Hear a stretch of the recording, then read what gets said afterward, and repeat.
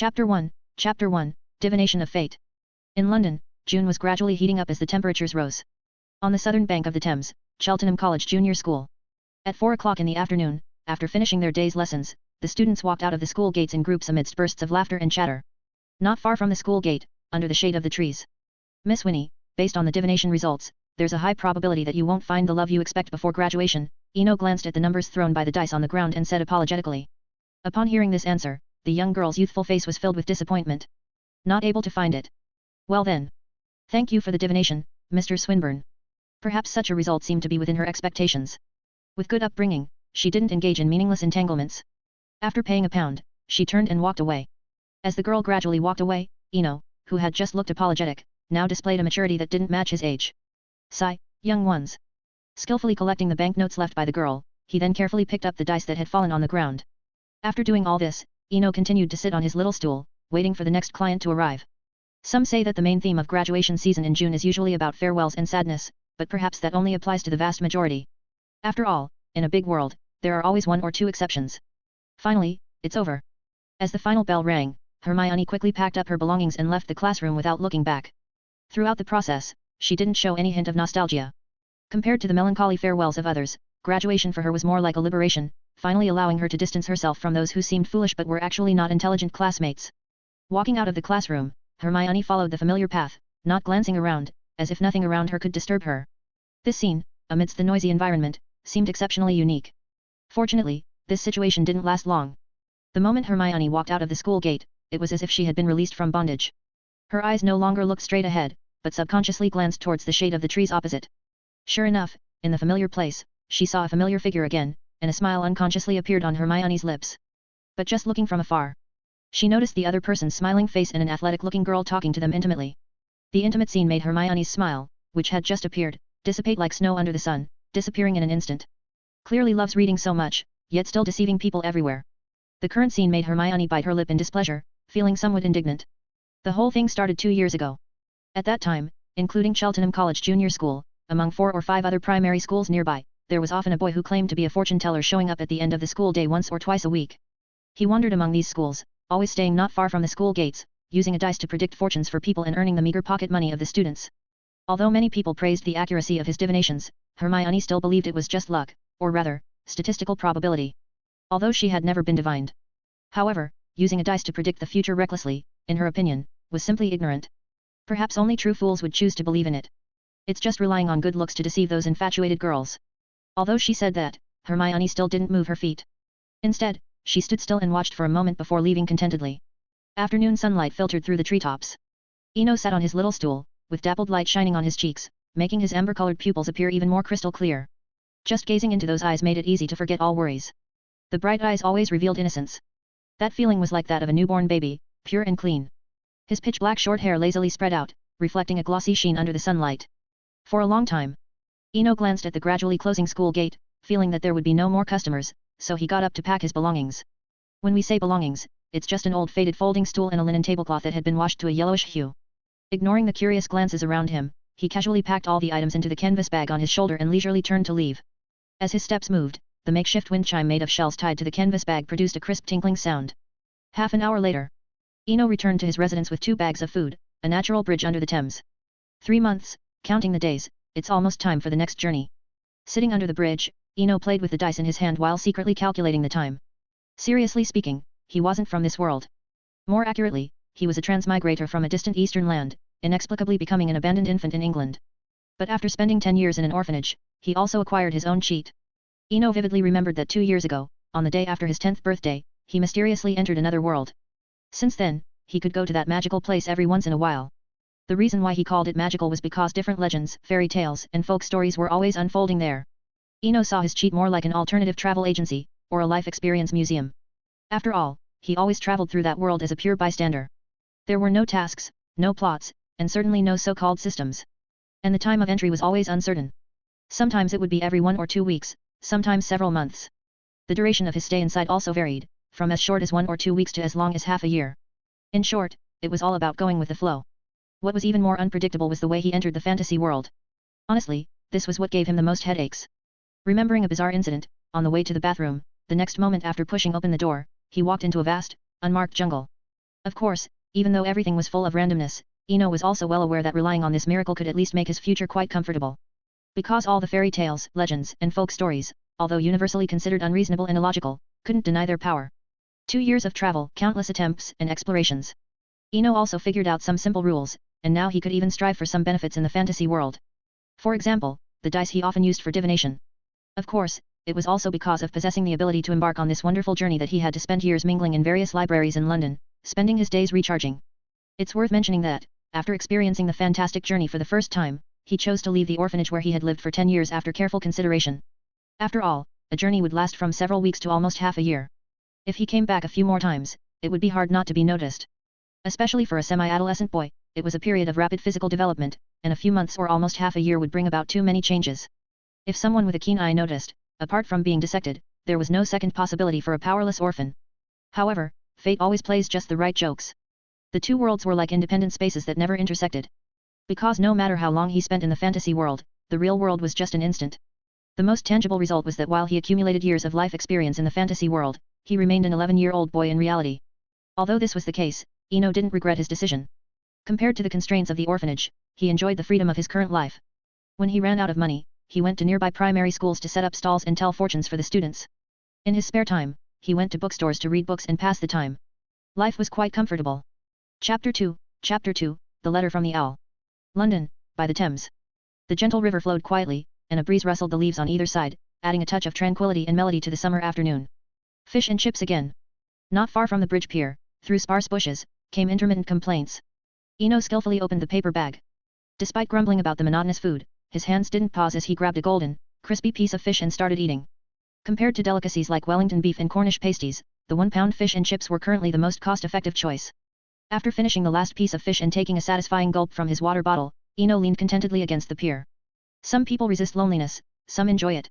But undeniably, loneliness always represents strength and survival skills. It's like sheep or rabbits, who would never dare to experience loneliness due to their lack of survival ability. Under the pier, Eno stared into the distance at the factory emitting thick smoke, lost in thought. London in 91. The most notable event I can remember is probably that scar-headed boy receiving his acceptance letter on Privet Drive. The random thought made him laugh at himself. Eno sometimes pondered that if he were the protagonist of a typical transmigration story, he wouldn't pass the test. Unlike the protagonists in novels who conquer the business world at 3 or speculate in futures at 5, it took him 10 years just to integrate into this foreign country. As for financial investments and shorting the ruble, those were out of the question. The reality is, wherever you are, a person's potential and achievements are almost predetermined from birth. Without the necessary background, even if you manage to gain some profit, you'll likely end up as someone else's cash cow. Eno was very clear on this. He understood that those who didn't succeed before, even with another chance, probably wouldn't succeed again. The key factor in success is never just opportunity, but the foundational code set before birth. Like a Steinway piano, if you're not born into a family that has one, you probably won't own one in your lifetime.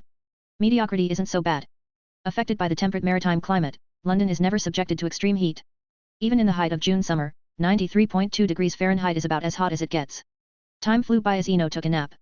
Suddenly, Eno was awakened by some rustling noises. Having lived in London for 11 years, he quickly identified the unusual sound. It was likely pigeons, doves, or common ravens. Although he was awake, his eyes felt glued shut. Lazily, he waved his arm in the air, trying to shoo away whatever was disturbing him. From his time on the streets, he knew that these timid creatures would usually leave if you just waved at them. However, this time it didn't work. Not only did his waving fail, but the creature also became more aggressive. Eno even felt his fingers being pecked. This audacity annoyed him greatly, and without thinking, he sat up and yelled. "Do you want to be my next meal?" His angry shout stopped abruptly when he saw what was before him. It was as if someone had pressed pause on a movie. Everything was eerily quiet. In front of Eno was an innocent-looking, grey-white screech owl, or in other words, a cute, round-faced English owl. Of course, this wasn't the main point. The main point was that there was a letter tied to the owl's right leg, sealed with a wax seal. For a moment, he thought someone was playing a prank on him. What a classic scene. But he was also slightly excited and nervous. After all, this was London. To confirm, Eno quickly untied the letter from the owl's leg and read it seriously. "Dear Mr. Swinburne, we are pleased to inform you that you have been accepted at Hogwarts School of Witchcraft and Wizardry. Term begins on September 1, 1991. Deputy Headmistress, Minerva McGonagall." Just from the familiar opening and name, he knew what it meant. In 1991 England, it was 7 years before that famous wizarding book was published. At this time, Rowling might just be getting inspired by a skinny, black-haired boy on a train in Manchester. Muttering to himself, Eno put the letter away. He now doubted it was a prank. Who would bother training an owl just to prank a homeless orphan? Besides, the name and address matched perfectly. Clearing his thoughts, Eno realized one thing: he hadn't experienced any magical outbursts over the past 10 years, which made him wonder if there was a mistake. Quickly, he dismissed this unreliable notion. A Muggle school might send the wrong letter, but Hogwarts admissions. If the Book of Admittance and the Quill of Acceptance made a mistake, it would cause chaos in the entire British wizarding world. Meanwhile, the grey-white screech owl, sensing Eno's poor living conditions, didn't beg for food like usual. Its round, chubby face even showed a hint of thoughtful consideration. It seemed to be pondering whether it should catch a few mice for the boy. After all, it would be quite rare for a future Hogwarts student to starve to death. 10 minutes later, a simple reply letter was sent away with the owl, disappearing into the clouds. All my plans are disrupted now. Eno rubbed his temples in frustration. Honestly, seeing the Hogwarts acceptance letter was both exciting and a childhood dream come true. After the brief excitement, Eno realized the problem. It was 1991, and starting school now meant his future would be full of surprises. First year with Quirrell, second year with the Basilisk, third year with Dementors, each year brought new dangers. If only I were in the same year as Percy, or at least with George and Fred. Being in the same year as the Savior is risky. Eno complained, feeling weary. The first few years might be relatively safe, but after the Goblet of Fire, the following 3 years would be very turbulent. During the final battle, Death Eaters storming Hogwarts would make it very likely to get caught in the crossfire. At worst, I'll take a break in 5th year. After much thought, Eno decided this was the best way to deal with the future challenges. Chapter 3, Miss Bunny. Hogwarts, Headmaster's Office. I've already sent Hagrid to fetch the child. Dumbledore took off his half-moon glasses and pulled out a silk handkerchief from his pocket, carefully wiping the non-existent dust from the lenses. Looking at the silent Snape before him, Dumbledore could more or less guess what was on his mind, but some matters just couldn't be resolved through wishful thinking. With this thought, his gaze inadvertently swept over Snape, more precisely, towards the arm hidden under Snape's voluminous robe. The dark mark. Dumbledore knew this magic better than anyone. This mark, which should have disappeared after Tom's death, had inexplicably persisted for 11 years. Though now it had become faint. But existence is existence, an undeniable fact. Perhaps this indirectly proved one thing: Tom had never truly died, or at least not completely. This year marked the time for Harry's admission, which also meant that the boy who lived was about to enter the public eye. All the past events, one by one, resurfaced in Dumbledore's mind. Severus, once Harry is admitted, I hope you can give him more attention, help him grow up quickly. On the other side, Snape's brows softened involuntarily at the mention of Harry's name. However, this momentary softness was fleeting. Quickly, Snape's gaze turned empty and indifferent again. But Dumbledore noticed it all. His century-long life experience told him there was no need to say more at this moment. After a brief silence, Snape rarely took the initiative to speak. I'm the head of Slytherin House. Unless he's sorted into Slytherin, I will only fulfill my duties as the potions master. Of course, that's enough. Dumbledore replied with a hearty laugh. Some things really don't need to be spelled out completely, mutual understanding is best. So, is this the only reason you called me here? Snape's tone was as calm as ever. These are the names of young witches and wizards who need guidance. There are quite a few new students this year, and Minerva has complained more than once about the shortage of staff.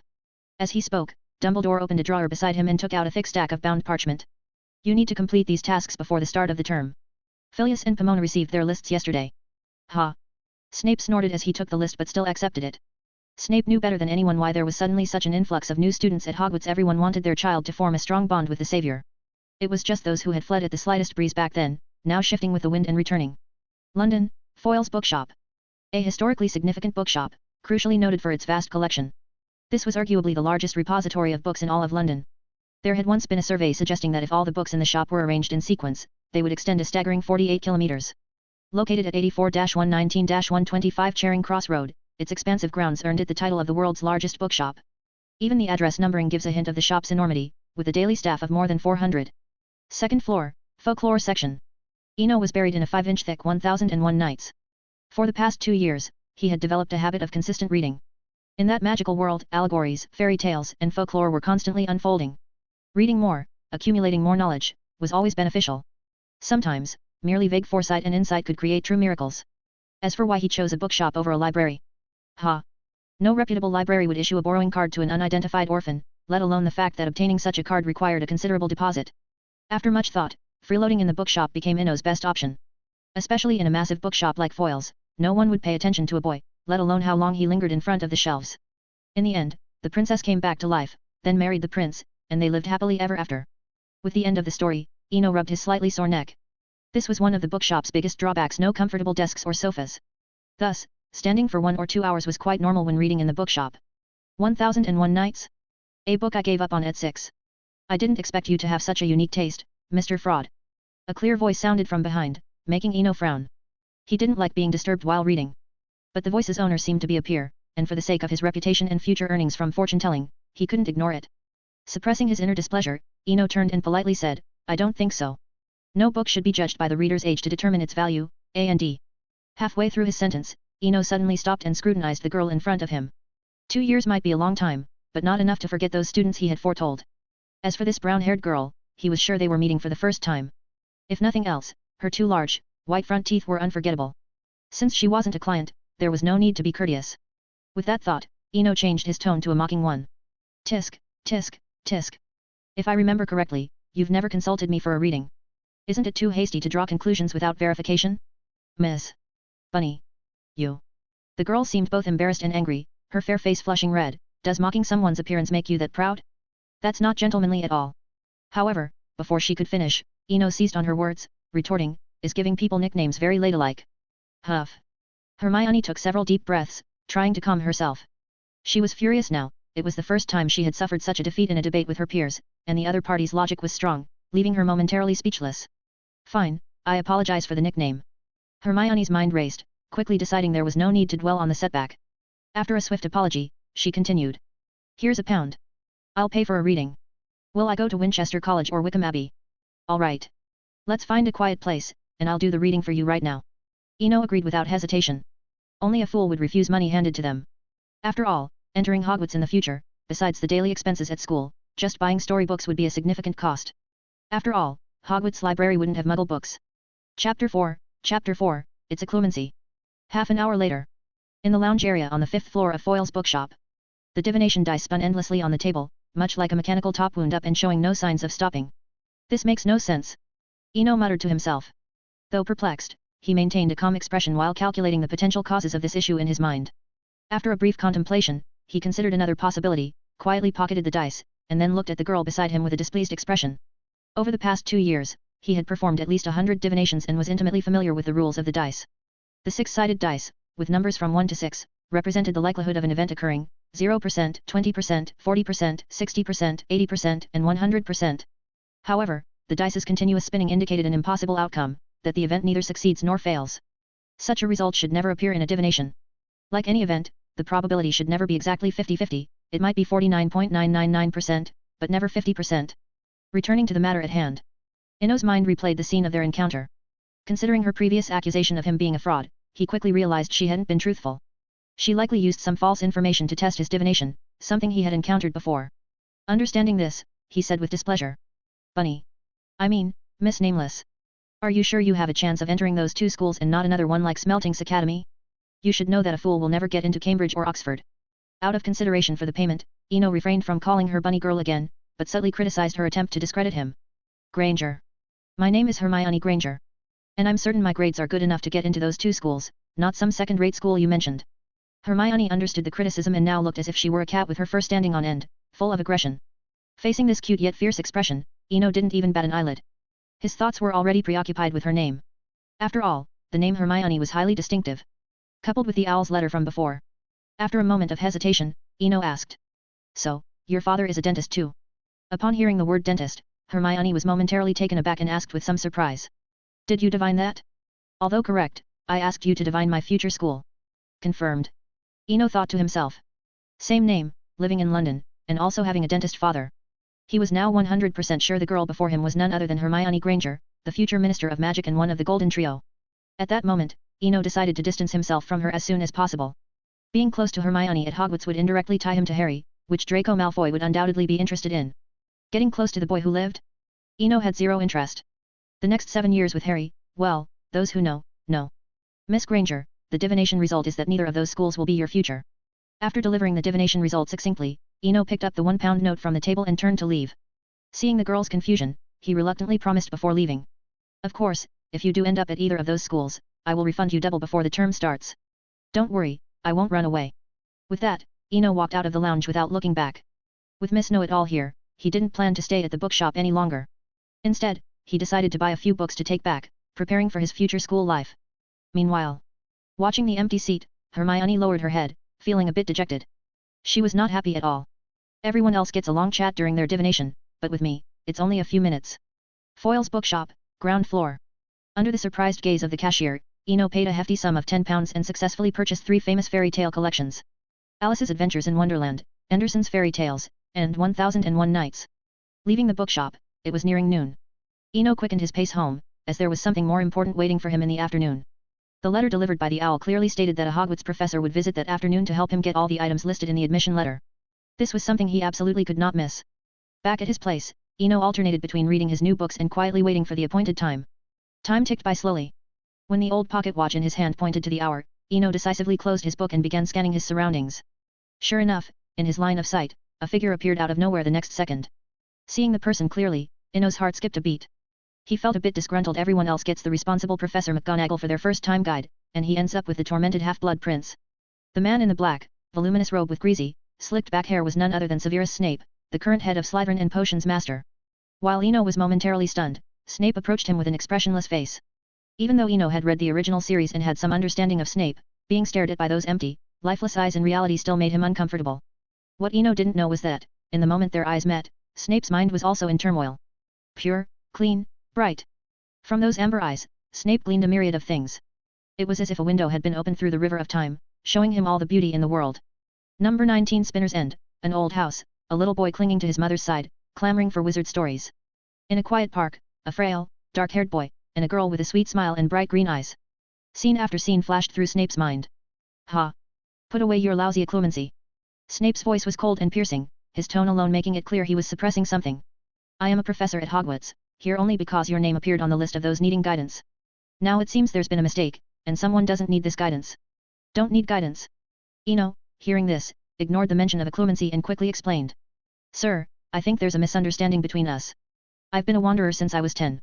Without the school's help, I really can't purchase all the required items for admission on my own. Eno spoke rapidly, knowing that Snape, unlike the responsible Professor McGonagall, meant his threats. If Snape said he wouldn't help, he truly wouldn't. And that would leave Eno in a bind, not knowing where Diagon Alley was and worrying about the money needed to buy books and a wand. Eno wasn't clear on the exact costs in the magical world, but he knew it wouldn't be as cheap as the £10 he spent on a few books this morning. Snape, after hearing the explanation, didn't immediately leave. Instead, he took a moment to survey the surroundings. A wild bridge, a tattered canvas, a second-hand stool. If anything could be considered presentable, perhaps it was that mostly new aluminum kettle. And it was fortunate it was midsummer now. If it were winter, staying in such conditions would almost certainly mean freezing to death by the next day. Pack your things and follow me. Snape believed Eno's explanation, or rather, he trusted his own judgment. Yet, he was still puzzled. The boy in front of me is proficient in occlumency. That was the point that baffled him the most. This wasn't just superficial use to hide one's thoughts. Snape knew better than anyone that only someone proficient in occlumency could make any intruder see what they subconsciously wanted to see.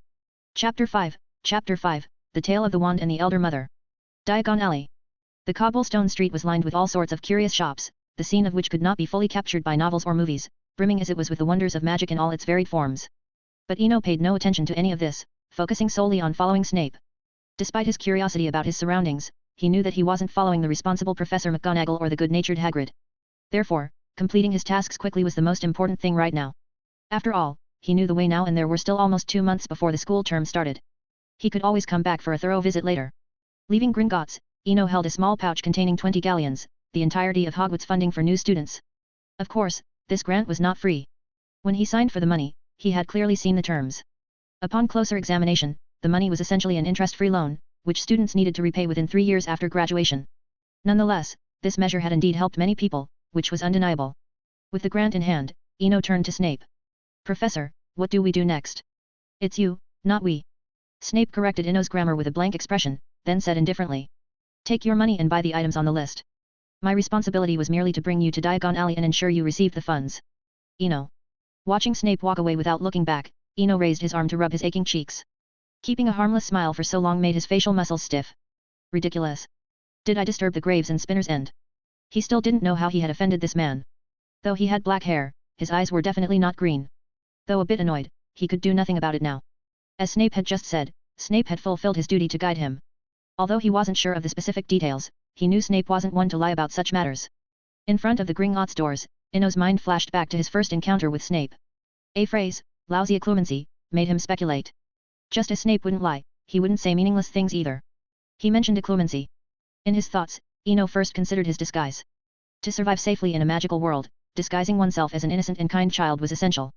While the magical world might be illogical and unreasonable, it adhered to one principle: good children always come out unscathed, facing and overcoming any hardships. Because of this, he had always tried to appear harmless. This might be only part of it. Ino shook his head lightly. The known conditions were still too few for him to figure out the reason. Forget it. I'll look for answers in the library after school starts. Unable to figure it out, he decided to stop thinking about it, as there were still many things to do. 15 minutes later. Ino walked out of the second-hand goods shop with a well-behaved expression, not only buying a second-hand cauldron and glass bottles at a discount but also learning the location of Ollivander's wand shop. With a sense of anticipation for a wand, he walked quickly. In no time, he arrived at the only wand shop in Diagon Alley in the entire British Isles, Ollivander's. The shop's signboard, worn by the passage of time, had peeling gold letters, but the writing was still clear if looked at closely. Ollivander's, makers of fine wands since 382 BC.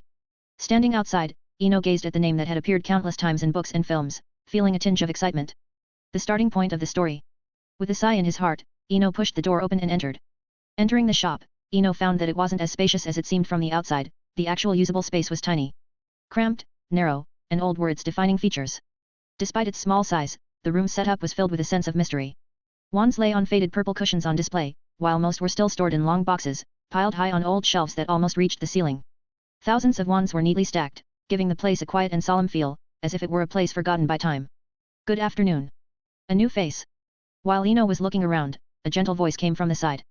An old face, a head full of silver-grey shoulder-length messy hair, but those eyes were strikingly bright, making an unforgettable impression. Good afternoon, sir.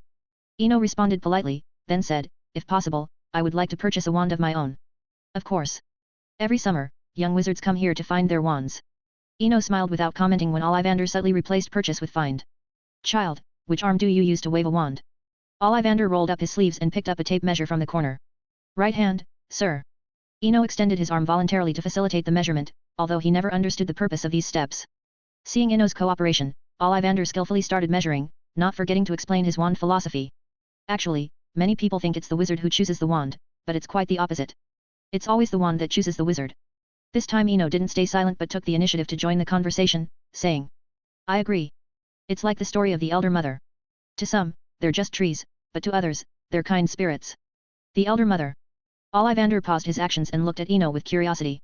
It's a Muggle fairy tale, sir. The story is very vivid and meaningful. Seeing Ollivander's curious gaze, Ino began to recount a story from Hans Christian Andersen's fairy tales. With 2 years of reading accumulation, he was familiar with various stories and folklore. In that distant ancient time, the story was simple: a mischievous boy who broke his leg refused to drink the bitter elderflower tea and embarked on a magical journey. First, he saw the elderflower in the bowl grow into a towering tree, and then a green-skinned woman emerged from it. In an instant, the boy was lifted by the ever-growing elderflower to the sky, holding tightly to a branch to avoid falling. After an unknown time, the elderflower stopped growing, and he found himself in a picturesque, flower-filled place. The branch he was holding turned into a beautiful girl, whom the boy instantly liked. He liked the girl with the elderflower fragrance. The boy boldly expressed his love, and the girl accepted, placing an elderflower on his head and saying, "This is your eternal life." The story wasn't long, and Ino finished it in less than a quarter of an hour. During this time, Ollivander remained silent, listening intently. However, the story's ending took a dramatic turn.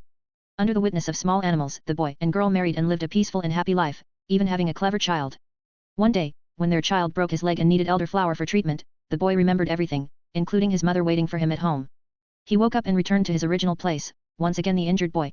Seeing the warm elderflower tea, he didn't refuse this time, drinking the bitter medicine in one gulp. As Ino finished the last word, the meaningful story concluded. After a brief silence, Ollivander applauded and commented excitedly. A wonderful story. Yes, they are all alive: elder, rowan, apple, vine. Chapter 6, I never said I wouldn't pay. Ollivander's wand shop. In the cramped room, an old man with silver hair seemed to be lost in a world of his own, muttering to himself, appearing somewhat eerie.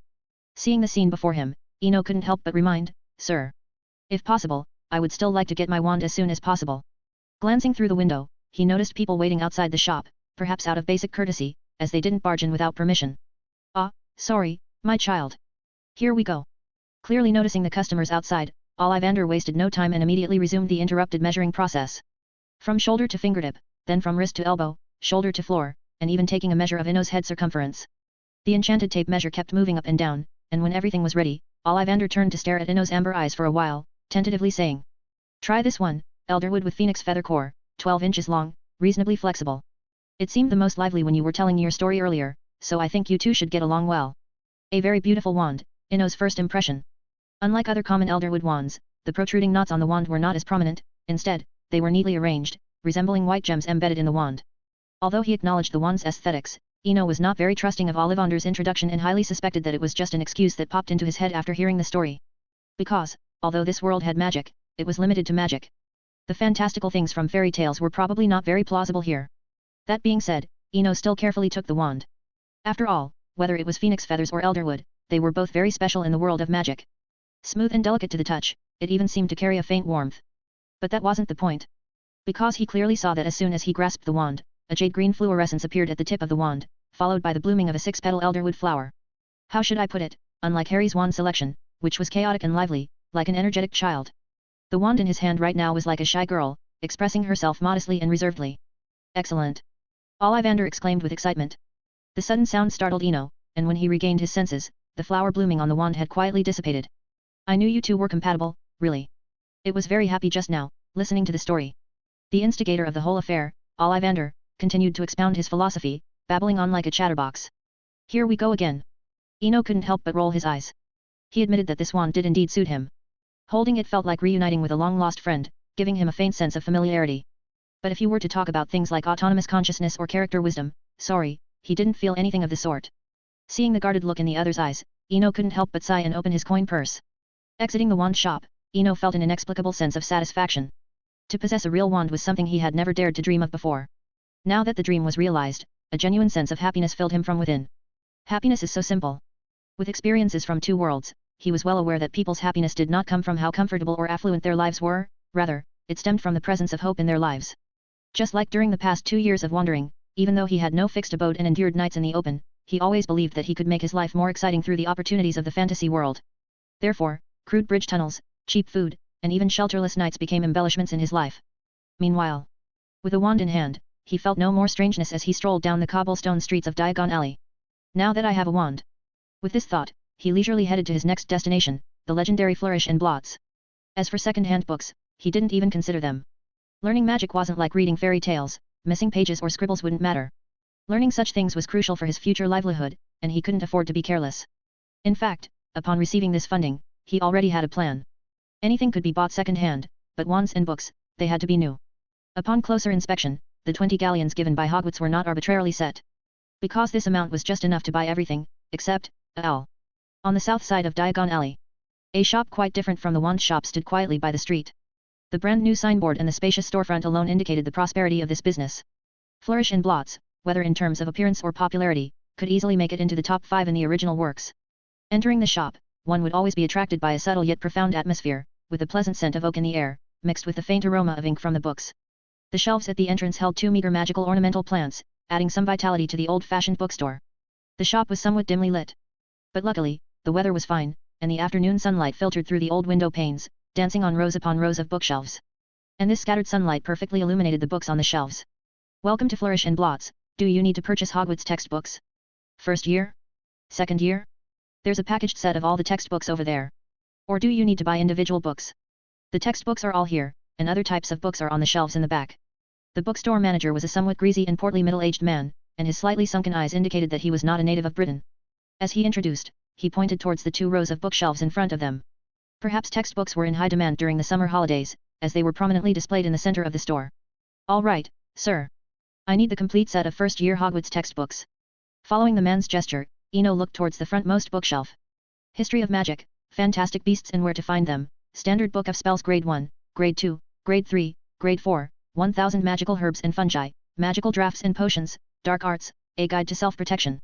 Hundreds, if not thousands, of brand new books were neatly stacked together, looking particularly magnificent. Chapter 7, The Bloom of Magic. At dusk, the first streak of evening glow appeared on the horizon. Rather than witnessing the birth of night, it felt more like witnessing the death of day. As light and dark alternated, Eno walked alone in Diagon Alley. Perhaps because it was summer vacation, the streets remained bustling even in the early evening.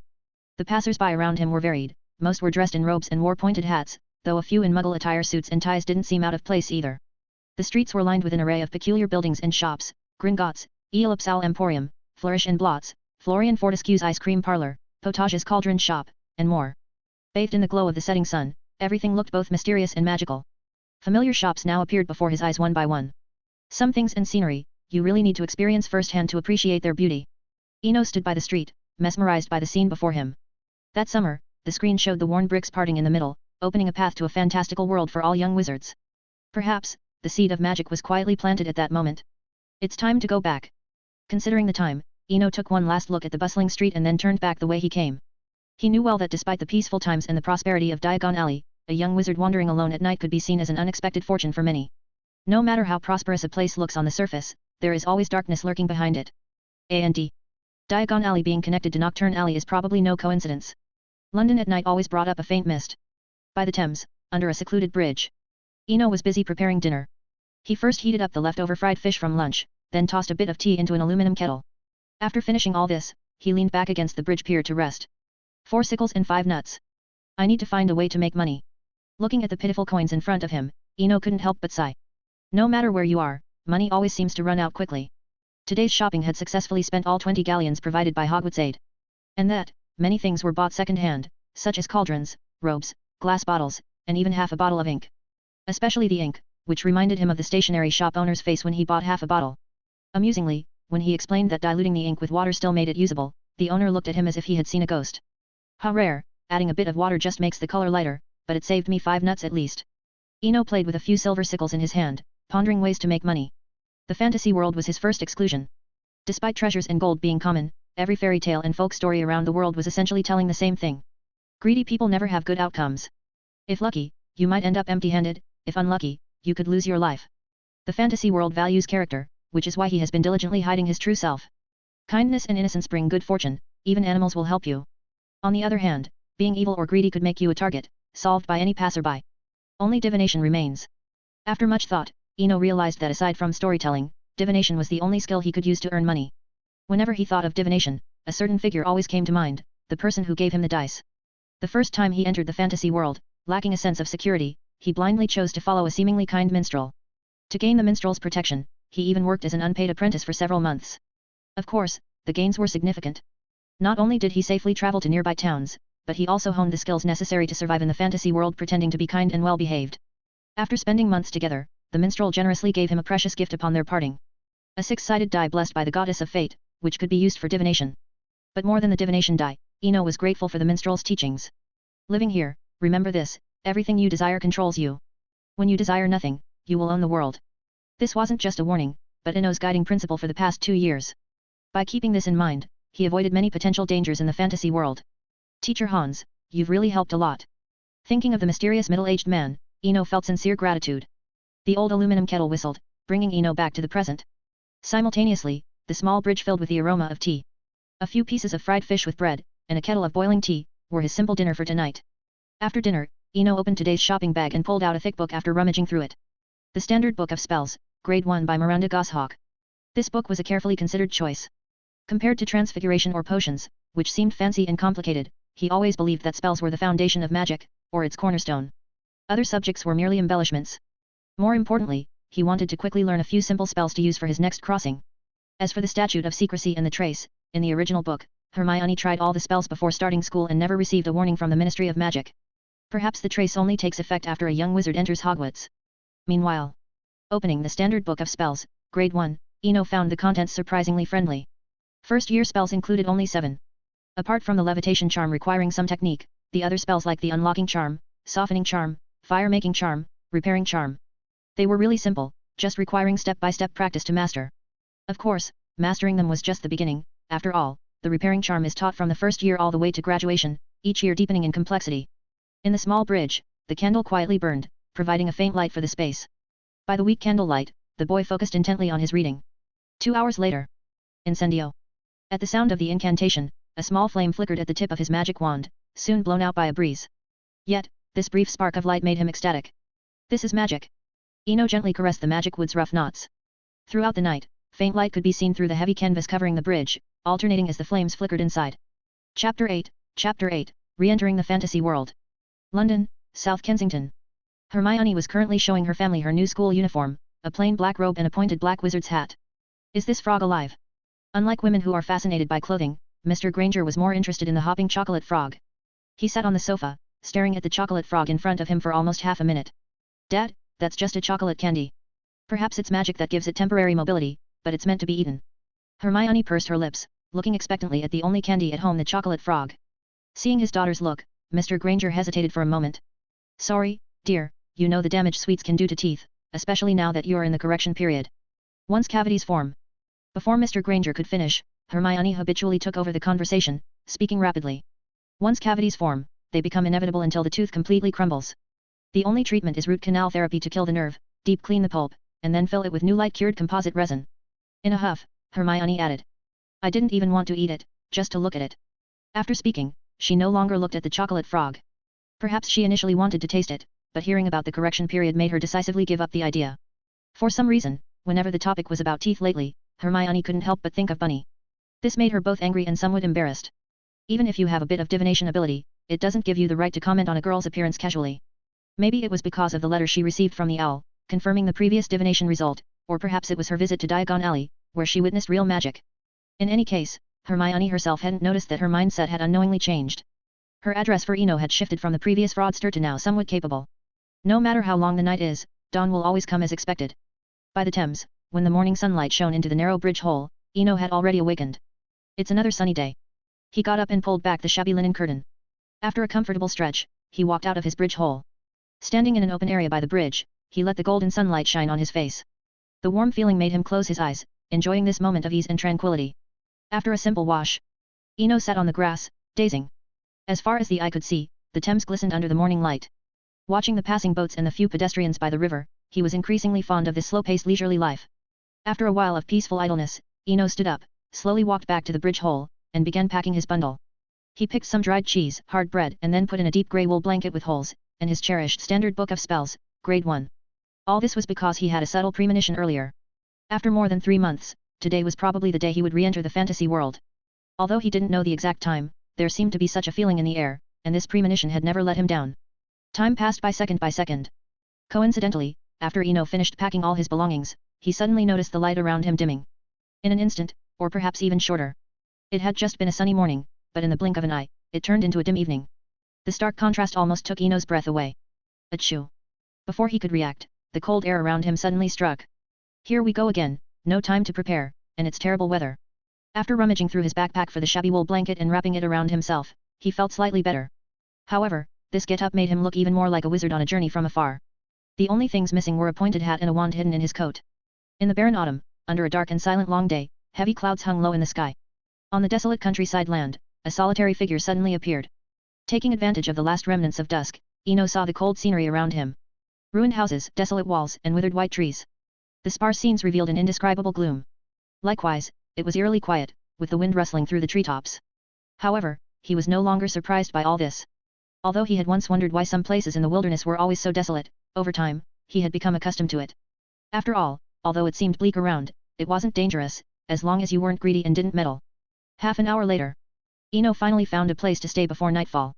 The smoke rising in the distance and the faint smell of baked bread in the air gradually relaxed his tense body. In the fantasy world, seeing houses or bonfires in the wild was not enough to make one feel at ease, as it could be the house of a demon or an old witch. But only the rising smoke could truly make one feel safe. After all, old witches never baked bread, they only brewed nauseating potions. At the same time, following the direction of the smoke for a few dozen meters, Eno finally walked out of the bizarre forest. In front of him was an endless golden wheat field, crisscrossed paths between fields, and a high-mounted water wheel. Walking a bit further, he saw a peaceful village or small town.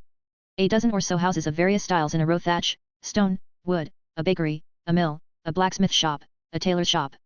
Perhaps because it was close to night, it seemed quiet here, without the hustle and bustle of the day. Entering the town, Eno's somewhat odd attire drew many people's gazes. He didn't rashly approach and talk to the locals, nor was he approached. It was as if they were all silently competing. 10 minutes later. Another microtown. After confirming the scale of the place, Eno instantly filtered out stories that happened in large cities or the wilderness. 2 years had gradually helped him understand the essence of the fantasy world. The capital city where the king resides, prosperous commercial cities, medium-sized towns, small towns, villages, wilderness, different small puzzle pieces pieced together a vast world. Sometimes they were connected, sometimes completely unrelated. In short, each piece, each place, had its corresponding story. The difference was, some places' stories had ended, while others had yet to begin. But no matter what, the people living in the puzzle still lived their lives. No tavern or inn, I'll have to find a place to stay. After roughly walking around the town, Eno had to admit that this place was like a closed paradise.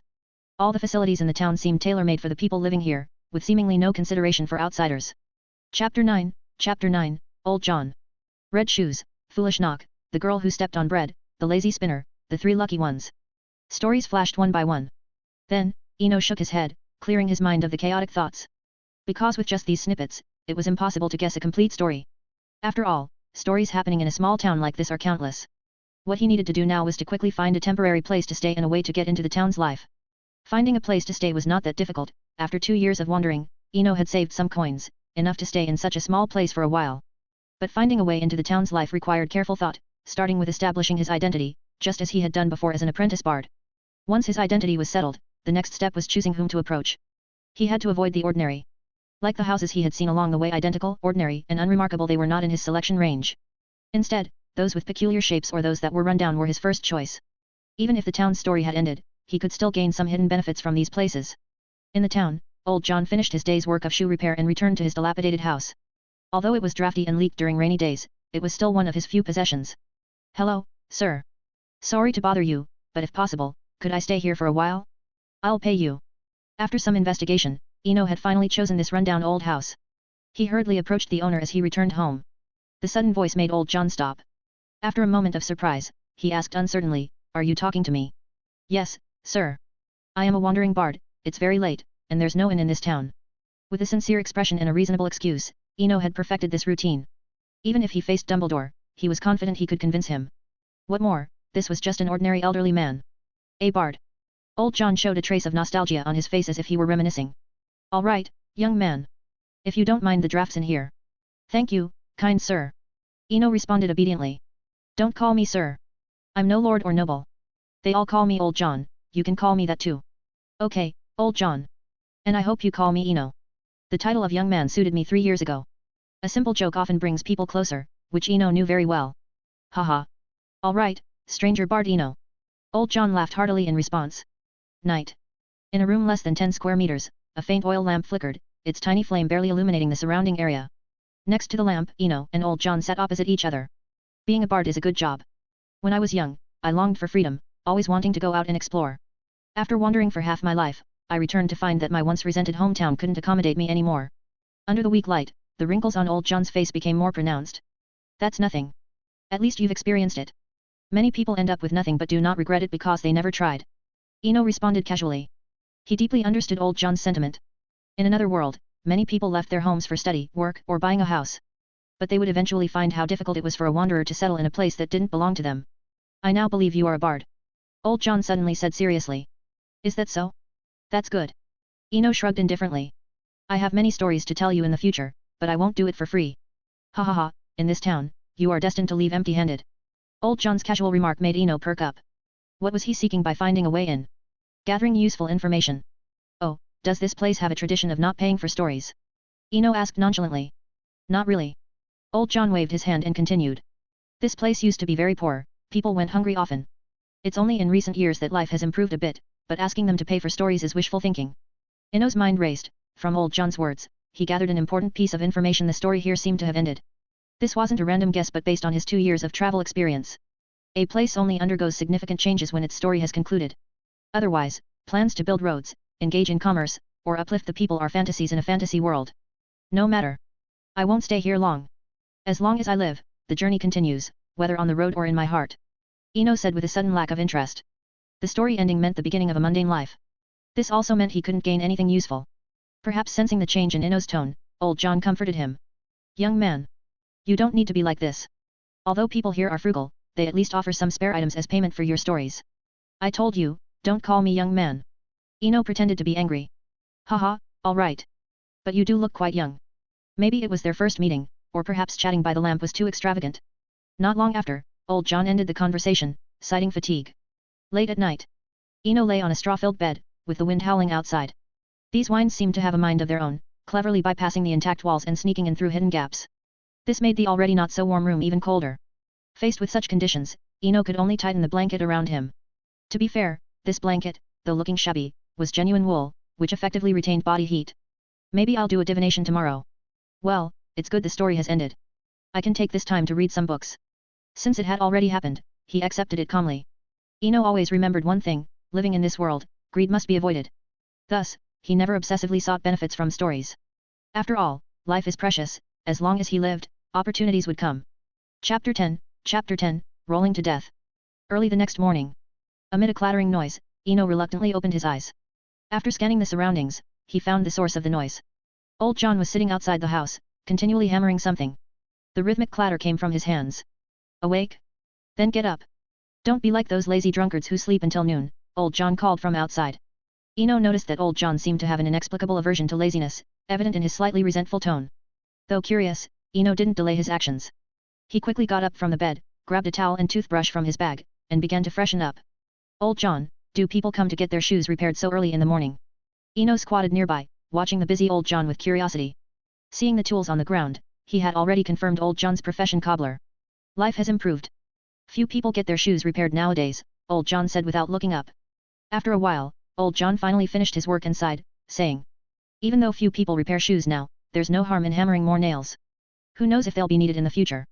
At least no one will be barefoot in the dead of winter.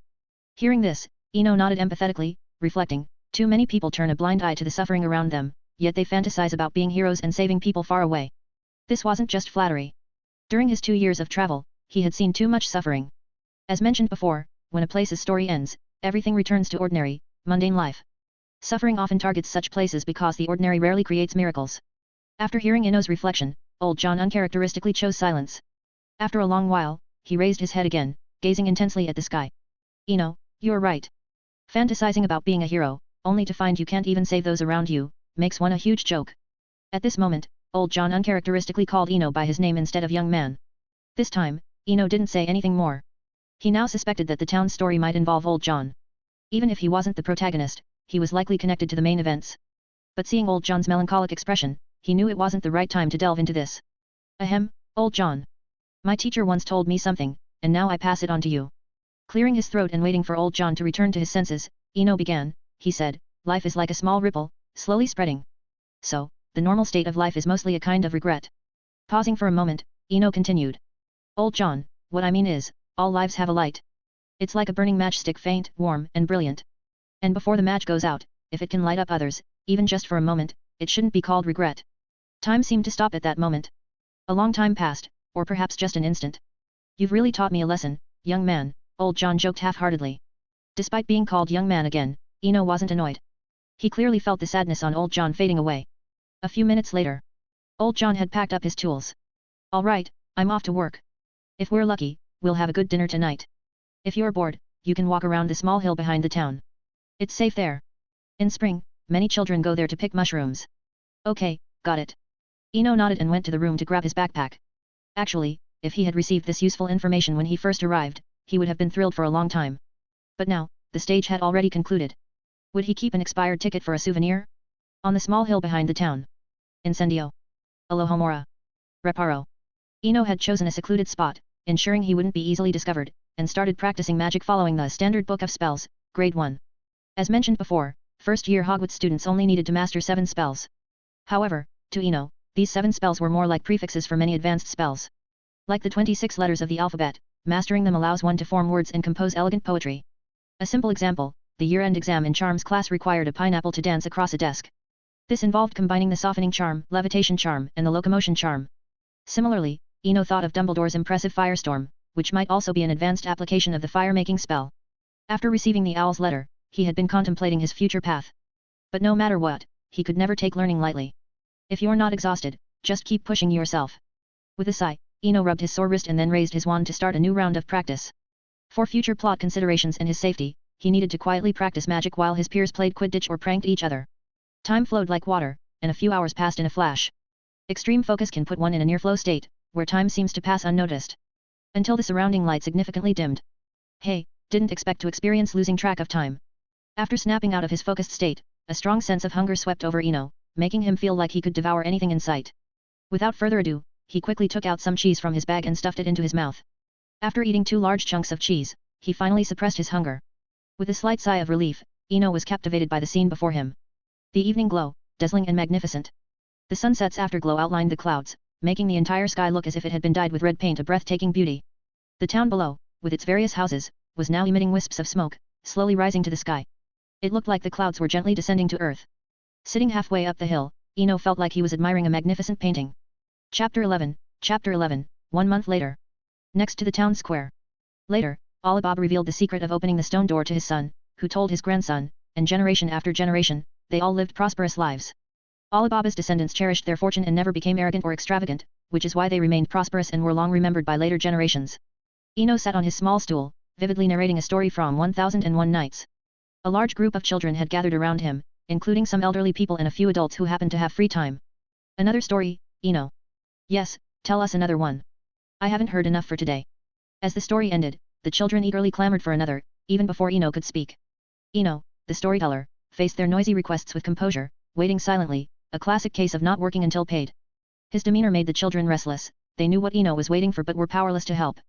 The standoff lasted for a few minutes. Finally, a basket of freshly baked whole wheat bread was placed on the ground. Little Ino, tell another story. I think this basket of bread should be enough to pay for it. The speaker was an elderly woman with silver hair.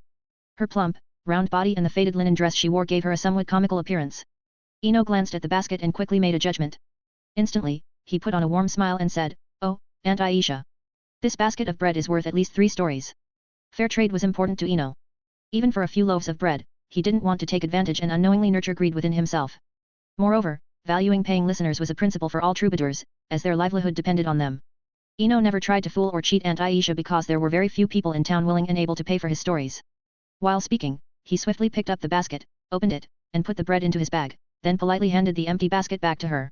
"Since I've been paid, let's begin, little guy," Aunt Aisha urged as she took the basket. "Ahem. Next, I'll tell a story about a tailor, a genie, a treasure, and a princess." Ino cleared his throat and began, once the crowd was quiet, "This is a story from a faraway land, a long, long time ago. On an abandoned street. Unlike the bustling town square, an old, somewhat deserted street lay on the other side of the town. Under a simple shed, a piece of worn canvas spread on the ground, displaying various leathers, cloths, and nails. Despite having no customers, the owner continued to work, hammering away at something. The sound of his hammering could be heard from afar. This was old John, the town's last remaining cobbler. Observant people might notice that unlike before when he would sit idly without business, old John had been busy for nearly a month. Regardless of the weather or the presence of customers, he either hammered nails or crafted wooden shoe soles daily. Day after day, he repeated this work, even if no one seemed interested. Evening at the town center. Time always slips away unnoticed. At the town center, after Ino finished his last story, the crowd gradually dispersed. It wasn't that they had heard enough, but life wouldn't allow them to waste an entire day on entertainment. Even the youngest had to return home before dinner to help their hard-working parents gather firewood. Once the crowd had mostly left, Ino stood up and stretched. He packed his belongings and ended his day's work. Time flies, it's already been a month. He looked at the 31 marks made with a pencil on his old canvas bag and couldn't help but sigh at how time had flown by. Quietly, he had already spent a full month in this ordinary town and had made significant gains. He practiced magic on the mountain behind the town in the mornings and told stories at the square fountain in the afternoons to earn his keep. Each day was filled with purpose. Now, Ino could perfectly cast 7 first-year spells, including the somewhat difficult levitation charm. While his magic skills improved, his stock of stories dwindled rapidly. An afternoon's storytelling was not easily satisfied with just 3 or 5 stories. Over a month of high-intensity storytelling, even a mind full of stories couldn't keep up. Like today, he had told Ali Baba and the 40 Thieves, but the original story was quite short. He had to embellish it with details like scorpions, poisonous insects, and cave-dwelling larvae, turning a brief tale into a desert version of Ghost Blows Out the Light, stretching it out for another half hour. Despite these daily routines, what puzzled him most was that he still couldn't feel any sign of returning home. Dusk. Ino walked alone through the streets, his shadow stretching long and thin behind him. As he walked, he nodded and greeted the townspeople, making everything seem warm and welcoming. Honestly, nothing was more persuasive than time. Without notifying anyone, time silently changed everything. Time had quietly integrated him into this town, but he hadn't truly become part of it. It was like loneliness not being in the mountains but in the streets, not within a person but among many people. Logically, a story ends in one place, and there's no reason to stay this long, Ino muttered to himself.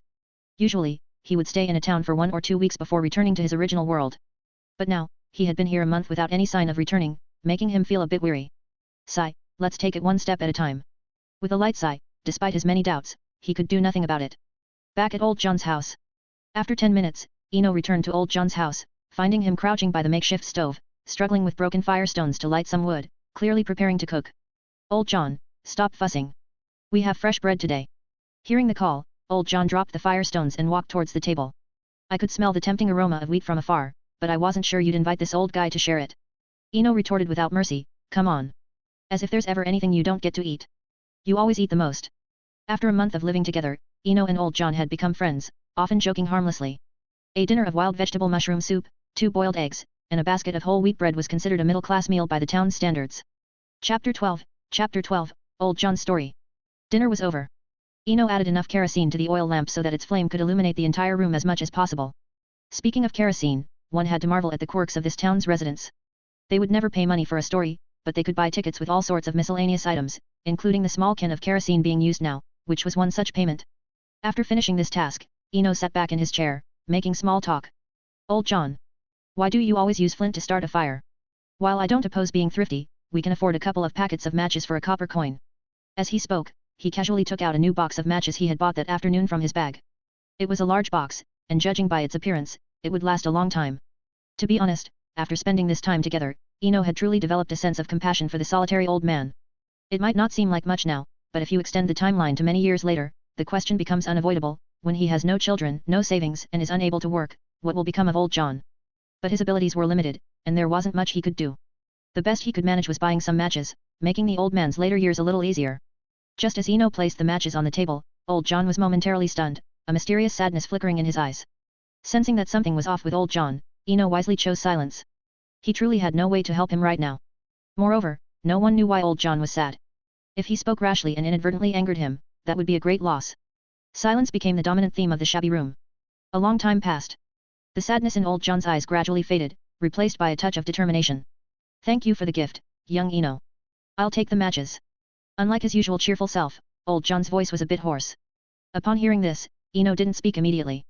Because after a month, the long-missed feeling of returning finally presented itself at this moment. It seems that the reason for not leaving lies with old John. Immediately, he had his answer and recalled a rare situation known as a story within a story. In simple terms, most places return to peace once a story ends. But some special places continue to generate new stories even after the original one concludes. Though rare, such places do exist. Back to the present. Returning to his senses, Eno said in a relaxed tone, I'm glad you like it. Consider it a farewell gift, as you know, I can't afford anything more valuable. Farewell. Old John paused but quickly understood the reason, muttering, yes, it's true that bards can't stay in one place for too long. Leaving is inevitable, I should have known. Haha, you're right. We bards won't stay in one place for too long. Each bard is like the wind, and the wind is a transparent river, flowing endlessly with the changing terrain. Eno responded with a smile. But the river's destination is the vast ocean. Old John adopted the look of someone experienced, advising. Listen to me, young man. If you find the right place and the right person, stay there. Life is full of passion, but it ultimately returns to tranquility. You can't wander forever. Hearing old John's advice, Eno didn't immediately reject it. After pondering for a few seconds, he replied. Maybe you're right. The river's end is the sea. But the sea turns into rainwater, which, like cold meteors, rides soft clouds and falls back to earth once again. I'm actually debating with a bard. Old John chuckled, shaking his head as if to end the topic and said no more. But Eno didn't want to end it just yet.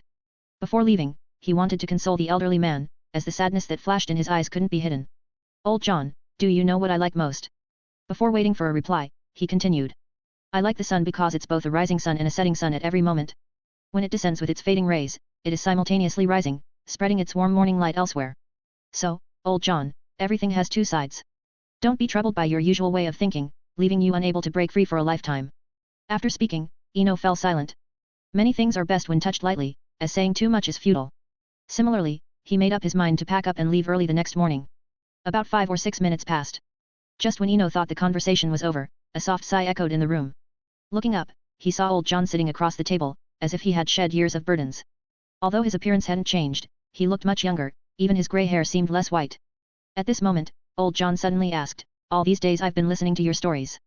But now, are you interested in hearing one of mine? Eno didn't speak, but his actions spoke volumes. He lifted one hand to his ear, making a gesture of listening intently. Ha ha ha, you little rascal. Old John was amused by the comical gesture, and after a brief adjustment, he began to tell his tale. The story doesn't take place in a distant land, it happened here, in this town. There once was a young man who yearned for the free world outside. Whenever a minstrel passed through the town, he would eagerly inquire about the outside world. As time went on, the young man finally succumbed to reality. He got married to a woman who wasn't particularly beautiful but was very kind, and this gradually settled his restless heart. At this point, old John's face radiated a kind of nostalgic happiness. But fate's twists are always unexpected. His wife became pregnant, and on the day of childbirth, she tragically passed away. With a new daughter and without his wife. This blow rekindled his restless heart. He wanted to escape, to flee far away. A few more years passed, and he entrusted his 5-year-old daughter to his brother and left the town. At this point, old John became agitated, coughing, and his breathing grew short, his eyes full of regret and remorse. After a while, he resumed, his voice faltering. To the young man's surprise, his diligent and honest brother developed a drinking habit after their elderly mother passed away. He became sloppy, lazy, and idle. To afford his drinking, he made his young niece go barefoot in the cold winter to sell matches to make ends meet. As the story continued, Eno noticed tears seemed to glisten in old John's eyes. Likewise, Eno had an epiphany. He instantly recalled a famous and well-known story, the little match girl. As the tale went on, Eno was now certain that old John was the irresponsible father who abandoned his daughter for over 20 years. Old John's story finally came to an end. The room fell into silence, only the occasional popping of the oil lamp breaking the stillness. A long time passed. Finally, Eno spoke softly, "Old John, I also have a story about matches. Would you like to hear it?" Chapter 13, Old John's Gift. The moon was bright, and the stars were sparse. Tonight, the moonlight over the small town seemed especially bright. The silver light spread across the silent streets, quietly draping the earth in a simple, pure garb. From the corner of old John's old house, rhythmic and modulated sounds could be heard. Upon closer inspection, it was clear that it was the voice of Eno, the bard, delivering a story in his usual tone. Inside, Eno was vividly recounting the story of the little match girl. On the cold, long night, the girl struck her first match. It emitted a warm and bright light, like a tiny candle, bringing joy. She felt as if she were sitting beside a large iron stove with polished brass feet and brass ornaments. All the matches were struck. The light illuminated the girl's surroundings, and in the glow, she saw her beloved grandmother, the kind old woman who had passed away. "Grandma, take me with you. When the light goes out, everything will disappear," the girl pleaded, running towards her grandmother. And this time, her grandmother in the light did not vanish. Instead, she firmly held the girl. They crossed a bridge made of light, reaching a garden where there was never hunger, never cold, and always carefree. 10 minutes later, Eno finished the entire story of the little match girl. Contrary to his expectations, old John did not cry nor choke up. Instead, he appeared relieved and faintly gratified. "Young Eno, do you remember? The day we first met a month ago, you said, every life has its light, like a burning match, weak, warm, and brilliant. If, before the match goes out, it can light up others, it should not be considered a regret." Old John repeated the words from back then, each word resonating powerfully. "Do you know how much comfort and confidence those words gave me? My daughter's life was brilliant. She used her life to light up others, even the man she reluctantly called uncle. After the tragedy, he quit drinking and started anew in another city." Upon hearing this, Eno promptly took over the conversation, saying, "Both the Redeemer and the redeemed gained new lives. The difference is, the Redeemer's life was splendid and brilliant, not regretful." "You're right." Old John decisively agreed, "So, I must also correct my mistakes. With my remaining life, I will light up others and become a true Redeemer." "So, that's why you've been hammering nails and making shoes soles continuously?" Eno asked. After all, he wasn't blind. Anyone could notice old John's changes over this period. "I am a cobbler and have no other skills. But after returning, I learned that on the day my daughter passed away, she was barefoot and even wearing only an apron left by her grandmother." Despite having made up his mind, old John couldn't hide his sadness when he talked about the painful memories. "So, I thought I should use my skills to make sure those who are barefoot have shoes to wear. Even if I can only help one person in the end, I will be content. No matter how long the night, the dawn will eventually break." The next morning, Eno woke up feeling a bit weary. He had stayed up late talking with old John and now got up early, leaving him somewhat fatigued. Although he didn't necessarily have to rise early, the thought of possibly returning home today dispelled any lingering sleepiness instantly. "Time to go home again. Feels like I gained nothing this trip, just honed my storytelling skills." Eno thought to himself as he washed up and packed, assessing the gains from this journey. It was quite surprising: 3 baskets of baked bread, several bags of mushrooms, 2 small cans of kerosene, dried wild vegetables, scraps of cloth. All in all, it was a considerable pile of stuff. But the gold coins, silver coins, and even copper coins he really wanted were nowhere to be found. Looking at the pile of miscellaneous items in the corner, Eno didn't want to take any of it and decided to leave everything for old John. After breakfast, old John, unusually, didn't go out to work. Instead, he watched Eno packing up. "Are you leaving today?" "Yes, today." Eno responded lightly, not forgetting to point to the nearby supplies, reminding, "All that stuff is for you. Don't refuse, carrying it is a burden for me. Bandits love intercepting travelers with heavy loads." Old John instinctively wanted to refuse but nodded silently upon hearing the reason, accepting Eno's words. "In that case, I have a return gift for you. Otherwise, people might say old John takes advantage of the young." Looking at the piled up supplies, old John stood up and walked to the cabinet in the corner. It was a very old piece of furniture, so much so that it needed a few stones to barely stay balanced. Old John rummaged through the wooden cabinet. Soon, Eno saw old John's return gift. A small linen pouch jingled, making it clear just by the sound that it contained at least silver coins, as copper coins wouldn't make such a crisp and pleasant noise. Beside the pouch, there was also a very old box of matches, which seemed to have been used, with some scorch marks on the edge of the matchbox. But Eno showed no disdain. Instead, he carefully took the matches from old John's hand. "Thank you for the gift, I like it very much. As for this..." Glancing at the pouch on the table, Eno decisively shook his head and refused. "No one is richer than a bard. Although our gold coins are stored in our mines, that makes them safer, doesn't it?" Though he refused decisively, he also felt the difficulty in his heart. Who would willingly give up gold coins? But in this world, any greedy behavior outside of specific circumstances could lead to unpredictable consequences. Not giving old John a chance to speak, Eno directly raised the matches in his hand, explaining. "I already have the most precious gift and cannot greedily take more." He meant it sincerely, without a trace of falsehood. In this magical world, many things couldn't be valued merely by appearance, like the unremarkable divination dice. Moreover, this matchbox was the key item connecting two stories, making its special nature obvious. Meanwhile, old John, after giving the matches, was also closely observing Eno's eyes. In those amber eyes, he saw no disdain, only sincerity and joy, showing that the other genuinely liked the gift. "To be honest, I initially didn't plan to give this to you. The gift was just supposed to be the pouch of coins." Old John stretched out his calloused hand, clumsily untied the string binding the pouch, revealing the captivating color of gold coins. However, neither old John nor Eno paid the gold coins any further attention. Especially Eno, who had seen far greater treasures. A mere pouch of gold coins was not enough to move him. But the appearance of this pouch also solved his previous puzzle. Why old John, without much earning ability, could live steadily in the town for decades after returning. Finally, he found the root cause. Chapter 14, Farewell and Return. Upon confirming that Eno genuinely had no interest in the coins, old John securely tied the money pouch with the rope once more. "Thank you for your story last night. It made me change my mind. I suppose you already guessed it, these are the matches my daughter left behind, her only memento." Eno also noticed that compared to the relieved old John from last night after unburdening himself, the current old John seemed more like someone reborn after finding redemption. Even when mentioning his daughter's memento, there was no longer the previous regret and sadness. "But, what made you give me this large bundle of new matches again?" "So, I thought I'd leave it to you, and also let the story of the little match girl be passed down in this land." Old John laughed heartily, his laughter seemingly breaking through the clouds. Outside the town, a narrow gravel road. "Don't judge this road by its narrowness, even though it's barely wide enough for a carriage to pass through, it is the only road leading to the nearby city. Old John, you can stop here." "Really?" Eno advised gently. Having spent a month together day and night, he understood the mindset of the old man in front of him very well. His appearance was really familiar. It was like when he had been working outside for a whole year, briefly reuniting with his grandmother during the Lunar New Year. When the holiday ended, at the moment of departure, the scene of the elderly grandmother seeing him off lingered in his mind. From home to the doorstep, from the doorstep to the village entrance. Even when the carriage had driven far away, the old person still stood there, unwilling to leave for a long time. "All right. I'm going to start a new journey, trying to follow the footsteps of spring. And you should also embark on your own story. May I still hear your legend from afar. Goodbye. Old John." To avoid the melancholy of parting, after saying goodbye, Eno did not look back and stepped onto this long gravel road. On the other side, old John did not respond, just stood quietly in place, waving his aged arms as if bidding farewell. After a while, Eno suddenly heard from behind a distant poem. It was old John's voice, although the tone was somewhat awkward, it was undoubtedly the rhythm used by troubadours. The voice was deep and loud. Even though the distance was great, Eno could still hear the contents of the poem clearly. It was a blessing from people to distant traveling sons. "London, by the Thames. I really didn't expect you still had this trick up your sleeve." Eno returned to his original world once again, planning to simply cook lunch and rest a bit, then go out to buy groceries in the afternoon. But unexpectedly, when he opened his luggage, he found a familiar item hidden inside. Old John's money pouch filled with coins. This discovery truly left him somewhat bemused. Despite all calculations, he had never expected old John to still possess such ability. He could quietly slip the money pouch into his luggage without Eno noticing.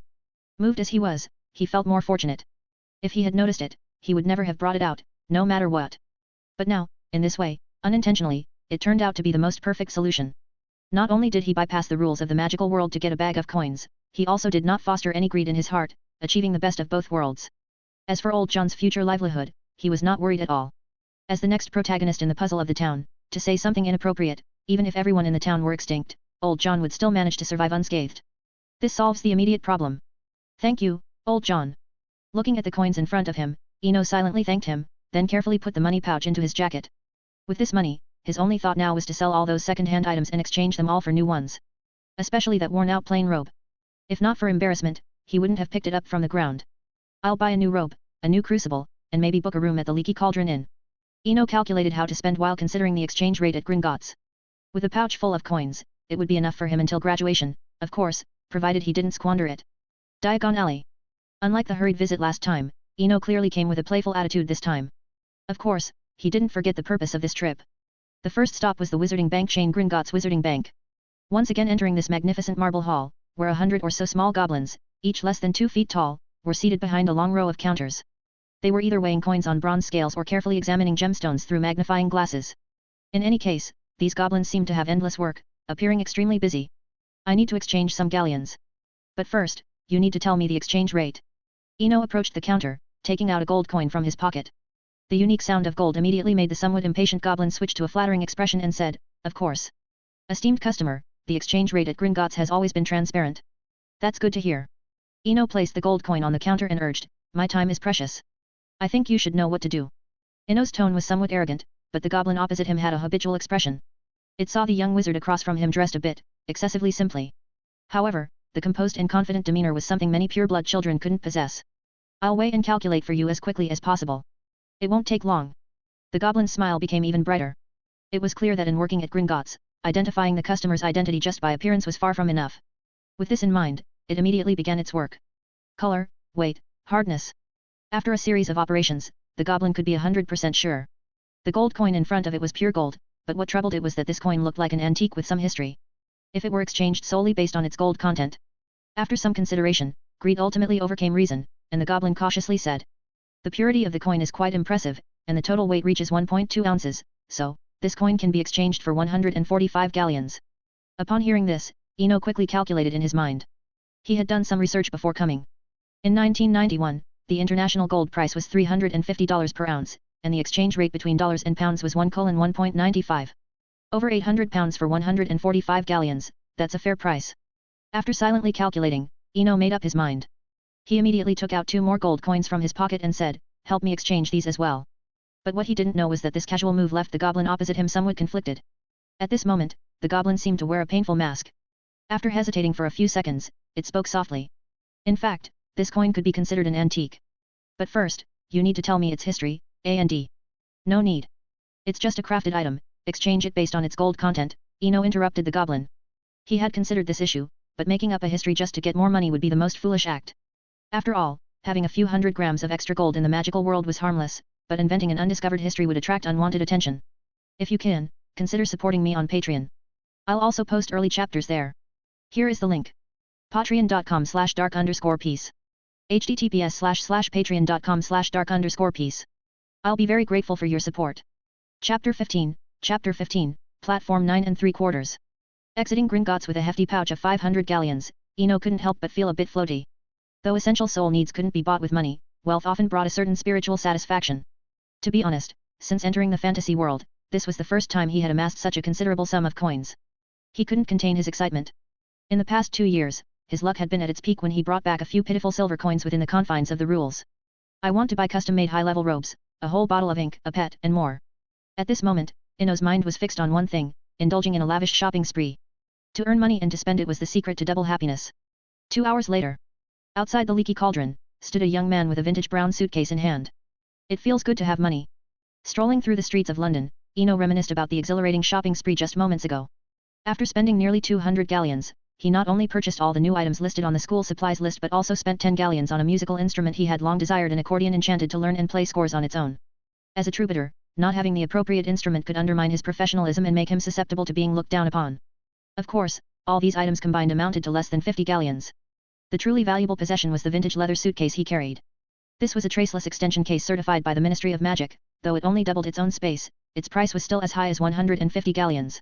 It seems that no matter where you go, the value of official procedures often exceeds that of the items themselves. Eno glanced down at the suitcase in his hand. Despite feeling like a bit of a sucker, it was his only option now. For a wandering traveler like him, such spatial equipment was indispensable. It not only facilitated daily use but also provided an extra layer of security for future trips into the magical world. Evening. Eno returned once again to the pillar under the bridge. If it weren't for the books he had bought earlier, he wouldn't have bothered to make the trip. After all, besides a new aluminum kettle he purchased, everything else in his original residence was generously donated from the affluent district. Upon returning home, after tidying up some daily necessities, he finally managed to return to the Leaky Cauldron before nightfall. The first thing Eno did upon returning to the Leaky Cauldron was to rent a room from Tom the innkeeper for 2 months. Barring any unforeseen circumstances, he didn't plan on moving elsewhere before the start of the school year. Now that he was no longer troubled by money, there was no need to suffer in a bridge cave. After all, he wasn't stupid. Time seemed to wind like a wound-up clock, sometimes spinning fast, sometimes crawling slow, urgency and leisure always intertwined.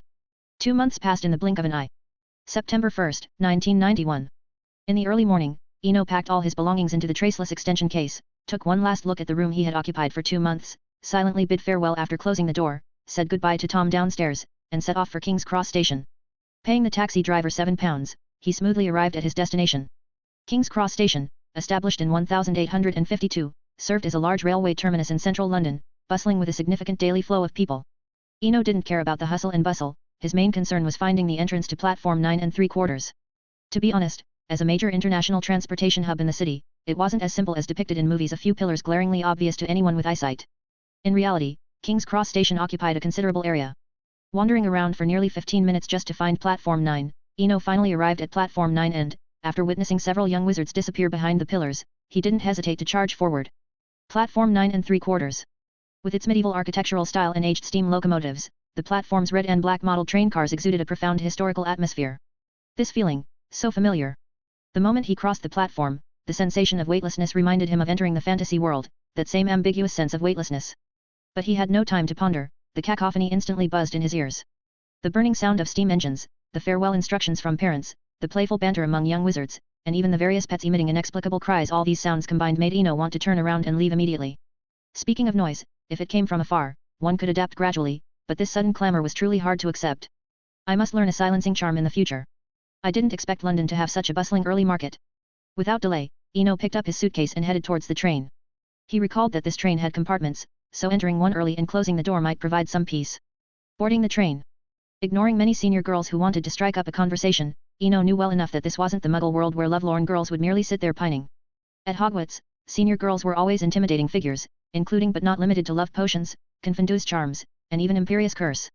Most importantly, the way these girls looked at him made Eno somewhat afraid. It wasn't just simple liking or admiration, it was a mixture of awe and possessiveness akin to when girls saw fluffy pets. Faced with this situation, he didn't want to linger on the train. He casually found an empty compartment and swiftly entered. Bang, the compartment door closed. Perhaps due to magic, though it was just a not-so-thick wooden door, once closed, it plunged this tiny compartment into extreme tranquility. Confined spaces often gave people a corresponding sense of security, just like how children always like to crawl into cardboard boxes. Except for those with claustrophobia. Thank you, England, thank you for your strict and vintage traditions. In the compartment, Eno couldn't help but breathe a sigh of relief, feeling somewhat fortunate. Thank goodness this was Hogwarts. If it were Beauxbatons in France, his pockets would probably already be stuffed with pink notes. After all, across all of Europe, it was only in England, renowned for its gentlemen and ladies, that girls showed some restraint, even if it was just superficial. If you can, consider supporting me on Patreon. I'll also post early chapters there. Here is the link. patreon.com/dark_peace. https://patreon.com/dark_peace.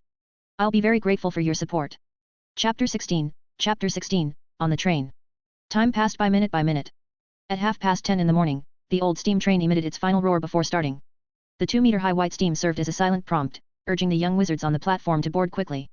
Meanwhile, on the other side of the platform, Mrs. Weasley was delivering her customary lecture, and today's focus was her youngest son about to start at Hogwarts, Ron Weasley. Ron, promise me you'll study hard at Hogwarts, and don't misbehave like George and Fred, causing trouble all day. Do you hear me? Perhaps having heard too many similar lectures, Ron nodded absently, while giving the appropriate response. Yes, Mum, I'll stay away from George, stay away from Fred, and if anything happens, I'll find Percy and treat him as my role model. That's the best I can hope for. Mrs. Weasley nodded approvingly, aware of Ron's perfunctory attitude, but as a mother of 7 children, she had long learned to see through without calling it out. And compared to George and Fred, at least Ron's attitude for now was considered decent. September 1, 1991, 11 a.m. The Hogwarts Express departed promptly from platform 9 3/4. In a compartment, Eno leaned against the window, watching the scenery outside on both sides while feeling the old steam train warming up before picking up speed. Hogwarts Express? Ha! I wonder where it gets the confidence from. He was quite skeptical whether this antique from the last century could really reach 30 km per hour. Click. The compartment door was pushed open from outside. There's only one person here, let's chase him away, and this compartment will be ours. At these words, Eno looked up in surprise. Actually, he hadn't intended to monopolize the entire compartment from the start. After all, on these unreserved trains, the rule was usually first come, first served. However, kicking someone out as soon as the door opened was something he had never seen before. As the compartment door was completely pushed open. Well, the person was tall and robust, showing confidence in his demeanor. Despite the opponent's physical advantage, Eno had no intention of backing down. After all, in a strange place, if he was initially labeled as easy to bully, trouble would surely follow. Rather than that, it was better to confront head-on. Perhaps he would get hurt, but at least no one would dare to provoke him easily in the future. Chase away? Your territory? You're welcome to try. Eno casually tapped his wand on the table, the loud sound making the big guy opposite flinch. Just as he thought the confrontation was about to escalate, another voice came from outside the door. Goyle, step aside. I've told you before, never forget the manners and grace of being a pure blood. Perhaps genuinely startled, Goyle swiftly moved aside despite his size advantage. Following the voice, Eno glanced over and recognized the one who acted so arrogantly. Pale skin, platinum blonde hair, and an unusually large quiff for his age, it was undoubtedly Draco Malfoy. Malfoy. Draco Malfoy. And who might you be? Perhaps it was the well-cut plain robe or Eno's earlier display of nerve, but Malfoy didn't immediately retort recklessly. Eno Swinburne. Eno calmly replied. Swinburne? I don't recall any such surname in England. Are you from another country? Perhaps. Since birth, I've been wandering non-stop, never setting foot in my homeland. This statement was half true and half false, as Eno knew Malfoy's likely inquiry was about blood status versus pure blood. But outright categorizing oneself or choosing sides immediately was something only a fool would do. The best approach was to be ambiguous, letting the other person find their own answers. Apologies. But I believe you come from a pure blood family in Germany, A&D. Your eyes are quite distinctive. Malfoy spoke his mind, thinking amber eyes and black hair likely came from Germanic origins. As for pure blood status, Malfoy's view aligned surprisingly with Gringotts goblins. Moreover, Malfoy couldn't imagine muggles producing such a handsome boy. No need to apologize. I quite enjoy the carefree life I lead. Malfoy's demeanor made Eno slightly adjust his usual perceptions. However, I don't care where I come from. Ancestry and surname don't make me nobler than anyone else. True nobility lies in surpassing one's past self. After 2 years as a wandering minstrel, Eno could effortlessly deliver such wise-sounding lines. I am now quite certain you and I are of the same kind. Malfoy extended his right hand. Eno neither denied nor affirmed this speculation. But he didn't refuse the handshake that symbolized Malfoy friendship either, unlike a savior who rejects it outright. If you can't find a suitable compartment, I don't mind you sitting here. But if you still intend to chase people away. Before Eno finished speaking, Malfoy interrupted, Goyle has never been the brightest. Don't argue with him. As Malfoy spoke, he pulled Goyle aside and pat his shoulder vigorously. Goyle cooperated well, standing there with a foolish smile that indeed made him look not very bright. Seeing this comical scene, Eno couldn't help but laugh. Moreover, he had no intention to hold grudges, so he extended another invitation. Don't stand in the doorway. If you had boarded earlier, you might have found an empty compartment. At this point, having a place to sit is already good. Facing this invitation, Malfoy was equally straightforward, sitting down next to Eno without hesitation, then directing his 2 companions to handle the luggage. Half an hour later. This antique steam train finally seemed to complete its warm-up, suddenly accelerating. The scenery outside the window, previously lagging and stuttering, now smoothly streamed by. After half an hour of interaction, Eno had gained some initial insights into Malfoy. So far, the 11-year-old Draco didn't seem inherently bad, and in character, he was not as harsh as Crabbe on the side. Similarly, their brief exchange also helped Malfoy gradually lower his guard, becoming more familiar, and the atmosphere in the compartment grew more harmonious. Eno, I heard the boy who lived is also on this train. Would you like to come and see with me?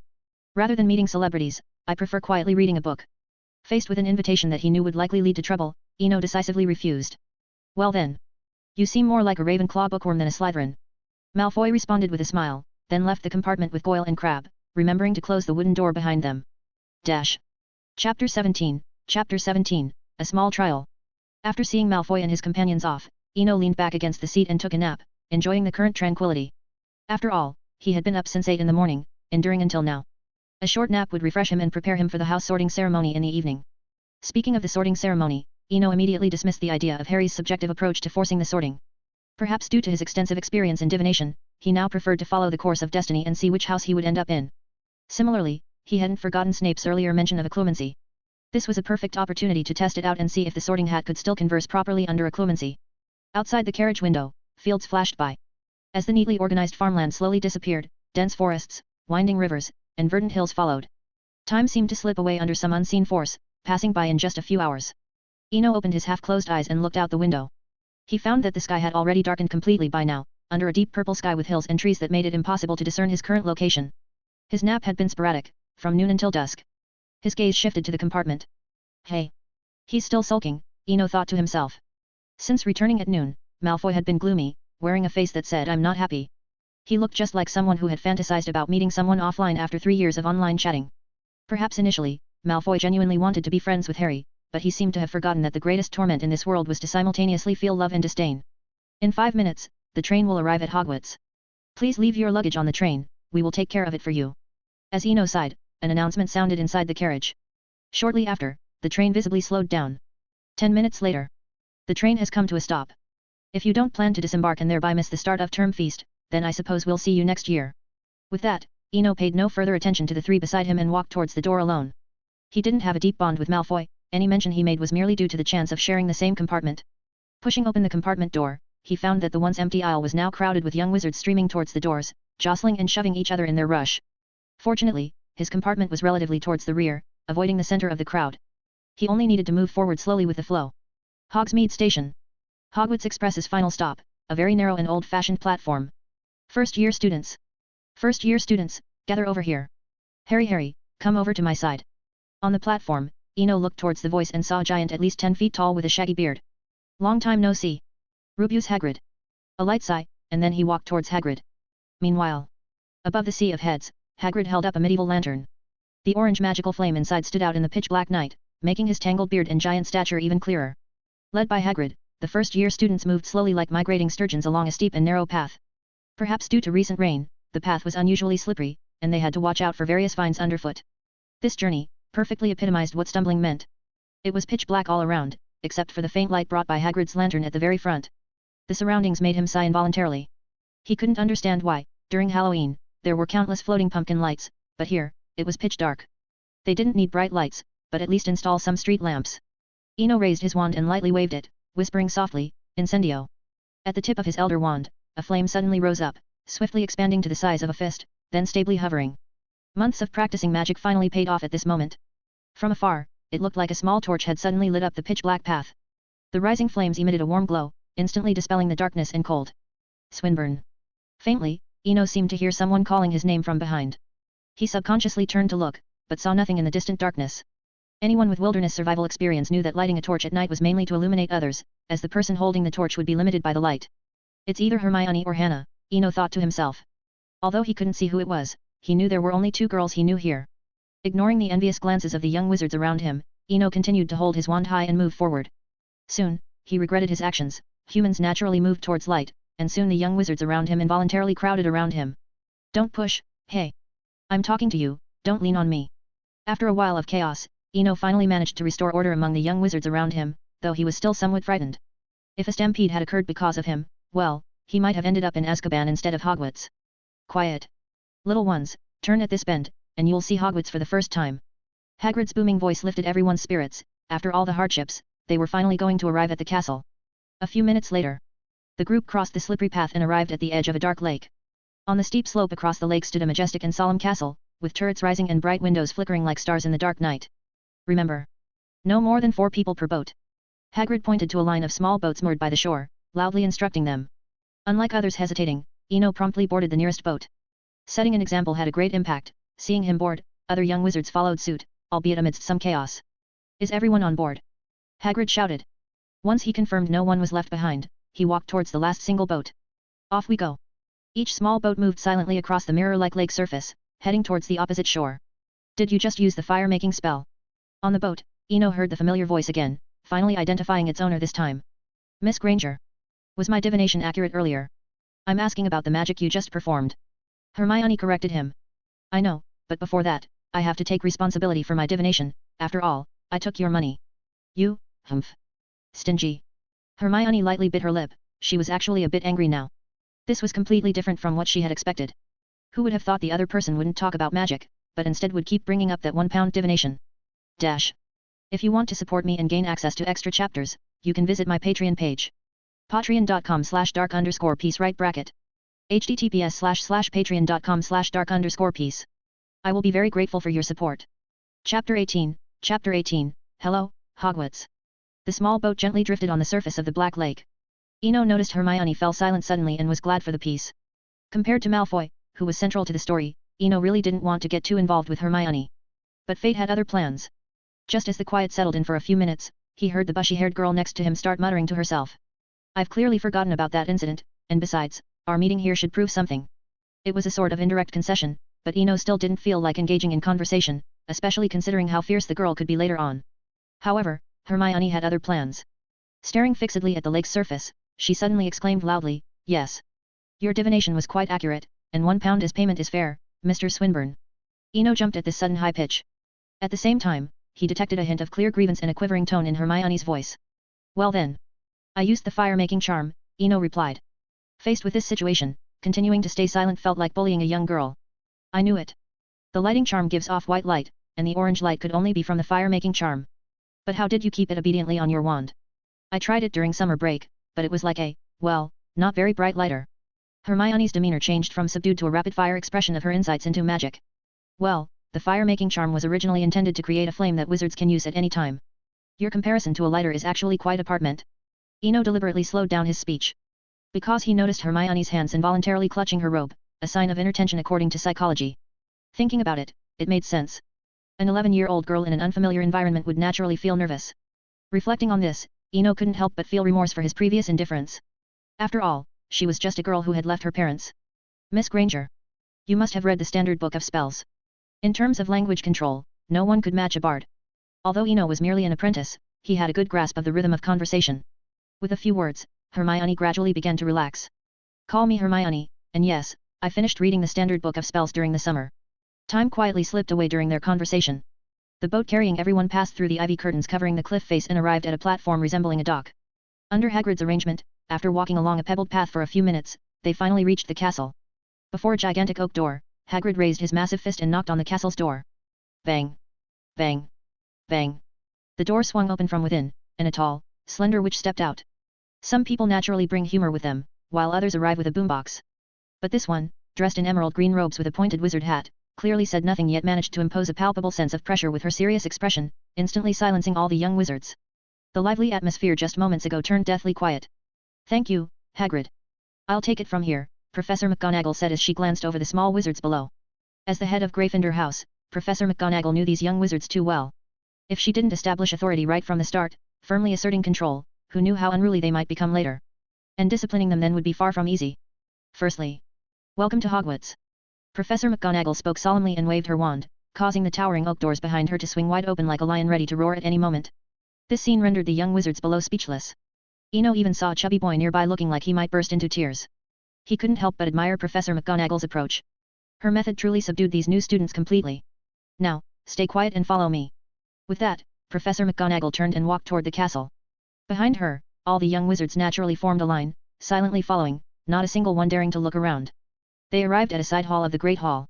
"The start of term feast is about to begin, but before that, we need to determine your respective houses. These are Gryffindor, Hufflepuff, Ravenclaw, and Slytherin. The houses are not ranked, each has its own distinguished history and has produced many outstanding wizards." Professor McGonagall scanned the young wizards below, paused for a few seconds, then continued. "The sorting ceremony is a tradition at Hogwarts, and one of the most important events in your life because it represents your life and study for the next 7 years. Professor McGonagall's tone was serious. "Now, wait here quietly for a moment. I need to prepare for the sorting ceremony. Remember." Quiet waiting. As Professor McGonagall left, the young wizards collectively breathed a sigh of relief. There was no escaping the overpowering presence of such a powerful witch. However, youth is naturally restless. A few minutes after Professor McGonagall left the hall, it regained its original liveliness, with everyone whispering and talking quietly. At first, it was tentative chatter, but finding no one to reprimand them, the volume gradually increased, creating a lively atmosphere. "Eno, which house do you hope to be in?" "I want Gryffindor. It has the greatest wizard of this century, Headmaster Dumbledore." "Ravenclaw isn't bad either, the books say only truly smart people end up in Ravenclaw." Upon hearing the familiar voice beside him, Eno couldn't help but rub his forehead. He couldn't understand why Hermione was so talkative. They had talked all the way on the boat, wasn't that enough? She seemed like a cool and intelligent girl from the original story. "I don't know, whichever house they sort me into. As long as it's not skipping years, I don't care." Yet, with this casual reply, Hermione seemed to discover a great secret, her eyes instantly brightening. "Skipping years? Hogwarts isn't a 7-year system? And there's skipping years. That's something for later, you should focus on the present." He was already regretting engaging with Hermione, especially now that he knew her nature. But the future is also the present in the future, so what's skipping years? Hogwarts history doesn't record such a thing. Hermione persisted. Faced with Hermione's relentless pursuit, just as Eno was preparing to make up an excuse, Professor McGonagall returned to the side hall. No need for more words, with just a glance, the new students were silenced as if released from a spell. The hall fell into complete silence. "Now, everyone line up single file and follow me. _______________________________________________________________________________________ Chapter 19, Chapter 19, Unexpected Sorting. The young wizards lined up obediently in a single file, silently following Professor McGonagall's footsteps as they entered the grand hall. What greeted their eyes was a magically splendid and majestic hall. Inside the hall, older students sat quietly around long tables, divided according to their respective houses, with numerous floating candles providing ample illumination. To be honest, even in this solemn atmosphere, not just the first years, even Eno felt a hint of pressure. Ignoring the professor seated at the head table, the mere gaze from hundreds of eyes around the long tables made one uneasy. But Eno was used to grand occasions.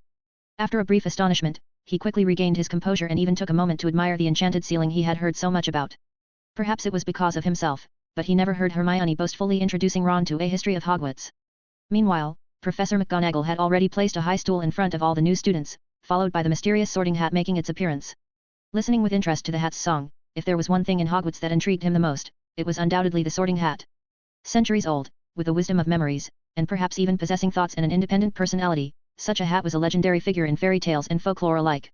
The hat spoke, sang even, leaving the new students astonished and unable to close their mouths, finally understanding how Hogwarts sorted its students. Actually, it wasn't surprising that the newcomers were unaware. Even Draco Malfoy, from a pure-blood family, couldn't have known about the sorting. The sorting ceremony, with older students teasing the new ones, had almost become a tradition at Hogwarts. Once the hat finished its song and the applause gradually subsided, McGonagall, who had been waiting on the side, slowly unrolled a scroll in her hands. Now, when I call your name, please come forward. Hannah Abbott. As soon as Professor McGonagall called out, a timid blonde girl stepped out from the crowd, her pigtails swaying lightly as she moved forward. An old acquaintance. Eno sighed inwardly. During the time he stayed at the Leaky Cauldron before school started, he had gotten quite familiar with this generous and story-loving young witch. Of course, everything had its pros and cons. Compared to Hannah's clingy warmth, the Leaky Cauldron's landlord, Tom, seemed rather unfriendly. Eno had noticed more than once that Tom always eyed him with a suspicious look. Back to the point. As Hannah settled onto the high stool, it signaled the beginning of the sorting ceremony for the year 1991. As time passed, one by one, the new students put on the sorting hat. Due to his surname being later in the alphabet, Eno had the privilege of watching the scene as a bystander. Beyond just Harry's awkward moment with the hat, Draco's swift entry into Slytherin, the true swordmaster Neville, the explosive talent Seamus, and so on. It's worth mentioning that Hermione eventually also joined Gryffindor, just as in the original. During this time, Eno noticed something interesting, something that also resolved his long-standing curiosity. That was how a young wizard's robes would change to the color of their house after the sorting. Otherwise, everyone buying plain robes and later embroidering them in their house colors? That didn't seem practical. P.S. The idea of house robes changing color comes from the official mobile game Hogwarts Mystery. Meanwhile, as Professor McGonagall called each name, the number of students in the lineup gradually dwindled, with only a few left unsorted. Eno Swinburne. The moment he heard his name, Eno calmly walked towards the head table, his cheeks showing a gentle and timid smile. With an elegant posture and those pure and clear eyes, he managed to win a wave of admiration from those who appreciated beauty. After a series of maneuvers, including Professor McGonagall, several other heads of houses also showed expressions of satisfaction. After all teachers liked well-behaved children. Of course, there were always exceptions. Such as another figure at the head table, Severus Snape, the Slytherin head of house. He remained cold and aloof throughout the sorting ceremony, but now, he rarely showed a faint smirk. That expression was like watching an opera with a familiar plot. Other viewers shed tears of deception, while he alone remained clear-headed. As the person involved, Eno was now doing his best to disguise himself. He just wanted to see if the sorting hat could still chat with him in this situation, read his thoughts. Relax, there's nothing to worry about. Beside the high stool, Professor McGonagall reassured him gently. Thank you, Professor. Eno replied with a shy smile. Sitting lightly on the stool, he appeared relaxed and at ease, but inwardly he was highly focused. However, the next moment, even before the sorting hat touched the tips of Eno's hair, it already had an answer. Slytherin, the sorting hat shouted hoarsely. Clap. Clap. Clap. Clap. There was an instant burst of enthusiastic applause from the Slytherin table, with several lower-year girls clapping so vigorously that their palms turned red without them noticing. It's over. Eno's heart sank. He was numb all over now, with countless words he wanted to say stuck in his throat. But under Professor McGonagall's gaze, he could only resign himself to walking towards the Slytherin table. To be honest, Slytherin wasn't that bad. He never looked down on any house. But the problem was, the sorting hat's performance, not only ruined his plans but also attracted unnecessary attention. Eno now felt like dying. Just moments ago, he had watched the entire sorting ceremony. Among all the new students, no one else had been sorted into a house the moment the hat touched their hair. Even Draco Malfoy, the fastest to be sorted into Slytherin, even he had worn the hat for a second before being assigned to Slytherin. Eno walked with his head down towards the Slytherin table, already imagining the scene. Dumbledore's meaningful gaze, even Quirrell and Voldemort's curious expressions. Just thinking about it made him feel uncomfortable all over. Of course, it wasn't that the headmaster was bad. Eno never doubted Dumbledore's character, You see, this was the world of magic, where no white wizard had a dark and evil heart. Even Severus Snape, who was skilled in occlumency, had a nature of redemption and protection, rather than cruelty and slaughter. That being said, compared to being the expendable Quirrell, what worried him more was the attention and care from the headmaster. If that were the case, then his school life for the next few years, he didn't even need to think about it. It would definitely be unusually exciting. This is going to be. At this moment, Eno just wanted to sit at the Slytherin table, blend in as quickly as possible, and live quietly for half a term. He figured that once Quirrell started causing trouble, Dumbledore wouldn't have the time to focus on anything else. _____. If you want to support me and gain access to extra chapters, you can visit my Patreon page. patreon.com/dark_peace right bracket. https://patreon.com/dark_peace. I will be very grateful for your support. Chapter 20, Pansy Parkinson. As he walked, Eno ignored the various strange looks around him and buried his head, sitting down at the Slytherin table. I knew it. Really, on the train, I knew you'd get into Slytherin. He had just sat down when he heard low murmurs beside him. From the tone alone, he didn't need to guess who it was. Please be quiet and keep your composure, Mr. Malfoy. Eno didn't feel like saying a single word and had no interest in chatting with Draco. TCH. There you go again, as if I don't know what you're thinking. Besides, composure is just for show in front of others, Draco said dismissively. Now you really need to be quiet. As Eno spoke, he also signaled with his eyes for Draco to look towards the head table. The sorting ceremony had already ended. As headmaster, Dumbledore had already stood up, smiling broadly at all the students. He spread his arms as if nothing made him happier than seeing the students gathered together. Welcome. Welcome to a new school year at Hogwarts. Before the feast begins, let me say a few words. They are, nitwit. Blubber. Oddment. Tweak. Thank you. After saying these words, Dumbledore sat down, and everyone warmly applauded. Of course, many were discussing the meaning of the headmaster's words, and it wasn't just limited to Ravenclaw, even among Slytherin and Hufflepuff, there were whispers. How boring. Eno had no interest in these discussions. Rather than guessing word puzzles, wasn't the array of food on the long table more appealing? In front of him alone were roast beef, pork chops, whole roast chickens, bacon, ham, lamb chops, fries, boiled potatoes, roast potatoes, Yorkshire pudding, peas, carrots, gravy, ketchup, and various breads. And this was just the food nearby, the table was filled with countless other dishes. Gluttony is no different from greed. Eno glanced at the neighboring table where a red-haired boy was devouring 2 chicken legs as if he had never eaten a full meal at home. Shaking his head, he picked up his plate, chose a few items from nearby, and began to slowly enjoy his lavish dinner. Do you know that pure-blood loser? A clear voice rang out. Are you talking to me? Eno looked up reluctantly. He didn't want to engage, but with her question, the surrounding Slytherins had all paused in their eating. Parkinson. Pansy Parkinson. The owner of the voice had jet-black short hair, fair skin, and a face that was somewhat delicate, but her thin cheeks gave her a somewhat mean look. Eno Swinburne. Out of courtesy, Eno put down his cutlery and looked at the girl across from him. He mostly associated Parkinson with Draco, as in the original story, this girl had loved him for 7 years but ended up marrying someone else, which was somewhat regrettable. But regardless, now was not the time for chatting. From the start of the feast, Eno had felt like he was being watched by some invisible eyes. Especially now, the feeling was more pronounced, but he had decided to ignore it, not responding even if he could pinpoint the exact location of the gaze. I only know a few people at Hogwarts, and he's not one of them. Now, can I quietly enjoy my dinner, Miss Parkinson? Eno quickly answered, and without waiting for her reply, he resumed eating the remaining half of his steak. The atmosphere grew cold for a moment. But that was just on the surface. Eno didn't see that his cold and curt response had made many Slytherin girls' eyes sparkle. Time flew by unnoticed. The feast gradually came to an end. As the last student put down their cutlery, under the magic's effect, the 4 long tables in the hall were once again spotless, as if the feast had been just an illusion. Dumbledore stood up again, and all the students in the hall fell silent, their eyes focusing on the head table once more. Now that everyone is full, while you still have some energy left, I must remind you of a few new school year notices. First years should note that the forest in the grounds is out of bounds to all students. This also applies to older students. Dumbledore's gaze swept across the Gryffindor table where George and Fred exchanged a look, feigning obedience. Our caretaker, Mr. Filch, has asked me to remind you that no magic should be used between classes in the corridors. Also, a list of forbidden items has been extended to 127. For details, anyone interested can consult Mr. Filch in his office. Quidditch trials will be held in the 2nd week of term. Anyone interested in trying out for their house teams should contact Madame Hooch. After finishing, Dumbledore paused briefly. Lastly, I must tell you that this year, the right-hand corridor on the 4th floor is out of bounds to anyone who does not wish to die a very painful death. As his words fell, the hall was plunged into an eerie silence. The first years were silent because they were genuinely scared, while the older students were surprised by the headmaster's unusual warning. 2nd and 3rd years might not feel much, but 6th and 7th years, they were curious about the headmaster's sudden shift. As for the 4th floor corridor, they had no interest in it, they had walked there countless times over the years. Is it necessary to scare people? Eno thought wryly. Usually, baiting like this was done subtly, but Dumbledore had practically thrown the bait in their faces. It was fortunate this was aimed at Gryffindors. If it had been Ravenclaws, they might have been initially taken aback, but none would have fallen for it. Now, before you all go to bed, let us sing the school song. With a flick of Dumbledore's wand, a long golden ribbon appeared in midair, forming the lyrics to the school song. Everyone picked their favorite tune. Dumbledore said, "Ready, sing. Hogwarts, Hogwarts, Hogwarty Hogwarts." Eno's face grew darker as he followed the Slytherin procession, surrounded by the new students of his house. Singing, or rather chanting, was a forte of bards. They were also highly sensitive to off-key singing. But now, hearing the cacophony of melodies around him, including a rendition in funeral march tempo, Eno was on the verge of covering his ears and fleeing the scene. _____. Chapter 21, Chapter 21, Ubiquitous Hierarchy. After everyone left the auditorium, a tall figure with a prefect badge on his chest stepped out of the Slytherin group.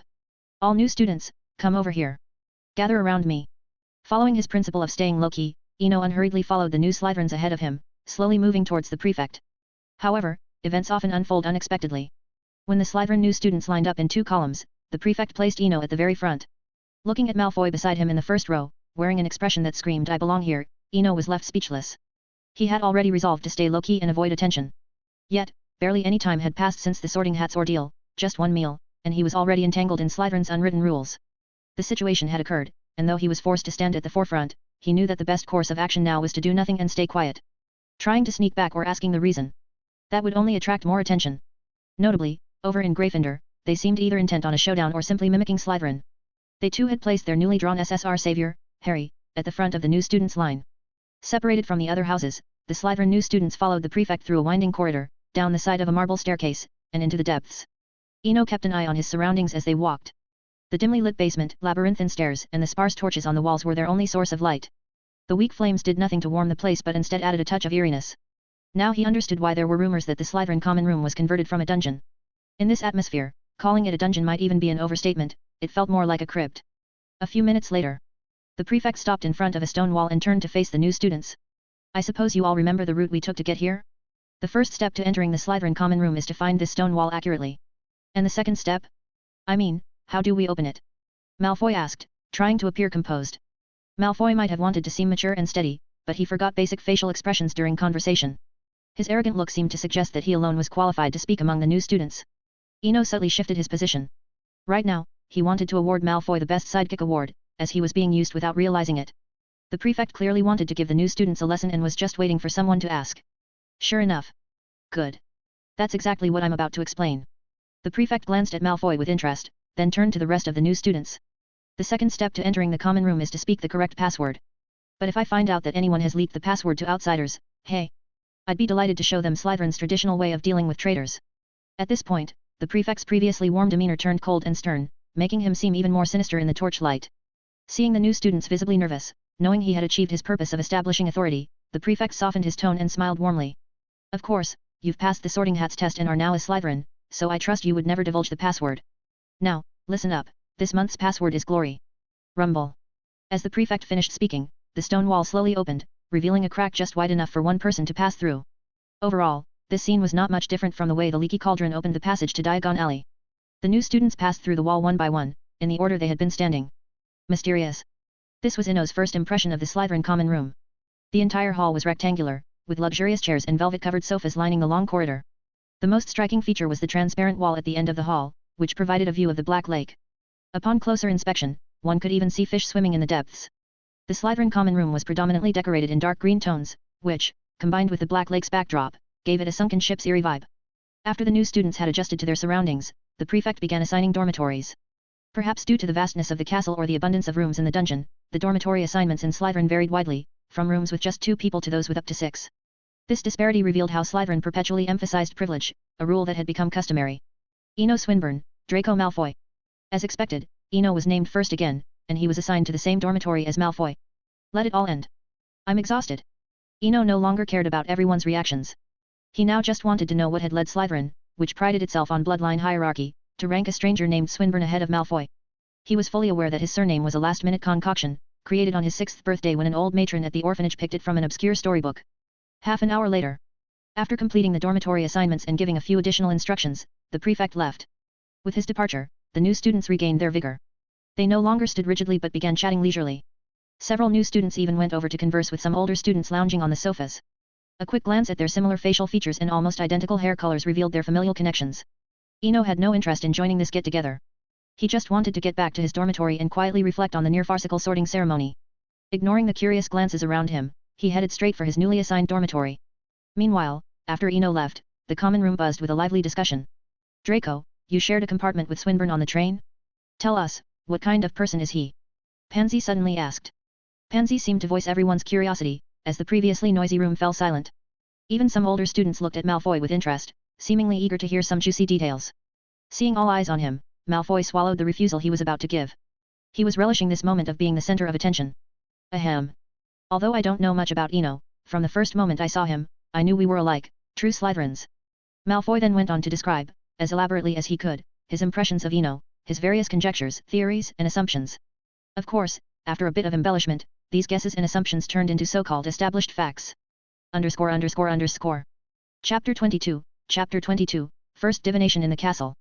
Achoo. Achoo. As soon as he entered the dormitory and before finding his own bed, Ino sneezed several times in a row. He could already guess without thinking that there were probably discussions about him outside. Because no matter how you looked at it, he had outshone Malfoy at the sorting ceremony, making a stunning impression on all of Slytherin. Well, as expected. It's normal to be talked about. Rubbing his sore nose, Ino surveyed the privileged double bedroom. Emerald green wool-woven carpets with floral designs, 2 single beds emitting the fragrance of pine, and thick dark green bed curtains. Just from the side, you could tell the curtains were at least 2 inches thick.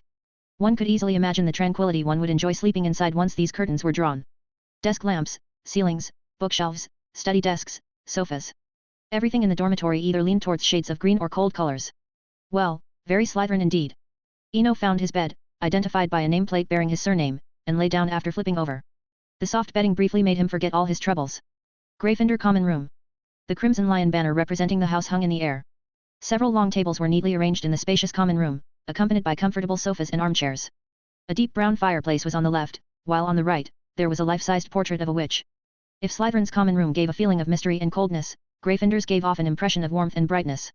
Who would have thought it'd be just putting on a hat? I thought I'd be wrestling with giant monsters, but George and Fred fooled me again, as usual. In the dormitory, Ron sat on his bed grumbling. Meanwhile, his roommate Dean Thomas couldn't help but speak up. Be grateful. At least you have your brothers at school, and 3 brothers at that. Unlike us, who knows when we might get picked on. Dean, though of mixed blood, had lost his father early and had been living with his Muggle mother, so he knew well the huge difference having siblings in school made. This remark prompted Harry, sitting nearby, to nod repeatedly. True, Dudley's just like that. He never dares to pick on kids with older brothers, even if the kid looks skinny. Well, maybe Dean's right. Ron interjected nonchalantly. He didn't want to continue this topic now, mainly because he didn't expect Harry to side with others this time. But ending the topic didn't mean silence. After a moment's thought, Ron started a new round of discussion. Did you guys see today? That Slytherin with black hair, his sorting was even faster than Malfoy's. Just look at it. The sorting hat didn't even bother touching him. I always thought Malfoy was bad enough, after all, their whole family are dark wizards. My grandma says the house doesn't determine a person's goodness or badness, it's what's inside a person that does.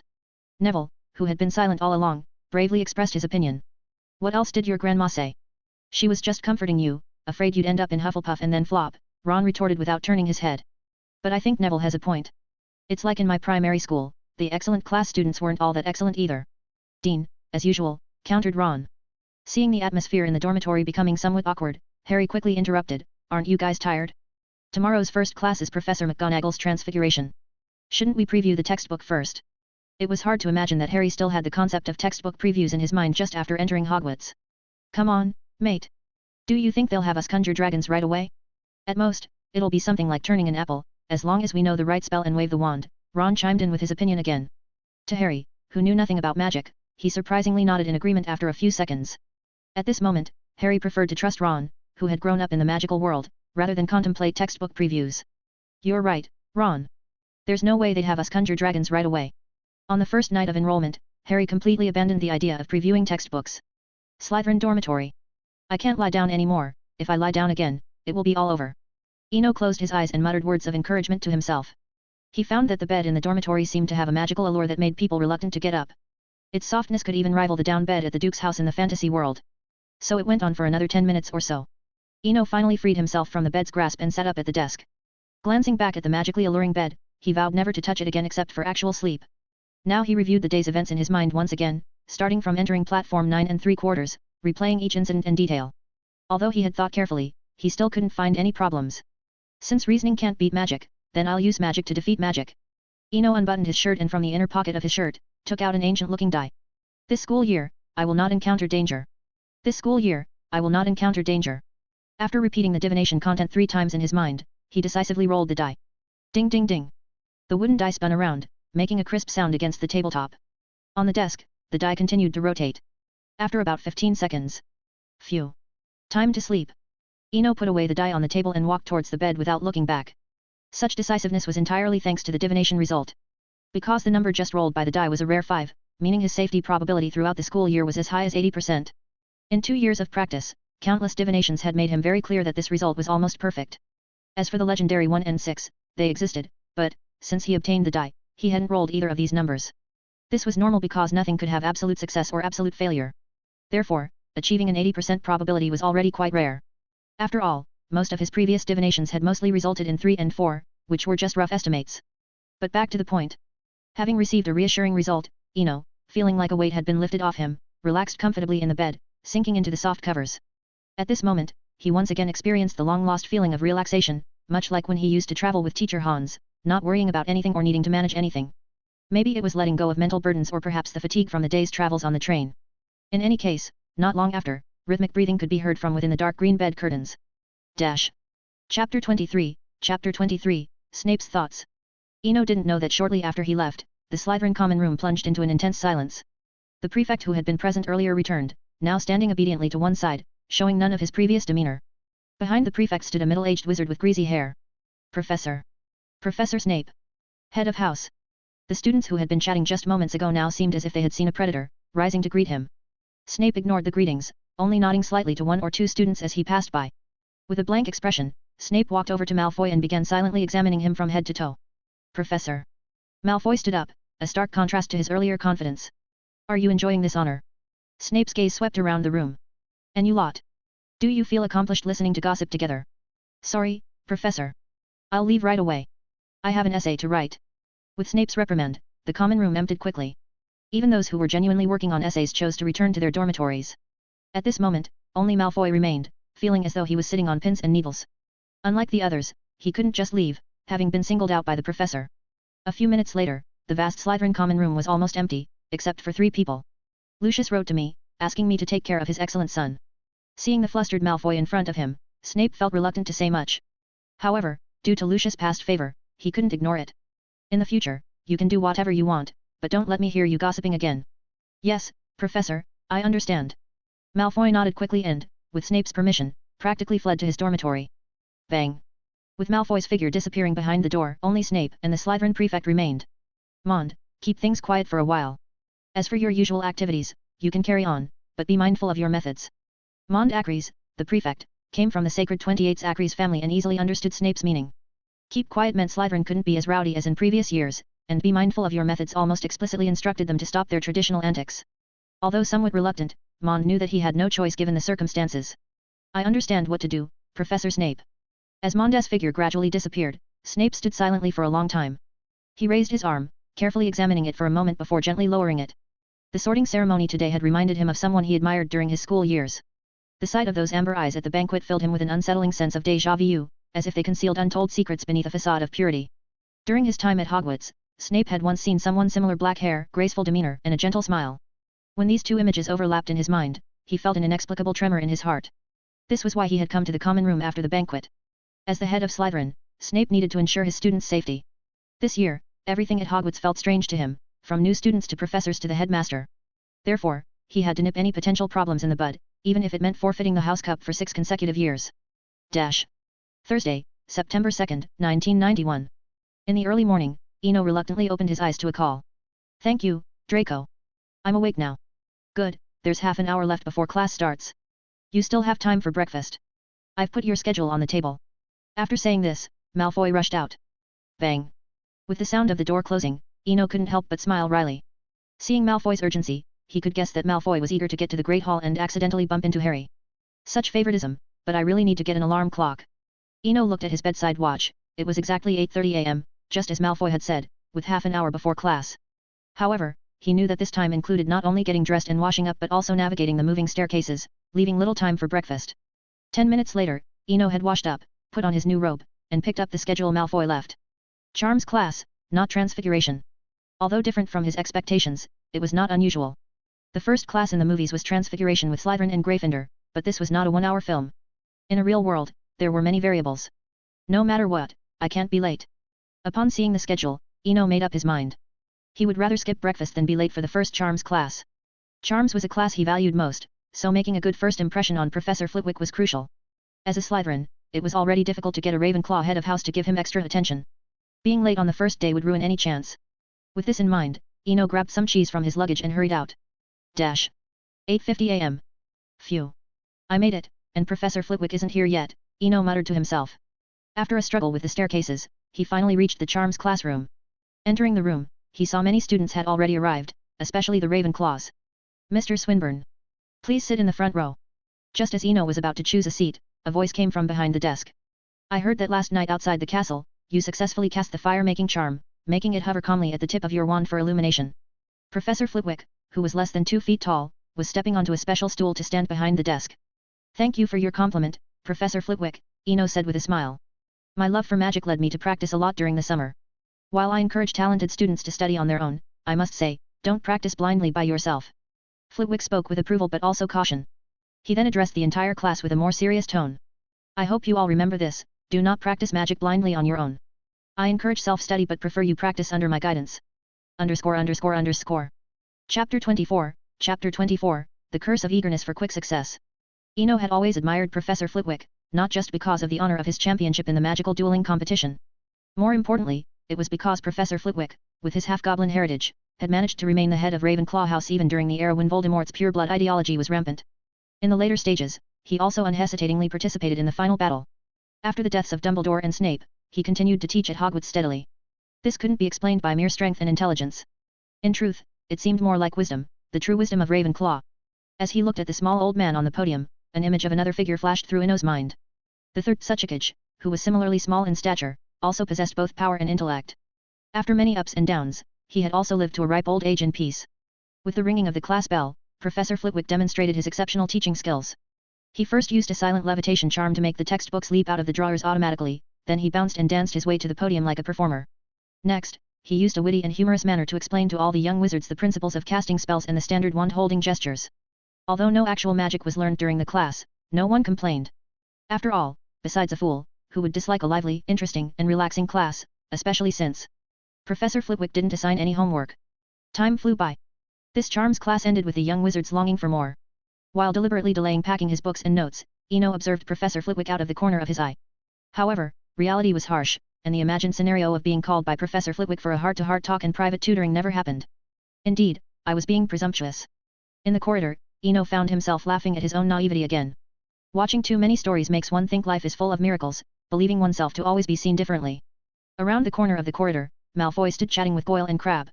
Meeting each other's gaze, Malfoy greeted first. Hey. Eno.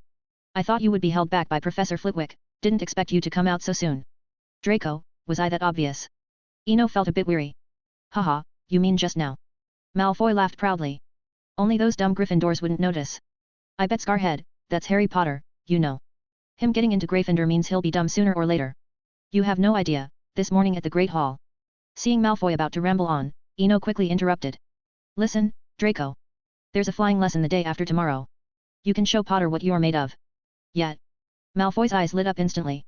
You're right. Scarhead grew up in the Muggle world, he surely can't ride a broom. I'll write to my father right now to send my broom. Hogwarts old brooms can't show off my flying skills. Without waiting for Eno's reply, Malfoy left in a hurry with Goyle and Crabbe, seemingly in a rush. Watching Malfoy's retreating figure, Eno shook his head with a smile while reflecting inwardly. He now knew what the problem was, being too eager for quick success. Think about it, even Malfoy could see his intentions. How could the wise head of Ravenclaw not notice? Professor Flitwick must have already perceived his ambition. A miscalculation. Feeling somewhat distressed, Eno rubbed his forehead but didn't blame anyone. He then took out his pocket watch. It was 10:30 am, over an hour before the Great Hall would serve lunch. Considering the travel time, Eno decided not to return to his dormitory to drop off his books and headed straight for the library. As mentioned earlier, besides the Sorting Hat, what intrigued him most about Hogwarts was the library and the Room of Requirement. Meanwhile, in the castle's dungeons, After finishing a morning potions class, Snape didn't return to his office as usual but sat alone in the empty classroom, lost in thought. The culprit for this was the annual class schedule on the desk, indicating the first potions class in the afternoon, first-year Slytherins and Gryffindors. Having already met Harry, Snape was prepared to be gazed upon again by those emerald eyes. But seeing this schedule still made him feel dazed, as if experiencing a sense of temporal dislocation. A Slytherin boy resembling someone from his past, a Gryffindor with green eyes, plus himself. Looking at the schedule on the desk again, Snape had a fleeting desire to tell Dumbledore everything, including his suspicions and Eno Swinburne's occlumency. However, he could never fully trust Dumbledore, considering the many mysteries surrounding the night at Godric's Hollow. Everything was too coincidental, even suspiciously so, including serious betrayal. Let's wait, at least for one class. In the empty potions classroom, Snape murmured softly. He resembled a lifeless puppet, issuing the final command before rebooting. Hogwarts Library. This place housed the most complete collection of magical books in Britain and even Europe, from ordinary educational books to advanced, profound magic, and even dark magic.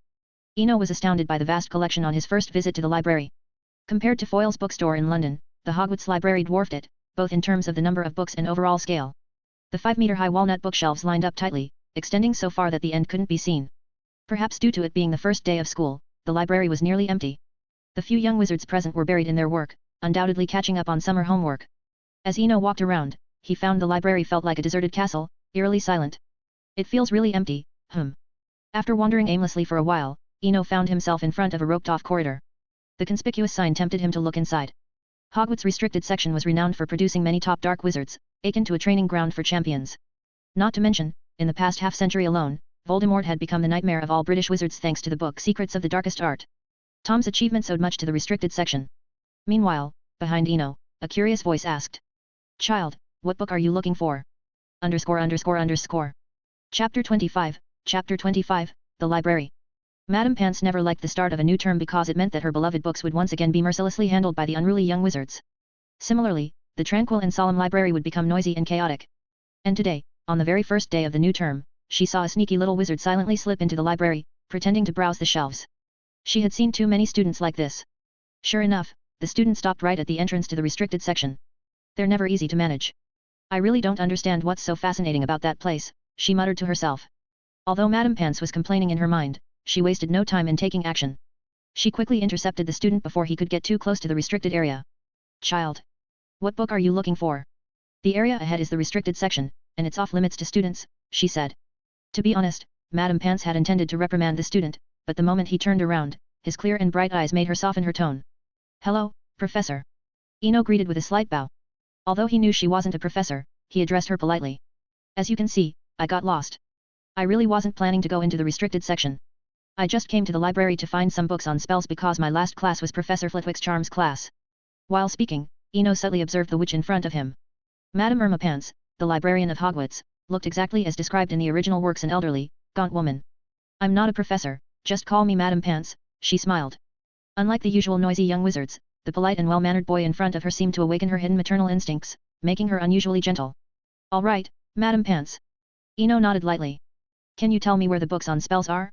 Merlin's beard, this place is enormous. Of course. The collection here is unimaginably vast, she said with pride. After a few seconds of thought, she continued, there are too many books on spells, but I recommend starting with the most basic ones. Follow me, child. A few minutes later, Eno followed Madame Pants to another section of the library. All the books here are about spells, but I sincerely suggest you don't read blindly. Perhaps in a few years, you can try reading the books on the further shelves, but not now. Just as Madame Pants was about to leave, she seemed to remember something and turned back to say, oh, by the way, although you seem polite, I must say this, if you tear, crease, throw, or damage the books in any way, I will permanently ban you from the library. Hogwarts has given me this authority. Rest assured, I will cherish every book as if it were a friend, Eno promised without hesitation. He understood Madame Pants's personality well. Although he didn't know why she was so amiable today, it was wise to establish a good relationship with the actual authority of the library if he wanted to spend a lot of time there. Madame Pants nodded slightly in approval upon hearing his promise. Sorry if I scared you. It's my job to explain the rules to every new student visiting the library. Eno responded nonchalantly, of course, a responsible librarian is not only a blessing for the library and its books but also for us borrowers. A little flattery made Madame Pants beam with joy. If only all students were as sensible as you. With Madame Pants gone, Eno's thoughts shifted to the books before him. Unlike most people, he had no interest in the dark magic of the restricted section. Even an unforgivable curse, when used by a young wizard, would at most make Mad-Eye Moody's nose bleed. Conversely, Death Eaters might still not withstand Dumbledore's casual firestorm spell. This clearly showed that the power lay not in the spells themselves but in the one casting them. Meanwhile, amid the dazzling array of book titles, Ino prudently chose the second-year edition of the Standard Book of Spells. Nothing else mattered, safety was paramount. Carefully picking up the book, he walked to a nearby reading area. Upon opening the book, he noticed that compared to the introductory standard spells, the second-year textbook not only provided a more in-depth explanation of the previous spells but also introduced several new practical spells, such as the engorgement charm, the freezing charm, the general counterspell, and the tickling charm. The Hogwarts Potions Classroom. Located in the castle's dungeons, it was the closest classroom to the Slytherin common room. After returning from the library, Ino, carrying his textbook, went with Malfoy and the others to the classroom for their lesson. The Slytherins always took their head of house's class seriously, arriving early and waiting in silence. There wasn't even the usual pre-class chatter, the classroom was eerily quiet. However, this silence didn't last long. As more Gryffindors entered the classroom, the noise gradually increased. I really don't think it was necessary to come so early. Look at the time, Harry. We're 20 minutes early. Ron complained. Ron, stop it and get in here quickly. Have you forgotten this morning's Transfiguration class? And compared to Professor McGonagall, this Professor Snape seems even less forgiving. Harry replied. Their voices preceded them. In the relatively quiet dungeons, the conversations from the corridor could be heard clearly. Inside the classroom, a nearly dozing Malfoy perked up at the mention of Harry's name, his eyes brightening with a mischievous glint, ready to cause trouble at any moment. Time ticked by. Ino sat quietly in the back row, watching the young wizards entering the classroom one by one with interest. Harry, Ron, the explosive Seamus, the brave Neville, the know-it-all Hermione, and so on. Interestingly, Hermione seemed to be in a bit of a mood. When she passed by Ino, she turned her head away and arrogantly raised her chin. She looked like a proud swan. So strange. Every day, like someone owes her money, Ino thought, a bit speechless. He was sure he hadn't offended Hermione and hadn't even spoken to her since the sorting. At 2 o'clock sharp. With a bang at the door, Professor Snape strode into the classroom. A tall and thin figure in a flowing black robe, his sleeves billowing with every step. The candles on the walls lit up as he walked by. When he reached the podium and turned, all the candelabras simultaneously brightened. Snape stood calmly at the podium, coldly surveying everyone. No student dared to meet his gaze. Very good. It seems you all understand the importance of punctuality. _____. Chapter 26, Chapter 26, Potions Class. After a brief silence, Snape slowly stepped down from the podium and began to pace around the desks. I hope you understand that your purpose here is to learn this precise and rigorous science of potion making, and not for anything else. Of course, I don't expect you to truly appreciate the exquisite feeling of a cauldron simmering over a low flame, emitting wisps of white smoke and a delightful fragrance. But if I find anyone slacking off or causing trouble, At this point, Snape deliberately paused, staring intently at Harry. Ah, I almost forgot. Some of you come here with quite a reputation, one that is so well known that it precedes them. Though it sounded like praise, everyone could hear the sarcasm in Snape's words. Especially since Snape was staring silently at Harry, the target of his sarcasm was evident. Potter, tell me, what would be the result of adding powdered root of asphodel to an infusion of wormwood? Harry looked bewildered. Powdered root of what? Wormwood? He regretted listening to Ron and not doing his pre-class reading. Despite his thoughts, Harry could only look to Ron for help, hoping his friend, raised in a wizarding family, could give him a hint. However, Ron looked just as clueless, as if he hadn't fully woken up yet. All right, let's try another question, Snape said, his tone unchanged, though a hint of disappointment flickered in his eyes. Potter, if I asked you to find me a bezoar, where would you look? But the only response was Harry's innocent gaze. Looking into those captivating green eyes, Snape still refused to give up. Tell me, what is the difference between monkshood and wolfsbane? I'm sorry, Professor, I don't know. But I think Miss Granger does, why don't you ask her? Hermione. Harry was getting increasingly frustrated with the barrage of questions. He couldn't understand why this professor insisted on picking on him, especially when Hermione's hand was practically touching the ceiling. Harry Potter, disrespecting a professor, Gryffindor loses 2 points. Snape's deep voice echoed through the classroom. After deducting the points, Snape still ignored Hermione's raised hand and turned to the other side. Swinburne. Professor, the answer to the first question is the draught of living death, the second, a bezoar is found in the stomach of a goat, and finally, there's no difference between monkshood and wolfsbane, they are the same plant, known as aconite. Eno answered all the questions in one breath. To be honest, even though he wasn't very interested in potions and hadn't read the book beforehand, he wasn't stumped by Snape's famous set of 3 deadly questions. Such fluent answers surprised everyone, including Hermione, who was now looking at Eno with a kindred spirit. Humph. I didn't ask you to answer the previous questions, but since your answers were correct, Slytherin gets 5 points. Snape said with a calm expression. Now, tell me, what does studying potions mean to you, or what do you think is the fundamental purpose of potions? It seemed like a simple question, but Snape had carefully chosen it. Because whether it's money, fame, power, or even immortality, they can all be obtained through potions, and he wanted to see Eno's answer to verify some suspicions. What does it mean? Eno was also puzzled, finding it hard to believe such a question came from Snape. But he quickly realized this was a good thing. If Snape had asked questions from 1000 magical herbs and fungi, that would have been a disaster. After thinking for a while, he had his answer. Professor, potions to me are merely a means, a way to prevent tragedies, to relieve the pain of those who are suffering, and to heal the wounded. Snape's voice seemed to have a magical power because during that brief contemplation, many past scenes flashed through Eno's mind.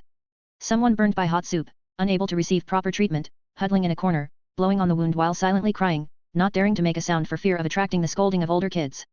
A little girl, beaten and left on a cold, hard bed for days without care.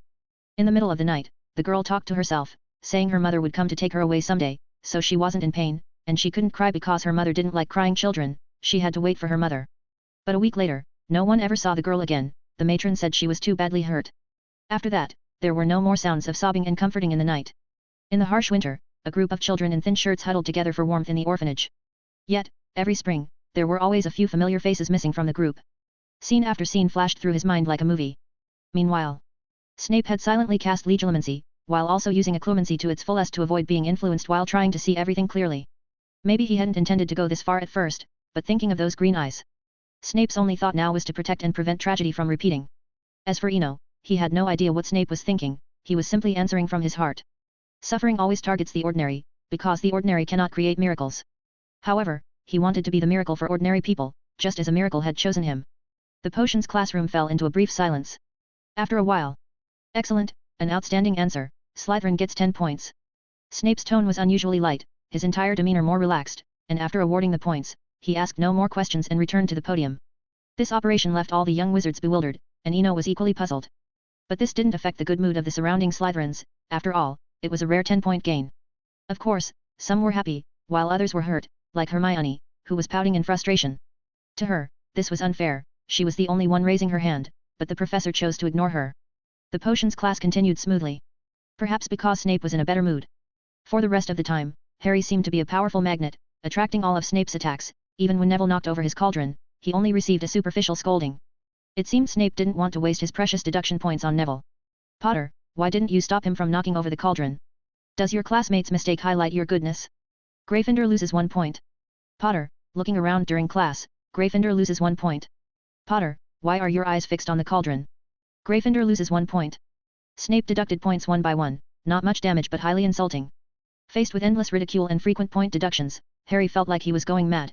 It seemed no matter what he did, it was wrong, daydreaming meant he wasn't focused, focusing too much meant he was too rigid. After finally making it to the end of class, he was deducted another point for packing up too quickly, deemed disrespectful to the class. _____. Chapter 27, Chapter 27, Eno's Trump Card. After the potions class ended, the Gryffindor lion cubs scattered away from the classroom as if fleeing. I can't believe Dumbledore would choose someone like him as a professor. Just look at his face, Harry, I have no doubt that if it were just the two of you in that classroom, he might even harm you. In the corridor, Ron, as always, acted as the strategist, analyzing Snape with unwavering certainty. Forget it, Ron. Harry waved his hand, feeling somewhat weary. After an hour of bombardment, all he wanted now was to find a place to relax and think about where exactly he had offended Snape. It's very rude to gossip about a professor behind his back, Hermione's voice came from behind them. Sorry, excuse us. Ron stepped aside, allowing Miss Granger to pass by. Before Hermione had gone far, Ron muttered discontentedly, look at her, so high and mighty. Even Neville can see that old bat is targeting you and Gryffindor, yet she still calls him Professor Snape. Ron.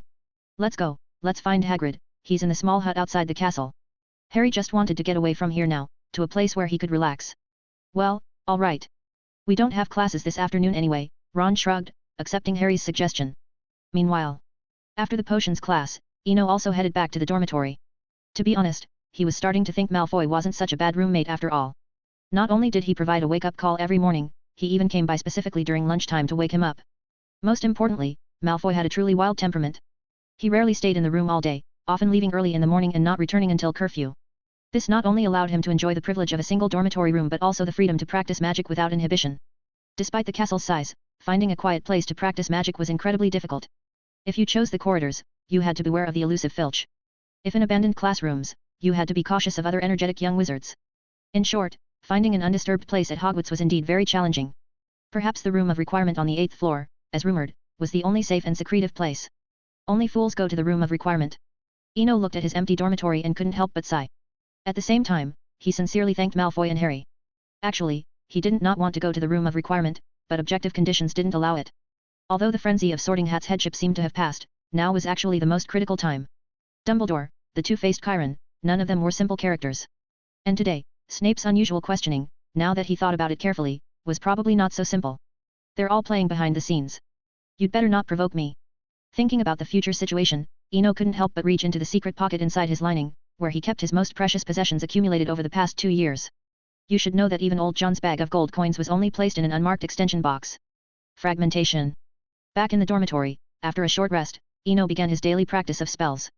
As the incantation fell, a beam of white light shot from his wand, directly hitting a teacup several meters away. At the moment of magical contact, the teacup shattered with a bang. Reparo. The myriad porcelain fragments instantly froze in midair, then, as if pulled by an invisible force, reassembled into a new teacup on the table. Softening charm, cutting charm, repair charm, fire-making charm, even the freezing charm learned today, and the expansion charm. For the next period of time, Eno relentlessly attacked and repaired the teacup. In just half an hour, a plain ceramic teacup endured a rainbow of colors and various magical abuses. Actually, before the start of the school year, during that period of mad training in the fantasy world, Eno had developed a subconscious habit of casting spells. It was somewhat like the reflex of a 19th-century Western cowboy who, upon touching his gun, instinctively pulled the trigger. And some experienced old cowboys could even shoot without aiming, hitting their target precisely as they thought. To some extent, this kind of marksmanship had transcended the physical realm, becoming somewhat metaphysical. Yet, it was indeed real. In history, the famous American sharpshooter Bill, during a battle in 1864, single-handedly achieved a feat of 1 versus 100 with 2 revolvers, annihilating the enemy without a scratch. And now, Eno was mimicking cowboys, imitating those cowboys' reflexes during duels, the so-called eyes to, hand to, spell to. He was well aware that magic was not a turn-based game, and opponents wouldn't stand idly by and exchange fire with you. In such cases, the accuracy of spells became crucial, even the deadliest curse like Avada Kedavra was useless if it couldn't hit the target. Of course, this was only for single-target spells. If he were to face a conflagration akin to the Great Fire of Paris that could engulf an entire city, all notions of accuracy and evasion would be futile. Meanwhile, on the lawn outside the castle. Hagrid, we've come to see you. Harry approached and knocked on the door of the stone house. Soon, he and Ron heard barking and heavy footsteps coming from inside. The door opened shortly after, revealing Hagrid's immense figure before them. Harry, you're here, come on in. I've just baked some fresh rock cakes this morning. You can take some as snacks when you leave later, they're a rare delicacy. Hagrid warmly greeted Harry, while also soothingly patting the restless Fang with his massive hands.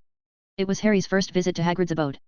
Upon entering the cabin, he couldn't help but glance around. The entire hut consisted of a single room, making the overall layout appear somewhat cluttered. Even the windowsills were adorned with numerous dried meats and hams. In the center of the room stood a large fireplace, with a kettle of boiling tea atop it, while a patched-up bed lay against the walls on either side. Come, have a seat anywhere, no need to be formal with me. Hagrid placed a plate of rock cakes on the table and promptly took a seat himself. The wooden chair creaked under his weight, causing Harry to jump slightly, fearing the chair might not withstand Hagrid's enormous frame. As Hagrid settled in, he belatedly noticed Ron's presence and began muttering quietly to himself. Another redhead, hope he behaves better this time. However, Hagrid's self-perceived whisper was heard loud and clear by Ron. Ron immediately turned red-faced, but before he could stand up, Harry firmly held him back. Hagrid. Ron is also my friend, Harry said. Perhaps sensing Harry's displeasure in his tone, Hagrid scratched his head and explained to Ron.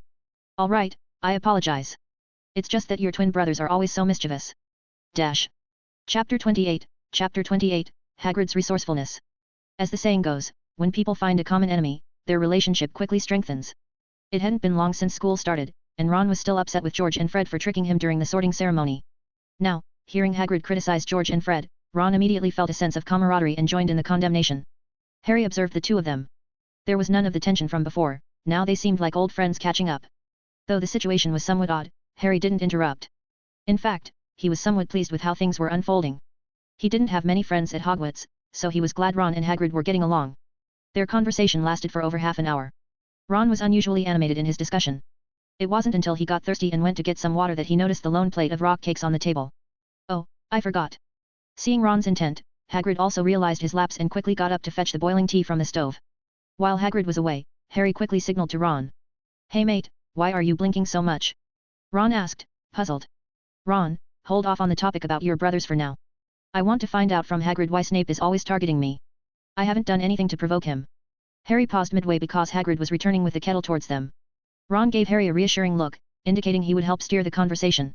Once Hagrid poured the tea and settled back into his creaky wooden chair, Harry seized the moment. Hagrid, do you know what happened today? It's Snape, Ron interjected, You haven't seen how malicious he looks. I bet if it weren't for others being around, Snape would definitely harm Harry, maybe even kill him. Ron once again expressed his disdain towards Snape. However, contrary to Ron's expectations, Hagrid responded in an uncharacteristic manner. Harm Harry? That's not possible. You're overthinking it, there's no such thing. Hagrid, I feel like Snape really hates me, Harry interjected at the opportune moment. But I've never done anything to provoke him. You know that too, I've never even met him before coming to Hogwarts. Compared to Ron's exaggerated descriptions, Harry appeared much more reasonable, perhaps because he had just joined Gryffindor. Hagrid scratched his bushy beard in confusion. Faced with Harry and Ron's expectant gazes, he found it difficult to resist. Well, I can only say Snape would never harm you. After all, he's a professor at Hogwarts. Even if you don't trust him, you should trust Headmaster Dumbledore. Upon hearing this reasoning, Harry nodded in agreement, and even Ron, unusually, did not object. As for Snape targeting you, what I mean is Snape targets all of Gryffindor, and you happen to be the most famous one in Gryffindor. Hagrid couldn't help but praise himself for his quick wit. He had come up with a perfect excuse in such a short time. Harry, on the other hand, seemed to have a sudden realization, appearing to temporarily accept this reasoning, which at least seemed plausible. Time passed quietly and imperceptibly. 2 days later, on a clear morning, Eno once again enjoyed Draco's exclusive wake-up service, which only reinforced his determination to buy an alarm clock. Draco, you've already put hair gel on 3 times. Are you sure this won't harm your scalp? Eno leaned against the bedpost, watching Draco's dazzling operation. Draco was meticulously fussing over his hair, seemingly preparing for a grand event rather than a simple flying class. Eno couldn't quite understand it.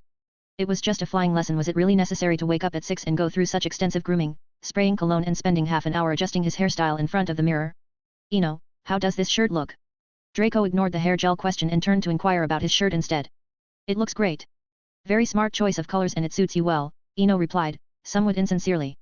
Honestly, if it weren't for Draco's daily wake-up service, Eno would have been tempted to point out that no one would lift his robes just to admire his hidden shirt. That's good to hear. Get ready quickly, don't forget we have flying class later. I'm off to the Great Hall. Draco said without looking back, leaving the dormitory. A few minutes later, Eno also got up from the bed. He was looking forward to the flying class. It wasn't just about humans' innate longing for the sky, it was also about potential survival skills for the future. Although the magical world seemed safe at the moment, nobody would mind having an extra life-saving method, even if it was just for traveling. Maybe I should get a broomstick. Eno thought aloud. Considering this, Eno glanced at the suitcase beside the bed. Despite its extension charm, it was still not enough to fit a flying broomstick. It seems England doesn't sell flying carpets. I guess I'll be busy during the summer break. While Eno was planning for a shopping trip abroad during the summer break, on the other side of the castle, the Great Hall, Draco had finally coincidentally met the person he wanted to see. Spotting Harry and Ron entering the Great Hall, Draco immediately abandoned his facade of pure-blood dignity and began loudly boasting. Before coming to Hogwarts, I was already proficient in flying a broomstick. Once, my father and I were flying home and nearly collided with a Muggle airplane. If I hadn't dodged in time, the Muggle plane would have been damaged. Draco was surrounded by Slytherin newcomers, proudly recounting his legendary experiences. At the Gryffindor table, Ron appeared to be drinking milk innocently, but his ears were perked high. Harry, are Muggle airplanes really that easy to damage? Aren't they very dangerous up in the sky? When it came to curiosity, Ron was always the one. Draco's just boasting. Harry decisively shook his head. Although I've never ridden a plane, those 100-foot-long metal guys are really dangerous if they come at you head-on. Neither he nor his father would have escaped unscathed. Merlin's socks. 100 feet? That's bigger than a dragon. Ron's eyes were filled with astonishment. He couldn't imagine how such a massive creature made of steel could fly up into the sky, let alone that this behemoth was made of steel. At the Slytherin table, Draco noticed Harry glance in his direction, and his excitement grew. Not only did he tell stories about dodging Muggle airplanes, but he also talked about racing dragons and flying with thunderbirds, embellishing his magical experiences one after another. Exaggerated embellishments and eloquent words made Eno stop and listen. At that moment, he even thought that if Draco changed jobs and became a bard, he might really have achieved a brilliant legend. _____. Chapter 29, The Flying Lesson, Verification and Hypothesis. The commotion in the hall lasted for more than half an hour, not because Malfoy had finished speaking, but because it was time for class. 9 a.m., outside the castle. Madame Hooch appeared right on time, riding her broomstick. After circling the students once, she landed steadily on the lawn. Before we start the lesson, I need to emphasize one thing. When we begin flying, you must follow my instructions. Of course, if you want to fall from dozens of feet in the air and spend the rest of the term in the hospital wing, then by all means, do as you please. Like all professors, Madame Hooch highlighted the risks in the first lesson. Everyone, come over here. I will only demonstrate this once. Madame Hooch walked in front of the group and began demonstrating the correct flying posture. Just as everyone was about to practice commanding their brooms to rise, a voice from the crowd called out. Professor, I have a question. Eno raised his hand and looked at Madame Hooch. His action successfully attracted everyone's attention, especially Hermione, who widened her eyes with a curious expression. This is good. If you have questions, ask them now. The same goes for all of you. Don't wait until you're in the air to have problems. Madame Hooch looked at everyone seriously, then walked over to Eno. All right, child. What's your question? Professor, I don't understand why brooms can carry us in the air. If it's purely magic, then why are there different brands and models, leading to different speeds and performances? What I mean is, if it's just magic, shouldn't their speeds be consistent? Eno asked his long-hidden question in one breath. He was curious about the working principle of flying brooms. If they only carried people in the air, it wouldn't be surprising and could simply be categorized as magic. But they were like machines, with different brands and models, and even different specializations, which was difficult to explain with just magic. Sorry, child. Your question is beyond my knowledge, so I can't answer it. But if it's about flying issues, techniques, or even safety knowledge, feel free to come to me anytime. Madame Hooch candidly admitted her limitations. She didn't feel embarrassed about not being able to answer a student's question as a professor, nor did she make up an explanation to brush off the student. But I suggest you take alchemy in your 6th year, or find the answer in the library. Thank you for your valuable advice, Professor. Facing the candid Madame Hooch, Eno did not forget his basic manners as a student. A friendly exchange between teacher and student. Neither Madame Hooch nor Eno found it inappropriate. But they forgot about the surrounding young wizards watching, especially the Slytherin girls, many of whom showed expressions of admiration. After all, as a student, stumping a professor with a question was a remarkable achievement, even if it was just the flying instructor. Compared to Slytherin, Gryffindor's reactions were more complex. There were looks of approval, silence, and disdain. But Hermione Granger, in particular, looked thoughtfully at Eno, and no one knew what was on her mind. After this small episode, Madame Hooch resumed her teaching. Listen up, when I blow the whistle, you need to kick off from the ground hard. Remember to hold on tightly to your brooms and try to rise a few feet. Finally hearing that they could fly, the young wizards showed excited expressions, including Malfoy. However, Eno remained unmoved. Perhaps pretending to be a seer for so long made him want to verify the inertia of fate. Just like during the sorting ceremony when Hermione didn't boast about Hogwarts, a history, preventing her first conflict with Ron. But unlike previous trivial matters, the upcoming event was crucial. It directly concerned whether Harry would join the Quidditch team. Only by joining the team would the trio suspect Snape during the matches, driving the subsequent developments. What he had to do now was simply be a spectator and see if Neville's broom would still go out of control as in the original story. 15 minutes later. Fate's inertia prevailed, and what was meant to happen still happened. Ah, help me! In midair, Neville's desperate cries for help echoed. The old broomstick, like a wild horse, quickly soared dozens of feet into the sky. On the ground, all the young wizards were in chaos. But Eno remained unmoved. He didn't try to show off his mediocre magic or attempt to save or earn points. After all, this was Hogwarts. A student dying in broad daylight? That was a joke. If Neville was really in danger, Eno would turn and leave without hesitation.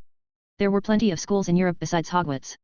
In midair, Neville clung desperately to his broomstick, struggling precariously.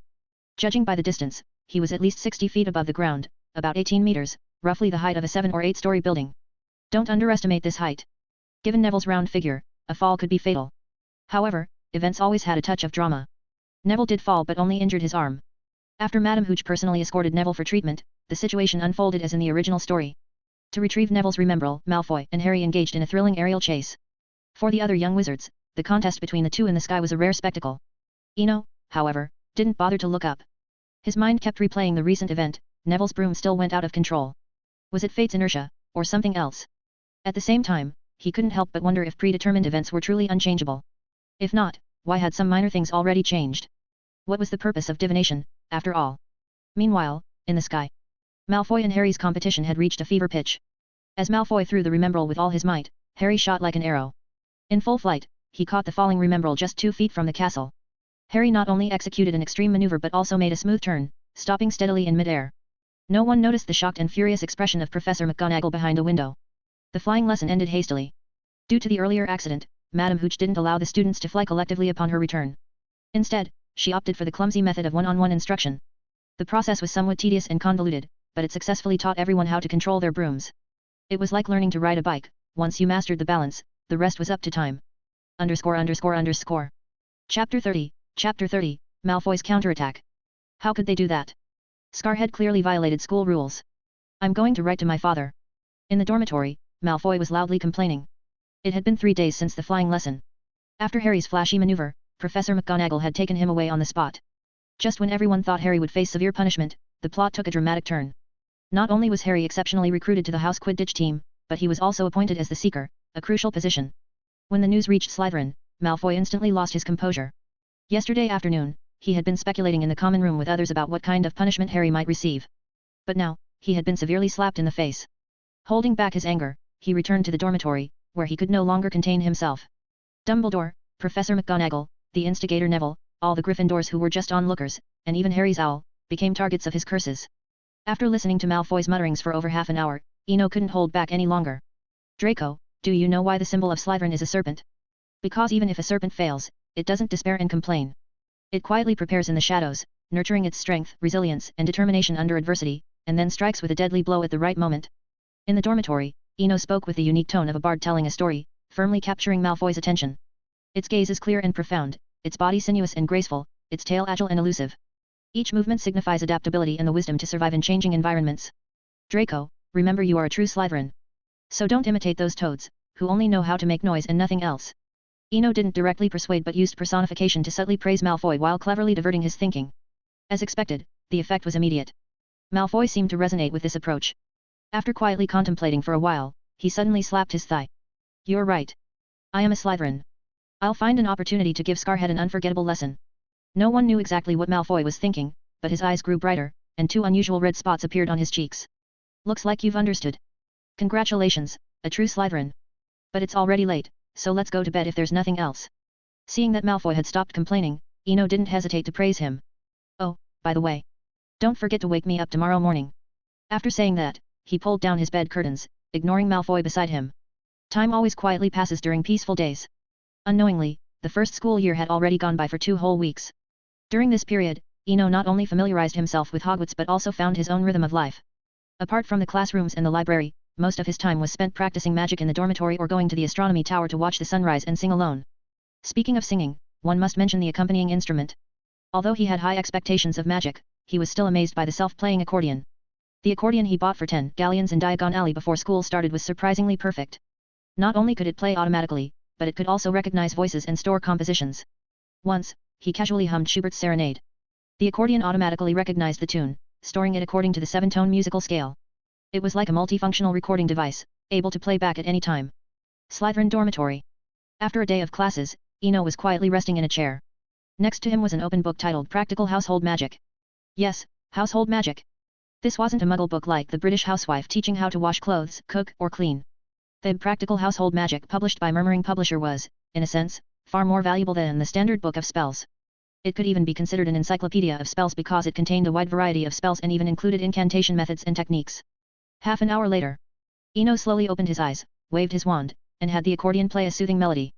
Every day, listening to music, reading, and practicing magic. To be honest, he had come to love the privileges of Slytherin. If he had been sorted into Gryffindor, as described in the original story, he wouldn't have had the peace to practice magic or even quietly do his homework. After all, no one could expect the boisterous and energetic Gryffindors to suddenly become quiet and well-behaved. Bang! Just as Eno was about to switch the music, the dormitory door was rudely pushed open. I just challenged Scarhead to a duel in the Great Hall, and he accepted. It's tonight at midnight in the trophy room. Rushing back to the dormitory, Malfoy excitedly recounted his recent experience, how he scared Harry into speechlessness, how Weasley could only stand by like a lackey. By the way, can you come with me tonight? Be my second and help teach Scarhead and his sidekick a lesson. Sorry. I won't break school rules. Eno refused without a second thought. Are you kidding? If the acceptance letter was the key to the path of magic, then a midnight duel was certainly a marker of adventurous departure. Who knew how many eyes would be secretly watching this duel? He had worked hard to keep a low profile for half a month, gradually fading from everyone's attention. Only a fool would jump out and become the focus again. Malfoy, on the other hand, seemed to have expected this result and wasn't angry at Eno's refusal. All right. Then I'll go with my plan. Haha. Scarhead is finished, and so is that Weasley. Seeing Malfoy immerse himself in some sort of self-satisfaction, sitting there with a silly grin, the scene felt so bizarre that Eno instinctively stood up, grabbed the accordion beside him, and walked out without looking back. Common room. Swinburne, are you going out? Stepping out of the dormitory, Eno heard a clear voice behind him and stopped in his tracks. Good afternoon. Miss Parkinson, and Miss Greengrass. In front of him stood 2 of his year mates, Pansy and Daphne. To be honest, these 2 girls were quite the figures in their year. Although they weren't much described in the original book, through this time spent together, Eno knew that the 2 girls before him were not easy to deal with.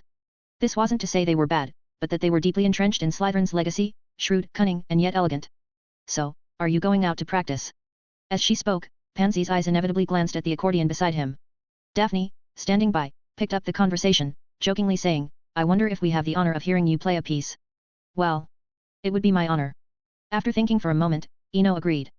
Since he chose to keep a low profile and integrate into Slytherin, he couldn't be too out of the ordinary. Proper social interaction was essential. Sometimes, excessive low-key behavior could be a form of conspicuousness. Although I don't have the skills for proficient playing yet, I can tell you an interesting story. Eno put down the accordion and found a secluded corner in the common room to sit down. If you want to support me and gain access to extra chapters, you can visit my Patreon page. patreon.com/dark_peace right bracket. https://patreon.com/dark_peace. I will be very grateful for your support. Chapter 31, The Midnight Duel. That night. Close to midnight, Eno heard a rustling sound in the dormitory, followed by the sound of the door opening a moment later. However, less than 20 minutes later, the dormitory door opened again. Hearing the noise, he couldn't help but smile wryly. Malfoy really never changes, or perhaps he's just persistent. In any case, he must have gone to inform Filch to catch them in the act. Let flowers bloom, let trees grow. Eno sighed quietly while lying in bed. Other people's stories had nothing to do with him, he was just a storyteller. In the trophy room on the 4th floor. In the moonlight, the crystal glass cabinets displaying the trophies sparkled, the trophies, shields, medals, and statues reflecting a faint silvery metallic sheen. The room was silent. 3 young wizards were slowly moving along the walls inside the room. Harry was holding his wand, his eyes fixed on the corridor ahead. It felt as if an enemy could appear in the dark corridor at any moment. Time passed by the minute. It's already past midnight. Why haven't Malfoy and his gang shown up yet? Harry asked nervously. Who knows? Maybe he's scared or maybe he overslept. But it's just as well Malfoy isn't here, considering we have an annoying tag along with us. I don't even know why she bothered to join, Ron said, getting impatient and taking his frustration out on Hermione. I never intended to tag along. Do you have any idea how many points you've lost since the start of term? Hermione retorted sharply, not letting Ron off the hook. She continued, as if she hadn't said enough, this is a trap. How have you not figured that out yet? A duel at midnight? Ha, only you would believe that and even goad Harry into it. Listening to the argument behind him, Harry began to feel he had been tricked, especially since it was already past midnight. This only made him feel more certain that Malfoy had fooled him. Forget it. Let's go back. Malfoy probably isn't coming, Harry said, turning to the other two. Let's go. Tomorrow, I'll make sure everyone at Hogwarts knows what a coward Malfoy is, Ron said angrily. Meanwhile, at the end of the silent corridor, a sudden noise made the 3 of them hold their breath. After a while, a series of intermittent mutterings broke the silence in the darkness. Where could those little brats be hiding? Don't let me catch you. Hiding in the corner. That highly recognizable duck-like voice immediately confirmed the speaker's identity for the 3, Argus Filch, the Hogwarts caretaker. Let's sneak out quietly before he finds us. Harry whispered, beginning to back away. However, before he could finish his sentence, there was a loud clatter behind him. It was clear that someone had knocked over a trophy. In the darkness, Harry couldn't see who had been so careless, but the loud noise had already alerted Filch. Ah! Got you, you nasty little brats. Run. Don't look back, Hermione shouted, grabbing the other 2, and they all ran madly. Even though they had been discovered, Filch hadn't seen their faces, so their only option now was to run and later deny everything. Hermione's idea was a good one, and Harry and Ron agreed. The 3 of them ran with their heads down, sprinting all the way. Half an hour later, Harry, still in shock, returned to the dormitory. He really wanted to go home, back to the small, cramped room under the stairs. He couldn't understand why Hogwarts kept such a beast, as big as a car, in a brightly lit corridor's abandoned room. While Harry was still recovering from the scare, elsewhere in the castle. The 4th floor corridor. The door to the room where the 3-headed dog was kept suddenly closed on its own. Then, a brilliant magical glow flashed across the door. The wooden door that Hermione had easily unlocked with a spell now gave off an aura of being unbreakable. Slytherin Dormitory. After a night of peaceful sleep, Eno opened his eyes in the morning to find Malfoy sitting in a chair, looking dejected. It wasn't hard to guess that Malfoy had gone out early to check the house points hourglass, and seeing no significant change in Gryffindor's points, he realized his plan had failed. Feeling a bit down was normal. However, being just a 10-year-old, his bad mood quickly passed. After washing up in the morning, it didn't take long for Malfoy to forget his previous disappointment and start talking about today's classes. Eno, do you think the defense against the dark arts professor will teach us some powerful spells today? I'm sick of transforming needles or messing around with that stupid feather, Malfoy said. Hearing the mention of defense against the dark arts, Eno was momentarily taken aback. Coming back to his senses, he replied truthfully, I advise you not to get your hopes up about the defense against the dark arts class. They won't teach you anything other than basic spells in your first year. At most, you might learn a distress signal spell. In his view, proper magical education should be gradual and systematic. If you start with earth-shattering spells, it's no longer magic, but mythology. Eno doused Malfoy's hopes with a cold dose of reality, then picked up his defense against the dark arts textbook and left the dormitory. Honestly, if he could, he would rather not face Quirrell, or at least not deal with Voldemort at this stage. Although he had the protection of occlumency, facing a once powerful Dark Lord was unpredictable. As Dumbledore once said, never underestimate the experience of a century-old man. Counting his true age, Voldemort would be a senior citizen in the Muggle world. Especially at this stage, with all 7 Horcruxes intact, Eno didn't want to test Voldemort's wisdom and reasoning. That said, even though he was internally resistant, some things had to be faced, there was no avoiding them. The only option was to go with the flow, as any form of evasion would only attract more attention. If only I knew the Obliviate spell. Eno thought to himself. If he could, he would selectively erase his memories about Quirrell temporarily. Sometimes, knowing too much just exposes more vulnerabilities. 6th floor of the castle, Defense Against the Dark Arts classroom. There were still 15 minutes before class, but the classroom was already filled with young wizards. After all, since the start of term, this was the first time they would finally have this class. Just listen to the name, Defense Against the Dark Arts. These words alone gave off a sense of sophistication. Thus, whether Slytherin or Gryffindor, everyone was quietly sitting in the classroom, all with expectant expressions on their faces. Even Harry and Ron, who had been tricked by Malfoy, were now just glaring at him. But there was no quarrel as usual when they met. Chapter 32, Hello, Defense Against the Dark Arts. Half an hour later. Defense Against the Dark Arts classroom. Quirrell single-handedly managed to eliminate the centuries-old feud between Gryffindor and Slytherin houses. He successfully unified the two houses, at least on the surface. The strong and pungent smell of garlic made it hard for the young wizards in the front rows to keep their eyes open. Combined with Quirrell's stuttering and textbook reciting teaching style, it made everyone drowsy, leaving them with no energy to pay attention to anything else. In the classroom, Eno sat in the middle back row, a spot neither conspicuous nor completely hidden. At the moment, like everyone else, his eyes were glazed over, and he looked like he could fall asleep at any moment. The only difference was that while others were genuinely struggling with Quirrell's teaching, he was just acting the part. He couldn't help it. Quirrell's skills were even worse than Aunt Aisha's nagging back in the fantasy world. Time passed with Quirrell's stammering reading. Now, you can, go to, class dismissed, no homework, Quirrell stuttered. As soon as Quirrell finished speaking, the classroom seemed to be injected with a stimulant. All the young wizards rushed out the door eagerly. Eno blended into the crowd, following the others out of the classroom. Everything was progressing well. During the class, he hadn't deliberately stared at Quirrell's turban, nor had he asked any strange questions. Reflecting on it, he wondered if he had again become a bit too self-assured, like during Charm's class. It was amusing to think about it, he wasn't Harry, so how could he attract everyone's attention? Besides, whether it was Voldemort or Quirrell, they were both focused on the Philosopher's Stone. They didn't have time to worry about unrelated matters. Meanwhile, after leaving the classroom, since it was still early, Eno wandered leisurely through the school corridors. Like a tourist, he stopped at every window he passed, gazing out at the castle in the distance. Perhaps having just finished a tense performance, he felt even more that this carefree school life was incredibly precious. Please, wait, a moment. The stuttering voice suddenly came from behind, startling him into almost a defensive stance, his hand instinctively reaching for his inner pocket. He quickly realized that he was being overly cautious in the busy daytime corridor. Phew, why were you running so fast? I haven't seen you in the library these past few days. Did something happen? The voice drew closer, and Eno finally recognized that it had nothing to do with Quirrell. Standing in front of him was a small brown-haired girl with bright eyes and a concerned expression. Honestly, this scene made Eno feel quite touched. To be fair, aside from the fantasy world, Hermione was the first person to genuinely show concern for him without any ulterior motives. In the past, whether at the orphanage or doing fortune-telling outside the primary school, all the greetings, attention, and conversations he received were always driven by some purpose. But now, Hermione's sincere concern seemed especially precious. Hey, I'm talking to you. Don't zone out. Hermione waved her white, tender hand in front of Eno's eyes. I'm fine, nothing happened. I haven't been to the library these days because I've been organizing the knowledge I've already acquired. After all, excessive intake can make one a slave to knowledge. Incredible, I can't believe I heard a platonic sentiment. I really can't understand how you ended up in Slytherin. Hermione's words were full of regret. Ha ha ha, I remember I answered a similar question from you in the side hall before the sorting. Before Eno could finish, Hermione lifted her head, gazing at the sky at a 45-degree angle, and began mimicking Eno's tone from that time. I don't know. However they sort me, I don't care. Honestly. Do you know, your expression was so annoying back then. Really? But I genuinely don't care about the sorting. Eno turned around, looking seriously into Hermione's eyes as he spoke. After a few seconds of eye contact, Hermione lowered her head, muttering quietly. Speak up. I can't hear you at all.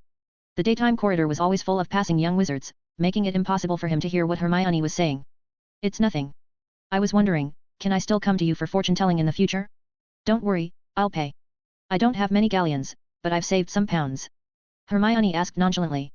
Of course, if you ignored the tightly clenched fists under her robe and the restless kicking feet, you might really believe she didn't care. However, Eno didn't notice Hermione's little gestures and responded casually. Of course. I'd be very happy to have your business.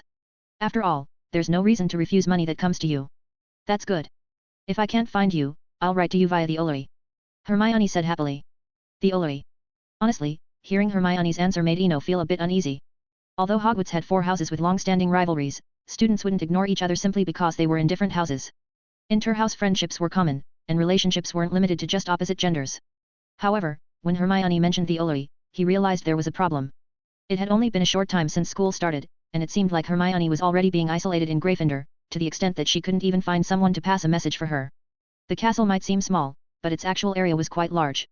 Combined with the labyrinthine staircases, finding someone without mobile communication could be really difficult. Thus, passing messages between students had become a shared tradition. Even the most contentious Gryffindors and Slytherins rarely refused to help pass a message. Because of this, Eno guessed how bad Hermione's situation in Gryffindor must be. No one in the first year Gryffindors had told her about the tradition of passing messages between houses. Thinking of this, Eno felt a pang of sympathy and said, "No need to spend 2 nuts on sending a letter. If you can't find me, leave a note in the library and leave it with Madame Pants. Mention my name, and she'll help." Speaking of Madame Pants, from the first day of school, he had spent considerable effort getting close to her. If this were a game, it would be like maxing out her affection level. So leaving a note or passing a message was a trivial matter. "You managed to convince Madame Pants to help." Hermione's eyes widened in disbelief. "Because I'm a good student and never break school rules," Eno stated matter-of-factly. As for following school rules, from the beginning of the term until now, he hadn't lost a single point. In fact, he had earned quite a few points here and there. Talking about following school rules seemed to hit Hermione's sweet spot. The two of them continued walking back and forth in the corridor, chatting until it was nearly noon, and Eno finally used lunchtime as an excuse to end the conversation. He really had no choice. Hermione felt like someone who had been stranded on a desert island for years and suddenly found a companion, having endless things to talk about. "Next time, I'll definitely suggest meeting in the library." Eno couldn't help but rub his sore calves. They had been walking and talking from 10 in the morning until lunchtime. His legs were sore, yet Hermione seemed perfectly fine, even slightly skipping as she left. It was hard to understand. Chapter 33, Chanting at the Astronomy Tower. Hogwarts, Astronomy Tower. Compared to the castle's lively atmosphere, the Astronomy Tower was always the loneliest and most tranquil place. Saturday, a chilly morning. Eno, as usual, got up, washed, dressed neatly, and then brought his accordion to the top of the tower once more. He sat on the ground, quietly waiting for the dawn. About a quarter of an hour later, when the first rays of dawn shone on the highest spire of the castle, it was like a touch of golden magic, making Hogwarts look solemn and magnificent in the morning light, like a giant long guarding this land. The sun rose, and the warm sunlight passed through every window of the castle, illuminating every corridor. To be honest, Eno really enjoyed this feeling, sitting quietly alone, in his own time.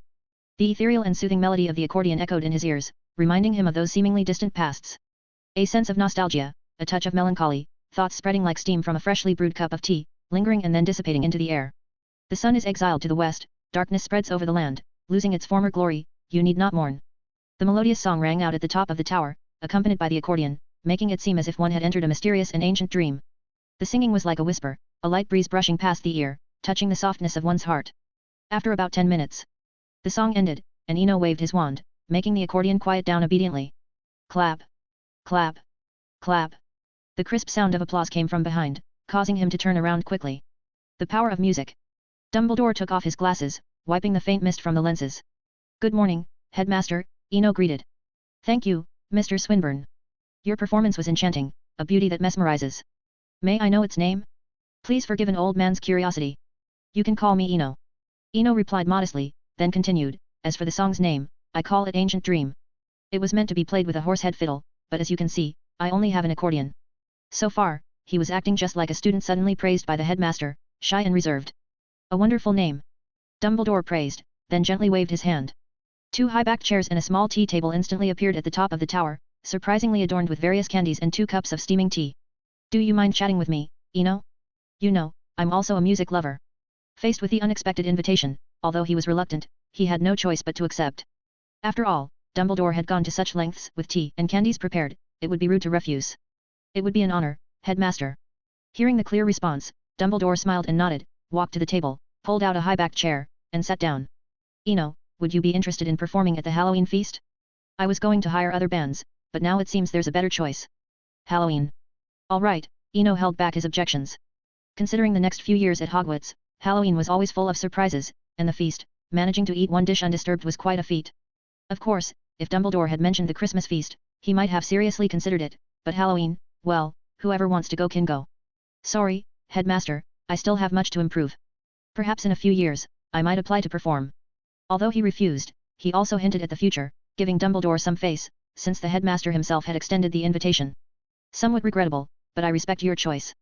Dumbledore said, unchanged in expression. It seemed being refused was within his expectations. The tower fell into a brief silence. Since Dumbledore stopped speaking, Eno also enjoyed the quiet, appreciating the hot tea and free candies on a cool morning was indeed pleasant.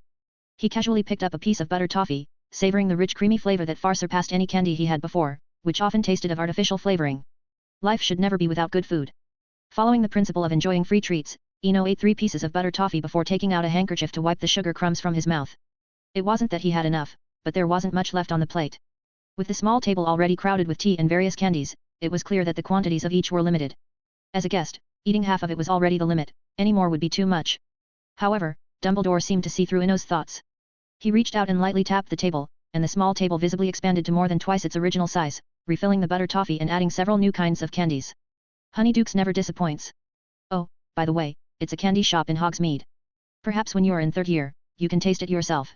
If they all have this quality, I'll definitely be a regular. Eno said, while picking up another unknown candy and popping it into his mouth. After all, with the headmaster treating, it was hard to pass up the opportunity. It wasn't about being cheap, but truly a rare opportunity. Hogwarts seemed somewhat unfriendly to students below 3rd year, imagine a boarding school without even a small shop. Pure-blood wizards had it easier, though still a hassle, as they could at least write home for supplies. The ones truly suffering were the Muggle-born students, unable to taste magical candies or enjoy other interesting items while at school. Despite his wandering thoughts, Eno never initiated conversation. He focused on eating more and speaking less, perfectly embodying a shy student in front of the headmaster. When Dumbledore asked, he answered. When Dumbledore was silent, he remained quiet. This kind of interaction could be called awkward chatting. They continued this sporadic conversation for a long time, until the sun was fully up. I should go back now, headmaster, Eno said, standing up. Thank you for keeping me company for so long. I hope we can have such chats again in the future. You know, sometimes I do get lonely, Dumbledore half-joked. In response to the headmaster's suggestion, Eno neither accepted nor rejected, merely bowing slightly before turning to pick up his accordion and head towards the stairs. However, just as Eno was about to leave, Dumbledore's voice came again. Child, you need not fear, nor avoid anyone. Because until my death, no one at Hogwarts can harm you, I promise. Chapter 34, 2 months later. Time always slips away unnoticed, like a silent journey that takes away the noise of youth and leaves behind the erosion of years. It had been exactly 2 months since the start of the school year. During this time, the once new students had fully integrated into Hogwarts. They had gradually transformed from being bewildered to becoming familiar with everything about the castle. Perhaps around this time next year, they could look down on the new students with the demeanor of experienced upperclassmen. As the end of October approached, the temperature at Hogwarts had already dropped below 10 degrees Celsius. If it rained a few more times, the temperature would fall even further. Now, not only in Slytherin but in all 4 house common rooms, fireplaces were lit, and the rising flames dispelled the chill in the air. Of course, all of this seemed insignificant to the young wizards in the castle. Because as November approached, they would celebrate their first holiday since the start of the school year, Halloween. On the last day of October, in the charms classroom. The key point of the levitation charm is to remember the subtle wrist movement we've been practicing. As usual, Professor Flitwick stood on his desk, explaining the key points of casting the charm to everyone. A swish and flick, remember, a swish and flick, the short professor emphasized repeatedly in his sharp voice. The precise incantation is also very important. Don't forget Baruffio, who said F instead of T and ended up on the floor with a buffalo standing on his chest. In the classroom, Eno listened attentively. Although he had already mastered the levitation charm, he still learned many practical techniques in charms class. Moreover, the knowledgeable Professor Flitwick could always perfectly answer all his questions. For instance, at this moment, Eno raised his hand again. After getting the professor's permission, he slowly asked. Professor, what I want to ask is, if I prepare in advance and then deliberately mispronounce the spell, can I get a free buffalo? Eno asked the question that had puzzled him for a long time and was very important to him. In the fantasy world, although people wouldn't starve, who wouldn't prefer tender beef to dry cheese if they could improve their meals? Great question. Professor Flitwick clapped as he spoke. Theoretically, yes. But this involves a more advanced spell summoning charm. It's like the basic transfiguration rules you learn in transfiguration class, you can't create food out of thin air. Similarly, I must emphasize that magic doesn't create objects. Just like this accidental buffalo, it wouldn't appear under certain conditions, such as in the deep sea or desert, where there's no environment for a buffalo. Professor Flitwick said this all in one breath. While other young wizards seemed confused, Eno listened carefully and developed his own understanding. In short, it was similar to the summoning technique in Naruto, where the summoning contract equals the surrounding environment. With this prerequisite, you can use a technique or magic to summon something regardless of distance. Time ticked by. In charms class, as more feathers floated above the desks, the smile on Professor Flitwick's face never faded. By the end of the class, about half of the students had successfully cast the levitation charm. The remaining few just needed more time. With such excellent classroom performance, Professor Flitwick decided to cancel this week's charms homework, a decision that made everyone cheer and enjoy the Halloween joy in advance. After class, everyone wore relaxed smiles, especially with the enticing aroma of pumpkins wafting through the castle. The great hall, corridors, and even the moving staircases were decorated with colorful Halloween decorations, flapping bats, low-hanging clouds, and creepy masks. Overall, it looked both eerie and mysterious. In the evening, the great hall was brightly lit as everyone gathered to celebrate the annual Halloween feast. At the Slytherin table. Eno, are you starving? Malfoy asked in surprise. In his memory, Eno always ate slowly and gracefully, never rushing or competing for food. But now, he seemed to disregard all manners. Starving. Eno looked up in surprise. Seeing Malfoy's hesitant expression, he suddenly understood. Today's steak and pumpkin pie are amazing, Draco. Trust me, you should eat more. Without waiting for Malfoy's reply, he focused again on the food on his plate. Watching Eno eat heartily, Malfoy hesitated before taking a piece of pumpkin pie himself. Perhaps it was psychological, but it did taste different to him. The two's unusual eating habits caught the attention of many Slytherins. But since Eno and Malfoy were not to be trifled with, everyone just glanced curiously without saying anything, unlike when Pansy scolded Goyle for his poor manners. The feast proceeded smoothly. Suddenly, Professor Quirrell, the defense against the dark arts teacher, stumbled into the great hall. Troll, in the dungeon, thought you ought to know. As if carrying out a mission, Quirrell uncharacteristically managed to speak a whole sentence without stuttering before collapsing to the floor with a thud. Quirrell was silent, but the great hall erupted into chaos. The older students remained calm, but those below third year were already panicking. Silence. With the aid of magic, Dumbledore's voice drowned out everyone else's. Prefects. Lead the students back to their dormitories immediately. No further words were needed. At the Slytherin table, including Montague and the 5th, 6th, and 7th year prefects, all drew their wands, showing neither fear nor concern about a troll. It made sense, as the difference between a high-level student and an adult wizard wasn't significant. Especially prefects, who were elite, had no reason to fear a troll. Here, it's worth mentioning the Ministry of Magic's puzzling classification of magical creatures. It was baffling that a stupid troll was rated XXXX, on par with unicorns, grabhorns, and even phoenixes. In the Great Hall, the Slytherins followed the prefects orderly, heading towards their common room. Eno also followed the group. Although he knew what would happen tonight, he had no intention of getting involved. Perhaps in the past, he would have considered Hermione's safety, but after talking with Dumbledore in the astronomy tower, he fully understood the headmaster's control over Hogwarts. Listen to him, there's no need for fear, no need to hide from anyone. If technology could function in the castle, he would suspect Dumbledore had installed surveillance cameras to monitor everything. Otherwise, how could he know so much? Chapter 35, Halloween Feast. Compared to the chaotic Great Hall, the rest of the castle was much quieter. In the girls' bathroom, Hermione was huddled in a corner, feeling miserable. She couldn't understand what she had done wrong. She had followed Hogwarts rules and the professor's instructions, and she had worked hard to earn points for her house. Yet, reality had hit her hard. Not only were her dorm mates, but nearly all the first-year Gryffindors were subtly ostracizing her. Just today in Charms class, she had merely spoken a few fair words and was mocked and ridiculed by Ron and other boys, even earning a new nickname. It's no big deal, and I do have friends, Hermione whispered to herself, as the image of a tall, slender boy surfaced in her mind. His short dark hair, clear eyes, and always gentle smile were comforting thoughts. It should have made her happy, but for some reason, thinking about him made her tears flow uncontrollably. After crying silently for a while, Hermione took out a handkerchief from her pocket and gently wiped her tear-streaked face. She planned to leave the bathroom. After all, tonight was the Halloween feast, and she didn't want to miss the first festive event of the school year. More importantly, she hoped to catch a glimpse of him in the Great Hall. However, fate often plays little tricks when least expected. Just as Hermione was about to leave, a massive shadow appeared at the bathroom door, accompanied by an indescribable stench. The 12-foot-tall behemoth was impossible to miss. Its bald head and somewhat bewildered eyes made its identity clear at a glance. A troll. Hermione instantly recognized the creature and instinctively wanted to scream but managed to cover her mouth just in time. I hope you won't mind my absence, she thought, remembering her library appointment with Eno tomorrow. Faced with a life-threatening situation, that was all she could think of. Meanwhile, the troll had lumbered into the bathroom and stopped by a faucet. Crash. Perhaps it was thirsty, for it smashed the large wooden club it was holding against the water pipe, sending a spray of water everywhere.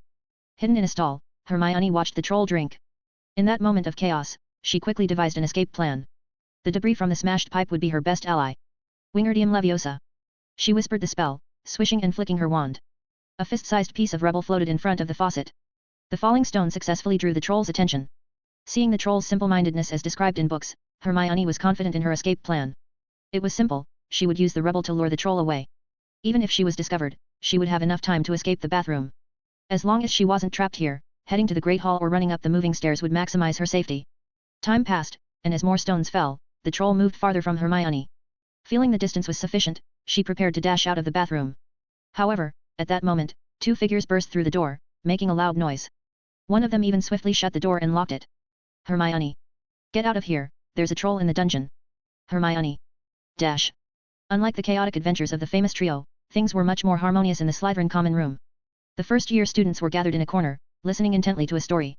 Around them, several upper-year students, who seemed indifferent but were actually keenly listening, formed an outer circle.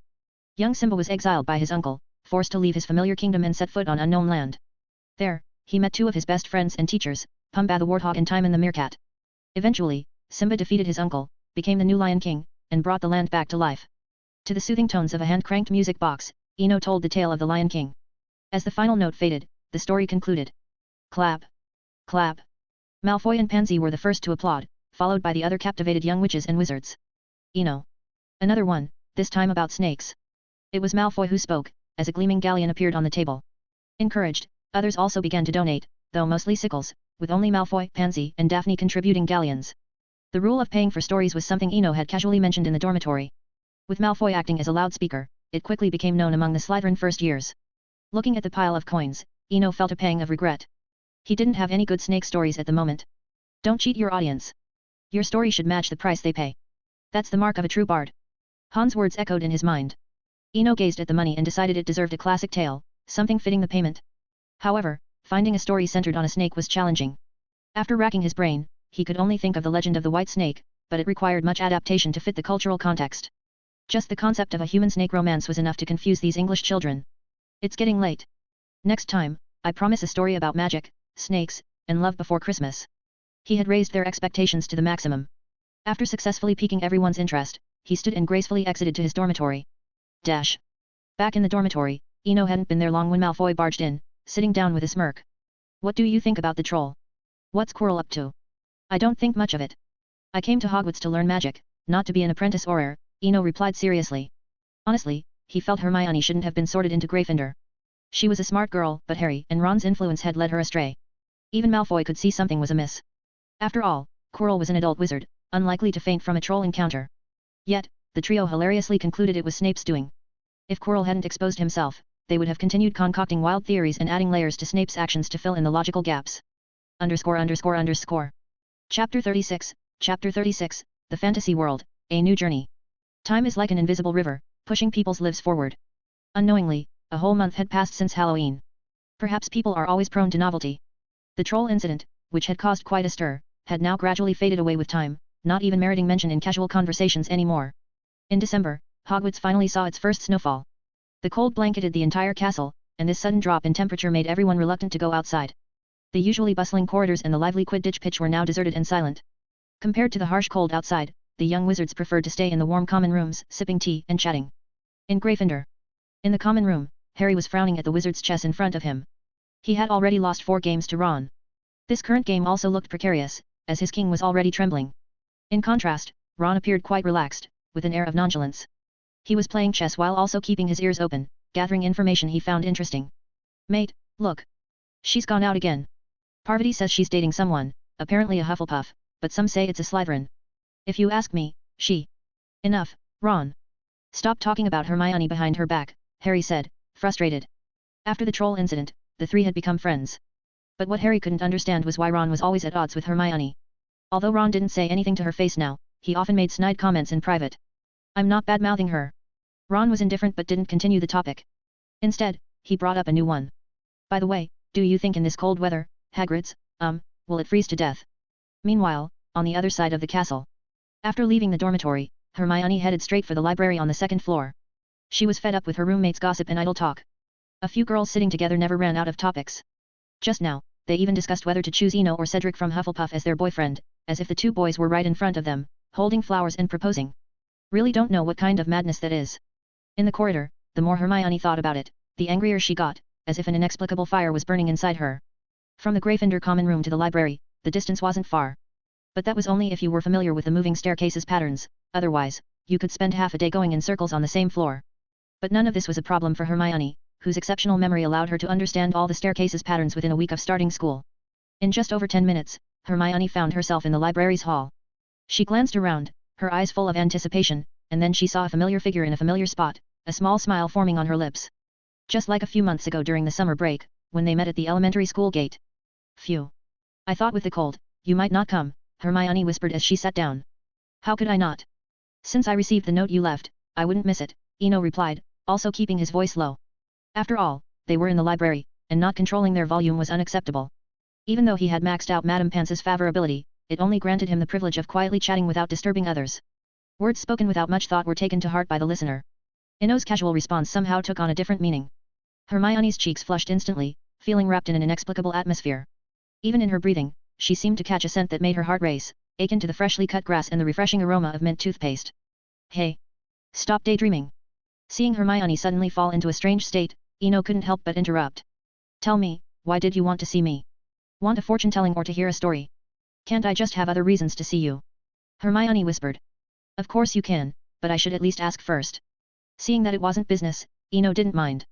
He had long given up on making money from these activities, now, whether it was fortune-telling or storytelling, it was more about enjoying the process. Eno, do you know someone named Nicholas? Nicholas Flamel. Time flew by.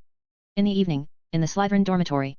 Eno opened his undetectable extension charm suitcase, placing various cheeses, dried meats and other easy-to-preserve foods he had obtained from the kitchen, along with his accordion, wool blanket, and several magic books. The reason for all this was that during the afternoon's chat in the library, he had felt a familiar thrill. Clearly, after more than 5 months, the opportunity to enter the fantasy world had come again. Although this time, the interval had indeed been quite long. But he couldn't care about that now.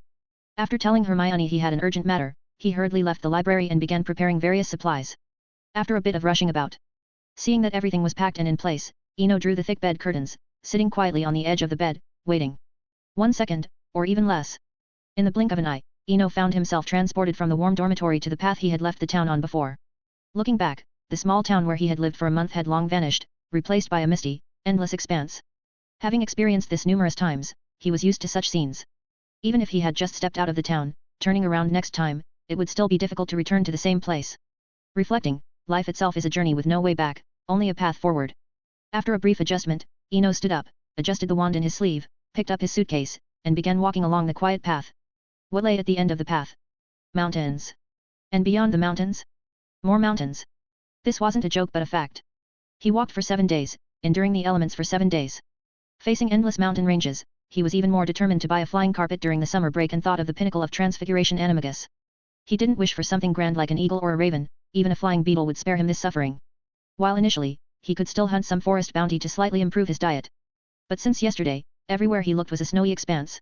Not a single animal, not even a green plant, was in sight. Only white, and more white, as if he were in a world of ice and snow. The journey continued. It was unclear how much time had passed, but Eno finally saw a different scene. Modern civilization. A street lamp stood in the distance, like some sort of marker, appearing suddenly. This sight filled him with a sense of vague familiarity, as if he had seen it somewhere before. However, before he could think further, he was drawn by the sound of footsteps approaching tap, tap, tap. Dash. Chapter 37, Chapter 37, The Lion, the Witch, and the Wardrobe. As the footsteps approached, Eno became increasingly alert. After all, it was already quite eerie that a lamppost suddenly appeared in this desolate wilderness, not to mention the footsteps that sounded anything but normal. After a moment. Whoa, upon seeing the newcomer, Eno quickly shook his wrist, and the wand hidden in his sleeve instantly appeared in his hand. There was no other choice, the person before him, if one could even call it a person, was quite horrifying and strange. Standing about 3 feet tall, just slightly taller than Professor Flitwick, but that wasn't the main point. The key point was that it had the head of a goat, with a pair of sharp horns glaringly exposed. Its lower body was also that of a goat, complete with hooves, and it even had a short tail. Facing this appearance, one couldn't afford to let their guard down. Frankly, goats, or specifically billy goats, have been seen as symbols of darkness, evil, lust, and aggression in Western history since ancient Greek times. More importantly, Asmodeus, the demon of lust among the 7 deadly sins, is also depicted as a billy goat. On the other side. At the moment the wand appeared, the goat man seemed startled and began to scream. Baa. An accomplice of the evil witch. Terrifying. The goat's frightened voice echoed through the silent, frozen forest. Before Eno could explain, the goat man vanished in a flash, scampering away on its strong hooves. After a while. I was careless. Coming to his senses, Eno regretted his previous actions. The few months of peace at Hogwarts had made him almost forget the traditions of the fantasy world. In all folk tales and fables, wizards have never been positive figures, always either black or white. In contrast, princes, knights, adventurers, and soldiers often received more goodwill. In truth, his identity as a bard has always been more of a neutral role. He wouldn't receive extra goodwill, but he also wouldn't scare away a goat man with a scream. With this realization, he put the wand back in his sleeve. Then, he opened his suitcase, took out his accordion, fastened the strap, and slung it across his body. There was no need to change clothes, as plain robes weren't exclusive to wizards. Having done all this, he continued walking along the previous path. Walking in the dense, dark fir forest, his feet crunching on thick snow. The sky was grey-blue, like what one would see on a clear winter morning. The surroundings were unusually quiet, the entire forest deathly still, with not even a single robin or pine marten in sight. Everything was eerily silent, as if that goat was the only living creature here. This made Ino regret his recklessness once more. I need to buy a magic carpet, learn animagus, and maybe steal the sword from the hat to pretend to be a knight. Never mind, that's too difficult. I'll just have Malfoy buy a replica. He muttered to himself as he walked. After all, surrounded by endless white and the silent forest, he had to say something to keep his mind from going numb. Otherwise, if another unexpected event occurred and he instinctively drew his wand again, this fantasy journey would be over before it began. Jingle bells. In the distance, another sound finally emerged. Jingle bells. After confirming it wasn't his imagination, Ino's spirits lifted, and a gentle smile spread across his face. The sound grew closer and closer. Finally, a sleigh pulled by 2 reindeer appeared before him. The reindeer were about the size of Shetland ponies, but their fur was pure white, even whiter than the snow around them. Their branched antlers seemed gilded, shining brilliantly like burning flames under the sunlight. Their harnesses were made of scarlet leather, adorned with colorful bells that jingled with every movement. Driving the sleigh was a dwarf, about 2 feet tall, with a beard so thick it reached his knees. All of this was unremarkable, fitting well within the realm of fairy tales and folklore. However, what truly amazed Ino was the passenger in the sleigh's main seat. A tall, regal woman, holding a light blue crystal scepter, crowned with gold, her pale skin and bright red lips composing a beautiful face. But all this was marred by an air of aloofness and cruelty, giving her an unapproachable aura. The wolves reported that a wizard has entered this forest. Is it you, little one? A cold voice sounded, and countless responses flashed through Ino's mind, but he dismissed them one by one. Sorry, madam, there must be some misunderstanding. As you can see, I'm just a wandering bard. Saying this, Ino patted the accordion hanging on his chest. A bard? Ha! The woman sneered, glancing dismissively before raising her scepter. With a wave, an arrow of condensed ice shot toward him. In his more than 2 years of traveling, this was the first time he encountered such hostility. After all, which proper story starts with an immediate attack? Moreover, an attack meant to kill.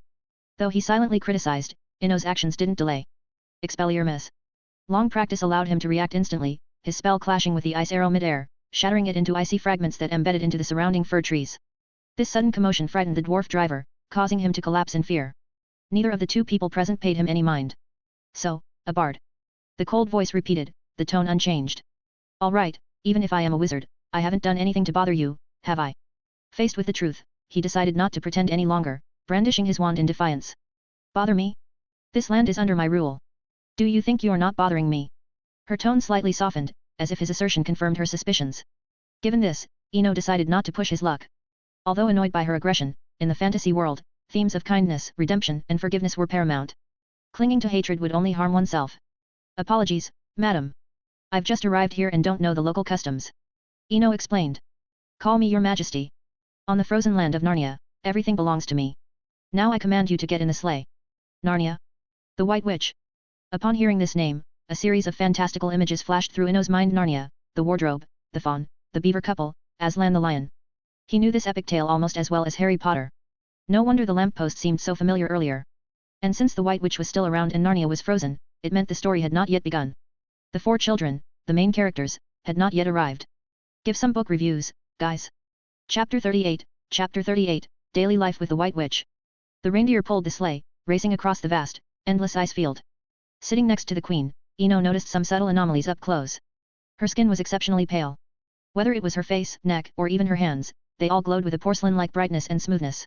This sight made Ino think, no wonder the kind inhabitants of Narnia mockingly call her the evil White Witch. If she had a different skin color, who knows what kind of strange nickname she might have received. As Ino continued to observe, a cold voice interrupted. What are you looking at? I was checking how much longer until we arrive since we've been on this sleigh for quite a while. Even when caught spying, Ino calmly fabricated a reason to cover it up. Call me your majesty. All right. Your majesty, I was just checking the journey. Ino adapted the title readily, since it didn't cost him anything. In fact, the witch was indeed a legitimate queen. The witch made a barely audible sound through her nose. Unnoticed by anyone, the 2 silver fur runners of the sleigh were emitting a faint blue light. Wherever they passed, the soft snow instantly hardened into a smooth ice surface. It was fortunate that the barren ice field had no reference points, otherwise, it would have been evident that the sleigh's speed had increased significantly. They sped along the way. Finally, after crossing a frozen river, the sleigh arrived at a relatively flat area. The White Witch's palace castle stood proudly on the ice field. Compared to Hogwarts' grandeur, this ice-sealed castle exuded a sharp atmosphere. Apart from the main building, it was entirely composed of tall spires, like an array of spears, solidly guarding the surroundings. The sleigh came to a steady stop outside the main gate of the castle. "Simon, park it properly. Then notify them to prepare the banquet." The White Witch dismounted first and instructed the dwarf ahead. Eno followed behind the witch, maintaining a standard courtly distance of 1 pace. The two walked through a narrow corridor and arrived outside the castle's great hall. Throughout the journey, Eno noticed something strange. It was too quiet here, the vast castle seemed devoid of any living beings.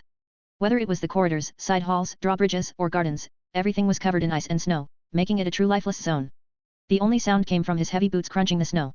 As for the White Witch, even though she wore 12-centimeter crystal high heels, they made no sound on the ice and snow. Bam! The heavy stone doors of the hall opened automatically.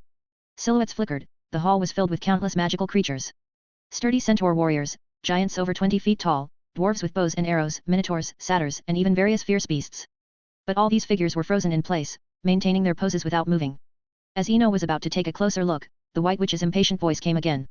"Ignore them, they are just former rebels who now serve as decorations in my castle." Time passed slowly.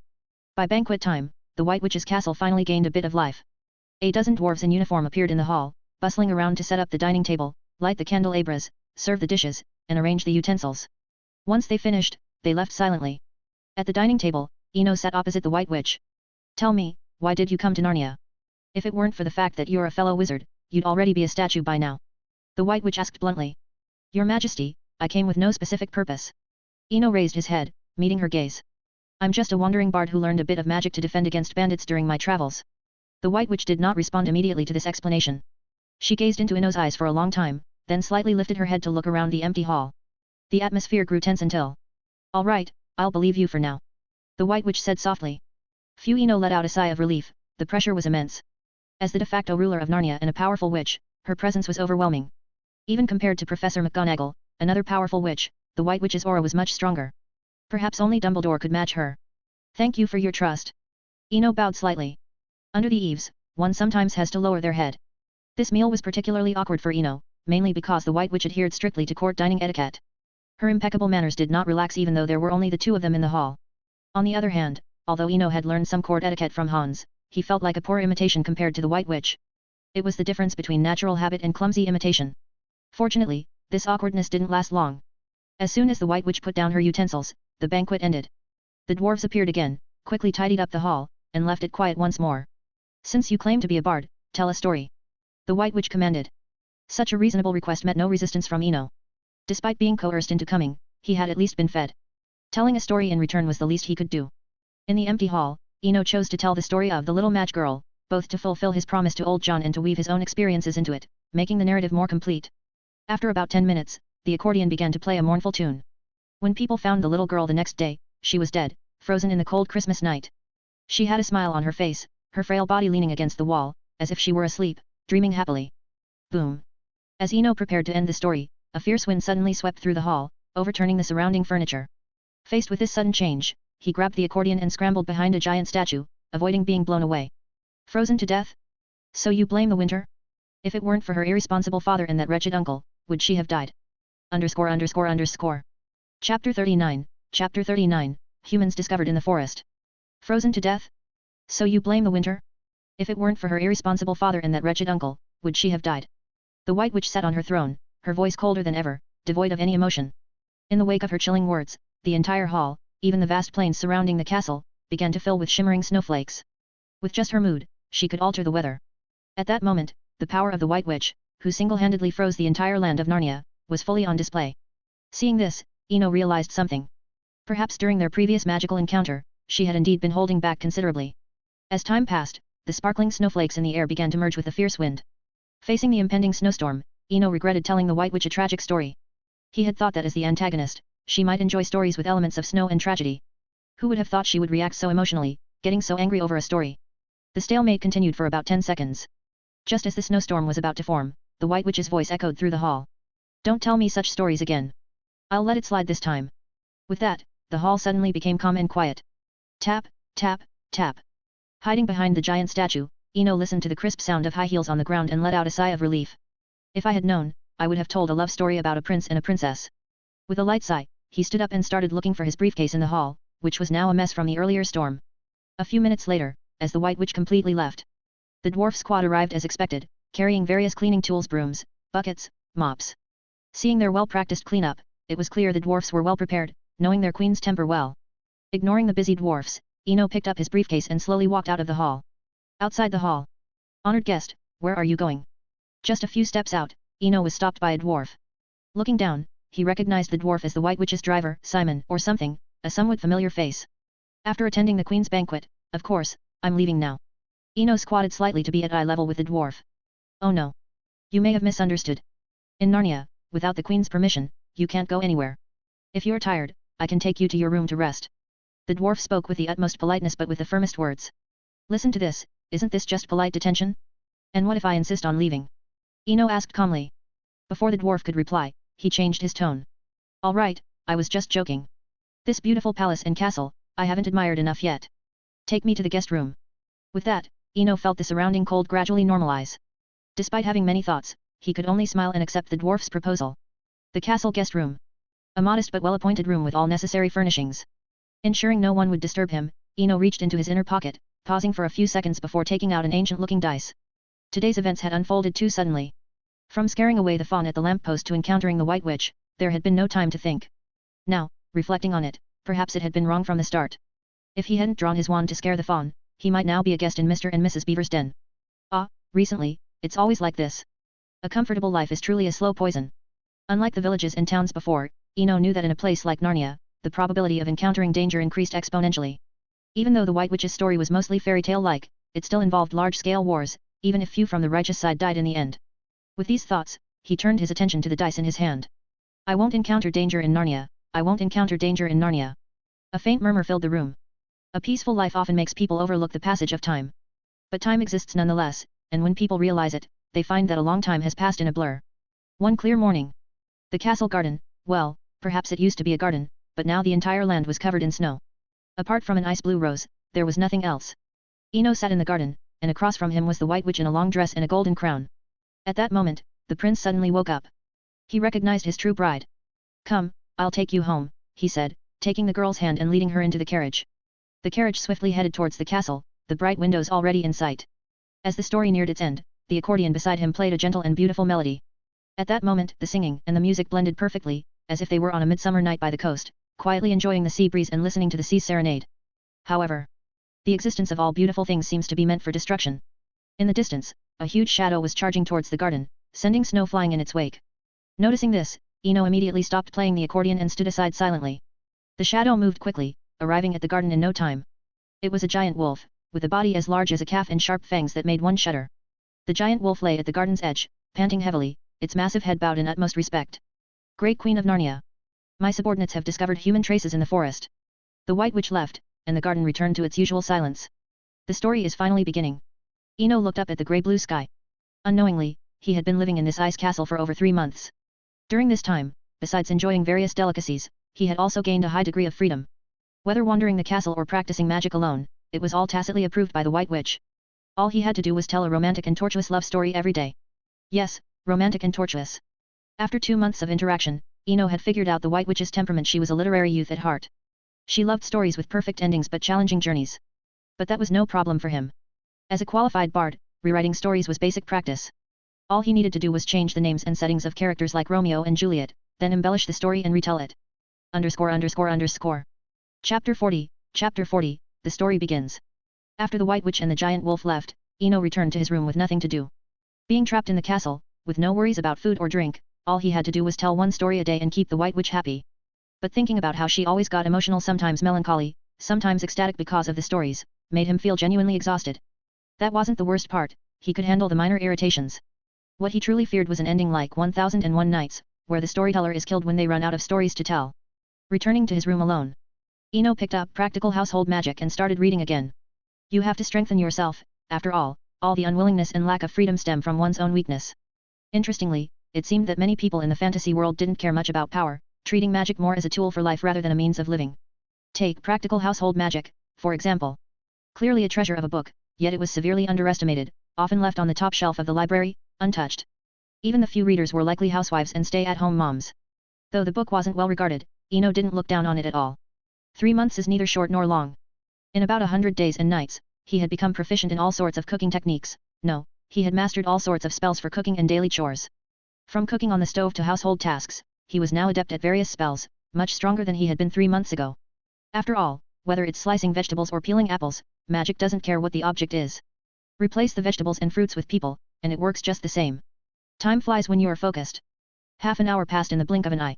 Just as Ino was about to practice peeling a lobster, a rapid knock on the door interrupted his thoughts. He got up and opened the door, unsurprised to see an old acquaintance, the former dwarf coachman, Simon. Guest. Starting tomorrow, you don't need to go to the garden on schedule. Everything else remains the same. If you need anything else, just come to me. Simon brought the White Witch's new instructions. This was good news, but also news that required caution. After Simon left, Ino went to the window. Outside the castle seemed unusually lively. In the afterglow of the sunset, shadows were scattered all over the ice-field. Wolves, hyenas, vultures. Clearly, the curtain of Narnia had been drawn, and the White Witch had no time for stories anymore. But faced with such an epic story, he knew he could do nothing. Even being a spectator seemed out of reach. A sense of powerlessness welled up inside him. As a storyteller, he couldn't be there to witness the story unfold, which was a great irony. Days passed one after another. Narnia quietly changed the sky, the earth, the mountains, the rivers, all were silently transforming. Meanwhile, outside the castle, more and more creatures gathered. Initially, there were only scouts like wolves and vultures, but now there were minotaurs wielding giant axes, strong polar bears, even 20-foot-tall cyclops. Not counting those arriving gradually, the ice field was already a dense, endless mass. It seemed the White Witch was gathering all the troops she could command. Compared to the turmoil outside, Ino's room remained peaceful. Except for going to the dining hall on schedule, he stayed in his room practicing magic, unaffected by the chaos outside. However, this tranquility didn't last long. On the dawn of the 7th day, the dwarf knocked on his door again. The castle garden. Ino saw the White Witch after a long time. She seemed more majestic than before, exuding a suffocating sharpness. "Good day, Your Majesty," Ino greeted softly. But he was met with silence. The White Witch sat quietly in her chair, not turning to look at him, staring at the only flower in the garden, seemingly indifferent to everything around her. After some time, the ice blue rose had become even more crystal clear. Seeing she didn't want to talk, Ino sat quietly beside her. If she didn't want to talk, neither would he. In terms of silence, he wasn't afraid of anyone. Time seemed to stand still.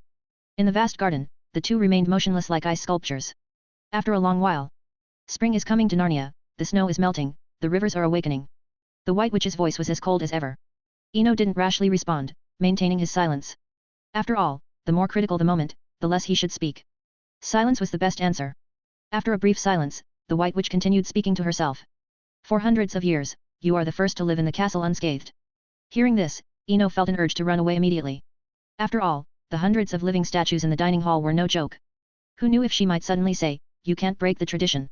Just as he was mentally mapping out escape routes, the White Witch's next words made him breathe a sigh of relief, finally putting his mind at ease. "Do you know why? Because you are the only one who neither opposes nor flatters me, which I find very interesting. Of course, you didn't disappoint me either. The stories you've told since then have been very interesting and wonderful." "Thank you for your praise and recognition, Your Majesty," Ino responded softly. "Such is the art of language, remain silent when you should, respond when you must. Although the stories are wonderful, I want to say that you don't need to change the original storylines to please me. Tragedies cannot become comedies. Forcing a reversal only results in awkwardness." With that, the White Witch turned her head, quietly gazing at the sky. "Is it out of fear? If so, you needn't be. If I wanted to harm you, I would have done so long ago." Though her tone was calm, it carried an undeniable authority. "Moreover, with your half-baked tricks, you have no chance to resist, and you know it well. Even if fate favors you and you can perform a trick or two. On the other side." Faced with this sudden confrontation, Ino found it difficult to respond. He wanted to flatter her, but those calm, indifferent eyes made all his lies vanish. The deep, star-like pupils made it hard for anyone to lie. After 3 months together, the White Witch felt incredibly unfamiliar at this moment. It seemed she wasn't as he thought, a literary young woman easy to fool. Rather, she appeared as a wise observer, understanding everything and quietly watching everyone's performance. "Your wisdom is admirable, Your Majesty," Ino sincerely exclaimed. This time, he was truly grateful. Grateful that the White Witch was a fairy tale villain, not a traditional villain. "Ha ha ha." The White Witch unexpectedly laughed out loud. Her bell-like laughter echoed through the castle garden, strangely pleasant. Moments later, the laughter subsided. "Go. Leave here, leave the castle, go wherever you want." Chapter 41, The Dwarf's Honesty. The White Witch just let him go so easily. Ino was somewhat astonished, even suspecting for a moment that there was something wrong with his hearing. He had thought that today's confrontation would end with him being coerced into joining her cause. Who would have thought that she would let him leave so nonchalantly? For a moment, he stood there in a daze, unsure of what to do next. However, the White Witch seemed to possess a magic that could see through people's hearts. Who do you think you are? The High Law? I didn't freeze Narnia for 100 years relying on lackeys. The atmosphere in the garden, which had just begun to ease, turned grim once more. Apologies, Your Majesty. I just... Get out. Pack your things and take your accordion. I'll have a vulture take you. Facing the enraged White Witch, Ino felt a bit scared deep down and regretted his hesitation earlier. Like a dragon never lies to a wagtail because there's no need to, he thought he shouldn't have hesitated. With that in mind, he didn't try to say anything else, bowed slightly and quietly retreated. The castle tower.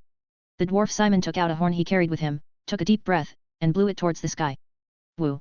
With the low sound of the horn, about 5 or 6 minutes later, a black shadow appeared on the distant horizon. The shadow moved quickly, and in the blink of an eye, it flew to the tower. After a gust of strong wind, a gigantic vulture over 3 meters tall came into view. This was a true bird of prey.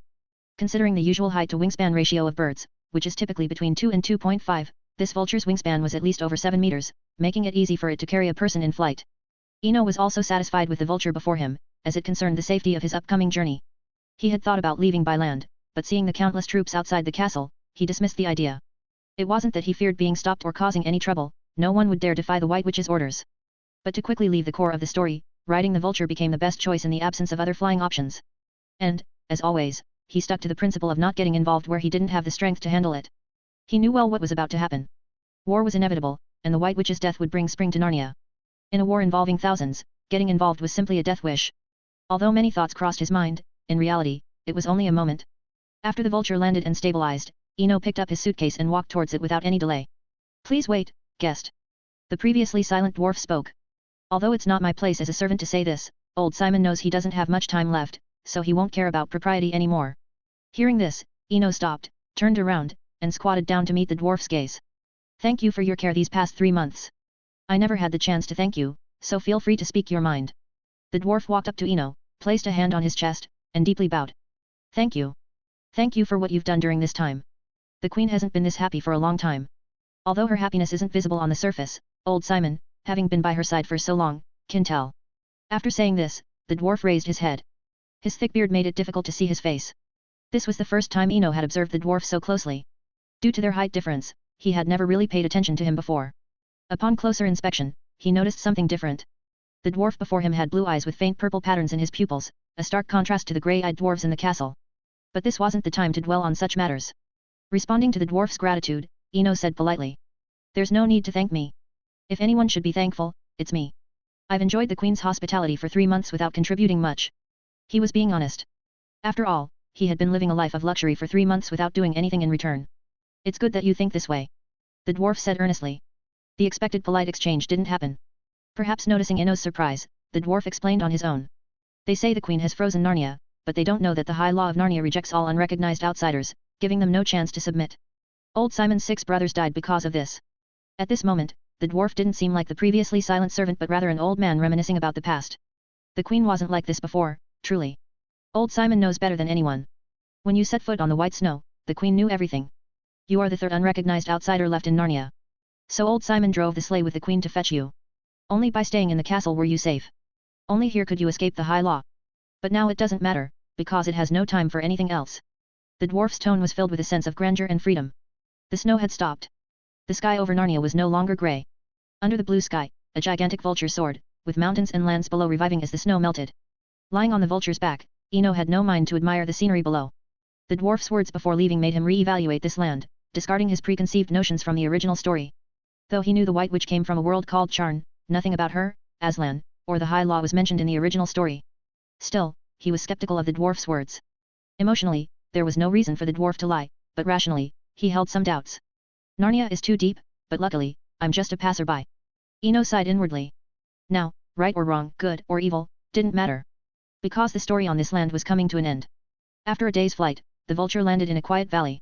As the snow melted and the land warmed, the valley brimmed with vitality. In such a serene and beautiful environment, Ino didn't feel like leaving and decided to stay here, quietly waiting for the story to end. Before leaving the castle, he had intentionally looked at the army on the ice field, knowing that the final battle was only a few days away based on the dark mass of soldiers. It's time to go back.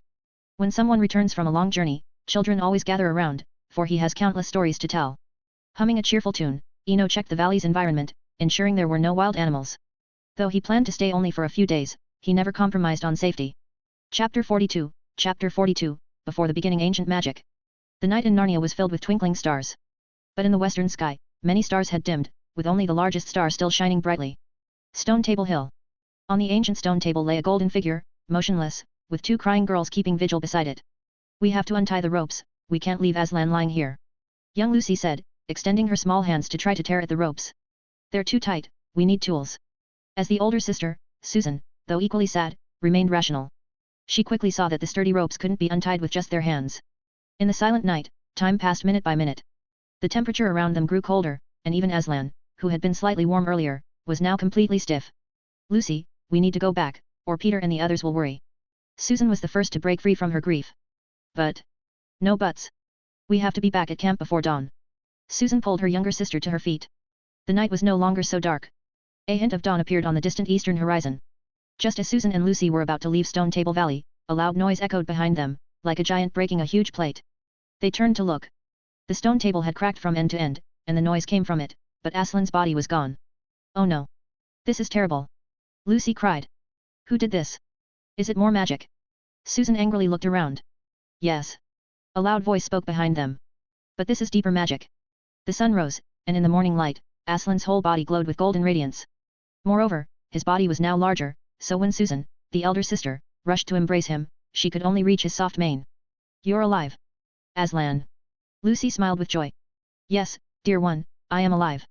Aslan lowered his head and gently touched Lucy. But we saw you. Susan was at a loss for words. Here is how it happened. Aslan lifted his head to look at Susan. The White Witch knows ancient magic, but her knowledge only goes back to the beginning of time. But if she had looked further back, into the silence and darkness before the beginning, she would have found there is deeper magic still. Aslan explained his resurrection to them. Compared to Susan's contemplative expression, the younger Lucy couldn't grasp these profound matters. Taking advantage of a pause, she quickly asked, So what now? What should we do? Now. Aslan shook his mane. Now we must help Peter and Edmund. We must fight for Narnia, but first, you two should cover your ears. Though confused, Susan and Lucy complied. Roar. Aslan opened his massive jaws and let out a deafening roar from the mountaintop, as if announcing his return. It seemed that fate could not be changed, some things were destined. Eno had been living alone in the valley for 6 days. But starting from the third day, his remaining dry cheese and ham in his suitcase had been exhausted. Well. Besides the flying carpet and animagus, I need to add a new plan, learning the extension charm, or this suitcase won't hold much. Right, little one. He finally had someone to call little one now. In front of him was a wood nymph, or you could call it a wood elf. Less than a foot tall, but with human-like limbs and features, its whole body glowed with a pale green light, somewhat resembling a bowtruckle. He encountered this creature while hunting in the forest. Unlike those wood elves who could understand human speech, this little one seemed dull and foolish, unable to speak or even think clearly. Eno suspected that this wood nymph had been driven away by its kind and had followed him because no one else wanted to play with a fool. But anyway, at least for these 6 days, he had someone to talk to, regardless of whether it understood. Meanwhile, after finishing his daily confessions, Eno turned his attention to the berries he had just gathered, resembling a mix of pomegranates and figs. Pulp separation. As he spoke, a magical glow hit the small pile of berries precisely. Then they seemed to be manipulated by an invisible hand, shedding their bitter skins to reveal the fresh red pulp inside. To be honest, these berries were sour and astringent, not particularly tasty, but they were his only source of food. After hearing a rabbit plead for its life, he had turned vegetarian, at least for the past few days. On the other side, the wood nymph, who had been waiting eagerly, saw the food ready and waddled over, timidly picking up a berry as big as its head, not eating it immediately but sitting down and grinning with satisfaction. Eno was used to this sight, it was just a berry after all. He had speculated more than once that the little creature stuck around because of his generosity. Feeding it a few times and being followed was normal. After a satisfying meal, Eno lay on the valley's grass, staring at the sky. It was one of his few forms of entertainment. Though the snow in Narnia had melted, making the valley full of life, it was still silent except for the calls of robins. Maybe the dwarf was right, or maybe for another reason, but the valley's animals always kept their distance from him. The rabbit was like that, and so were the wood elves. Unable to figure it out, he stopped trying. He wouldn't stay here long anyway. Perhaps it's human nature to never have a quiet mind. As soon as one question was set aside, another immediately followed. His thoughts wandered to the ice-covered castle, the White Witch in the garden, and even to the old dwarf Simon. Merry Christmas, child. The sudden voice made Eno jump up. In front of him was another reindeer sleigh. But unlike the White Witch's sleigh, this one was larger, with 6 reindeer. And each reindeer had a small red Santa hat tied to its antlers. Don't worry. I mean no harm. The speaker was a standard-looking Santa Claus. It was because he matched the traditional image of Santa Claus in every way. I'm just an old man delivering Christmas gifts. Mr. Rabbit said someone here hadn't received theirs, which was my oversight. So, after getting home, I hurried back here overnight. Chapter 43, Santa Claus. Narnia's Santa Claus. The moment Eno saw him, he immediately recognized the old man's identity. But then he remembered the dwarf's parting words and felt a slight unease. After all, this Santa Claus was the most mysterious figure throughout the entire story. Although his appearances were few, each one was at a crucial point in destiny. Santa Claus was the first to herald the coming of spring in Narnia, and he also helped the protagonists grow. In the forest, he gave Peter the lion's sword and shield, predicting they would soon be needed. Indeed, it wasn't long before the shy young man used the sword to complete his first battle, laying the foundation for his transformation into a true king. He gave Susan a bow and arrow, and a horn that could summon help at any time, saying that blowing the horn would bring assistance no matter where she was. This, too, was fulfilled later. The most outrageous gift was Lucy's a bottle carved from diamond, filled with nectar extracted from the fire flowers of the Sun Mountains. No matter how severe the injury, just one drop would heal it. After the final battle, Lucy used it to save countless wounded people, regardless of whether they were friends or foes. Santa Claus's appearances were always timely and fitting. All these things made it hard not to think deeply about him. Although these thoughts raced through Eno's mind, only an instant had passed in reality. Quickly, he decided not to provoke Santa Claus. He would accept whatever Santa wanted to give him and wouldn't force it if there was nothing. After all, he didn't want any more trouble before his return. With that in mind, he stood up and greeted, "Merry Christmas, sir. You really didn't need to make a trip. You could just leave the gift for next year." "Next year? I'm afraid I won't find you next year," Santa Claus said with a smile. "All right." Although winter had passed and spring had come to Narnia, Eno felt a chill in his heart. "Ha ha ha. Don't overthink it. I'm just here to deliver gifts, although..." Santa Claus paused, glanced around, and continued with a laugh. "Although someone has already prepared gifts for you, those are other people's gifts. What I give are true Christmas gifts." With that, Santa Claus took out a large red velvet bag from his sleigh, packed full, about half his height. No one knew what was inside. "Hey? I can't find your gift. But no worries, child. Tell me what you want. After all, I have 100 years worth of backlog." Faced with Santa's question, Eno wanted to retort that if he wasn't sincere, he shouldn't bother. It felt awkward. Santa Claus unable to find a gift? Pure nonsense. Despite his inner complaints, Eno showed no sign of them. Instead, he politely declined, "Sir, I really don't want anything. If you can't find it, that's fine. How about some nectar from the fire flowers? I happen to have a small bottle. Or perhaps some books from the earliest times. Heaven knows why no one likes to read anymore. These books have been gathering dust at the bottom of my trunk." Santa Claus babbled on. As he spoke, he took out gift after gift, soon covering the ground with many items, including a purple crystal staff identical to the White Witch's. Seeing the dazzling array of items, Eno's heart couldn't help but race. Wow, there wasn't a single ordinary item here. If classified as game equipment, these would all be legendary or epic tier. The purple epic items wouldn't even make the cut. What intrigued him most were the 3 books emitting icy blue, glowing green, and dark black auras. Just as Eno was about to speak, something fell on his foot. Instinctively, he looked down. An ancient 6-sided die appeared at his feet. Perhaps the bag hadn't been reinforced for a long time, or maybe the vigorous movement caused it to fall out. Regardless, the divination die had slipped out. As he bent down to pick up the die, the image of Hans appeared in his mind. "Everything you desire actually controls you."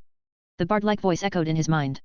After a brief moment of distraction, Eno calmly picked up the fallen die and carefully put it back in his pocket. When he looked up again, his face was full of a warm smile. "Since you're letting me choose, could you give me a pair of cashmere socks? I prefer keeping my feet warm in winter over anything else." "Oh, I told you, I'm just here to deliver gifts." Santa Claus seemed to have noticed something and explained. "Since you've chosen, your wish will be granted." As he spoke, Santa Claus opened his bulging bag again and took out a pair of cashmere socks with red Christmas trees on them. The moment Eno took the socks, he made up his mind to gift them to Dumbledore this Christmas. Just holding them made him feel uneasy. He also felt like giving Santa Claus a piece of his mind. How deep did their grudge go to set such a big trap? This wasn't just digging a pit, it was like oil drilling, relentlessly digging down. "All right, since the gift is delivered, I should be going." At some point, Santa Claus had packed up the items and was already seated in his sleigh. "I must say, you're a lucky child. I look forward to meeting you again." With that, he whipped the reins, and the 6 reindeer leaped forward. In a blink, Santa Claus's figure had disappeared from the valley. After he was completely out of sight, Eno collapsed to the ground like a deflated balloon. It took him quite a while to recover. As he regained his composure, he seemed to realize the problem. Once, he had performed a divination upon first arriving at the White Witch's castle, and the result had been promising. But it was this promising divination that lulled him into complacency. He almost fell into a trap just now. In hindsight, Santa Claus's appearance wasn't dangerous. He had repeatedly stated he was only delivering gifts. The choice of the gift was left to Eno. If anything went wrong, it would be due to his own greed. A diviner's own variables are never within the scope of divination results. Sigh, little one. I want to go home, back to Hogwarts. This is too complicated. Even Quirrell is more lovable and straightforward. Eno turned to the little wood elf, who had been watching the whole time, and voiced his innermost desire. Chapter 44, the story ends. The castle of Cair Paravel stood majestically atop a towering hill, with sand dunes, scattered rocks and the vast ocean stretching out before it. The great hall of the castle was splendid, with an ivory roof and walls adorned with peacock feathers. At this moment, in front of countless witnesses, Aslan was solemnly crowning the 4 kings and queens. High King Peter, Lord of the Lonely Islands, ruler of this Cair Paravel, sovereign of all Narnia and all the islands in the eastern seas. Queen Susan the Gentle, ruler of the vast plains north of Arkenland and Telmar. King Edmund the Just, Duke of Lantern Waste, Count of the Western Marshes, ruler of the western wilds of Narnia. Queen Lucy the Valiant, ruler of Cullerman. After the coronation ceremony, that evening, a grand banquet was held at Cair Paravel Castle. Everyone reveled and danced, celebrating the hard-won victory, with golden cups shining and wine flowing endlessly. Similarly, the merfolk in the sea, led by the mermaids, responded to the castle's melodious music with even more enchanting, sweet, and captivating songs. Interestingly, amidst all this joy, no one noticed Aslan quietly slipping away, except for Susan and Lucy, who chose not to announce it. The young Lucy silently bade farewell to Aslan's gradually disappearing figure. The sun rose from the eastern horizon, heralding not only a new day but also the beginning of a new chapter for this land, the splendid and civilized era of the 4 kings. Meanwhile, in a valley in northern Narnia, Eno, after a simple rinse with stream water, began to pack his belongings. The long mist stirring had returned, undoubtedly signaling that Narnia's story had ended, and he would soon embark on his journey home. He rolled up the wool blanket spread on the ground, organized the scattered books on the blanket, and carefully placed them into his suitcase. As for the remaining picked berries, he chose not to waste them. He put a few perfect ones into his pocket and left the rest as a reward for the tree spirit that had kept him company these past few days. Hey! Breakfast is ready. Little guy. Eno called into the valley. The tree spirit, who usually appeared promptly for meals, was nowhere to be seen, leaving him puzzled. He decided to check the tree where it resided, intending to bid farewell to his last companion. A few minutes later, Eno stood quietly beside the small tree where the wood elf used to live. The elf was gone, replaced by an ice blue rose. It looked just like the one he had seen in the White Witch's garden, with the entire flower appearing to be carved from blue crystal, glistening like a genuine luxury item. The only difference was the bloom stage. The garden's rose had been in full bloom, whereas this one was near wilting, with several petals drooping, clinging precariously to the flower's core. You always knew the endings of the stories I told, but did you ever wonder if your life was someone else's story? Eno mused aloud to the rose, as if chatting with a friend. After a while, he turned to leave. When he returned, he carried a small handful of snow from the valley that had not yet melted. I am naturally carefree and dislike restraints. Yet, I owe you a debt of gratitude, but what I can give in return is limited, only this. He carefully spread the snow around the rose's roots, as if it were still growing in the frozen garden. Perhaps due to the vibrations of spreading the snow, or for some other reason, 2 petals fell onto his hand. Cool to the touch, but not cold. Eno picked up the petals and examined them closely. Previously in the garden, due to the White Witch's presence, he had only dared to observe the rose from afar. The thought of holding a petal in his hand had been unimaginable. It's melting. Though he had picked up 2 petals, one began to melt visibly in his palm. This sudden change caught him off guard. After a brief shock, Eno quickly discarded the remaining petal. He was certain the White Witch had no ill intentions towards him, but this unsettling experience was one he did not wish to repeat. However, the remaining petal had transformed into an ice blue parchment, resembling a small note, filled with elegant script. This is your reward. Leave Narnia, and stop practicing that half-baked magic, it's unfit for a proper mage. Though he had only read one line, the familiar tone and confident phrasing made it clear who the message was from. Still, he was puzzled whether the reward mentioned by the White Witch was for his storytelling or for bringing the snow.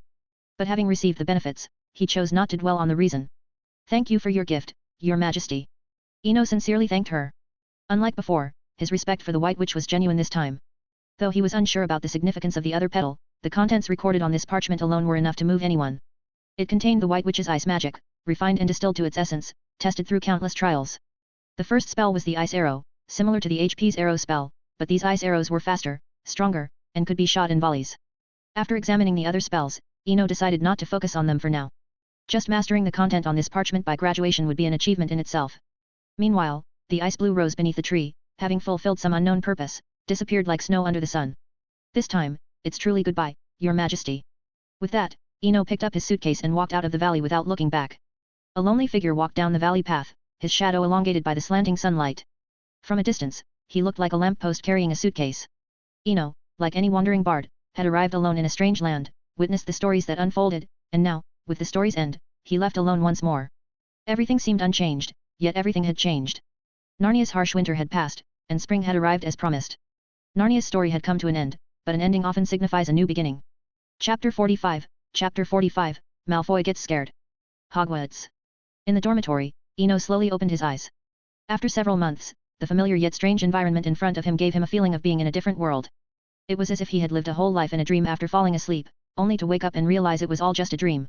Logically speaking, he should have been used to this from his previous travels. But this journey had been genuinely exhausting, far from the usual kind of staying in a small town, calmly telling stories while quietly waiting for time to pass. The difference between the two was simply too great. Hogwarts still feels the most reassuring. Under the heavy bed curtains, Eno sighed from the bottom of his heart. After saying that, he lay straight back on the bed, so tired that he fell asleep with his boots still on, his feet hanging half off the bed. When in deep sleep, people often cannot sense the passage of time, but similarly, they also strongly dislike being woken up. Eno slept for a full 2 hours. Until, the dormitory was filled with all sorts of noisy sounds, as if a tea party was being held. The bed curtains were pulled open. I say.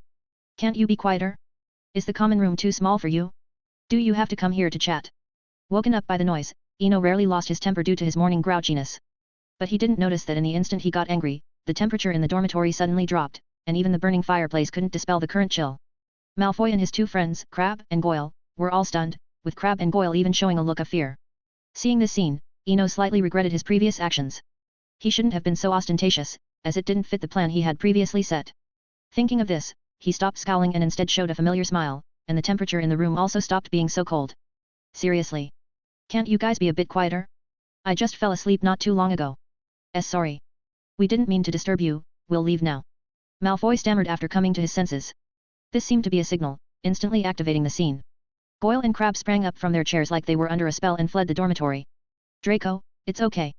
I just had a bit of morning grouchiness, don't mind it. Seeing Malfoy, who was a bit slower to react, Eno quickly explained. Honestly, if possible, he didn't want to fall out with Malfoy. Not only would he lose a human alarm clock, but it would also be detrimental to his life in Slytherin. To be fair, the Malfoy family's influence, up to the final battle, was somewhat significant. From the Minister of Magic down to the Dark Wizards in Nocturne Alley, they had connections. And for such people, he genuinely wanted to get along, as getting their help could sometimes be very handy. On the other hand, perhaps because Eno had resumed smiling, or for some other reason. In any case, after a brief pause, Malfoy seemed to recover, no longer being so reserved and returning to his usual state. Eno. You should smile more often, Malfoy said seriously. By Merlin. You have no idea how scary you looked just now with a stern face, like Professor Snape, or even scarier. After thinking for a while, Malfoy could only think of the head of house as a comparison. Don't compare me to Professor Snape, Eno quickly interrupted. By the way, what were you three talking about so enthusiastically? Hearing the change of topic, Malfoy also quickly picked up on it. I'll tell you secretly. Potter and his followers, and that big oaf outside the castle, are secretly raising a dragon. I just called those two in to discuss how to deal with it. Malfoy spoke endlessly, not realizing that Eno's mind was already wandering. Norbert had hatched, and Quirrell's life had entered its final countdown. Unbelievable as it was, Eno sometimes felt he might forget these things, given that for others, it had only been 2 or 3 months since the start of the term, but for him, it had been more than half a year. But in fact, as time passed, he became even clearer about everything at Hogwarts. While Malfoy was talking about the dragon, outside on the lawn, Hagrid's hut was in a state of chaos. Complaints, crying, barking, and even the low growls of a young dragon, it was quite lively. I say, Hagrid shouldn't have stopped Fang from chasing Malfoy just now. He definitely wouldn't have gotten away, Ron said indignantly. Just an hour ago, their secret with Hagrid had been exposed, and Malfoy had seen the dragon Norbert clearly. Ron couldn't imagine how bad things would get next. He now felt like Snape could pop out from behind him, next to him, or from a corner at any moment with a stern face. On the other side, upon hearing Ron's words, Hermione looked at him in disbelief. Let the dog chase Malfoy? What were you thinking? Don't you know this could get Fang killed? And implicate Hagrid? Even if he catches Malfoy, what are you going to do? Kill him? Imprison him? Hermione was getting frantic now. Instead of thinking of a solution, they were here blaming each other. Fang is very timid. Even if he catches up to Malfoy, it won't help. Poor Norbert, so small, yet about to be taken away, Hagrid said, wiping his tears. Hearing Hagrid's complaints, Harry also felt uncomfortable.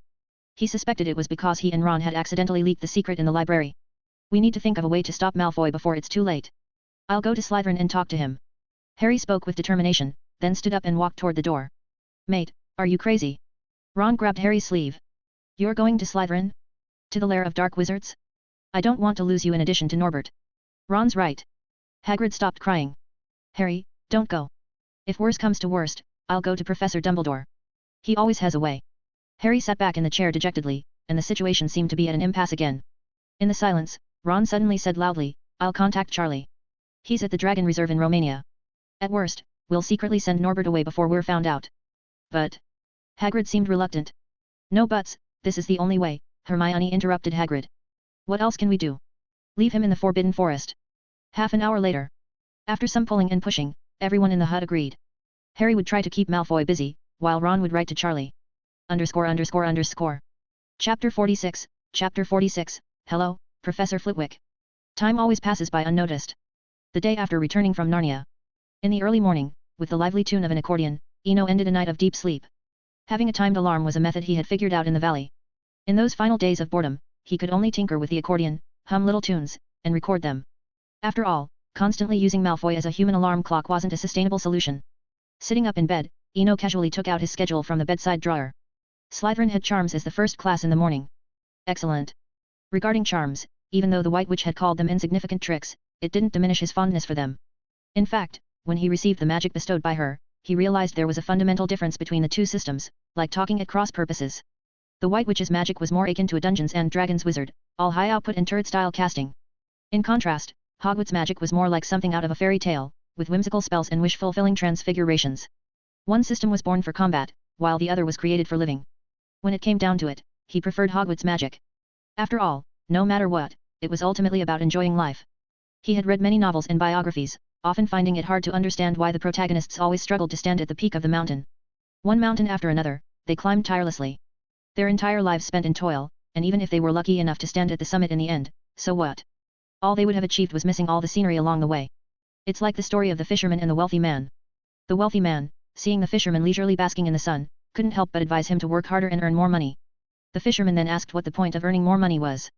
The wealthy man said that once he earned enough, he could buy many boats, rent them out, and then leisurely bask in the sun at home. The fisherman replied, but am I not already leisurely basking in the sun now? In the story, there is no right or wrong, or rather, both are correct. But Eno leaned towards the fisherman's viewpoint, just as he preferred Hogwarts magic. He didn't want to interfere with others' lifestyles, but he could decide his own.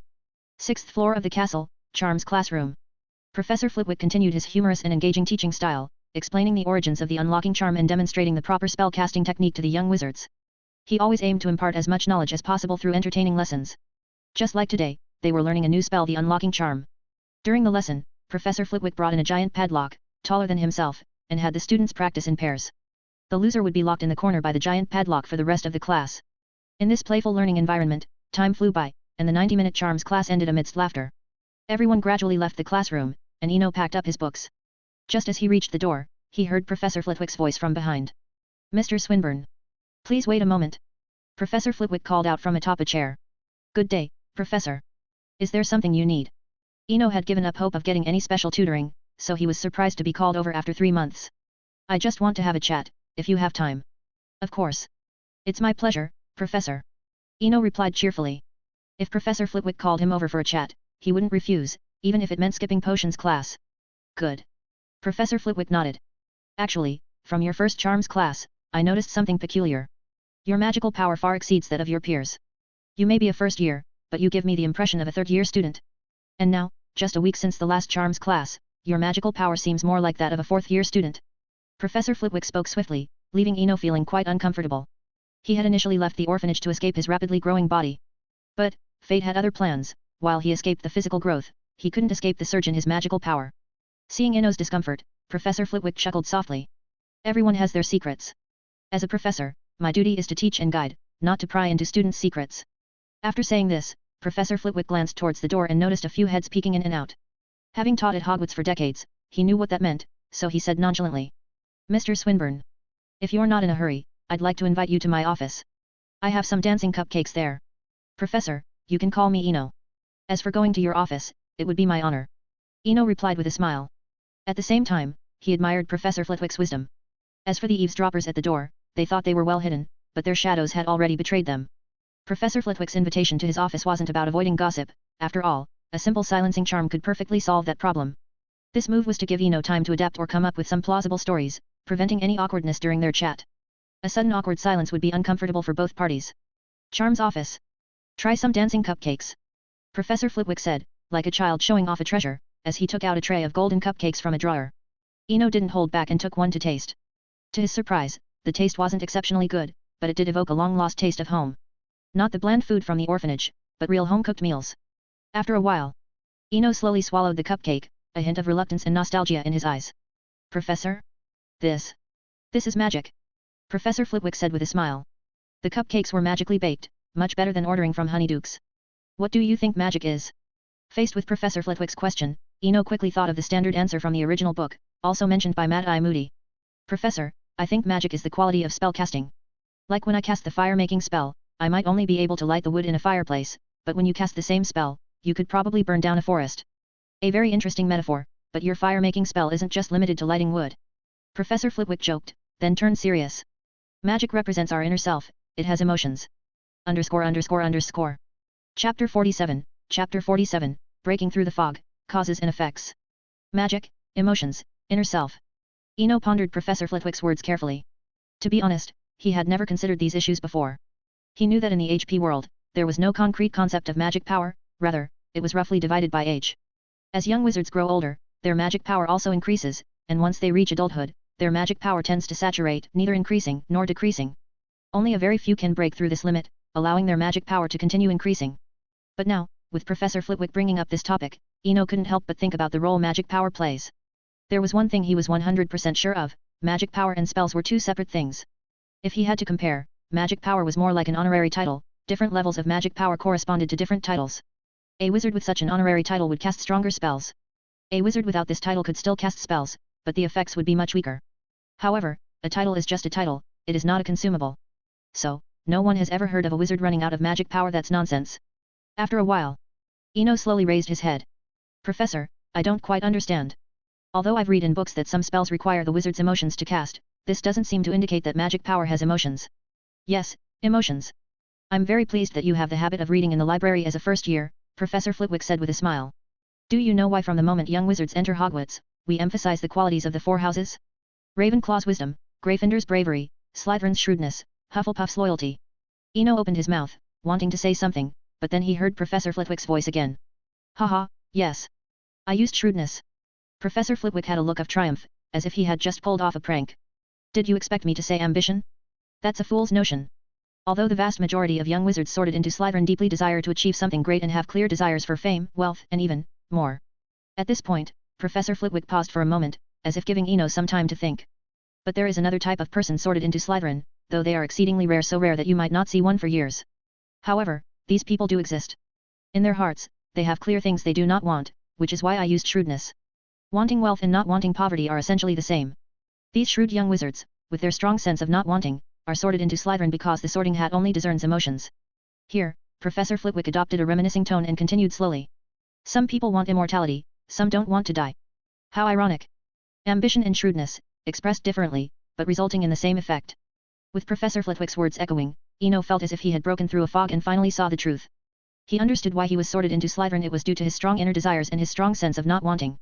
His subconscious emotions were filled with not wanting to enter the plot, not wanting to get close to Harry, not wanting to join the future great battle, and not wanting to be collateral damage. Among a group of young, naive wizards, a wizard with such strong subjective emotions would stand out, and in the sorting hat's emotional discernment, it might translate to something like wanting to influence the plot, wanting to control Harry, wanting to control fate, and wanting to dictate the future. Someone like this would undoubtedly be sorted into Slytherin. After a long while. Thank you, Professor. I think I understand now, Eno said sincerely. No need to thank me, it's a professor's duty. Professor Flitwick waved dismissively. But that's not the main point. What I want to tell you is that the emotions of magic power are related to the qualities of the houses. Sighing, Professor Flitwick continued, in the past, young wizards often struggled to find their qualities, which often led them astray. Until the four founders established Hogwarts, where we use 7 years to subtly shape students' qualities and the emotions of their magic power. This is supposed to be a process, one that doesn't need much explanation. But your magic power growth is quite unexpected. I'm worried that the shaping process won't keep up. That's the main reason I called you today. Eno left the charms office. The conversation with Professor Flitwick made him reevaluate magic, or rather, reevaluate the wizarding community. Emotional sensitivity can indeed be nurtured from a young age. The 4 Hogwarts houses are somewhat akin to the formation of correct values in Muggle education. Professor Flitwick's concern was valid. the automatic educational process couldn't keep up with his magic power growth, requiring manual intervention now. If I could do it all over again, I'd definitely join Ravenclaw. Walking on the castle lawn, Eno couldn't help but sigh. Although Professor Flitwick's worries seemed excessive, he was still grateful. It wasn't just a matter of solving a problem, it was genuine concern. The so-called dark wizards are essentially the result of twisted magic power emotions, and young wizards, around 10 years old, are at the most vulnerable age for such distortion. But for someone with previous life experiences, what they lack the least is a solid mindset and a well-formed value system. Outside the castle, Eno walked along the gravel path. Unknowingly, a dense forest blocked his way. Haha. The freshman's checkpoint. Eno had no interest in the Forbidden Forest, just as he didn't understand why many people preferred night excursions over daytime castle tours. But he had to admit, standing at the edge of the Forbidden Forest and looking at the mysterious and deep woods, gave him a kind of Alice in Wonderland feeling if he ignored the werewolves, trolls, and dark wizards in the forest. Suddenly, Eno's expression stiffened. What you think about comes true. One moment he was leisurely walking by the forest, and now he found himself in a jungle adventure. Right in front of him was Professor Quirrell, the Defense Against the Dark Arts teacher, who also seemed surprised to see someone playing a waiting game at the edge of the Forbidden Forest. The air became silent. For a brief moment, the two of them were caught off guard, leading to an awkward stalemate. Quirrell felt his mind go blank. The recent battle with an adult unicorn had already left him exhausted, and combined with the curse from the unicorn's blood, facing a sudden appearance of a student made him instinctively reach for his wand. Fool! What are you doing in broad daylight? Greet him and then leave. The voice in his head brought Quirrell back to his senses, making him realize how reckless his actions had been. If he openly attacked a Hogwarts student now, he would skip the trial and go straight to Azkaban, receiving a Dementor's kiss. Good morning, Professor Quirrell. Breaking the brief shock, Eno was the first to speak, while his right hand was already gripping his wand. As for his left hand, it had quietly slipped into his inner pocket. For a moment, he truly felt that Quirrell intended to attack. Gee, good morning. Student, don't go near the Forbidden Forest. I have other things to do. Goodbye. Quirrell quickly responded, albeit nervously, and left in a hurry. Chapter 48, Re-evaluating oneself, Wind and Eagle. The feeling of brushing past Voldemort is indescribable, but fortunately, it has all passed. Quirrell waved his sleeve and left without a trace. Watching the gradually disappearing figure, Eno couldn't help but breathe a sigh of relief. Inside the castle, Quirrell weakly walked up the stairs, and the terrifying voice in his mind resounded again. Find an opportunity to approach that student. But... Master, what about your plan? Quirrell was somewhat puzzled. After painstakingly setting up his scheme and seeing it about to succeed, why was there a sudden change? Plan. That is just a game between my dear professor and me. The game continues only because I want to know what his reliance is. Master. Quiet. Hearing the command in his mind, Quirrell sensibly shut his mouth. He was well aware of the consequences of disobedience. Experiencing the excruciating pain once was enough. Similarly, at the edge of the Forbidden Forest, Eno did not realize he had already caught Voldemort's attention. This was actually quite normal. If Professor Flitwick could see the problem at a glance, there was no reason Voldemort couldn't. Perhaps this is the so-called the observer sees clearly while the participants are confused.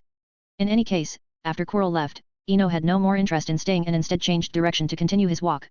Walking along the edge of the castle. Observing his surroundings, Eno realized he had been misled by books and films.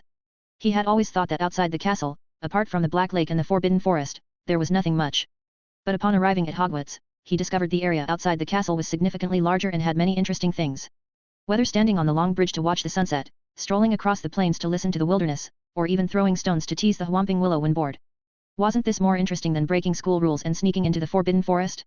Moreover, the castle wasn't just the main building glimpsed in the films, it was surrounded by numerous structures forming an immensely large complex.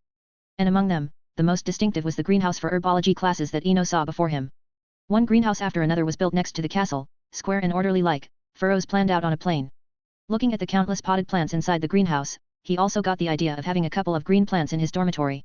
Although Slytherin was already green enough, this kind of vibrant green was entirely different from the mysterious magical green.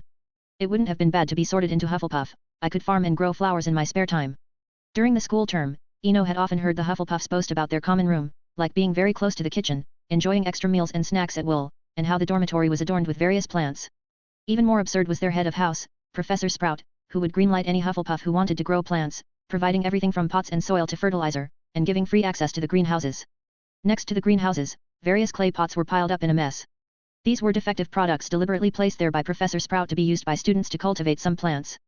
Hufflepuff's generosity and friendliness were worth mentioning, as Professor Sprout always treated everyone equally, regardless of their house. If students from other houses wanted to grow some green plants, she would support them just the same. Looking at the various pots before him, Eno squatted down and began to pick through them without a second thought. Though most were of one type, he still had to identify those with cracks or were half broken. Despite the appearance of many pots, they were actually leftovers after several rounds of selection by the Hufflepuffs. Finding something useful amidst a pile of broken pieces sometimes brought a unique joy. And so, he passed one greenhouse after another. To others, the discarded pots behind the greenhouses might seem worthless, but he enjoyed the thrill of unboxing and relished it. Unconsciously, he had walked past many greenhouses. Just as he was about to open a new box, Eno suddenly stopped. Because he heard faint crying, a sound he was very familiar with. It was like the sound of a child in an orphanage who had been burned, clearly in pain but afraid to cry out loud, only able to weep quietly in a corner. In the past, he had no ability to help and could only watch silently. But now, he had to intervene. Not just to make up for past regrets, but also because, after today's conversation with Professor Flitwick, he didn't want to become a true Slytherin. Being overly shrewd and slick would only become another kind of restraint. The agile wind, clustering, the eagle's azure wings. Await the wise one, to bestow the crown. He murmured softly. His inherent wisdom had given him a mature experience, making him think carefully and weigh his options before doing anything. The 10 years in the London orphanage had further ingrained this habit, as a slight misstep there could bring trouble. Subsequent adventures in the fantasy world turned him into a true spectator, coldly observing everything around him. At this moment, Eno finally saw his own heart clearly. From the beginning, what he truly yearned for was always the wind and eagle soaring freely in the sky, not the cold-blooded viper silently watching everything from the sidelines. After figuring everything out, Eno turned and walked towards the source of the crying. With each step he took, he felt his body become lighter, as if a long-carried burden was being gradually lifted off by an invisible hand. Step by step, he moved forward. In a corner outside the next greenhouse, he saw a chubby boy wearing a robe with Gryffindor's red trim. Are you okay? Can I help you with something? Eno squatted down and asked softly. No. I don't need any help, thank you.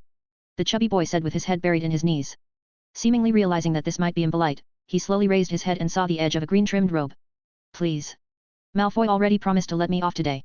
Looking at the pleading expression on the other side, a word flashed through Eno's mind, instantly: bullying. It was clear that the chubby boy was a victim of bullying. Given Malfoy's intimidating yet cowardly nature, Eno quickly identified the boy. The only other character qualified to pull the sword of Gryffindor from the hat, jokingly referred to as the true sword master, Neville Longbottom. Sorry, I mean no harm. I'm just here seeking help because I want to grow some potted plants but don't know where the suitable soil is, Eno said slowly. Given the situation, he knew that to help Neville, he had to make him let down his guard. For the future herbology professor, potted plants were undoubtedly a good conversation starter. Chapter 49, Conversations by the Greenhouse. In front of Neville stood a different kind of Slytherin. Neville recognized him. He was the one Ron had mentioned in their dormitory, a person even worse than Malfoy.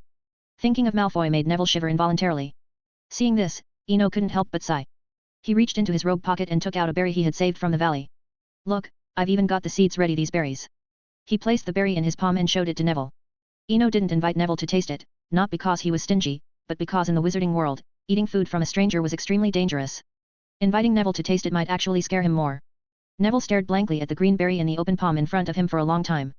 It's a bit like a fig, but I've never seen it before, so I'm not sure, Neville said softly. Feeling his answer was too vague, he quickly added, but plants like this generally prefer cool, moist environments. You might want to get some soil from the edge of the Black Lake. Neville spoke in a halting voice, then quickly lowered his head again, like a child afraid of being scolded for saying something wrong. But Eno had no intention of giving up. Instead, he exaggerated his gratitude. Thank you, buddy. That's a big help. By the way, I'm Eno Swinburne. As you can see, I'm also a Slytherin. Faced with this sudden friendliness, Neville took a while to respond. After a moment, a weak voice emerged. I'm Neville Longbottom. I'm a Gryffindor. Eno didn't mind his soft voice. He knew that for a kid bullied to near introversion, speaking at all was already a good sign. Can I call you Neville? You know, I have a lot of questions about gardening, and I might need to ask you for advice in the future. I'm not that knowledgeable, Neville said softly. I really don't know much. Even though I've been taking care of my grandmother's garden at home and the plants grow well, I don't have a lot of expertise. After speaking, he cautiously raised his head, as if afraid of provoking anger with his words. Ha ha ha, that's more than enough. I'm not growing any rare herbs, just some berries, Eno said with a smile.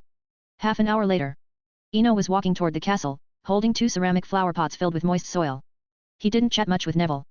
Talking too much in their first conversation could be counterproductive. Similarly, he didn't promise Neville anything, like stopping Malfoy's behavior. The reason was simple: if Neville didn't change himself, even without Malfoy, there would be others in the future. Human nature tends to classify peers into hierarchies, flattering those superior while finding someone weaker or easier to bully for amusement. This is a common trait of fools and cannot be changed. All Eno could do was help Neville regain his courage and confidence, nothing more. After all, he couldn't take care of Neville forever. With these thoughts in mind, Eno walked through the castle gate. On his way, he attracted some attention. Imagine a fair-skinned, handsome boy carrying 2 large flower pots. It was quite a sight. Of course, being the center of attention wasn't a big deal. People could look all they wanted, he couldn't control their gaze. But the meaningful glances from some senior girls made him feel a bit uncomfortable. Under such scrutiny, Eno quickened his pace. Pure blood. After saying the correct password to the stone wall and slipping into the Slytherin dormitory before the wall fully opened, Eno let out a breath. However, before he could catch his breath, a crisp voice came from behind. Mr. Swinburne. What are you doing? Planning to grow plants. In a corner of the common room, Pansy Parkinson sat idly on the sofa, chatting with a few girls she deemed worthy of friendship. The topics among girls were not much different from those among boys. Besides the latest gossip in the castle, they mostly talked about boys. But everything came to a halt when Eno entered the common room, lighting up everyone's eyes, though no one made any further moves. This illustrated the inherent hierarchy within Slytherin. Just as in the original story, Malfoy's social circle was limited, not because others were unwilling, but because the strict hierarchy was deeply ingrained. Unless they became followers, being friends or dating on equal footing was hard. Just like now. In the corner group, only Pansy stood up to greet him. Upon hearing her voice, Eno stopped and turned slowly. Good afternoon, Miss Parkinson. Are you planning to grow plants? Pansy asked curiously. They can't get sunlight in the dormitory, but I have a book about the sunlight charm at home. I could lend it to you. Such polite curiosity always made people feel good. Of course, Eno hadn't forgotten Pansy's domineering attitude when she reprimanded Goyle. But that had nothing to do with him. Pansy had always been polite to him. With that in mind, Eno decided to accept her offer. If you don't mind, that would be great. Thank you for your generosity, Miss Parkinson. Haha, just wait for my news. By Christmas at the latest. Pansy's response was surprising. Despite offering something, it felt like she was the one receiving a favor, making the situation seem odd. But Eno didn't bother to guess her intentions.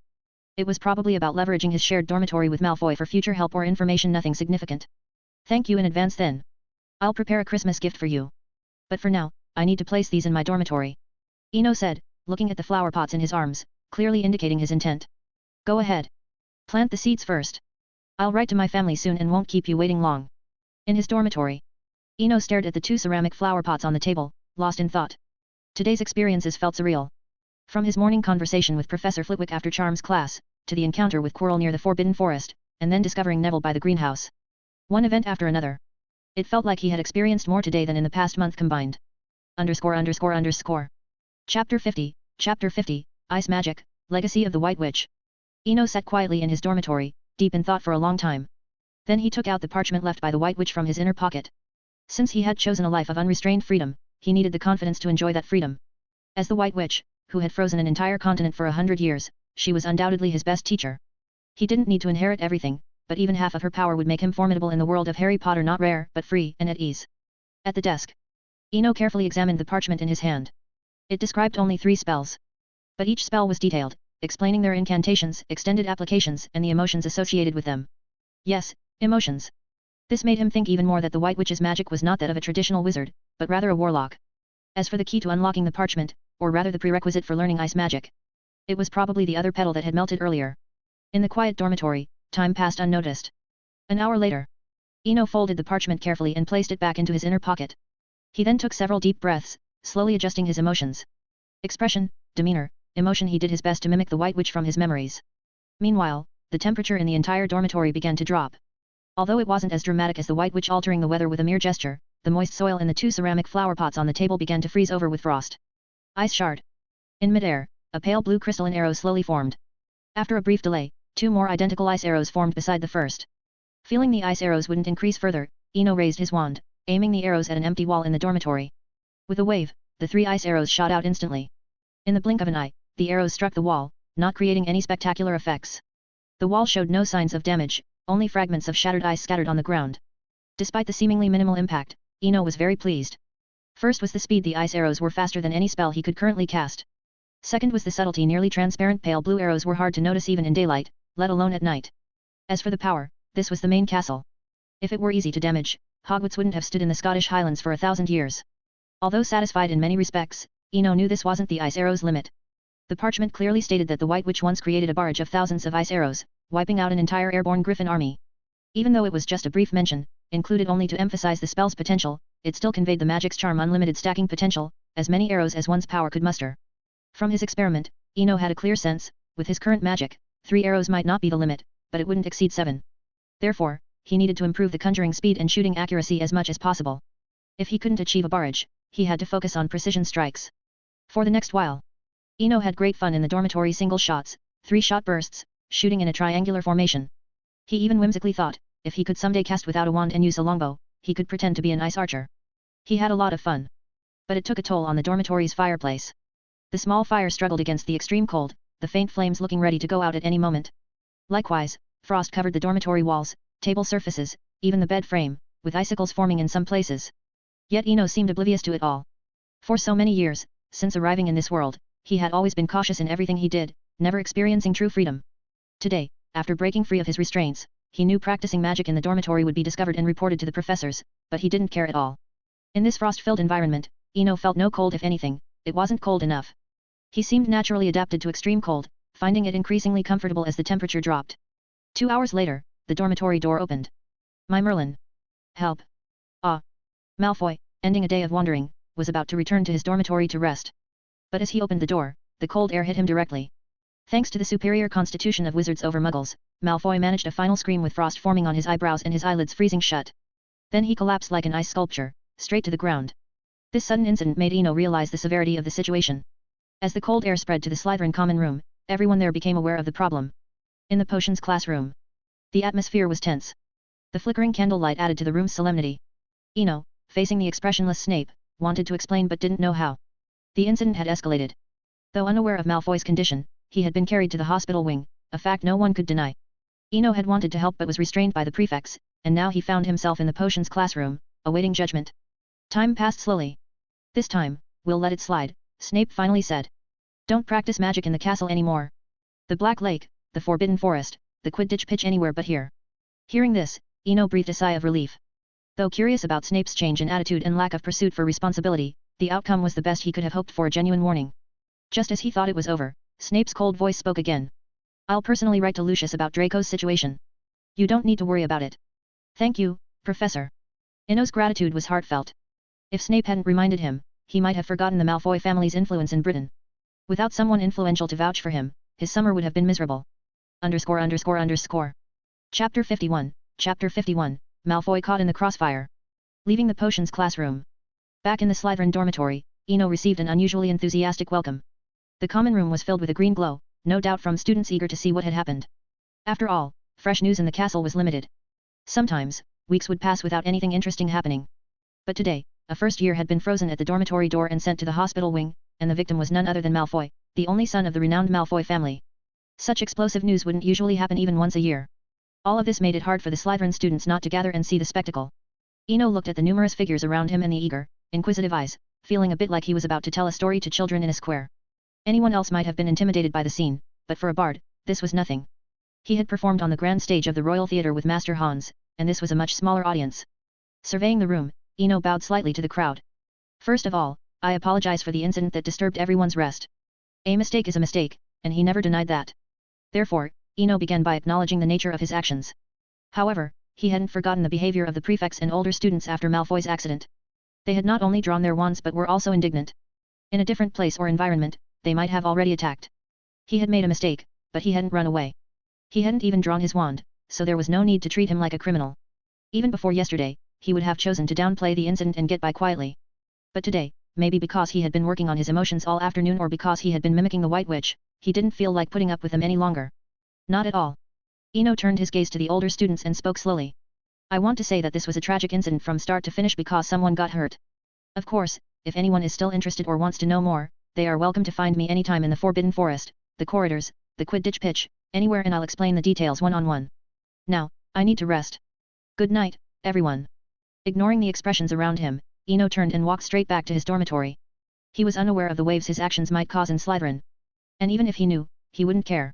After all, wearing a mask for too long without taking it off can make it stick to your face. Back in his dormitory. Seeing everything restored, he guessed it was the work of the house elves. But he wasn't very interested in house elves, mainly because he wasn't used to having someone hidden in his home. Furthermore, Dobby's future rebellion also made him wary. Many things are not isolated incidents. As long as one case occurs, it proves that house elves are not absolutely loyal and reliable. For someone with secrets, a servant's abilities are secondary, loyalty and reliability are paramount. Looking at the tidy bed, Eno jumped onto the soft bed with precision. Mrs. Weasley takes care of 9 people and a ghoul without getting tired. With household magic, who needs housework? He thought to himself, waving his wand to extinguish the candles. After everything he had been through today, he desperately needed a deep sleep to soothe his inner fatigue. The dormitory became quiet. However, the whole castle was just beginning to stir. Hogwarts has no secrets, this is entirely true. In such a closed campus with thousands of people, news spreads quickly. Tonight, the owls were bound to be busy, already soaring over the castle. Of course, many long unused two-way mirrors also came into play. In the Gryffindor common room, Ron pretended to read a newspaper on the sofa, but his perked-up ears gave him away. If Mrs. Weasley were there, she'd be amazed to see her youngest son so focused. A moment later, after seemingly absorbing all the news, Ron threw down the newspaper and dashed to the dormitory. With a bang, Ron pushed open the dormitory door. Harry! Harry! Big news, Malfoy got taken down in his dormitory and sent to Madame Pomfrey. They say he might not survive the night. Old Malfoy's fainted, and the professors are discussing contacting St. Mungo's. Ron shouted as he walked, his voice echoing through the dormitory, waking up Neville, who sat up, rubbing his sleepy eyes, looking confused. Harry! Listen to me! Though calling for Harry, Ron's eyes glanced around at the other beds. When Neville, Seamus, and Andy all opened their curtains, Ron looked like a scholar ready to give a lecture. Ahem! Listen up! Malfoy was attacked, and the culprit is the person I mentioned before, Eno or Ian, whatever his name is. Malfoy was found frozen like an ice sculpture. While the others were curious, Neville looked guilty, feeling it was his fault that Eno had attacked Malfoy. You don't know how terrifying it was. Who knows what dark magic he was studying in his dormitory. When the door opened, countless wraiths and ghosts poured out, plunging the Slytherin common room into a freezing winter. Ron was so engrossed in his story that he shivered, glancing around instinctively. But seeing the attentive eyes of his dorm mates, his fear dissipated. Ahem. You don't know, Snape was terrified. If Dumbledore hadn't arrived in time, the entire Slytherin might have been wiped out. Ron let his imagination run wild, and the story grew increasingly outrageous. While the others listened, Harry extracted a few useful pieces of information. First, Malfoy was indeed injured and possibly hospitalized. This was good news for him, as it meant less worry about Hagrid getting caught for raising a dragon. But what remained uncertain was how badly Malfoy was hurt and how long he'd stay in the hospital wing. This was crucial for their plan to send Norbert away. As for Ron's claims that Malfoy was dead or wouldn't survive the night, Harry didn't believe a word. Months of friendship had shown him Ron's tendency to exaggerate. Out of 10 sentences, 8 were usually false, and finding the truth required careful sifting. Chapter 52, A Hospital Encounter. No matter what the situation, there are always two sides to every story. When something happens, someone is bound to be happy while someone else is disappointed. Hogwarts Hospital Wing. Draco Malfoy, who had received timely medical attention, was currently lying on a bed, staring idly at the ceiling. There wasn't much else he could do, wrapped up like a mummy, with only his eyes, nose, and mouth left uncovered. Madame Pomfrey had diagnosed him with extensive frostbite, requiring at least a night of rest to start recovering.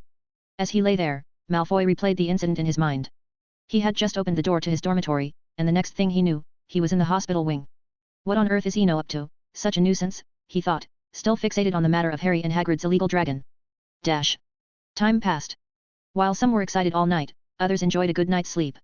In the morning, Eno woke up, stretched, and felt a profound sense of relaxation and comfort from a deep sleep. I need to check on Malfoy, but what should I bring? He thought. Realizing he had no classes in the morning, Eno decided to visit Malfoy. After all, the whole incident was his fault, and Malfoy was just collateral damage. The problem was, he didn't know what to bring for the visit. Bringing something when visiting a patient was a deeply ingrained tradition. Rummaging through his room, Eno found only a bag of galleons and a few frostbitten, slightly rotten berries. The berries were out of the question, as that would be akin to poisoning him. As for the galleons, they were meaningless to Malfoy, who wasn't a Weasley. Giving Malfoy money was like pouring a cup of water into the sea, pointless. Forget it, I'll bring flowers, Eno sighed, looking at his empty trunk. He drew his wand and slowly conjured 5 crystalline ice arrows in midair. Just as they were about to form, they merged, stretched, and reshaped like clay being molded. A minute later, 5 ice blue lilies appeared in his hand. This was a new ability Eno had developed from practicing his ice arrow spell the previous night, transforming their shape while maintaining the same volume. He also noticed that frequent use of magic was gradually enhancing his control over ice and snow, making it almost instinctual. These 5 lilies were proof of his newfound skill. But ultimately, it was a makeshift solution. Compared to his clumsy transfiguration skills and the withered plants in the Forbidden Forest during winter, this was the best option he had for obtaining fresh flowers. At least in winter, ice would last longer than anything conjured by transfiguration. Hogwarts Hospital Wing. Harry and Hermione paced back and forth in the hallway, as if waiting for someone. After a while, Hermione, growing impatient, tossed her bushy hair and looked at Harry with a peculiar tone. Harry, you must never do what he did. Playing with a dragon like a puppy, it's no wonder he got bitten serves him right. Harry nodded wearily. That morning, Ron had woken him up early, saying they needed to share the good news with Hagrid about Malfoy being in the hospital. The result was, the news was shared, but Ron ended up in the hospital wing himself. Reflecting on the absurd and dramatic outcome, Harry couldn't help but sigh. Ron had been so engrossed in his tale that he mistook Norbert's head for Scabbers and reached out to pet it. Naturally, Norbert bit him, causing Ron's hand to swell to twice its normal size. Luckily, Hagrid had intervened in time, otherwise, Ron's injury would have been much worse. Thinking further, Harry also pondered Malfoy's situation. Despite the animosity, he couldn't help but feel a twinge of sympathy for him, lying injured in the same hospital wing. I never thought Malfoy would end up like this. I hear they're in the same dormitory. Slytherins are just beyond understanding, he remarked. Harry's casual observation annoyed Hermione. Don't say that. Eno must have had a reason to teach Malfoy a lesson. I believe in him, she responded firmly. Her strong defense of Eno piqued Harry's curiosity. Eno? So, you know him? He asked. Yes, we met in London.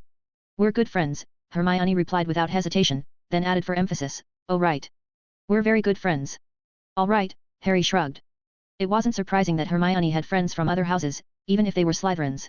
Time ticked by, and just when they were growing impatient, footsteps echoed down the hallway. Curious, Harry turned to look.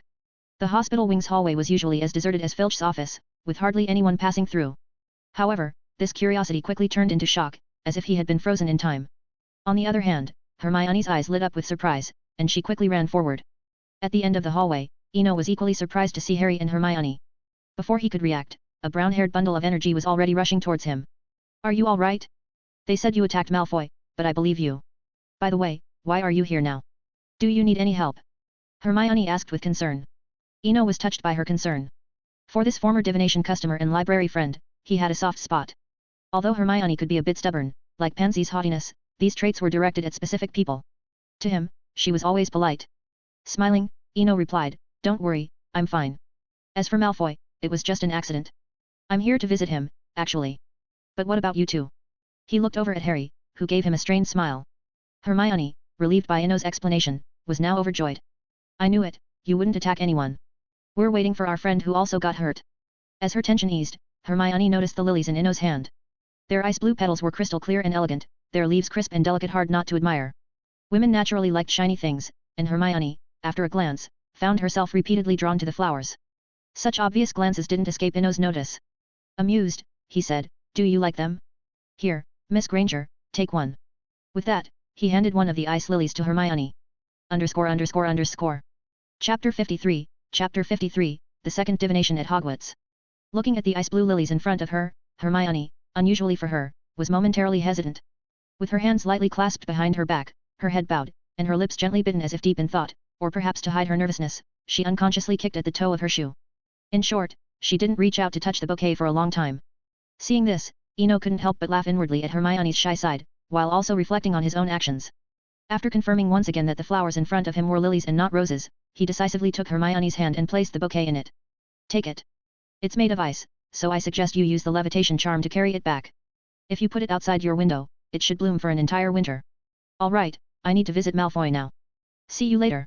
With that, Eno headed towards the hospital wing. As he passed Harry, he nodded in greeting, but was met with the same difficult smile. In the hospital wing. Seeing Malfoy wrapped up like a mummy, Eno felt a pang of guilt. When Malfoy turned his head at the noise and saw Eno, he immediately broke into a bright smile. Of course, his face was wrapped up, but from the curve of his mouth, it was clear that this was a genuine smile. However, when he turned his gaze and saw the ice-blue lilies, Malfoy's smile gradually faded, and he even shivered involuntarily. Sorry, Draco. Eno quickly dispelled the magic on the lilies. At that moment, he realized how foolish he had been. Clearly, Malfoy had been frostbitten, and yet he brought ice flowers essentially a second fright. I'm fine. Seeing the ice flowers disappear, Malfoy put on an indifferent face but then hesitantly said, But honestly, next time you practice magic in the dorm, could you let me know in advance? There won't be a next time. I won't practice magic in the dorm anymore, and Professor Snape has also had a talk with me. You can rest easy now. Eno said firmly. Upon hearing this promise, Malfoy visibly relaxed, but then seemed to remember something and asked worriedly. Professor Snape? He didn't give you a hard time, did he? If needed, I can write to my father. Although Malfoy's cheeks were wrapped in bandages, his haughty demeanor was unmistakable. However, no matter how arrogant he was, it was impossible to dislike him. Seriously, put yourself in his shoes. A person ends up in the hospital because of him, yet even lying in bed, this person is still thinking of him, without a trace of concern about why he ended up in the hospital. How could anyone dislike such a person? Eno felt the same way. At that moment, he truly accepted Malfoy. Don't worry, Professor Snape didn't give me a hard time. He just told me not to practice magic in the dorm.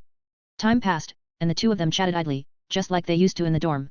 After about a quarter of an hour, Madame Pomfrey came to the ward to remove Malfoy's bandages, and Eno was ushered out. Leaving the ward, Eno saw Hermione and Harry in the corridor again, but this time Harry had an expression as if he wanted to say something but couldn't. "Why are you still here?" Eno asked Hermione curiously, ignoring Harry. For Hermione's sake, he had extended goodwill twice, but Harry had only reluctantly responded both times. "Sorry. There won't be a third time." He wasn't the bedridden Malfoy and had no special fondness for this. "We need to talk to you." Hermione gave Harry a look of frustration before saying, "It's him. He wants you to do a divination." "What do you think?" Seeing himself pushed forward, Harry finally stammered, "Hi, I heard from Hermione that your divination is very accurate. I was wondering if you could." Seeing Harry stumble over his words like Professor Quirrell, Eno interrupted him. "Although I focus on storytelling now, Hermione is a former client, so I have to consider her feelings." At this, Eno paused deliberately, and Hermione lifted her chin proudly, looking pleased. "So, Mr. Potter. I can do a divination for you, but you'll need to pay 5 sickles each time." 5 sickles. This price was something he had thought about and decided, not because Harry was wealthy or for other subjective reasons. Back in his Muggle primary school, Eno had charged £1 per divination. Every £5 was roughly equivalent to 1 galleon, so £1 was about 20% of a galleon, which translates to roughly 5 sickles. There might be some discrepancy, but not much, given the Wizarding World's quirky number systems either 17 or 29. On the other side, upon hearing the clear reply, Harry immediately agreed. "Of course. I'll pay the fee. I'll pay now." With that, Harry began fumbling through his pockets. Perhaps proving the old saying true, the more he hurried, the harder it was to find any sickles. In the end, Harry could only stand there pitifully with a handful of coins. This scene made Eno chuckle. Although he hadn't seen Harry buying candies on the train, he imagined it wasn't much different from the current situation. Then, Eno casually picked a galleon from Harry's pile of money and said, "I'll give you change," deducting 12 sickles. "But now we need a quiet place to start the divination." In a deserted classroom in the castle, desks and chairs were haphazardly piled in the dark corners. In this seemingly forgotten classroom, Eno, Harry, and Hermione sat in the center, forming a small circle. "Mr. Potter, you can tell me what you want to divine now?" Eno asked, playing with a die. "The content?" Harry started to stammer again, seeming very hesitant. Seeing this, Hermione quickly seized the opportunity and said decisively, "Hagrid is secretly raising a dragon, and we want to divine whether Hagrid will be punished for this." After speaking, Hermione looked at Harry, exasperated. "Are you still trying to hide it? Malfoy has already seen the dragon clearly. What's the point of hiding now?" "You're right, I shouldn't hesitate." Harry nodded belatedly. Eno didn't pay attention to their interaction. Even though he knew the answer, he still chose to divine for them since he had taken their money. After silently repeating the divination content several times, he casually tossed the die in his palm. The die spun on the table and finally stopped with one face up. 5.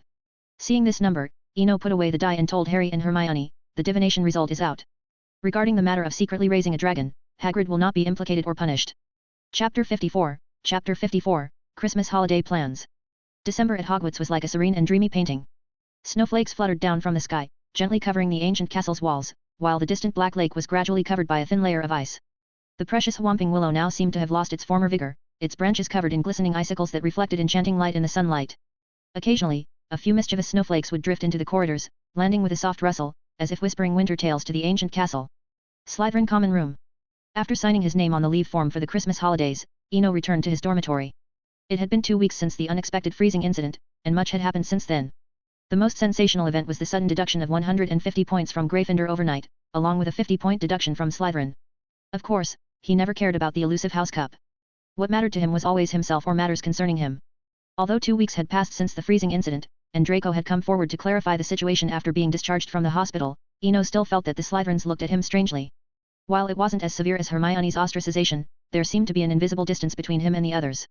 Moreover, he noticed that among his peers, except for a few like Draco, Pansy, and Daphne, the rest carried an obvious sense of alienation and restraint. In such an atmosphere, let alone telling stories, even just staying in the common room felt awkward. Back in the dormitory, Eno was working on his transfiguration homework while also planning his Christmas holidays. Unlike Harry, who had a home he couldn't return to, Eno had no home at all, or rather, the vast city of London was his home. This was true because once basic survival needs were met, any place could be called home. Moreover, with a pocket full of several hundred galleons, there was no place he couldn't go, as long as he didn't touch a broomstick. The money he had now was more than enough to last a long time. Hogsmeade it is then, and I can inquire about the Mandrake Leaf as well. Looking at the transfiguration homework on his desk, Eno also thought of his earlier plans regarding the study of animagus. Perhaps his current abilities were not sufficient, but that didn't stop him from starting the leaf-holding process in advance. To learn animagus, the prerequisite was to keep a mandrake leaf in one's mouth for an entire month. During this time, the leaf must not be swallowed or taken out of the mouth. If it left the mouth, all previous efforts would be wasted, and the process would have to start over. The subsequent steps, like the full moon night and the dawn dew untouched by sunlight, were all very tedious. Precisely because of these cumbersome procedures, some things had to be planned early. In the dormitory, the candlestick burned quietly, emitting a soft and warm light. Bent over his desk, Eno tirelessly wrote the homework assigned by the professors for the Christmas holidays. The quill lightly danced on the parchment, making a raspy sound, while the room was filled with a faint ink scent. To his left was a stack of books, covering all subjects for the first year at Hogwarts. Since it was a holiday, there should be no external factors interfering. So, it was essential to finish all the homework before the holiday started. Knock. Knock, knock. Just as Eno was lost in the words on the pages, a knock came from outside the dormitory. He gently put down his quill, a look of helplessness flashing in his eyes. At this time and this pace, it was undoubtedly Draco returning from his misadventures. Although Eno had promised multiple times not to practice magic in the dormitory, he always knocked before entering, regardless of how often he was advised against it, remaining stubborn as ever. A few seconds later. Phew, I knew you'd be here. You're either in the library or in your room every day. If you keep this up, you'll be forgotten, Draco said cheerfully. Being forgotten is a minor issue. After all, socializing only reflects one's external value, whereas solitude reflects true inner value. Eno tidied the scattered books on his desk and looked at Draco. But you, what are you so happy about today? You look, well, you look very happy. Eno almost voiced his thoughts, as Draco at that moment resembled a little dog wagging its tail in delight. You noticed. At this moment, Draco's face could no longer hide his beaming smile. It's still about that point deduction. Our punishment was to patrol the Forbidden Forest at night, but I just spoke to Filch, and he said he would ask Professor McGonagall to reassign me to trophy polishing duty. The night patrol will be left to Scarhead and his gang.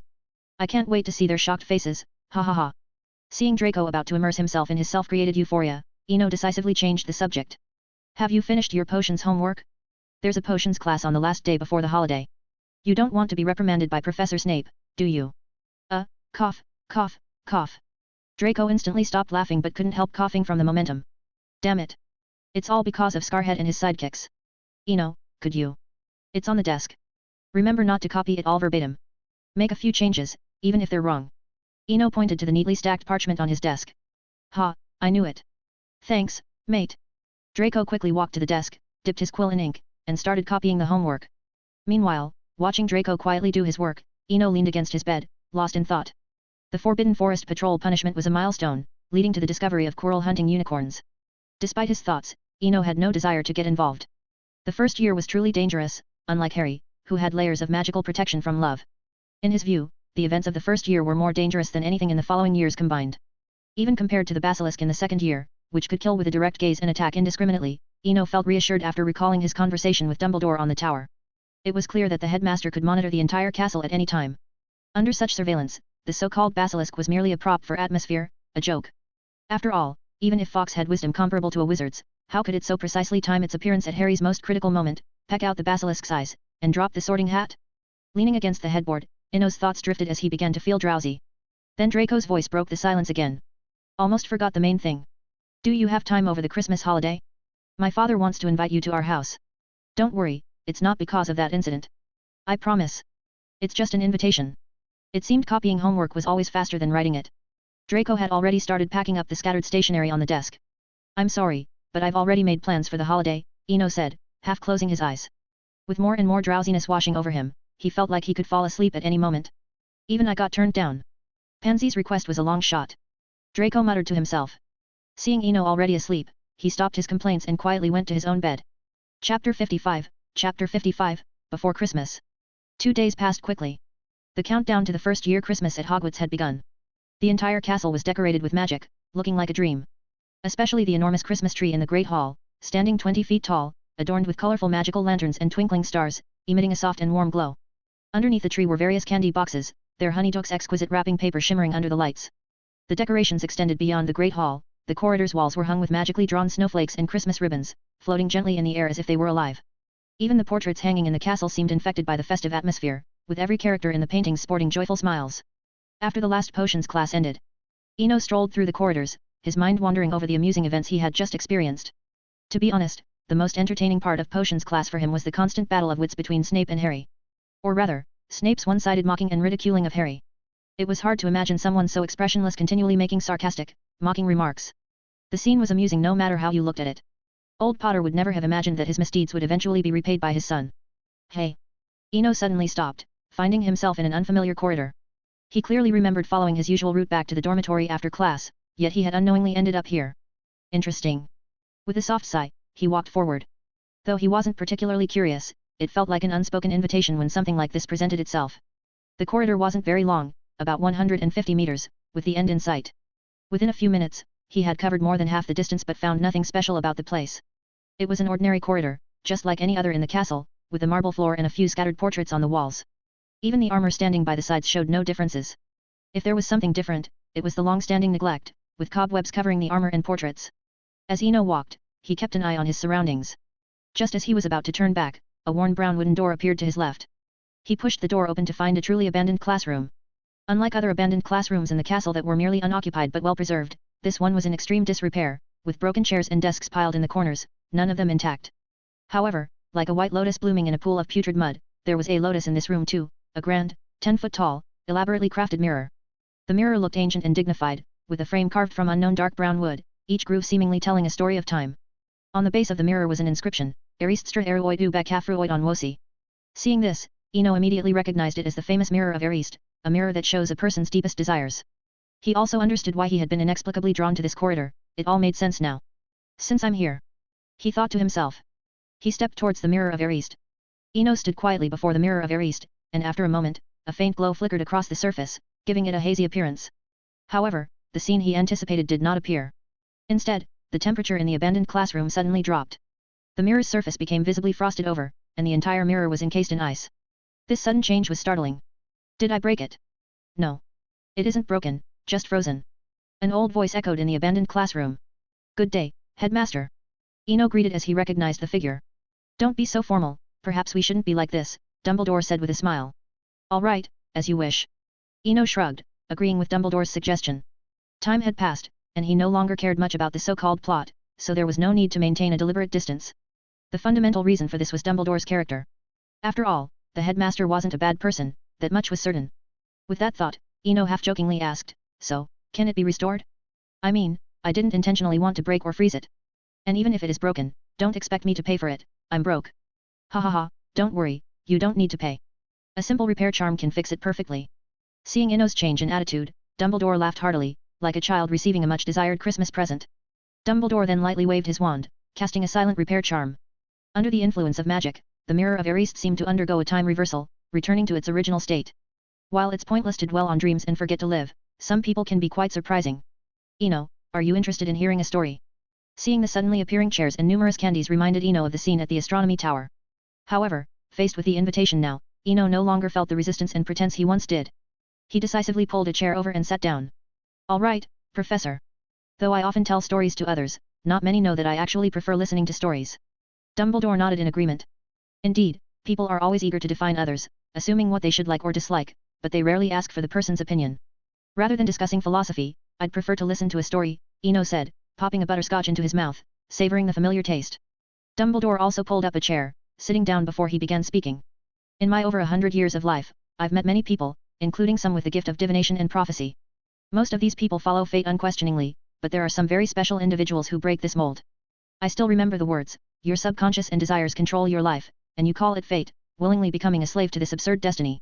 Dumbledore's tone was full of nostalgia. Professor. Seeking benefits and avoiding harm is human nature. The difference is that seers can clearly see and thus make choices. After Dumbledore finished, Ino promptly countered. _____. Chapter 56, Chapter 56, Second Conversation with the Headmaster. Professor, seeking benefits and avoiding harm is human nature. The difference is that seers can clearly see, and thus make corresponding choices. After Dumbledore finished speaking, Ino promptly countered. You know, in these few months at Hogwarts, I often stroll through the corridors and discovered a very interesting portrait. He calls himself Sir Cadogan. I'm sure you're familiar with his story. So, I just want to say, we can't expect everyone to be as brave as this knight, who fearlessly threw himself into the dragon's maw. With that, Ino paused. At the same time, he was now certain that his earlier fortune-telling for Harry had been caught on some hidden surveillance. He had long suspected Dumbledore could monitor the castle in real time, which is why he had deliberately used Sir Cadogan as an example. Ha ha ha, yes. The portraits told me about your fortune-telling for Harry, Dumbledore chuckled and winked. Such a seemingly mind-reading response, coupled with unexpected honesty, made it hard to react for a moment. Professor, actually no need to explain. Just consider it my way of telling you this. And don't worry, it wasn't legilimency either, Dumbledore said, preempting Ino. Before Ino could respond, he heard Dumbledore's slightly puzzled voice. Your magic seems very special. It seems to protect you, attacking anything that tries to pry into your mind, whether it's a wizard or an alchemical tool. The frozen mirror is the best proof of that. Special magic? Hearing this, Eno was momentarily stunned. But he quickly realized that it might indeed be as Dumbledore said. After all, though the mirror of Ariste could reflect one's innermost desires, it was also a form of intrusion. Professor, I have no idea what you're talking about, he said honestly, faced with such a profound issue. That's perfectly normal. No one can fully understand the mysteries of magic, myself included. But you can rest assured, your situation, though unique, is harmless. It's like a kind of protective magic. Dumbledore's tone became somewhat nostalgic as he added, just like how the Dumbledore family always receives help from a phoenix in their time of greatest need. Protective magic? Bloodline. Eno muttered, falling into deep thought. He roughly understood the cause, but it also raised new questions. Could it be that extreme sensibility really equated to capriciousness? Yet, thinking carefully, it seemed to match the White Witch's character. After all, a person who could get angry over hearing a story was capable of doing incomprehensible things. Moreover, a true queen probably did everything according to her whims. Relief, confusion, curiosity, and incomprehension, these thoughts, like weeds in the wilderness, sprang up endlessly. However, Dumbledore, seemingly possessing true mind-reading abilities, again precisely guessed Eno's thoughts. Why not leave the things you can't figure out now for later? Professor, it's not that I have to find the answers because some things simply don't have answers. Halfway through his explanation, Eno paused. This was a rehearsed line, but now he realized, it might be true. Some things in life might never have answers. See. You didn't even need me to convince you, you convinced yourself, Dumbledore said, spreading his hands, looking somewhat innocent. Ha ha ha, yes. I convinced myself. After figuring it out, Eno laughed heartily, if only I had my accordion with me, some music would be perfect now. I have one. Dumbledore said proudly, like a child showing off a new toy to another. After leaving the tower last time, I went to Diagon Alley and bought an identical one. But, it never could play that same tune. Saying this, Dumbledore tapped the table with his elder wand, casting a silent summoning spell. On the other side, Eno saw an accordion materialize out of thin air, identical in shape and design to his own. The only difference was that the corners of this accordion were tied with a pink ribbon. Soft music began to play, the accordion's melody weaving a magical moment, blending the past of this abandoned classroom with the present. The abandoned classroom seemed to come alive with the music, telling its own story. The young wizards who once had classes here, their laughter, tears, dreams, and disappointments were witnessed by the weathered walls and chaotic desks. Time seemed to press pause. After a long while. Professor, honestly, I don't really like philosophy. When Socrates was in prison towards the end of his life, he drank hemlock and uttered his final words, I go to die, you go to live. Which of us goes to a better thing is known to none but God. Here, Eno paused slightly. After the conversation, he no longer underestimated the wisdom of this centenarian. Similarly, the figure who leapt from the tower was truly regrettable. Eno, whatever you saw, I want to say that everything that happens in the future is meant to happen. Dumbledore seemed to understand but did not accept. These words also made Eno abandon any attempt to persuade him. After all, the future had not yet happened. Moreover, many things couldn't be changed with just a few philosophical statements. Ultimately, the real reason for Dumbledore's death was his longing for his family and the toll of half a century's labor, which made him want to give up. As a top-tier white wizard, could there be many in the magical world who could rival him and not see the curse on the resurrection stone ring? Perhaps family bonds truly triumphed over reason. In the end, this centenarian embarked on another adventurous path. Thinking about this, Eno sighed, all right, I respect your choice. I respect everyone's choice. Thank you, Eno, Dumbledore said. Though neither explicitly stated it, both knew what they were talking about. After a moment, Dumbledore seemed to remember something, leaning forward slightly. I saw your name on the holiday registration form. I'm sorry, but I wanted to say that if you can't find a place to stay in Hogsmeade, or need my help with anything, remember to write to me. Hearing this, Eno's eyes lit up slightly. He had suddenly thought of a not particularly troublesome but very important issue. Professor, any kind of help? If so, I indeed have something I need your assistance with. Chapter 57, Hogsmeade. The Christmas holiday arrived as scheduled. After declining Christmas invitations from Malfoy, Pansy, Hermione, and Neville, Eno followed his original plan and set off alone for Hogsmeade to spend his first Christmas in the magical world. The path from Hogwarts to Hogsmeade was a secluded cobblestone path. Eno carried his suitcase in his left hand and held the wand in his right. As he walked leisurely, he casually waved the wand in the air. Wherever the tip of the wand moved, clusters of white snowflakes would appear, drifting briefly in the air before slowly falling and merging with the snow on the ground. I guess this fulfills an old dream of mine, a bubble gun with infinite ammo. Eno gazed at the snowflakes floating from the tip of his wand, feeling a sense of nostalgia. This delightful snowflake trick was something he had recently discovered and was also the second spell left by the White Witch. Scattering snowflakes was an intriguing spell. Not only was it highly ornamental, but it also trained his adaptation to ice and snow, achieving multiple benefits at once. Because of this, once he learned the spell, he started casting snowflakes everywhere he went, except for the classroom and the library. Naturally, this behavior annoyed the castle caretaker, Filch. However, after Professors Flitwick and Dumbledore intervened, this action was reframed as adding to the festive atmosphere of the castle during Christmas, considered a public service, and even earned him some points. Although the issue was settled, Eno had to endure seeing a grumbling Filch following him around whenever he was in the hallways. Filch, though no longer able to stop him, would bang his mop on an iron bucket, creating an irritating noise, muttering sarcastic comments under his breath. It seemed as though he was saying, "I might not have the authority to stop you, but I'll make you as uncomfortable as possible." Faced with this petty behavior, Eno had no choice but to yield. After all, Harry had chosen to clash with Snape. But to engage with Filch? That seemed beneath him. Time passed quietly on the road. In the distance, the buildings of Hogsmeade came into view. Eno looked forward to this village composed entirely of wizards. Here, he could bypass the Ministry of Magic's trace and not worry about the statute of secrecy. Whether practicing magic or going about daily life, there was no need for caution in Hogsmeade. As he drew closer, the full view of Hogsmeade unfolded before him. The streets were lined with quaint, ancient houses, giving the impression of stepping back in time to a medieval village. The festive atmosphere here was no less than at Hogwarts, and in some details, even surpassed the castle's decorations. All the shops in Hogsmeade seemed to have agreed to don Christmas decorations early. Colorful bells, tiny gift boxes, miniature Santa hats, and moving snowmen lined the streets. Though Eno was always curious why wizards celebrated Christmas, this curiosity did not diminish his enjoyment of the present. In this magical and vibrant world, one could forget all their troubles. On the main street, Eno looked up at the first shop he came across, the nearest to him. Gladrag's Wizard Wear. Glancing at his standard robes, he pushed the door open without hesitation. The shop's interior was spacious, with various new clothes neatly arranged.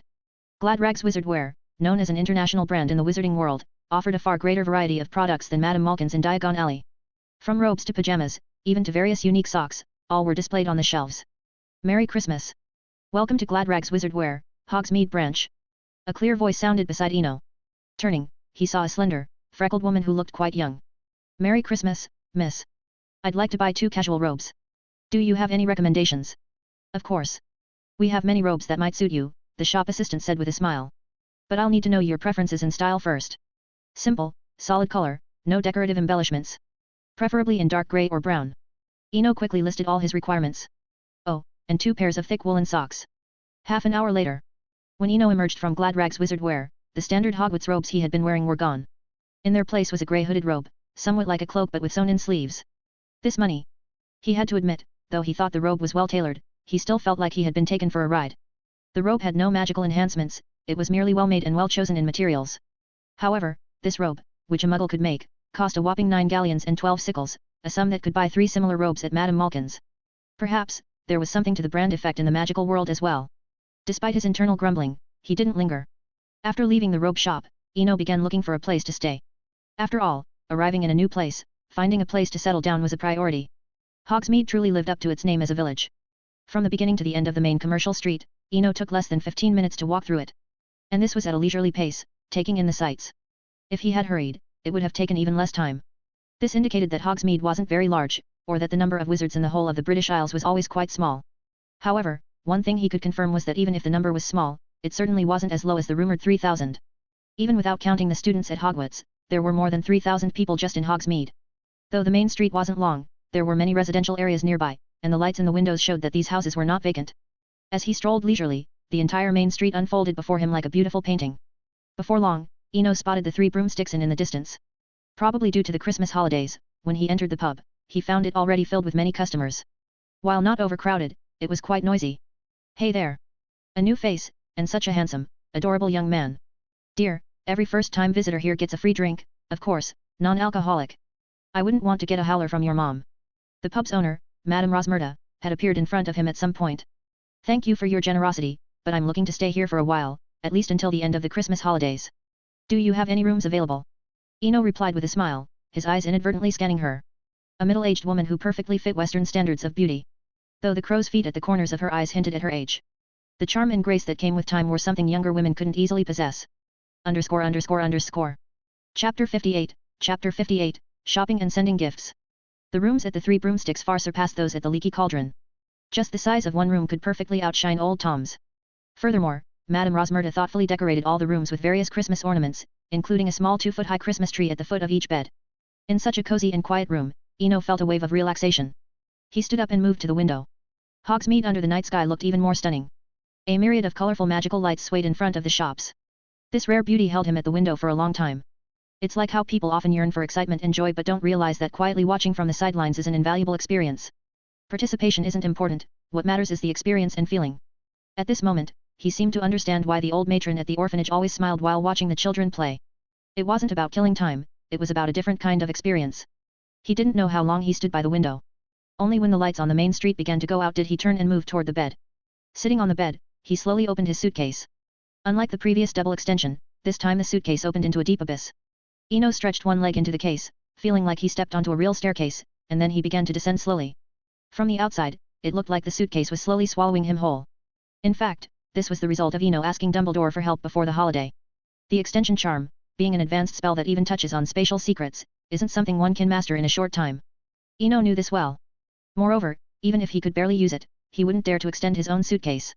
Safety was one concern, but he also had to prevent it from being discovered, as the Ministry of Magic explicitly forbids unauthorized use of the extension charm. Thus, his own attempt in asking Dumbledore to help were worlds apart.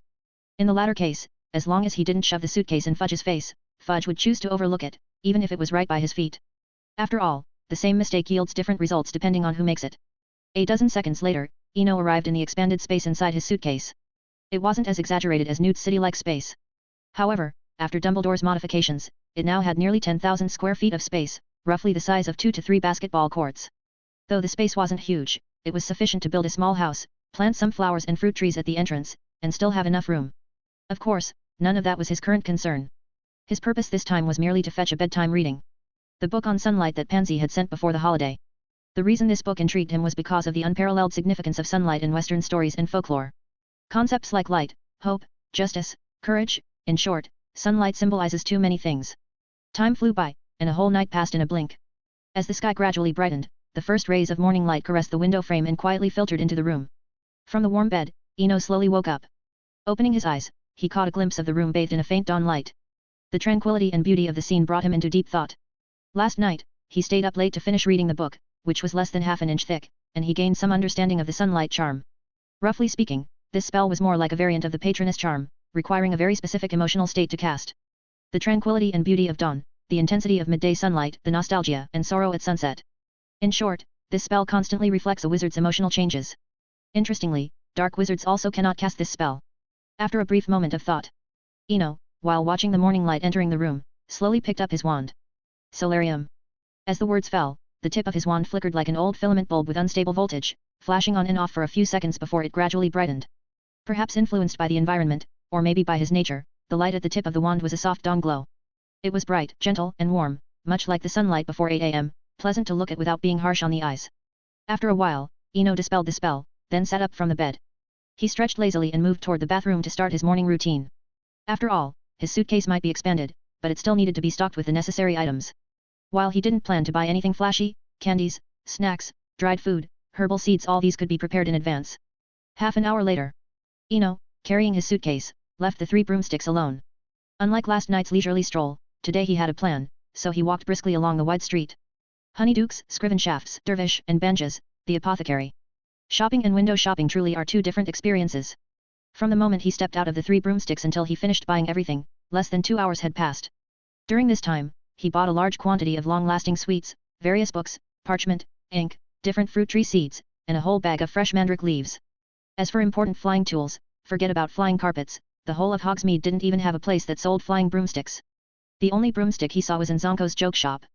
A toy broomstick called the Whizzing Broomstick, priced at 23 galleons. When a wizard tries to ride it, the broomstick would quickly flip over, making the rider head down, and it also had 5 prank modes like spinning wildly, sudden braking, and throwing the rider off. For safety reasons, this broomstick's flight height was only a mere 3 meters.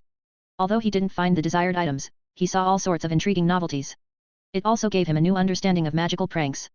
Luckily, wizards are tough, otherwise, any of these items brought into the Muggle world would at least cause serious injuries. Meanwhile, after buying everything, Eno arrived at his final stop, the Owl Post Office. Christmas gifts must never be forgotten. Even though he was off campus and didn't know how many gifts he would receive, he had many to send out. Malfoy, Dumbledore, Pansy, Hermione, Neville. Eno calculated in his mind while pushing open the door to the Owl Post Office. However, upon opening the door, he was greeted by hundreds of innocent big eyes, instantly giving him the feeling of walking into a magical zoo. The room wasn't very spacious because both sides of the walls were lined with shelves full of owls. From large eagle owls and barn owls to nimble little screech owls and snowy owls, there were at least 100 or two. Upon hearing the door open, all these owls tilted their little heads in unison, curiously observing the visitor. Chapter 59, The Daily Life at the Three Broomsticks. Over 100 owls, neatly lined up, presented a cute and amusing picture. Eno couldn't help but take a few more glances. After pausing for a moment, he headed straight to the counter. "Excuse me. Ma'am, I'd like to rent an owl to send a package." Behind the counter was the only witch in the entire post office, a gaunt middle-aged witch. "Find a suitable one yourself. Packages within England cost 5 nuts each, letters cost 2 nuts. We are not responsible for any lost items." Although she was responding, the witch never lifted her head, as if the book Breaking Up with Ghosts in her hands was more important than the entire post office. Listening to her impatient tone was a stark contrast to the friendly shopkeepers in Hogsmeade. It was understandable though. After all, the nature of their businesses was different. The former were private shops, while the latter was a Ministry of Magic official organization, so there was a significant difference in service attitude. 5 packages within England. He slapped a sickle on the counter and turned to choose his desired owls.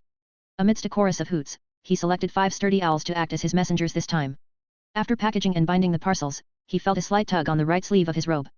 Eno lowered his head and saw a tuft of grayish-white fluffy feathers. A round head with a pair of cute eyes occasionally glanced at his fingers, like a child waiting for a parent to hand out candy.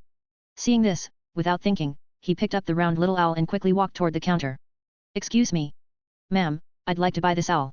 It should be mentioned that the owl post office also sells owls to the public as an additional service. It's somewhat akin to selling phones at a public telephone booth. On the other side, upon hearing the inquiry about the price of the owl, the middle-aged witch behind the counter finally put down her novel. Her previously indifferent face, covered in freckles, now beamed with enthusiasm. "A Tang Mom's owl, they're very clever. You don't even need to feed it, as it can hunt small rodents like voles and mice on its own. Plus, it's very loyal to its owner, and most importantly, it has no obvious flying weaknesses. The price is 27 galleons and 11 sickles. It comes with 2 bags of standard owl food.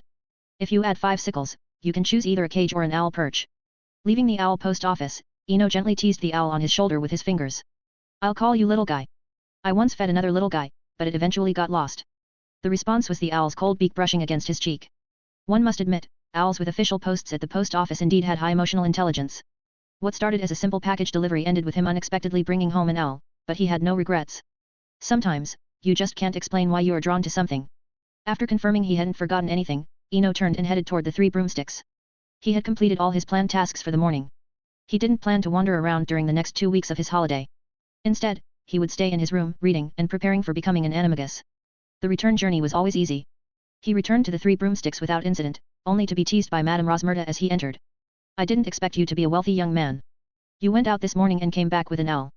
It seems your pocket money exceeds my expectations. Perhaps I should consider raising your room rent." Before Eno could reply, the little guy on his shoulder seemed to understand someone was talking about owls and lifted a claw to wave in the air, as if greeting a friend. "Haha, ma'am, your plan is doomed to fail. This little guy is the result of saving my pocket money for 5 years.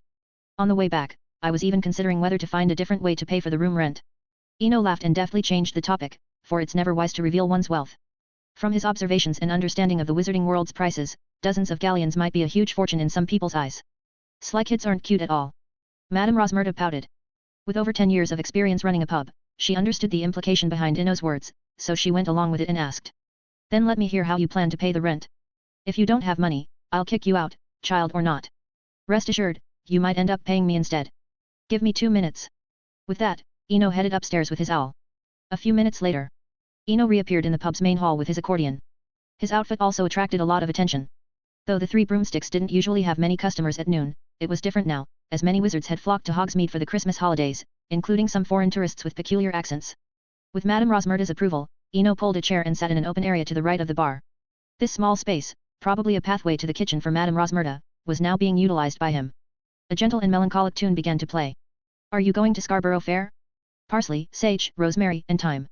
In the medieval-like magical village of Hogsmeade, Eno chose to sing the most fitting song for the environment, Scarborough Fair. As the song began, the hall of the Three Broomsticks gradually quieted down. The ethereal and haunting voice reached deep into people's hearts, combined with the hoarse tone of the accordion, evoking an inescapable sadness in those who heard it.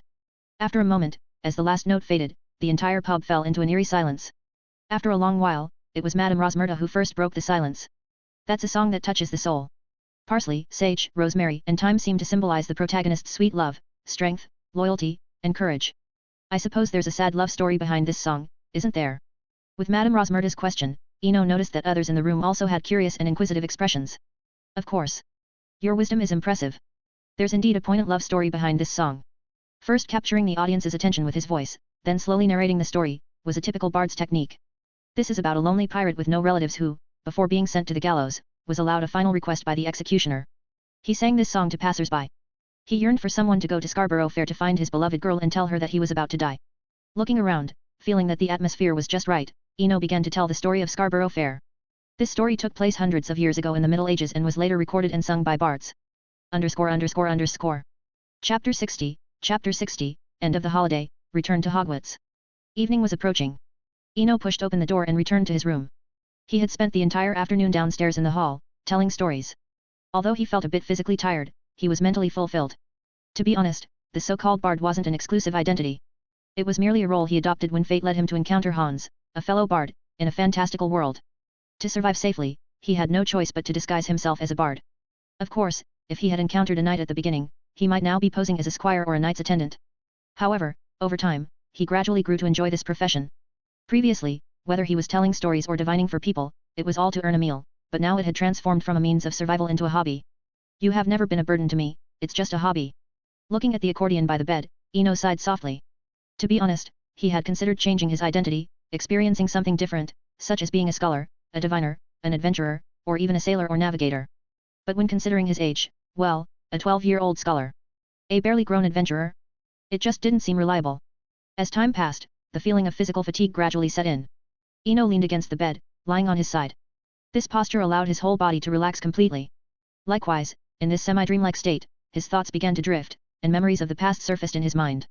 The orphanage he once lived in, the fantastical world of his past, and even older experiences. A sense of contradiction arose. Sometimes he felt very mature, yet also very young. Life seemed to have ended, yet everything felt like it was just beginning. It was like a long, winding story that appeared to be reaching its conclusion, only for the author to lay down numerous foreshadowings for future chapters, seemingly ending yet not ending. With a heart filled with subtle contradictions and thoughts. As if to escape some disturbances, or perhaps to seek answers in his dreams, he eventually fell asleep on the bed. Time quietly flowed by like water, slipping away unnoticed. The 2-week Christmas holiday passed by in a relaxed and leisurely manner for Eno. His daily schedule was simple yet fulfilling. After breakfast, he stayed in his room studying magic, including transfiguration, sunlight magic, and ice magic.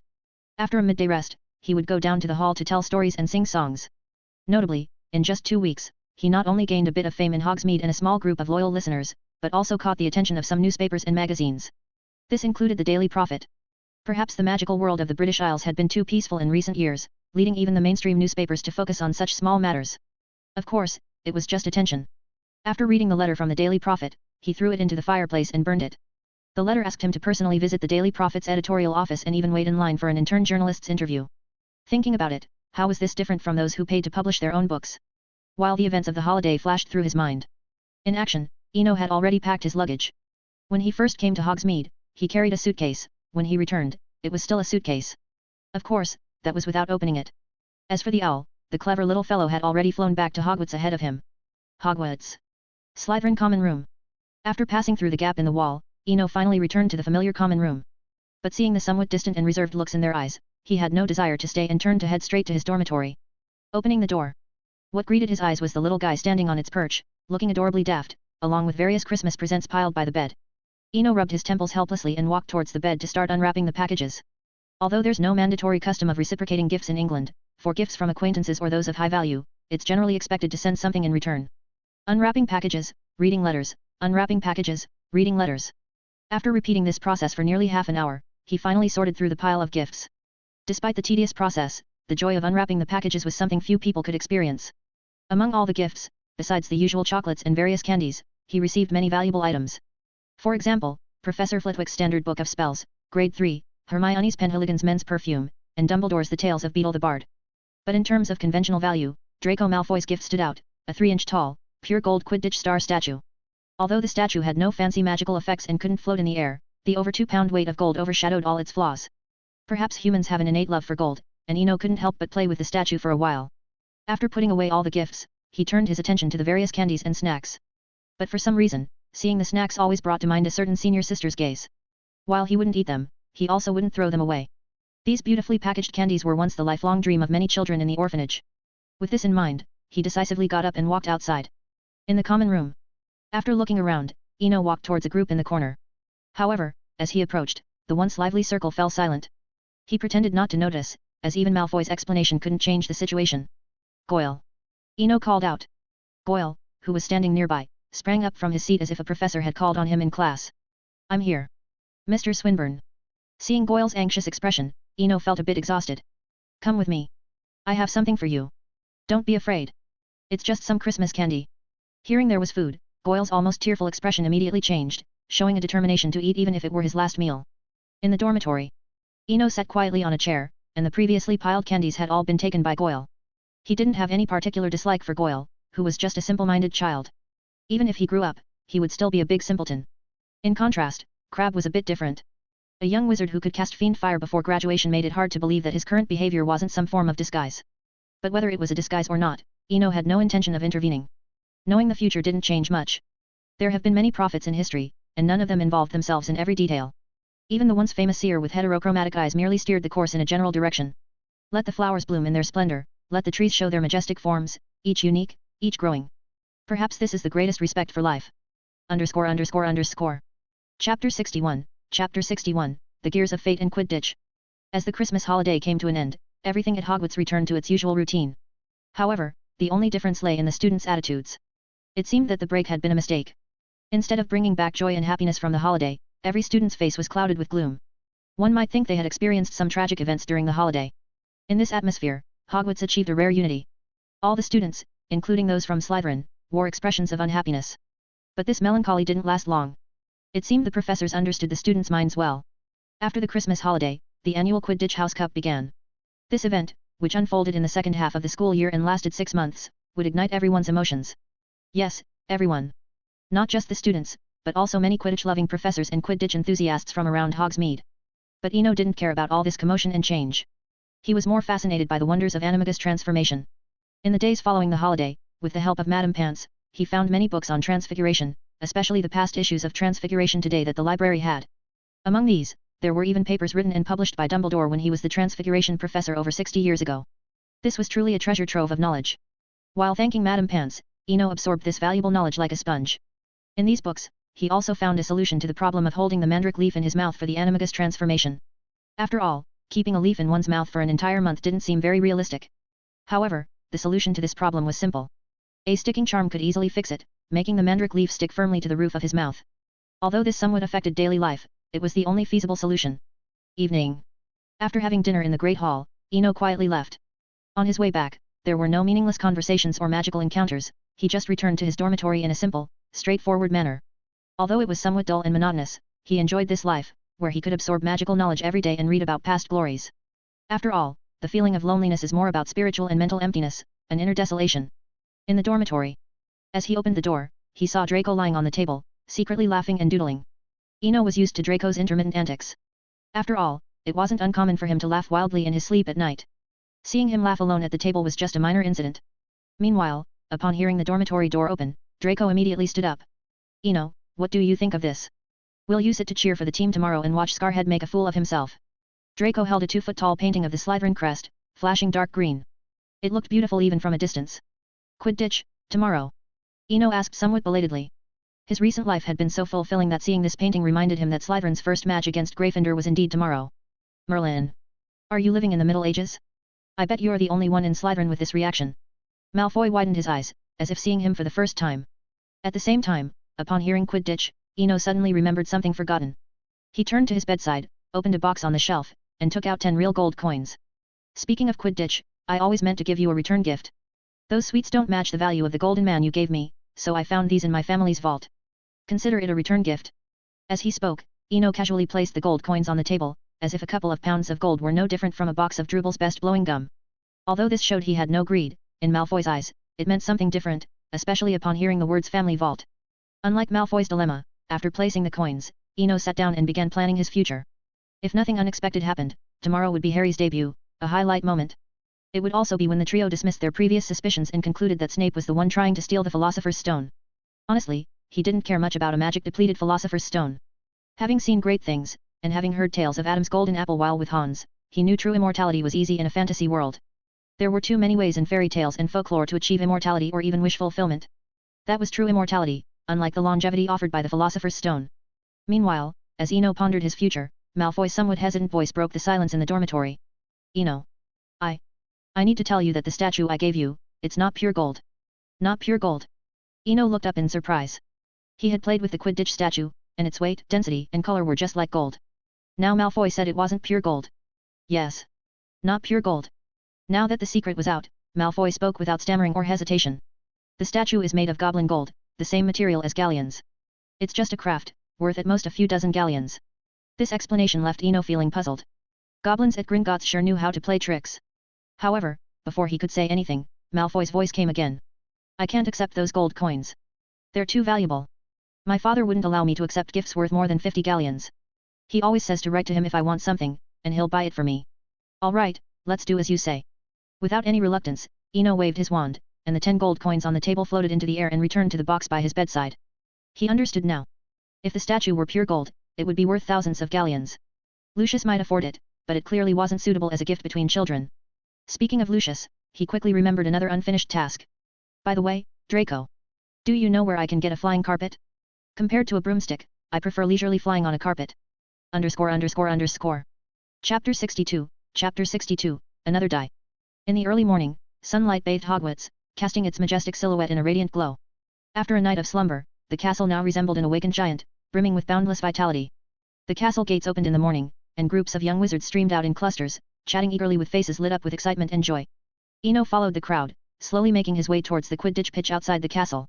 After his conversation with Draco last night, he had firmly set his mind on acquiring a flying carpet in England. It was unclear whose toes had been stepped on, but the Ministry of Magic turned a blind eye to smuggling dragons while maintaining zero tolerance towards flying carpets smuggling. According to Draco, Horus even traveled all the way to Africa to apprehend smugglers. Whether true or not, it underscored the Ministry's stance on the matter. Quidditch pitch. As time passed, the stands, once empty, now filled with people, their expectant eyes turned towards the sky. Good morning, everyone. I'm Lee Jordan, your commentator for this match. Today marks the second match of the Inter-House Cup for this academic year, Gryffindor vs Slytherin. I'm sure this will be another thrilling and heart-pounding game. Perhaps some people are just naturally suited for certain things. In just a few sentences, Jordan's animated tone ignited the enthusiasm of the entire stadium. As players from both sides took to the field one by one, the match officially began. One could say it was unsurprising for Slytherin versus Gryffindor. In less than 10 minutes, a thick atmosphere of tension filled the field. Although not well versed in Quidditch, Eno could sense something amiss in the atmosphere. Especially after Gryffindor chaser Angelina Johnson was maliciously fouled and knocked down, the previously tense atmosphere reached its climax. Fred began retaliating like a madman, targeting anyone from Slytherin who came near him, heedless of consequences. Where there's Fred, there's also George. Seeing his brother being outnumbered, George also rushed in without regard for his own safety. Well, once the chain reaction starts, it's already too late to think about stopping it. The chaotic scene in the air couldn't be stopped by Madame Hooch's bronze whistle alone. Why bother playing Quidditch? Wouldn't it be more exhilarating for each person to ride a knight's lance? Eno muttered as he looked up at the sky. This was turning into a brawl rather than a Quidditch match, with players from both teams no longer caring about the quaffle. Similarly, he noticed Harry flying on the edge, seemingly frightened by the chaotic scene, despite being Gryffindor's newly appointed seeker. But regardless, this was Hogwarts.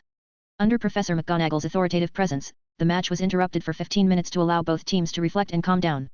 Perhaps this was the display of Deputy Headmistress's authority. When the second half began, both Slytherin and Gryffindor played more conventionally, and even if fouls occurred sporadically, they were within manageable limits. With order restored on the pitch, this allowed Harry the space to shine. As time ticked away, driven by fate, Harry also experienced his moment of glory. After an incident with the broomstick almost spiraled out of control, he thrillingly swallowed the golden snitch. With a 150-point bonus, Gryffindor secured a decisive victory. The match was over. Despite watching the entire game, Eno couldn't feel entirely happy. It wasn't because Slytherin lost, but because everything that happened today had clear deviations from his memory. It seemed like every event from his memories had silently changed. Life goes on, whether things that should happen or shouldn't have happened have already occurred. Returning to the common room. Looking at the gloomy Slytherin students, Eno turned and walked towards the library. Although he couldn't stand this atmosphere of melancholy, he understood. After all, in the magical world, many wizards value Quidditch more than life itself. Leaving the common room, he walked familiarly towards the library. But as soon as he entered, he was intercepted by Madame Pants. I don't understand why I keep getting notes for you. You students treat me like a messenger owl. Though complaining, Madame Pants's smile indicated otherwise. Just look at you, you're much more reliable than an owl, that's for sure. Facing Madame Pants's self-deprecation, Eno joked back. After half a semester of interaction, despite the age and status gap, he had still become friends with Madame Pants. Although initially based on preconceived notions, over time, he discovered Madame Pance wasn't as harsh as she appeared. Perhaps it was the nature of her work or her past experiences that made Madame Pance seem somewhat neurotic and occasionally hysterical. But undeniable was the simplicity often found in such personalities. They didn't care about societal norms or others' opinions, they had their own rhythm of life. Meanwhile, as they talked, Madame Pance pulled out a diamond-shaped note from her pocket. Take it quickly. The Gryffindor girl seemed quite anxious today. Ino took the note casually. Thank you. I've been busy lately, but I'll make sure to finish the remaining story. If all goes well, the book will reach its final conclusion next time we bring it. This was the fundamental reason why he could become equal friends with Madame Pance. A romance novel blending elements like marriage, family, lovers, illegitimate children, and love triangles. Initially, to improve his relationship with Madame Pance, he improvised a short story, though its content was somewhat hard to face, its effect was unexpectedly good. Similarly, when Madame Pance heard that the next part was almost ready, her eyes lit up instantly. But after a moment, she murmured sadly, is it coming to an end? Yes. All stories must come to an end. Seeing this scene, Ino knew exactly what Madame Pance was thinking. For the next one, we'll have to wait until the start of the next school year. It's about two sisters falling in love with the same man, who happens to be their stepfather. That settles it. Madame Pance's tone was decisive, as if anyone dared to go back on it, she'd draw her wand and duel them on the spot. Watching Madame Pance's departing figure, Ino shook his head with a smile. Then he opened the note left by Hermione without surprise, finding the usual arrangement to meet in the library. Despite seeming childish, it allowed him to rediscover the joy of passing notes in school. Even though many things could be said after class, there was a certain illicit thrill in writing them down on paper and passing them quietly during lessons. Thinking of this, he neatly folded the note and put it back in his pocket, then headed towards the Transfiguration section of the library. In a state of deep concentration, time passed unnoticed. At night, with only half an hour left until curfew, under Madame Pance's urging, Ino reluctantly left the library.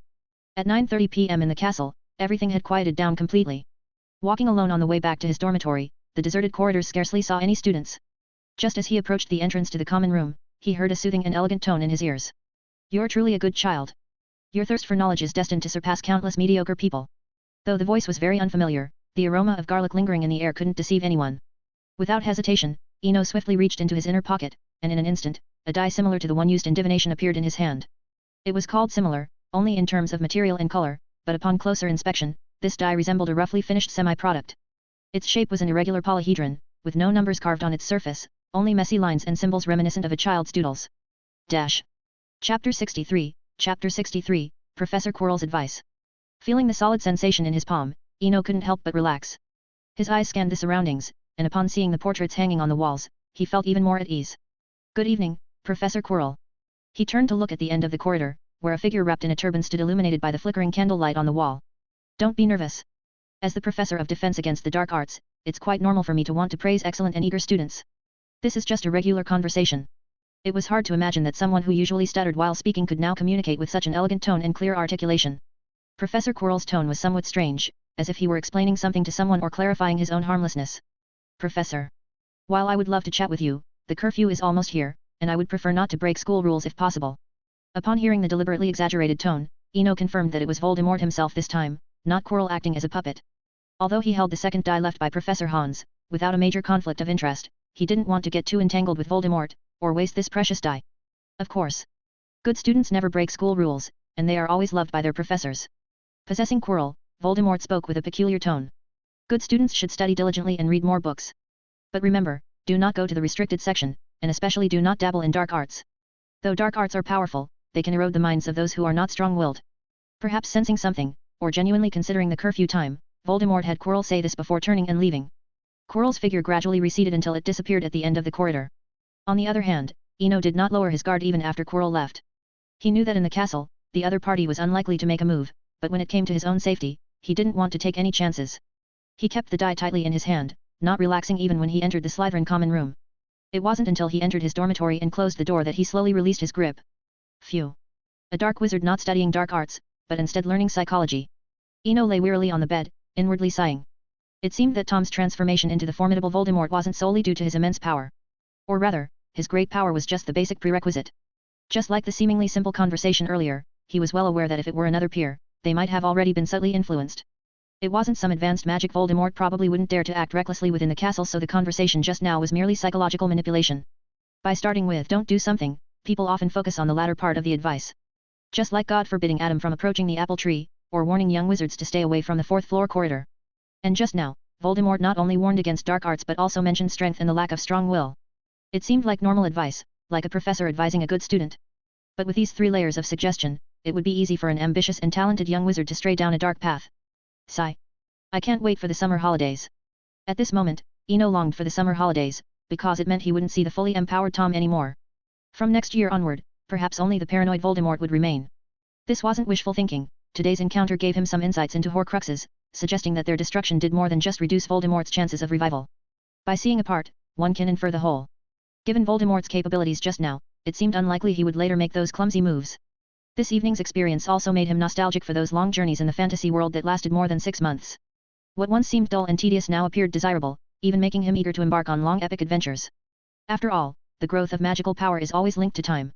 It wouldn't take much 2 or 3 times a year might bring him up to the standard of an adult wizard, sparing him from today's passivity. Since arriving at Hogwarts, Eno felt a sense of helplessness for the first time.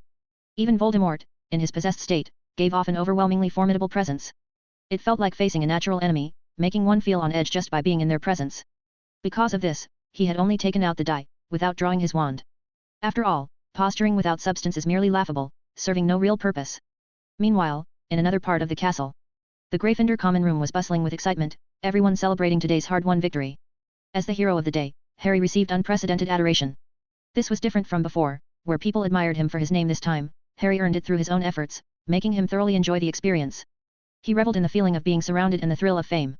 However, amidst the laughter and joy of the Gryffindors, no one noticed that an elderly farmer was missing from a pastoral landscape painting hanging in the corner of the common room. On the other hand, Hermione, sitting on the sofa at the periphery of the common room, did not join the celebration and instead appeared worried. What she had witnessed at the Quidditch pitch confirmed for her that Snape was the culprit and the one scheming to steal the Philosopher's Stone. Thinking of the Philosopher's Stone, Hermione couldn't help but think of Eno.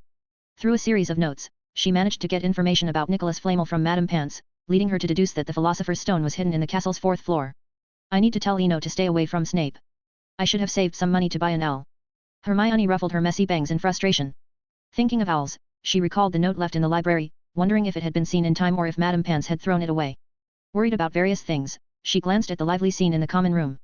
Frustrated, Hermione stood up and headed to her dormitory without looking back. It seemed that many at Hogwarts would find it hard to sleep tonight. On the 8th floor of the castle, in the headmaster's office, Dumbledore, dressed in lavender floral pajamas, sat in his chair, holding a walnut box, searching intently for something. Meanwhile, various letters were scattered across the large desk. After a long while, he selected a lavender envelope with golden embossing. Opening the envelope, he was greeted with beautiful, distinctive calligraphy. Just by looking at the handwriting, it was clear how flamboyant the writer must be. However, Dumbledore barely glanced at the ornate letter and instead turned to gaze at the forbidden forest under the night sky. _____. Chapter 64, Chapter 64, Professor Sprout's Explanation. Time always seems to pass unnoticed. In the Scottish Highlands, the temperature in May can reach 18 degrees Celsius. Hogwarts also seems to awaken from its winter slumber. Under the warmth of the spring sun and the gentle breeze, the castle grounds begin to show signs of vibrant life. Various beautiful plants like Nemophila, Bittens, field bindweed and blue lucerne quietly grow on the lawn, emitting a faint fragrance. The tall whomping willow has also sprouted tender green leaves, forming a stark contrast with the ancient castle and showcasing its vitality. In the clear blue sky, a few magical creatures occasionally fly by. Some are owls flapping their wings, while others are hippogriffs soaring leisurely. Their appearance adds a touch of mystery to Hogwarts. Sunlight filters through the clouds, shining on the distant black lake. The sparkling water resembles a mirror, reflecting the blue sky and the castle's silhouette. Everything is breathtakingly beautiful. In the Slytherin common room. In his dormitory, Eno gazed at the 2 potted plants on the shelf. After watering them as usual, he stood quietly, lost in thought. It had been over 3 months since Voldemort's close encounter. Many significant events had happened during this time. For instance, Quirrell's body visibly weakened day by day, or Snape suddenly getting injured 3 days ago, now walking with a limp and unable to make his black robes flare dramatically. However, these were trivial matters to Eno. Since feeling that deep sense of powerlessness, he had been living a reclusive life. Apart from attending classes and meals in the Great Hall, he spent most of his time in his dormitory, occasionally staying in the common room but never leaving the crowd. Even when visiting the library, he went in the mornings when it was crowded, borrowing enough books for a week in one go. He no longer stayed in the library until late at night as he used to. Of course, every coin has 2 sides. While this ascetic lifestyle reduced some experiences and fun, it brought other benefits. Most notably, the long-dormant Slytherin Story Salon was revived. Invited by Draco, Eno would occasionally tell stories and sing songs in the common room, providing rare entertainment to pass the time. 3 months of peaceful coexistence also changed how others in Slytherin viewed him. The boys were less cautious, and the girls' eyes showed more enthusiasm. Besides these visible external changes, there were many internal ones. After 3 months of repeated efforts, Eno finally obtained a qualified mandrake leaf, meeting the prerequisite for becoming an animagus. All that remained was to brew the potion under a full moon and drink it during a thunderstorm. The dormitory's silence was broken by Draco's voice. Class starts in half an hour. We should get going. Interrupted from his thoughts, Eno turned to see Draco, already dressed, holding 2 pairs of brand new dragonhide gloves. Of course, let's go. Eno smiled, picked up the clay pot from the shelf, and walked out of the common room with Malfoy. Outside the castle. In the greenhouse for herbology class. With about 15 minutes until class, the young wizards waiting at the door gathered in small groups, chatting about topics of interest. An interesting phenomenon was that the house system was deeply ingrained. Even when freely chatting, Gryffindors and Slytherins were distinctly separated, each occupying one side of the greenhouse door, like territories divided by a central axis. This balanced division was disrupted by Eno's arrival. Walking from the castle, he did not choose a side but stood at the central axis, facing the door, holding his pot. On the other side, among the Gryffindors, Neville hesitated after seeing Eno and noticing Malfoy. He wanted to greet Eno but seemed unsure. If you cannot face your fears, you will never overcome them, Eno's advice echoed in Neville's mind. Taking a deep breath, he walked forward regardless. Eno, has it sprouted yet? I think the seed might be dead since the other pot is so lush. Hearing the familiar voice, Eno turned to see Neville's slightly apprehensive expression. Eno was pleased with the scene, as it proved his earlier guidance was not in vain. He gave Neville an encouraging look. I don't know either, so I brought it today to ask Professor Sprout after class. As he spoke, he handed the pot to Neville for inspection. Since their first encounter months ago, the potted plants had become a bond between them. Interestingly, although both were Narnian berry seeds and received the same sunlight charm, their growth was vastly different. Despite its refusal to sprout, Eno never discarded the pot, feeling an inexplicable attachment. Meanwhile, Neville carefully examined the pot, puzzled. I think the seed might be faulty. The humidity and temperature should be fine. Before he could finish, Professor Sprout appeared in front of the greenhouse. All right, children. It's time for class. Let's pause your chats and follow me to Greenhouse 3. As expected of Hufflepuff's head, Professor Sprout's voice was always gentle and nurturing, like a spring breeze. The previously scattered young wizards now lined up in 2 orderly columns. Eno took back the pot from Neville and quietly joined the line. Greenhouse 3. A dark and damp place, as it was filled with Devil's Snare seedlings. After thoroughly explaining the characteristics of Devil's Snare, Professor Sprout had the young wizards put on dragonhide gloves and start repotting the plants. Given the vigorous growth of these so-called seedlings, with their 2 to 3 meter long vines writhing like black mambas on the ground, the scene was quite horrifying. Even the Slytherins, who liked snakes, were reluctant to stay longer.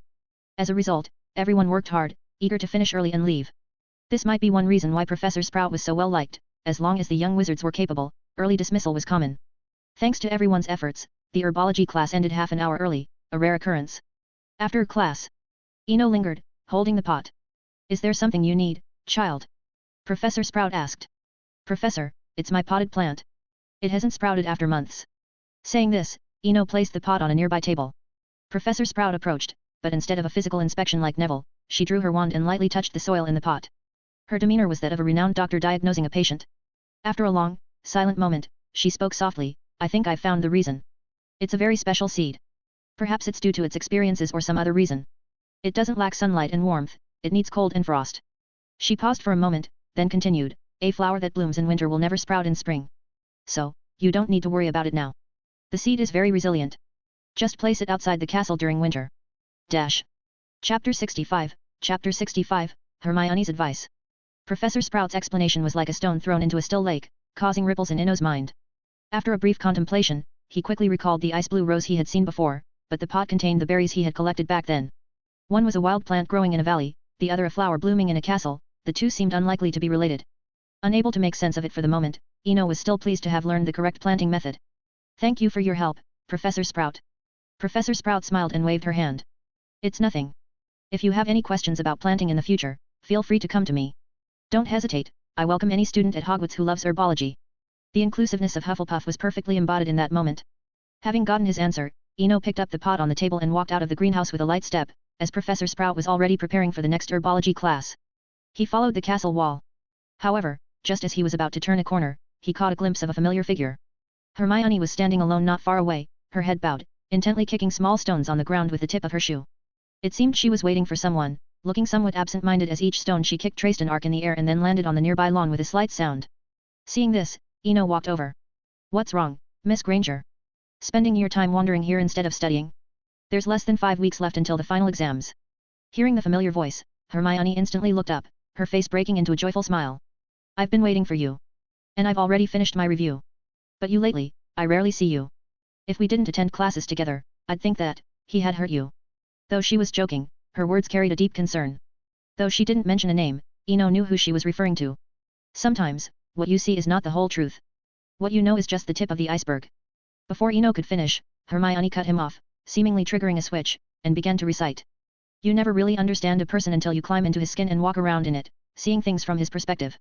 But when you walk his path, you feel breathless. From To Kill a Mockingbird. I've read it. Hermione proudly raised her head, as if waiting for praise. After a moment, as if remembering something, she continued with some annoyance, but this time, you really need to be careful of Snape. I have solid evidence. Okay, okay. I'll stay away from Snape. Ino sighed, shaking his head slightly in exasperation. At this stage, Hermione could be very stubborn and set in her ways. So he decided not to say more. Quirrell would give Hermione a good lesson on this. Ino, believe me. I'm serious. And even if everyone deceives you, I never will. Hermione lifted her head slowly, her eyes shining with sincerity and a hint of undisguised shyness. Let me tell you about a certain voice. Faced with the insistent Hermione, Ino decided to help Quirrell reinforce the lesson. That voice comes from within us. It's not Shakespeare, it doesn't speak unforgettable lines. But it always tells us, frankly, what's right and what's wrong, when to leave and when to stay. So, Hermione. Trust your inner voice, not just what you see. Ino looked up at the castle. Seeing it from near the greenhouses was very different from seeing it from the Black Lake. The difference was immense. Yes. I trust you. I'll think with my heart and listen to my inner voice. Hermione spoke softly, but her tone was serious and solemn. That's great to hear. Ino brought his gaze back from the distance. Throughout the 7 stories, he had always admired Hermione for her wisdom, her unwavering courage, and her loyalty to friends. Sure, Hermione had many flaws, but who doesn't? The two stood in silence for a while. Suddenly, Hermione remembered something and asked. Do you have any plans for the summer vacation? My dad mentioned during Christmas that he plans to travel to France, but I don't really want to go. Summer plans? Suddenly hearing this, Ino was a bit taken aback. He had initially planned to go abroad to buy a flying carpet, but after talking with Malfoy, he realized that it was unlikely to be sold in Europe. If he really wanted to buy a flying carpet, he might have to go to Egypt or Turkey. Though many ideas came to his mind, the truth was that he had no real plans for the summer. Thinking this, Ino decided to be honest. I don't have any plans at the moment. Probably like the Christmas break, I'll stay in Hogsmeade, and maybe go to Diagon Alley since I plan to buy a broomstick. I won't go to France then. I'll accompany you to pick out a broomstick, okay? And I've never been to Hogsmeade. They say it's beautiful, and I want to see it. Hermione quickly expressed her true thoughts. But she soon realized how unreserved she seemed. Feeling a bit embarrassed, she lowered her head again and fell silent. With her thick brown hair covering her face, no one could see her expression. On the other hand, Ino noticed Hermione's change and could guess the reason most likely, the traditional English girl's modesty and shyness. But he didn't plan to tease Hermione about it, to avoid making her angry. We'll see during the summer. I'll write to you. If you don't go to France, we can visit Hogsmeade together. Hearing this, Hermione quickly recovered her energy, full of life again. Great.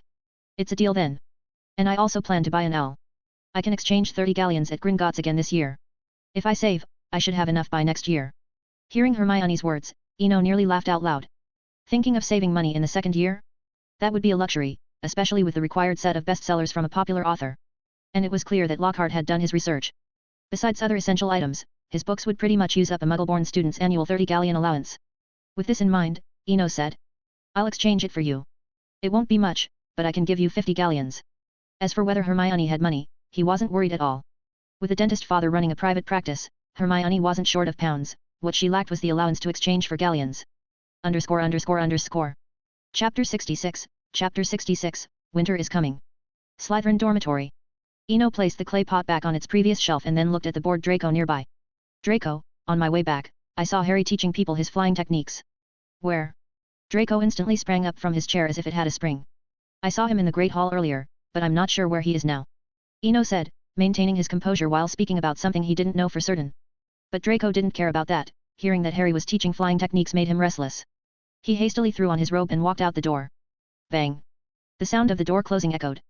After sending Malfoy away and confirming he wouldn't return soon, Ino sat on his bed, drew the curtains around him, and slowly opened his suitcase. He had already made up his mind that instead of waiting until next winter, he would plant it in the undetectable extension space now, since it was currently empty anyway. The reason he chose the dormitory was entirely due to its safety. As the stronghold of Slytherin, it wasn't as free-spirited as Gryffindor, where girls could directly enter the boys' dormitory. In this underground castle space, only the dormitory residents and the Slytherin head of house could open the dormitory door. Even the headmaster couldn't enter a student's dormitory without permission. With all these considerations, Eno chose the dormitory over the room of requirement. Snape wouldn't bother entering, and as for Malfoy, once he saw Eno's curtains drawn, this pure-blood young gentleman wouldn't disturb him. There would be no unauthorized entry, and Malfoy would even reduce unnecessary noise in the dormitory. With these thoughts, Eno carefully carried the clay pot and walked into the suitcase. Undetectable extension space, an empty plaza. It was like a lost place forgotten by time, with only a pile of various candies and dried foods in the center as the only different scenery. Choosing a spot far from the food, Eno slowly squatted down and dug a small pit in the soft soil.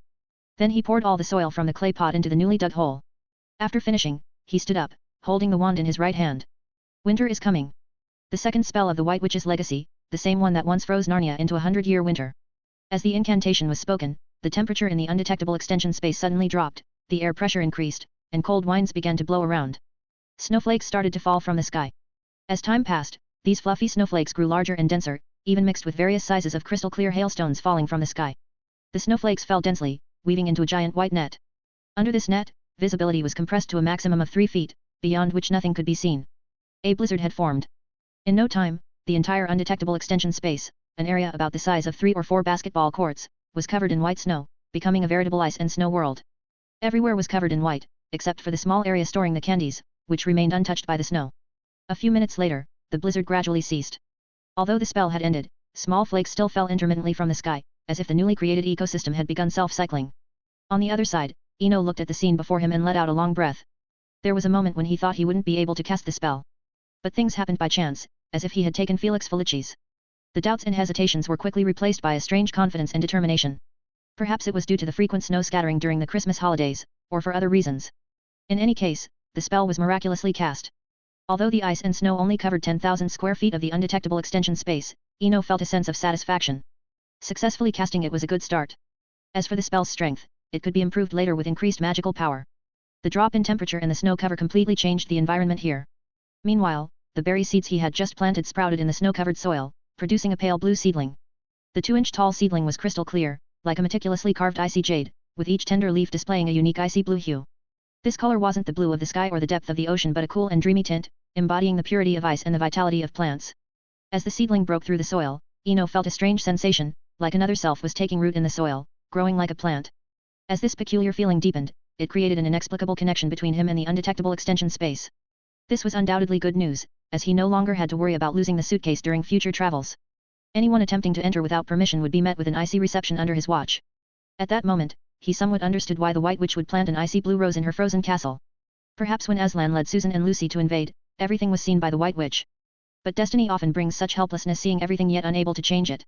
After a brief contemplation, Eno squatted down and gently touched the seedling with his finger. The icy blue seedling swayed gently, a curious experience like scratching his own itch. Yet, a premonition told him that the seedling's potential extended beyond its current form. But now wasn't the time to think about that. After confirming nothing was amiss, Eno slowly exited the suitcase. Meanwhile, in the Great Hall, Draco had successfully found Harry among the crowd. "Potter," Malfoy said excitedly. "Lucky to win a Quidditch match, and you're so smug?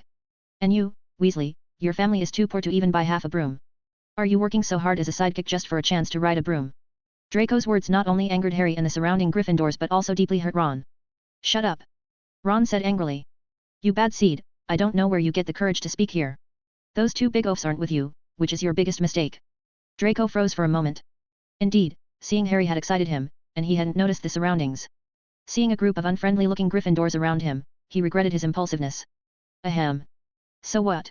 This is the Great Hall. Do you dare to make a move?" Although Draco had successfully surrounded himself with Gryffindors, he continued to shout defiantly.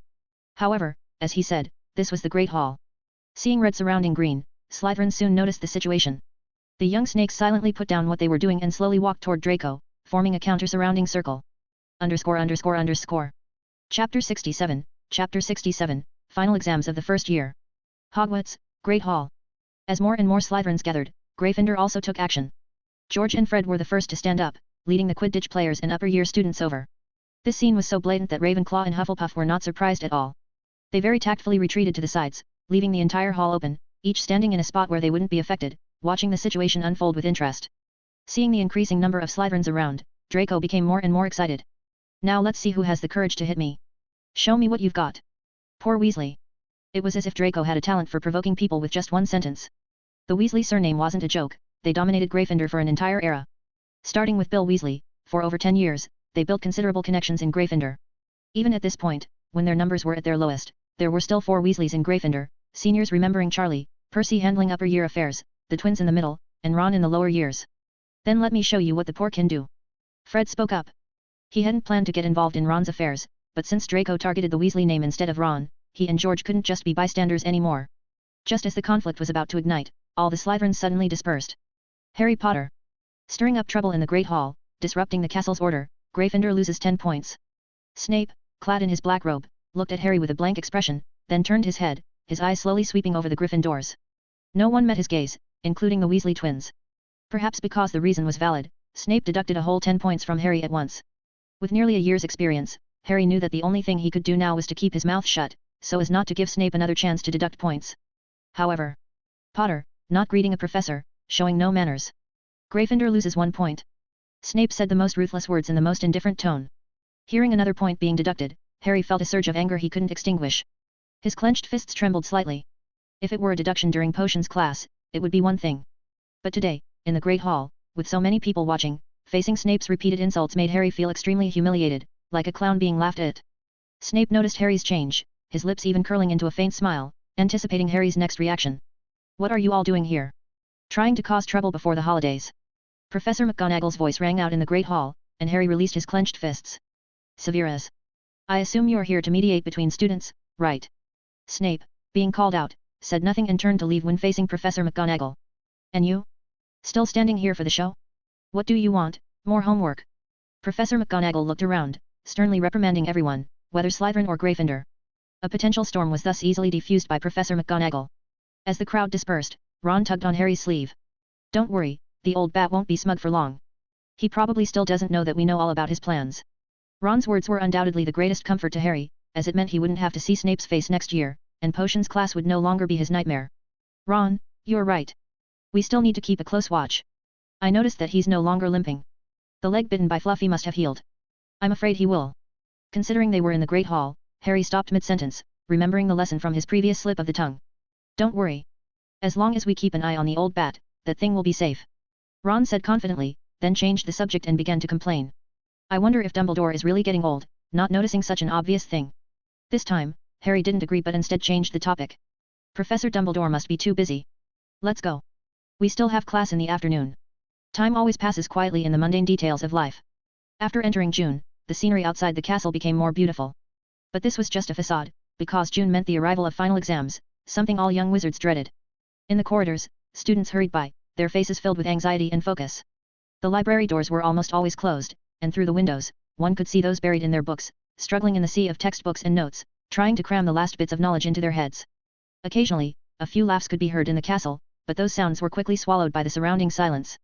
Even George and Fred, who usually loved pranks, had restrained themselves, focusing on their studies. This couldn't help but make one admire the genes of the Weasley family. Bill, Charlie, Percy, there was no need to mention them. George and Fred, despite their antics, never faltered in their grades. A few days later, exam season arrived as scheduled. One theoretical paper after another completely overwhelmed everyone. In addition to theory, some subjects also had practical exams. For example, Professor Flitwick had the young wizards enter the classroom one by one to see if they could make a pineapple tap dance across a desk. Professor McGonagall had everyone try to turn a rat into a snuff box, with the prettier the box, the higher the score. After the Transfiguration exam, Eno didn't leave as usual but chose to wait at the classroom door. When he saw Professor McGonagall come out of the classroom, he hurried up to her. "The exam is over. Do you have any questions, Mr. Swinburne?" Professor McGonagall asked. "Professor, I recently encountered some difficulties with Transfiguration and wanted to ask for your guidance." Eno replied politely, bowing slightly. He had chosen to wait and catch her before the holiday to complete his animagus transformation over the summer.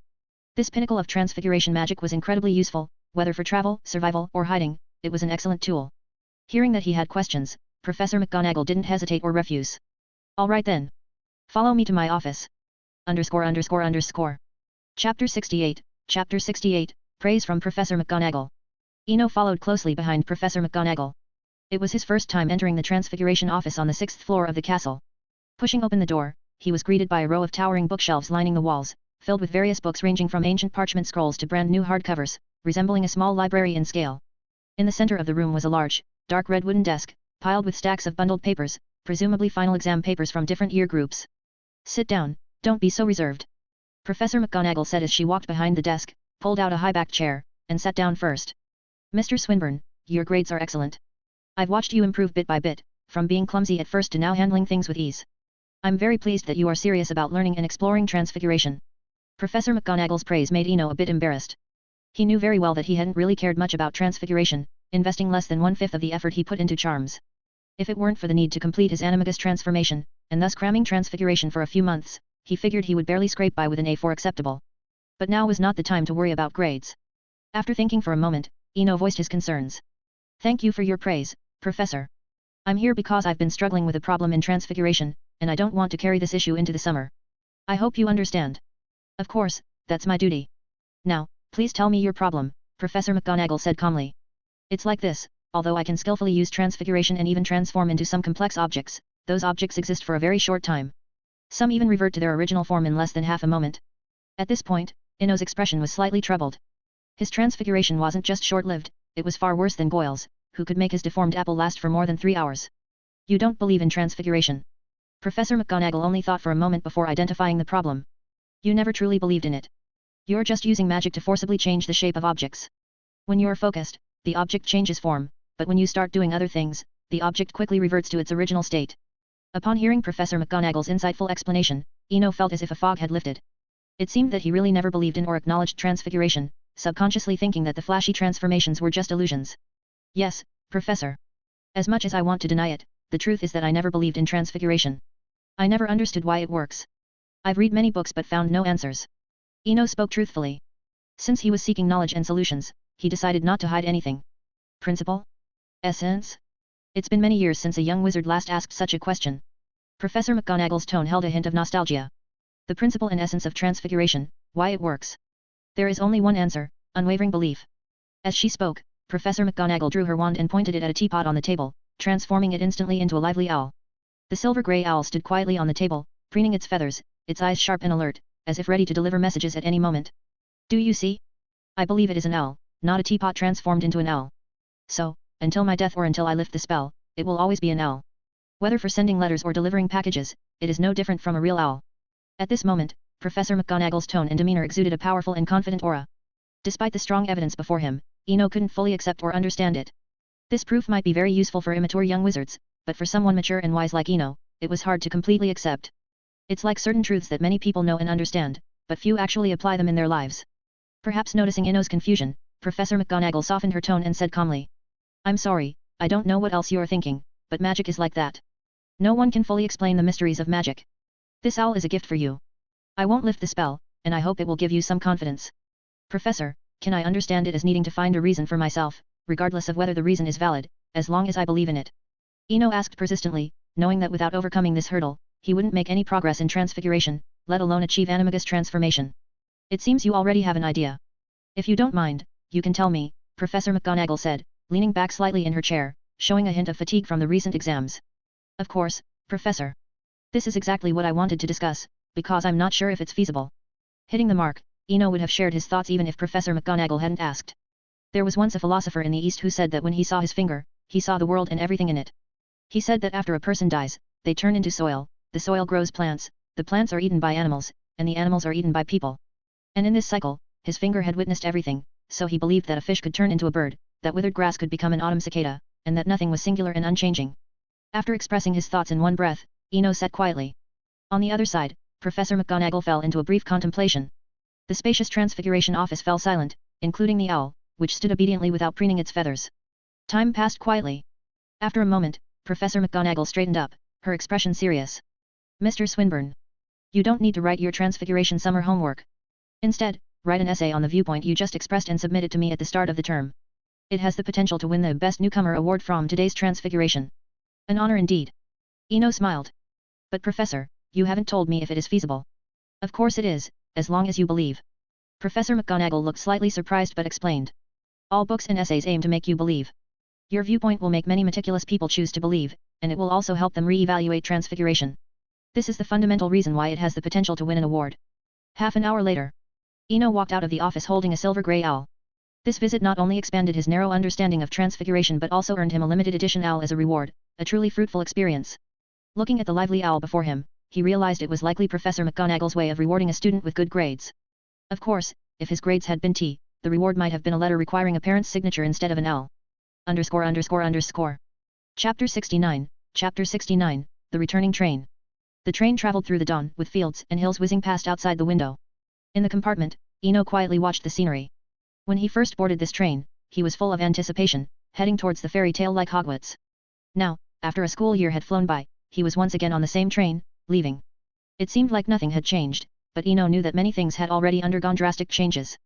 Although, under the inertia of fate, Quirrell, or rather, Voldemort's remnant soul was ultimately defeated by the magic of love, and Gryffindor managed a comeback despite being far behind. Slytherin's 7 consecutive championships ultimately did not materialize. However, similarly, some minor events also changed. Turning his gaze back to the compartment, Malfoy was still Malfoy, but Goyle and Crabbe had been replaced by Pansy and Daphne. Knock, knock, knock. The compartment door was pushed open. Children, would you like some sweets? Of course, ma'am. We'd like some. Eno spoke up before anyone else could refuse. Although he had accumulated too many sweets and snacks in his trunk, buying from the trolley and buying from Honeydukes were two entirely different experiences. Roughly, it was like the moon at home always appearing rounder than the one outside. After spending a galleon, Eno bought almost everything on the trolley. Looking at the pile of sweets on the table, Draco hesitated and said, Eno, you really didn't need to do that. We have everything at home, I can get you whatever you want. Your home. Pansy immediately caught the key point of the sentence, is Mr. Swinburne visiting your home for the holidays? Although she was asking Draco, Pansy's eyes were firmly fixed on Eno. All right, yes. I'll be visiting Draco's home for the holidays, Eno replied helplessly. He increasingly felt that Draco had a loose tongue.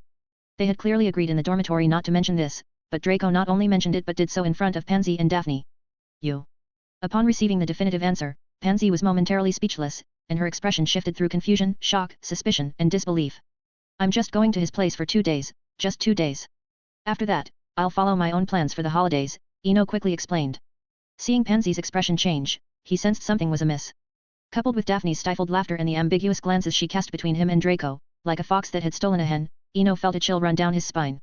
Knowing this was England, if he didn't clear things up now, who knew what kind of rumors might arise by the next school year. Eno is just staying at my house for 2 days, it's my father's invitation. What on earth are you two thinking? Draco, belatedly realizing the problem, flushed with anger. He now also feared rumors. If they spread to the castle by next school year, Scarhead would definitely mock him. Why are you yelling? Did I say anything? Pansy retorted fiercely at Draco, then looked at Daphne, who had been quietly watching. And you, is it really that funny? You've been laughing non-stop. Despite her strong retort, Eno could sense that Pansy had inexplicably relaxed. Initially few words like a dam full of water, now her assertive manner seemed like a release, reducing the tension bit by bit. When there's a chance, I'll invite you to my place next Christmas or during the summer. I plan to buy a house in Hogsmeade. Eno spoke his plans slowly, also to ease the slightly awkward atmosphere in the compartment. Buy a house. Draco turned his head in surprise, leave it to me. Let my father help you find one. If there's nothing suitable, you can build one next to our house, we've bought all the land around us. Hearing Draco's response, Eno immediately pondered how to tactfully refuse. The former suggestion was fine, getting Lucius to help would save a lot of unnecessary trouble. As for the latter, building a house next to Malfoy Manor? It sounded like setting up a guest house for Death Eater gatherings. However, before he could refuse, Pansy had already adjusted and chimed in. Mr. Swinburne, we have properties in Hogsmeade, whether for shop or residence, that can meet your needs. You don't need Draco, the Malfoys have more shops in Diagon Alley than Hogsmeade. And on the other side, Malfoy didn't refute but instead turned his head towards the window, a tacit acknowledgement. Thank you so much, Miss Parkinson. My budget isn't large, about 1,000 galleons, so I won't consider shops. A small house to live in will suffice. After some calculations, Eno stated his budget. 1,000 galleons was his limit. After all, Gringotts exchanged 1 gold coin for 145 galleons. Although old John had given him a bag full, it was at most 100 coins. And me. We have spare house elves. Although I can't give you one, I can sell you one. Daphne seized the moment to offer. Thank you as well, Miss Greengrass. But I don't plan to buy one just yet. Maybe when I need it later, I'll come to you. Eno politely declined. Although it was a sale, it was still a favor. During his time in Slytherin, he learned that purebloods controlled house elves, and there was hardly any chance for them to circulate outside. Even if there were trades, they were handled internally. As for Nocturne Alley, any house elf appearing there was probably for dark wizard experiments. After all, no one would trust a house elf without a contract. The train heading home for the holidays moved safely along the tracks. In another compartment not far from Eno's, Hermione gently stroked her owl's soft, velvet-like feathers, feeling the slight tremors and warmth through her fingers. The owl seemed to enjoy this interaction as well, half closing its eyes and nuzzling Hermione's hand, expressing its joy. This scene was perfectly captured by Ron. First, he looked at Hermione's owl, then turned his gaze to the snowy owl, Hedwig, on the shelf. Quietly, Ron slipped his hand into his pocket and gripped the sleeping Scabbers tightly. Chapter 70, A New Story. 200 kilometers away from London, in Wiltshire. In the evening, after passing through a lush forest, Eno finally arrived at his destination, Malfoy Manor. Walking into the estate, the first thing he saw was a vast lawn. To his astonishment, the lawn was planted with the glowing grass mentioned in 1000 magical herbs and fungi. Although 2 nuts for a small bundle seemed inexpensive, planting it across such an expansive lawn was a luxury few could afford. Only the Malfoys could decorate their garden with money in such a manner across the British Isles. At the end of the lawn stood the main building, white and solemn, exuding a strong Victorian architectural style. Both the walls and the stone pillars were adorned with intricate carvings. In front of the main entrance, Eno's gaze met with the manor's owners Draco's parents, Lucius and Narcissa. Lucius was a dignified yet graceful middle-aged man. "Welcome to Malfoy Manor, Mr. Swinburne." His deep and powerful voice carried an innate elegance with every word. Eno responded with a slight bow, "Thank you very much for your invitation, Mr. Malfoy and Mrs. Malfoy." Narcissa, once a pure-blood lady of the Black family and now the manor's mistress, spoke gently, "Please come in. After such a long train journey, you all must be exhausted." However, Eno keenly noticed that Narcissa's gaze never left her son, Draco. Her deep eyes were filled with love and longing for her son, with emotions flowing warmly and subtly across her brows. At dinner, Eno once again marveled at the Malfoy family's wealth and connections as he looked at the array of dishes. Many of the items on the table were not just purchasable with money, they required bypassing the Magical Creatures Protection Act and evading the Ministry of Magic's scrutiny. During the meal, the Malfoys seemed to adhere to traditional etiquette, avoiding sensitive or controversial topics in their conversation. For example, Narcissa always inquired about Draco's life at the castle but never mentioned his end-of-term exam results. Watching this warm scene, Eno couldn't help but smile. Imagine a mother who never asks about exam scores, how enviable. On the other side, Lucius's voice broke the tranquil atmosphere at the dinner table. "Mr. Swinburne. Both Draco and Severus have told me about you. If you don't mind, I hope you can call me Uncle Lucius.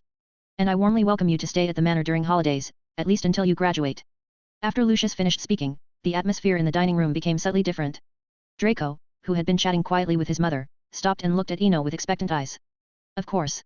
Draco and I are friends, and I also hope you will call me Eno." Eno nodded slightly, his face showing a gentle smile. "But Uncle Lucius, thank you very much for your invitation. As for accommodation, I still hope to buy my own house in Hogsmeade, as Draco knows." "All right, I respect your choice." Lucius nodded, indicating his understanding. Although Draco felt a bit disappointed, he knew Eno's character well that he rarely changed his mind once he had decided. Thinking of this, Draco resumed chatting quietly with his mother, recounting various interesting stories from the castle. After dinner, only Eno and Lucius remained in the living room, sitting opposite each other. "Eno, to be honest, I'm truly glad that Draco has a friend like you. Your perfect scores and the professor's fondness for you prove your excellence." As he spoke, Lucius's eyes showed genuine appreciation. Eno smiled slightly, leaning back on the soft sofa. "Thank you for your praise, Uncle Lucius. I'm just trying to find a bit of simplicity in this chaotic and complex world. Everything I do is for that goal." "Finding simplicity," Lucius repeated in a low voice. This phrase seemed to touch something inside him, resonating deeply. After a moment of silence, whatever Lucius had thought of, his expression became serious. "Eno, I sincerely hope you can regard me as an uncle. In your future journey of seeking simplicity, the Malfoy family will be your most reliable friend." Holidays always seemed to pass faster than usual. On the third day at Malfoy Manor, Eno bid farewell to the Lucius couple. He had no choice, the restlessness in his heart forced him to leave. Although each trip and return was only a moment, with house elves in the manor, any unusual activity could be easily noticed. In the morning, after declining the Malfoy family's offer of a carriage, Eno walked along the country road in Wiltshire, humming a cheerful tune and carrying his suitcase. He was in a very good mood. With Lucius's help, he not only acquired a flying broom without stepping out but also stocked up on various standard potions. This included a rare small bottle of Felix Felicis and some illegal polyjuice potion. Importantly, all these potions came from the potions master Slughorn, ensuring their quality. Thinking of the polyjuice potion, Eno couldn't help but laugh. The only reason he bought it was to experience different identities in future stories. However, Lucius seemed to have thought too much, directly providing a large suitcase akin to a crime kit. Besides 2 large bottles of polyjuice potion, the suitcase contained 12 sets of hairs with photos, covering all ages, different styles of robes for disguise, and 3 inconspicuous aluminum flasks. On the country road, feeling the restlessness in his heart again, Eno immediately dove into the dense bushes beside the road. Moments later, a 20-something, black-haired, blue-eyed ordinary young man emerged from the bushes. "Stale slop." The young man looked speechlessly at the aluminum flask in his hand and then carefully placed it in his pocket. The young man was Eno after drinking the polyjuice potion. Having obtained the potion, he wanted to experience participating in a story as an adult. Emerging from the bushes, Eno looked around. All he saw was a vast prairie stretching to the horizon. To his left was a dense forest, with tall and deep trees, lush with foliage, creating a dark world. A fleeting glance also revealed two eerie statues standing outside the forest path, facing each other to form an arch just wide enough for two people. Hat. With a light laugh, Ino headed towards the prairie without looking back. As for the spooky forest, whoever wanted to go could go. He wasn't on a mission to seek adventure, and he wasn't about to find trouble for himself. Someone once said that gazing at the sea, with its boundless horizon, was incredibly majestic. But now, in this vast prairie, Ino felt the same sense of awe. Under the setting sun, walking on the endless prairie was a rare enjoyment. Chapter 71, Chapter 71, Middle-earth. At dusk, a faint golden hue spread across the sky, like a splash of color carelessly dropped from an artist's palette. The boundless prairie appeared infinitely vast in the gentle twilight, like a green ocean with waves undulating, pulsating with the rhythm of life. The rolling hills in the distance undulated, their outlines gradually blurred in the afterglow of the setting sun, like the wrinkles of the earth. The grass on the hills swayed gently in the breeze, making a rustling sound. As beautiful as it was, watching it for too long became tiresome. Ino walked along the prairie for about half an hour before he couldn't resist opening his suitcase. In the past, he would have been fine walking for days on end. But now, with the flying broom, it seemed that human nature's inherent laziness had kicked in, and he didn't want to travel on foot at all. He strapped the suitcase tightly to his back. Glancing down at the arrow-shaped logo on the broom, Ino swung himself onto it without hesitation. With a gentle push off the ground, the broom shot forward like an arrow, accelerating swiftly into the sky. Although he didn't recognize the brand of the broom, feeling its swift speed suggested it wasn't a cheap one, and certainly better than those old relics used in flying classes. In mid-air, Ino rode the broom, flying in a straight line. But clearly, the terrain here exceeded his expectations. Usually, he would have noticed different scenery by now. Even when he previously went to Narnia, although he walked for days, the scenery in the forest constantly changed, unlike now where everything remained the same. But since he had chosen the prairie direction over the forest, he had to stick with it. Without a precise way to track time during flight, he gauged it by how dark the surroundings became, realizing it hadn't been a short time. Finally, just before nightfall, Ino spotted something different. Patches of clover fields appeared on the ground, all growing neatly in the same area, obviously the result of intentional planting.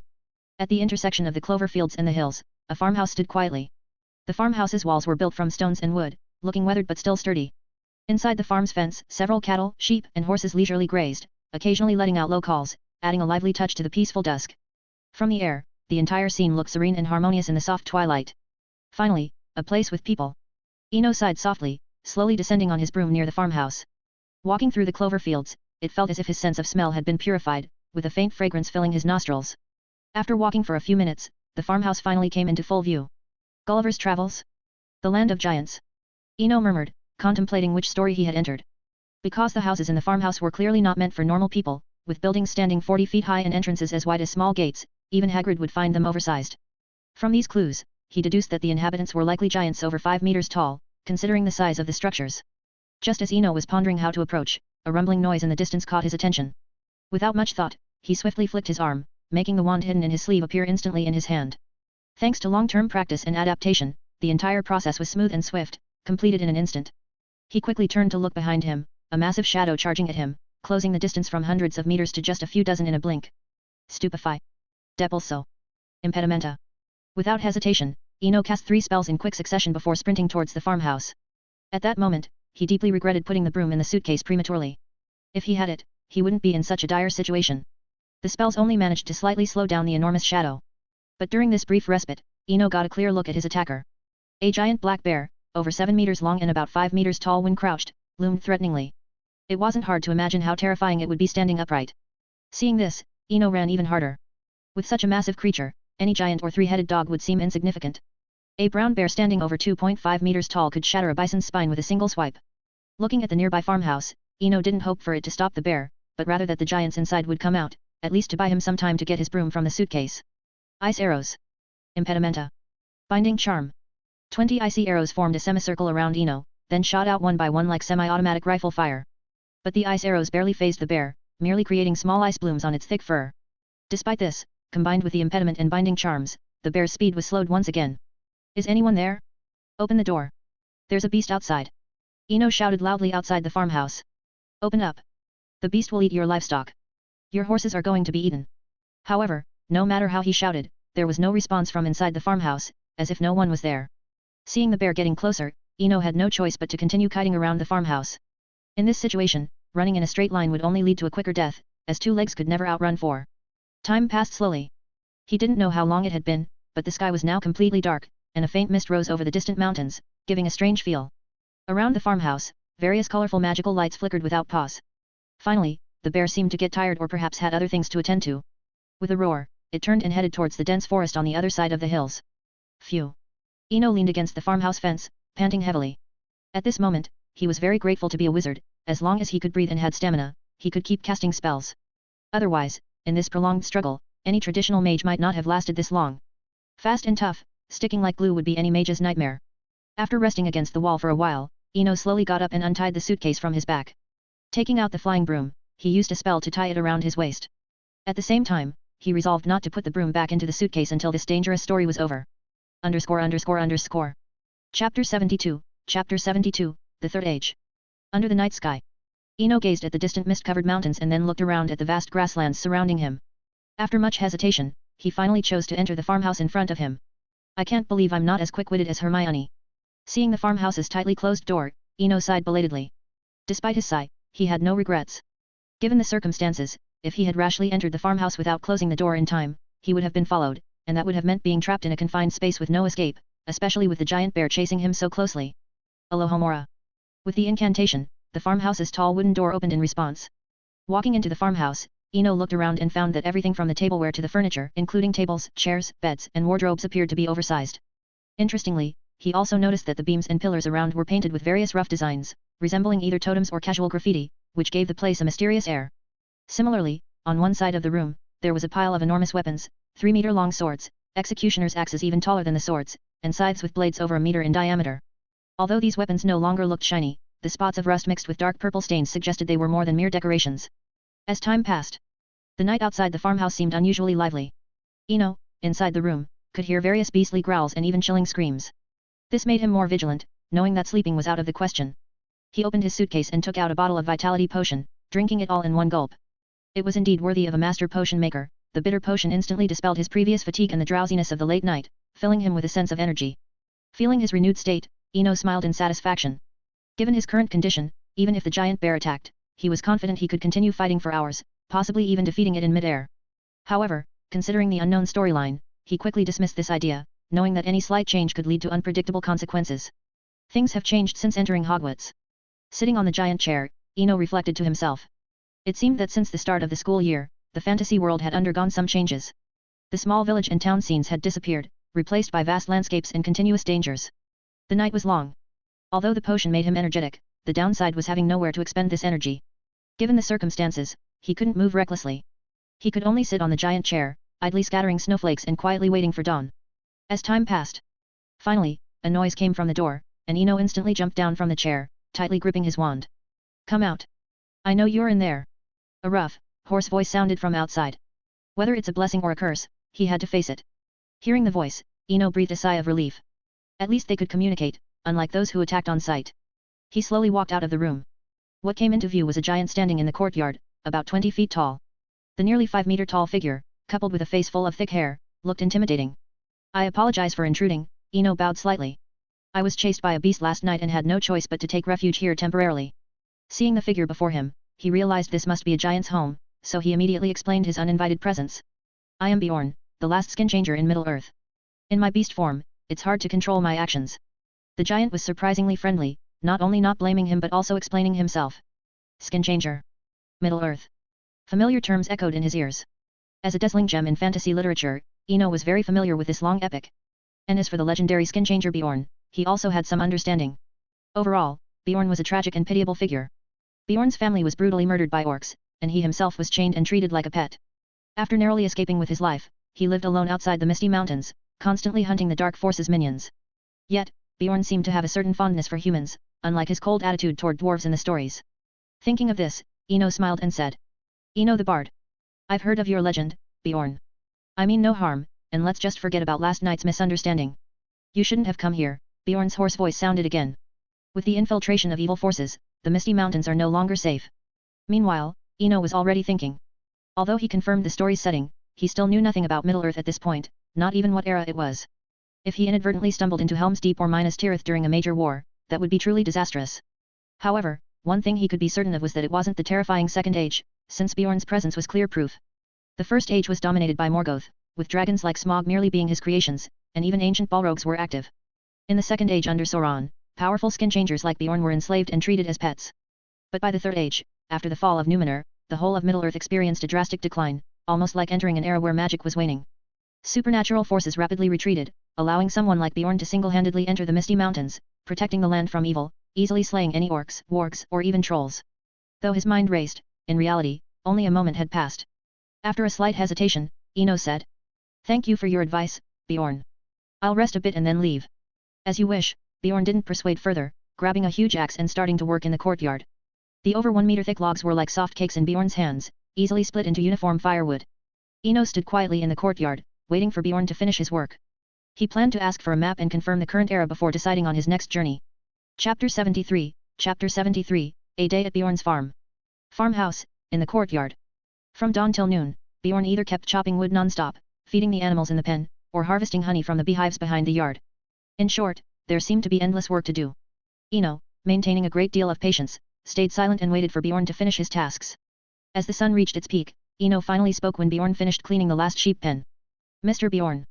If it's possible, I'd like to invite you to lunch and let you taste some candies I brought from my homeland, as a small payment for allowing me to stay here last night." "All right. Ask whatever you want to ask quickly," Bjorn said woodenly, then turned his gaze toward the mountains not far away. "It seems you won't be able to leave today, set out early tomorrow morning. Follow the Misty Mountains east, cross the Anjuin River, and by dusk, you'll reach the nearest human town." "Haha. Thanks for the directions." "Of course, lunch is still on me," Ino laughed sheepishly. At this moment, he also put away any contempt he had. This skin changer, who had lived from the Second Age till now, seemed to be wise in proportion to his size. Not only was he large, but also very wise. Half an hour later, Ino laid out a heap of chocolate and a considerable amount of butter toffee on the large dining table. Considering Bjorn's size, these candies had been unwrapped from their exquisite packaging with the help of household magic. In simple terms, they were bear candies, ready to be eaten by hand. Similarly, as the farm owner, Bjorn brought out freshly baked whole grain bread, 2 large bowls of honey, and some picked fruits. Looking at the huge wooden bowls on the table filled with freshly scooped honey, even with a few bees floating in them, Ino did not show any sign of disgust. Instead, he enjoyed dipping the bread in the honey. This kind of pure natural honey was sometimes hard to come by. "Mr. Bjorn, have you encountered any dwarves in recent years?" Ino asked nonchalantly while eating bread. "Dwarves? Greedy, persistent, and stingy," Bjorn said, shaking his head in denial. "There haven't been any dwarves here for a long time, so long that I've almost lost track of time." "Is that so? To be honest, I don't like dwarves either. If they could let go of their greed, their civilization might be even more brilliant." Ino casually voiced his thoughts. In Middle-earth, if dwarves could indeed rid themselves of their greedy dragon sickness, they might truly create a different kind of brilliant civilization. However, due to their greed, even after experiencing many misfortunes and disasters, they remained unchanged. Of course, the protagonist of the Smog story, the last king of the Lonely Mountains Durin's folk, Thorin Oakenshield, did break the curse of dragon sickness but also died in the Battle of the Five Armies. Looking at the history of the dwarves, they always seemed to be unfortunate and unloved. Whether it was the era of the Mines of Moria or the later kingdom under the mountain, their fate was always troubled. Ino understood this, considering that among the children of Elevator, the elves as the firstborn and humans as the younger ones received more of Elevator's favor. As the second in creation, the dwarves being somewhat overlooked was understandable. Several minutes later, after finishing his last piece of bread, Bjorn said, "These candies are quite good, especially the toffee. It gives me a faint sense of happiness, probably because of some magical ingredient." Hearing this, Ino, surprised, put down his food and said, "Perhaps, but I never thought of that, just that they taste very good." "Fleeting happiness can sometimes be intoxicating," Bjorn said, slowly closing his eyes. Moments later, he reopened them, his gaze turning deep. "I don't know why you came here, but the Misty Mountains have changed. The dark aura has infected the forest, and the woodland elves are just retreating and yielding. If possible, leave early tomorrow. I haven't seen a human wizard in a whole age." Ino seemed to understand why he was being treated kindly. From Bjorn's tone, he heard a sense of nostalgia and gratitude. "I will leave." Ino said calmly, "To be honest, I have no particular purpose, just passing through." "Oh. As you wish," Bjorn nodded slowly, then said, "After dusk, you'd better stay inside. I admit you have some of the grace of the old human wizards, but your strength is still somewhat weak, at least not enough to pose a fatal threat to me." "I'm not going out at all today," Ino responded without hesitation. After lunch, Bjorn got busy again, seemingly driving the cattle, sheep, and horses to graze. Having nothing to do, Ino used transfiguration to turn a rock into a wicker rocking chair. Lying leisurely in the courtyard, he basked in the sun, making up for the sleep he lost last night, and fell into a comfortable sleep. At dusk, the breeze from the Misty Mountains brought a slight chill through the courtyard.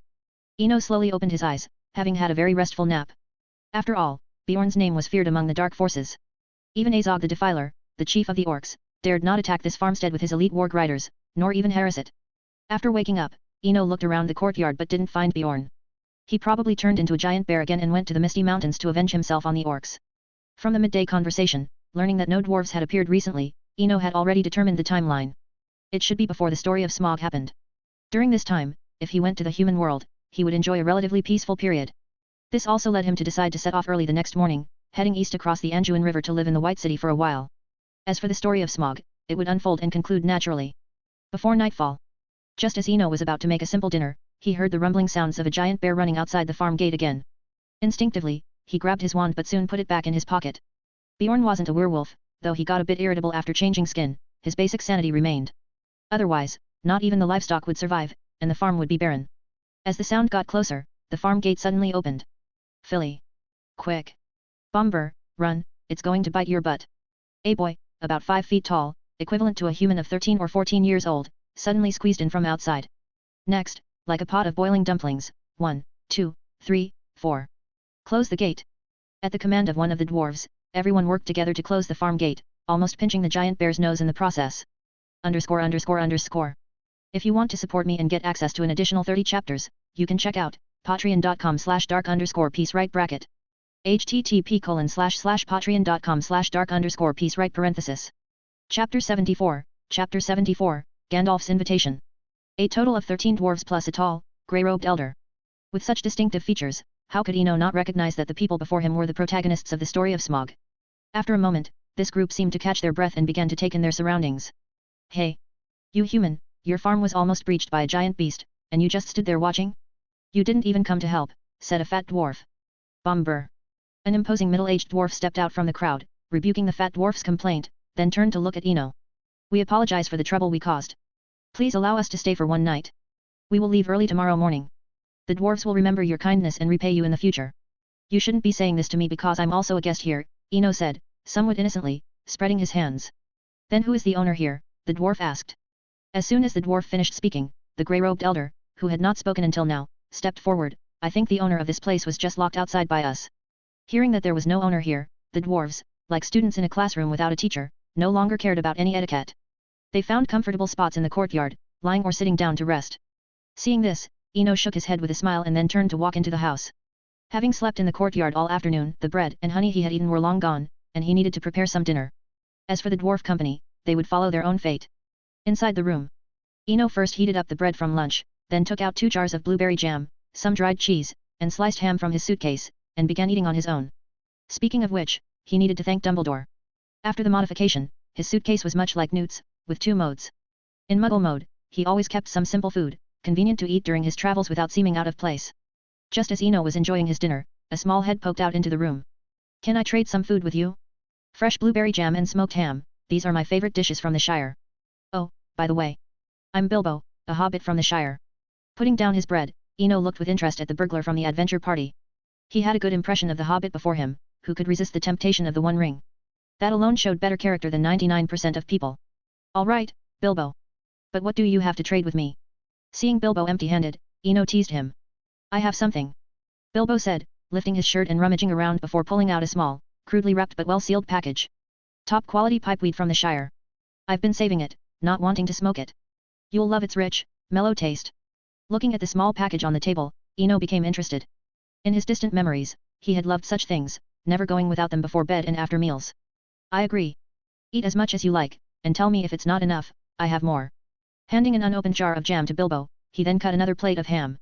After doing all this, Ino began to open the gift from the Shire. Seeing the familiar color and recognizing the scent, he hesitated for a while. In the end, he chose to repackage it. Despite looking like he was in his 20s, that was just the effect of the polyjuice potion. Glancing at Bilbo who was eating heartily, Ino picked up the half-eaten bread again. However, this meal seemed destined to be troublesome. Just after taking a couple of bites, another figure entered the room. Sorry to intrude. Can we talk, traveler from afar? Gandalf's words, like a stone thrown into a calm lake, immediately made Ino tense. Of course, to make sure he wasn't overthinking it, he calmly replied, of course. It's always pleasant to have someone to talk to during a journey. I've heard of your legend, Gandalf the Grey. On the other side, seeing the two start talking, Bilbo politely picked up his food and left the room. The room was now exceptionally quiet. Dark forces are rising again, Gandalf said slowly, sitting on a nearby chair. They are stirring. Middle-earth will once again be shrouded in darkness. The dwarves' reclamation of the Lonely Mountain, restoring the glory of the king under the mountain, will secure the vast lands west of the Misty Mountains. Using the Lonely Mountain as a starting point, we can unite the woodland elves and the men of Lake Town to form a defense line, sparing countless lives from disaster and the ravages of war. After a few minutes of listening quietly, Ino finally spoke. A great mission. But I am merely a wandering bard. Perhaps I can sing of your great deeds during my travels. He understood Gandalf's underlying message but did not want to take the bait. Wandering, hey. Gandalf repeated with a smile. Perhaps. But if the dark forces are completely eliminated, you might not need to wander anymore. Wandering is not about having no place to stay, it's my choice to wander, Ino explained. He now realized that Gandalf seemed to have seen through something, constantly hinting at joining the dwarves' adventure. To be honest, though the dwarves' journey to the Lonely Mountain wasn't particularly dangerous, he didn't want to get too involved. Smog might be manageable, but the subsequent battle of the 5 armies was not something a young wizard could handle, even with his 4th-year magical abilities. After a long while, Gandalf spoke slowly again. It seems you understand my intention. Yes, I want you to help them, wizard from afar. Really, this way you might not need to wander anymore, for Middle-earth will always welcome you. Time ticked by. If Gandalf's earlier words were like tossing a stone into a calm lake, his current words were like setting off a deep water bomb in that lake. After a while, Ino calmly said, "Can we talk about this tomorrow? I'd like to rest now." Of course. Gandalf, seemingly having completed his mission, stood up with a smile. "But make it soon, as we depart early tomorrow morning." Phew. Ino leaned back in his chair, letting out a long, even breath. Although he knew Middle-earth had its depths, he hadn't expected it to be this deep. Today's situation was something he had never encountered before, even compared to Father Christmas in Narnia, who had only lightly hinted at things. But Gandalf's words today. Comparing the two, the former was like a neighbor girl shyly expressing her affection, while the latter was like a fiery school beauty boldly kissing and confessing. "Always welcome you." Leaning back in his chair, Ino repeated Gandalf's words. This made him reassess himself and the miracle that had happened to him. It seemed that from the beginning to the end, he had never fully understood, whether entering stories or leaving them, he had always passively accepted them. And today, Gandalf's words seemed to have opened another door, revealing another possibility. Chapter 75, Chapter 75, Starting the Adventure, The High Elf's Forged Sword. In the empty room, Ino sat quietly in a chair, but his thoughts were like a stormy ocean, endlessly churning. In his mind, he replayed the story of Middle-earth, from the First Age to the Fourth Age, the Silmarils, Morgoth, Sauron, the Vala, and the Mayor. He meticulously re-examined every event, every detail. After a moment, Ino seemed to reach a conclusion. Something must have happened to Elevator, otherwise, Morgoth, as the firstborn, would not have dared to act so recklessly, let alone Sauron afterward. This likely explained why the other Vala and Mayor rarely intervened directly in the affairs of Middle-earth. This conclusion wasn't mere speculation, it was based on a thorough analysis of the entire timeline's power dynamics. It was like a vast lake where the main spring had fallen asleep. A relatively powerful fish tried to create a new spring using the Silmarils. After its failure, a smaller fish tried again with the One Ring. The source was dormant, and the extraordinary powers were disrupted. This might be the fundamental reason why the strength of Middle-earth had declined over the ages. This could also be why the Vala preferred to endure rather than intervene directly. After a lot of thought, Ino realized that with his current information, he couldn't deduce the full truth. But two paths lay before him, either ignore Gandalf and continue eastward to Minas Tirith, waiting for the story to end safely, or accept Gandalf's suggestion, join the adventure, and help the dwarves. The first path was safe and reassuring, while the second was dangerous but offered rich rewards. More importantly, he could use this opportunity to better understand his own miraculous circumstances. If he missed this chance, who knew how long he would have to wait for another? Late at night, amid the snoring of the dwarves, Ino began to pack his belongings. Essence of Dittany, energizing elixirs, bezoar for poison antidotes, and even a small vial of Felix Felicis. He placed many commonly used potions in the muggle mode of his suitcase for easy access. He also resecured his broomstick with sturdy twine, strapping it to his back like a longbow. Time slowly passed. Hearing the familiar sounds from the courtyard, it seemed Bjorn's night patrol was ending. Ino got up slowly. Since he had decided to go on the adventure, he needed to say goodbye to Bjorn in advance. But as soon as he stepped out of the room, he saw Gandalf standing at the door, apparently waiting for a while. "It seems you've made your choice," Gandalf said with a smile. "Obviously, I have," Ino said calmly. "Although I can be indifferent at times, your proposal intrigued me. So, I've decided to join this battle. But let me state in advance, I can't guarantee how much I can do. Since you know I'm an outsider, I assume you can see through my disguise." There was no promise, yet it seemed like a promise. After all, facing an invitation from Gandalf, Amaya, a lesser deity, he couldn't just ignore it since this was his domain. "That's enough, young wizard. I must leave for a while due to certain matters, so I hope you can assist the dwarves through Mirkwood," Gandalf said, subtly observing Ino's gear. Noticing the broomstick, he added with a smile, "While a flexible retreat is important at times, battles sometimes require more than just retreating. You might need another item. A beautifully crafted longsword." To be honest, the moment the sword was revealed, Ino felt a sense of holiness. The entire blade was about a meter long, luxurious, and elegant. In the dim pre-dawn courtyard, the runes engraved on the blade shimmered, as if they gathered the essence of countless stars. Glamdring, Gandalf's sword, forged by high elves in the Second Age. Its previous owner was Turgon, the famous king of the hidden city of Gondolin from the First Age. Looking at the legendary sword before him, a weapon surpassing even the sword of Gryffindor, it was hard not to want it. Taking the sword, Eno admired it for a moment. It was truly dazzling and magnificent. However, sorry, I can't use it. Although I love it and would greedily claim it, I am not that dragon, and you need it more than I do. Chapter 76, in the Enchanted Forest. The Elf Path, an ancient and secret route from the previous age, was a little-known trail. Looking at the familiar scene, Eno was somewhat dazed. This was the very place he first arrived at when he came to Middle-earth. Back then, he found the forest eerie and chose the grasslands instead. Now, 2 days later, he found himself back at his starting point. Alright, let's release these ponies and let them return to their owner. Eno dismounted and spoke to Bilbo and Thorin, who were standing beside him. After all, these mounts were provided by Bjorn. After freeing the ponies, the dwarves surveyed the dark forest before them. They knew that taking the old forest road or detoring around the forest river would waste a lot of time. To reach the lonely mountain before autumn ended, they had to cross this forest. Do we have no other way? Bilbo asked, his face showing fear as he looked at the ominous Mirkwood. We must reach the lonely mountain before Durin's Day. Only then can we find the door into the mountain, Thorin said, looking at Bilbo. His eyes showed no fear, only a fervent determination. The closer they got to the lonely mountain, the more apparent this fervor became. Thorin's intensity made Bilbo uneasy, causing him to step back slightly. Seeing this, Eno silently chuckled. Perhaps the dragon sickness had already seeped into the dwarves' bones. Before we set off, I hope everyone puts a detoxifying stone in their mouth. The dark Mirkwood's air contains toxins that can bewilder the mind, Eno said as he took out a large bezoar from his suitcase. Though Gandalf had introduced him before leaving, and the others knew he was a wizard, the strange stone still drew curious glances from the dwarves. Does it really detoxify? Thorin asked, skeptical. As you can see, it is used for detoxification, but the choice is yours, Eno replied, understanding their doubt. After all, they had only known him for a day, and even Bilbo had only been fully accepted by the dwarves at the last moment. Thorin hesitated for a moment before breaking off a small piece and putting it in his mouth. Following Thorin's lead, the rest of the dwarves lined up to take a piece of the bezoar. Ugh, this taste. Like rotten sour water. Like Philly's smelly socks. You secretly smelled my feet. Watching the chain reaction, Eno almost burst out laughing but noticed Thorin's sharp gaze. Why aren't you taking one? Thorin's eyes narrowed, and his hand moved to the hilt of his sword. The other dwarves also stopped laughing and became alert. Me? Because I have this. Shield everything. Eno said, drawing his wand and tapping his head lightly.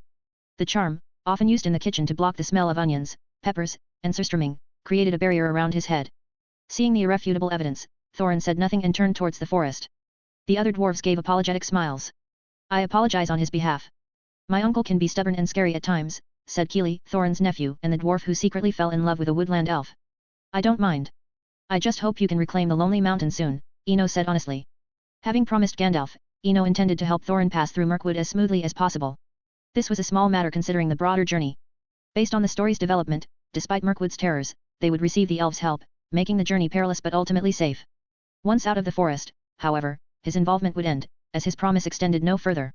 Mirkwood. The entrance to the elf path was framed by 2 trees leaning against each other, resembling the passage to a dark cave. Though Eno was entering for the first time, he knew from the story that they would encounter spider-like dark creatures. He kept his wand ready, staying vigilant. The initial part of the path was narrow, winding through the trees, sometimes only allowing one person to pass at a time. As they ventured deeper, the light from the entrance gradually vanished behind them. The forest was eerily silent, the only sounds being their footsteps and, if they stopped, their breathing. At some point, a faint mist arose, growing thicker until visibility was severely reduced. Now, they could barely see the outline of the person in front of them. Solarium. A determined voice broke the silence, firm and resolute. In front of the group, a golden light appeared, like the sunrise. The light pierced the darkness, clearing the fog within a radius of dozens of meters. Nice trick. Should have used it earlier. Who kept poking me with their sword hilt? Let me tell you. The sudden light lifted the group's spirits, and the dwarves began chattering. Don't let your guard down. We haven't covered even a tenth of the path. We don't know what lies ahead, Eno warned, holding his wand aloft. After a brief commotion, the dwarves quieted down, gripping their weapons and remaining vigilant. After all, each dwarf was a skilled warrior. Time passed slowly. Walking through the silent forest, they lost track of time. When they were utterly exhausted, the sound of flowing water came from afar, revitalizing everyone. Young Keely and Philly rushed towards the source. Stop. That stream is tainted by dark magic, Eno shouted. Perhaps due to the light spell's influence, Eno had gradually gained authority in the group. Keely and Philly halted immediately upon hearing his voice. Drink only the water you brought. If anyone runs out, come to me. I have plenty of water. But avoid touching anything here as much as possible, Ino explained. He's right. We must reach the lonely mountain quickly. Everything else is secondary. Thorin, who had been silent, now spoke to establish this rule. He glanced around, seeing the exhausted faces. We'll rest here for a while. Keely, stand guard. As the last king of Durin's line, every word Thorin spoke was strictly obeyed by the dwarves. Chapter 77, Legolas. Just as all the dwarves began unpacking their bags, preparing to eat and drink. There's something nearby. Be on guard. Keely, taking advantage of the moment, swiftly drew his bow and shot an arrow. The sharp arrow pierced through the air, embedding itself into the distant forest, followed by a chilling screech from within the dense woods. All the dwarves nearby, without any hesitation, dropped their food, quickly drew their weapons, and formed a circle, ready for battle. As fate would have it, the dwarves in the forest were attacked by giant spiders. With that chilling screech, spiders, much larger than the dwarves in both height and size, with massive jaws, swarmed from all directions. Slice them apart. Reacting quickly, Ino raised his hand and cast a severing spell. In this dense forest filled with cover, magical attacks were indeed more effective than physical ice arrows. In the distance, two of the fastest charging giant spiders were split in half as if cut by an invisible blade, their bodies severed by inertia. This seemed to signal the start of the battle. Inside the circle, Keely and another archer began their ranged attacks. The fierce battle commenced. Even when facing the gigantic spiders, the dwarves in close combat showed no fear, fighting bravely with their weapons. Standing within the circle, Ino continuously waved his wand, casting various spells like an automatic rifle firing continuously. Although the spells were rapid, most of them were barrier and repelling spells, as the dwarves were too close to the spiders, and a careless mistake could easily cause friendly fire. On the other side, a giant spider descended from above, targeting Bombur, the fattest dwarf wielding two axes. Just as the venomous bite was about to strike him, a red light flashed. The entire spider seemed to be bound by invisible ropes, falling stiffly to the ground with a thud. Realizing what happened, Bombur swiftly chopped the spider with his axe, then continued fighting the other spiders with his dual axes. In such intense combat, there was no room for distraction, especially for the frontline warriors. Finding a gap, Ino grabbed Bilbo, who had been running around with his short sword, fighting the air since the battle began. Don't cause trouble here. Take this potion and apply it to their wounds. And be careful.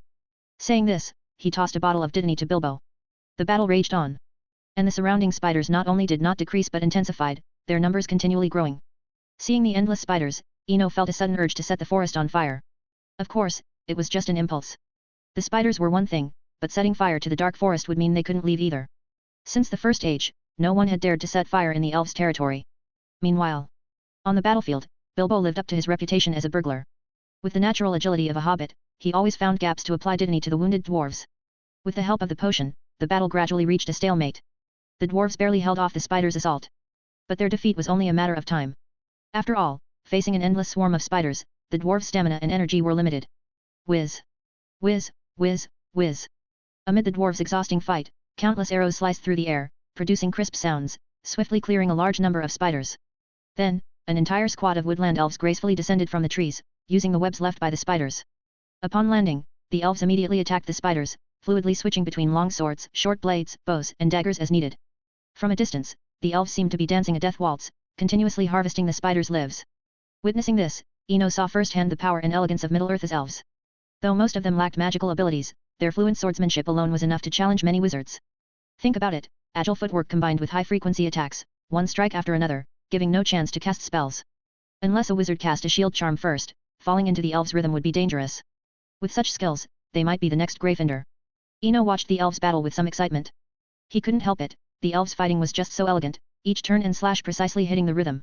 Seeing the elves' performance, he also thought that applying such agility in magical duels would yield surprising results.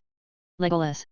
In the woodland, Sindarin, elvish language, it symbolizes green leaves, but it's also the name King Thranduil of the woodland realm gave his son. As the prince of the woodland elves, unlike his father, Legolas was born with a hatred for the forces of darkness. He never forgot the fallen comrades of the woodland elves under the dark influence, or their once glorious capital. Many only knew Dol Guldur, the stronghold of the dark forces occupied by the necromancer.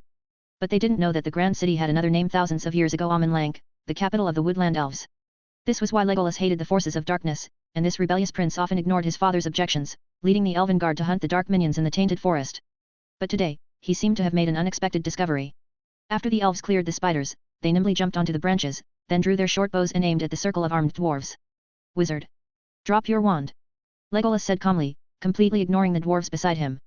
I mean no harm. Ino said, extinguishing the sunlight charm and quietly slipping his wand into his sleeve. As for disarming himself, he wouldn't even consider it. He was ready to fly away on his broom if the elves insisted. Whoever wanted to take care of the dwarves could do so. Perhaps because of the sunlight charm, Legolas didn't press further and instead instructed the other elves to disarm the dwarves.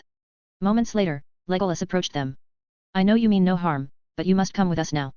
As unauthorized intruders in the forest, I have the right to judge you. Faced with the relatively friendly woodland elves, Eno nodded silently. All right, you're right. But I hope you treat the dwarves well. They didn't enter the forest with ill intentions. Being taken by the woodland elves didn't bother him much, as the original story had the dwarves going through this. In a way, the elves were also the dwarves' saviors. Without them, the spiders might have wiped out the entire group. Chapter 78, The Elven King, Thranduil. Although the elves disarming them made the dwarves quite angry, the situation was beyond their control.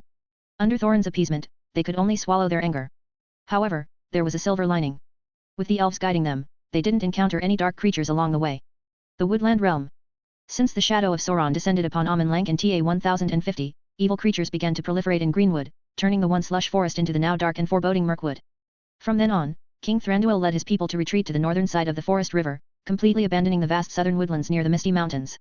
Although this decision was widely criticized in Middle-earth, it undeniably greatly reduced the casualties among the woodland elves. Perhaps this was the true meaning of losing land to save lives. Otherwise, the woodland elves wouldn't have been able to organize a large army during the Battle of the Five Armies. Sadly, a wrong war cost the woodland elves dearly, exhausting the power they had accumulated over thousands of years. Since he was here, Eno planned to prevent this tragedy. He had made up his mind. As the origin point of the entire war, the brilliant white gem necklace cherished by Thranduil would be his to steal if necessary. This had nothing to do with sides, it was a matter of aesthetics. After all, human nature yearns for beautiful things. Compared to the elegant and pretty elves, who cares about the scruffy dwarves? Moreover, unlike other elves, woodland elves had exceptional talents in arts and music. Most of Middle-earth's music and poetry originated from them. They were creators, music lovers, with beautiful voices, singing wherever they went, giving them a unique charm among the elven kind. For a bard, this was definitely a bonus. As they traveled, Eno pondered these things. Under Legolas's guidance, they crossed an exquisite stone bridge and arrived at the new city of the woodland elves. Calling it a city was less accurate than calling it a heavily fortified fortress.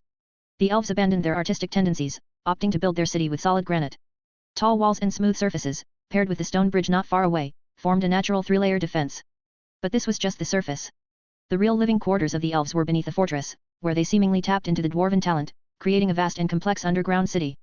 With Prince Legolas leading them, they entered the fortress and navigated through winding tunnels, finally reaching the Woodland Realm's palace. Thranduil. Arriving in Middle-earth from Amon in the early Second Age, Thranduil was only about 6,000 years old, making him a relatively young elven king. As they entered the palace, Eno saw Thranduil clearly. Like Legolas, he had flowing golden hair, but Thranduil wore a crown woven from red leaves and berries. This simple crown seemed to symbolize the woodland elves' love for the forest and nature. Between the golden strands of his hair were deep, indifferent eyes, as if he cared for nothing in the world. If Legolas could be described as handsome, then the elven king Thranduil could only be described as beautiful. Beauty isn't exclusive to women, it can describe a man's aura, the harmony with nature. Describing Thranduil's beauty was like praising the elegance of natural scenery, without seeming out of place. My son tells me that a group of dwarves has come from the west, and curiously, there's a human wizard among them. Thranduil looked indifferently at the crowd in the palace, ignoring the dwarves' anger. His gaze only lingered on Eno with a hint of curiosity and doubt. Take these dwarves to the dungeon and let them cool off. Thranduil instructed the elven guards beside him. Although he recognized Thorin, the heir of the former king under the mountain, he didn't give him a second glance. After a bout of chaos, the underground palace returned to its usual tranquility. Looking at the elven king not far away, Eno pondered for a moment before slowly speaking. I believe your majesty knows our purpose. Thorin, heir of Durin's line, seeks to reclaim Erebor and restore the glory of the king under the mountain. For an elf who had lived thousands of years, any rhetoric was meaningless, only honesty was the best way to communicate. Indeed, Thranduil nodded slowly in acknowledgement, and the dragon that resides there, what is your plan? Perhaps they want to kill it, but who knows? I'm just helping them through the forest. At that moment, Eno revealed his most honest thoughts. Chapter 79, Divination and the first appearance of the absolute number. Kill it. Thranduil's face displayed a rare smile, as if he had heard an amusing joke. I suppose, you haven't seen that dragon, have you? Upon hearing this, Eno was a bit slow to realize he might have oversimplified the situation. No, your majesty. I have never seen Smog. At this moment, Thranduil spoke in a peculiar tone. The king under the mountain, the Arkenstone symbolizing power. Supreme craftsmanship, sharp weapons, various war machines once, the might of the dwarves of Erebor was unmatched in all of Middle-earth. At this point, Thranduil laughed outright. And the result? That dragon took only a few days to completely shatter the entire clan of 10,000 mighty Durin's folk. And now you tell me you want to kill that dragon. The endless treasure of Erebor makes all the forces of Middle-earth green with envy. But why hasn't anyone taken action? Hearing this, Ino confirmed once more that he had indeed oversimplified the matter. From the beginning, he had been comparing this dragon to the ones in his magical world, but now it seemed the two were on entirely different levels. All right, I was being presumptuous. But this was my speculation, after all, Gandalf didn't tell me much before he left. Ino truthfully explained the situation, as it was not a secret worth hiding anyway. Mithrandir. Thranduil showed a thoughtful expression upon hearing Gandalf's name. If it's him, you might succeed. After all, he has always had a good ear for thousands of years. Perhaps thinking of something else, Thranduil slowly stood up from his throne. One last piece of advice, young human wizard. Many things in Middle-earth cannot be judged by appearances alone. Tonight, you may stay here. By tomorrow evening, I will loosen the guards. Perhaps you can take those dwarves and escape through the river's outlet. Thank you for your generosity. Ino said with a slight bow. At this moment, he no longer harbored any pride. Especially the sense of achievement from killing giant spiders in the forest was thoroughly shattered. Middle-earth was always more complicated than he had imagined. Underground Palace. Ino was led into a guest room-like chamber by another wood elf. Though underground, the room was filled with a faint natural fragrance, a mix of floral, grassy, and woody scents, making one feel as if they were in a forest. In the center of the room was a bed woven from slender vines, covered with soft leaves and petals. In one corner of the room, there was even a small fountain, with water gently flowing from a crystal-like stone into a pool below, making a pleasant sound. Sitting on the vine bed, Ino no longer wanted to think about future events. Let the story follow its destined path. Unlike his conversation with Gandalf, Thranduil had given him a real lesson today. All those plans of escaping from the dungeon and hunting Smaug were just following someone else's script. Middle-earth was always a world, not a village or a town. But now, the only thing puzzling him was what role he, an outsider, was supposed to play. Thinking of this, Ino took a deep breath and slowly pulled out the divination dice from his inner lining, attempting to explore another possibility. Silently, he chanted the content he wanted to explore in his heart, then threw the dice into the air.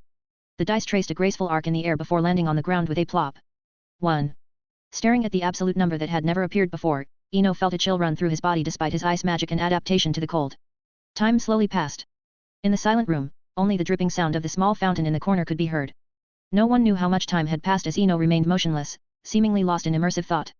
After a long while, he slowly picked up the dice from the ground and threw it again. Dozens of seconds later. Will sleep, sleep. Better not meddle too much. Ino put away the dice, sighing as if he had narrowly escaped death. Then he lazily collapsed onto the vine bed as if he had been struck by a bone-removing curse. Unlike the silence of the guest room, the dwarves in the dungeon were engaged in a heated discussion. Some hoped to exchange part of the treasure of Erebor for the elves' help. But this suggestion immediately caused an uproar among the dwarves, splitting them into two factions, each passionately arguing their case.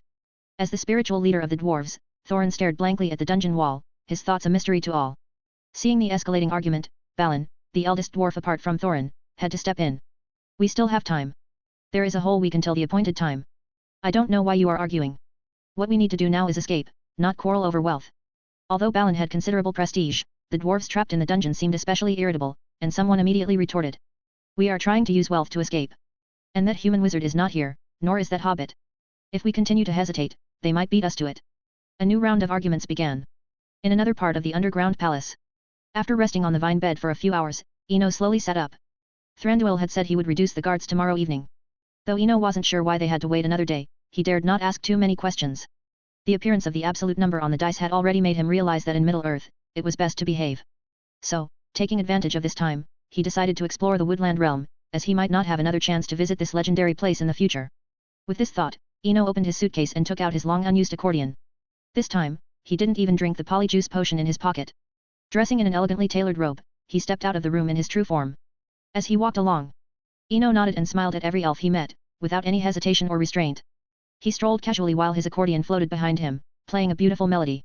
Unknowingly, he walked out of the underground palace and came to a clearing in the forest that resembled a plaza. At this moment, many wood elves had already gathered in this spacious forest clearing. They sang lively songs of nature in the forest.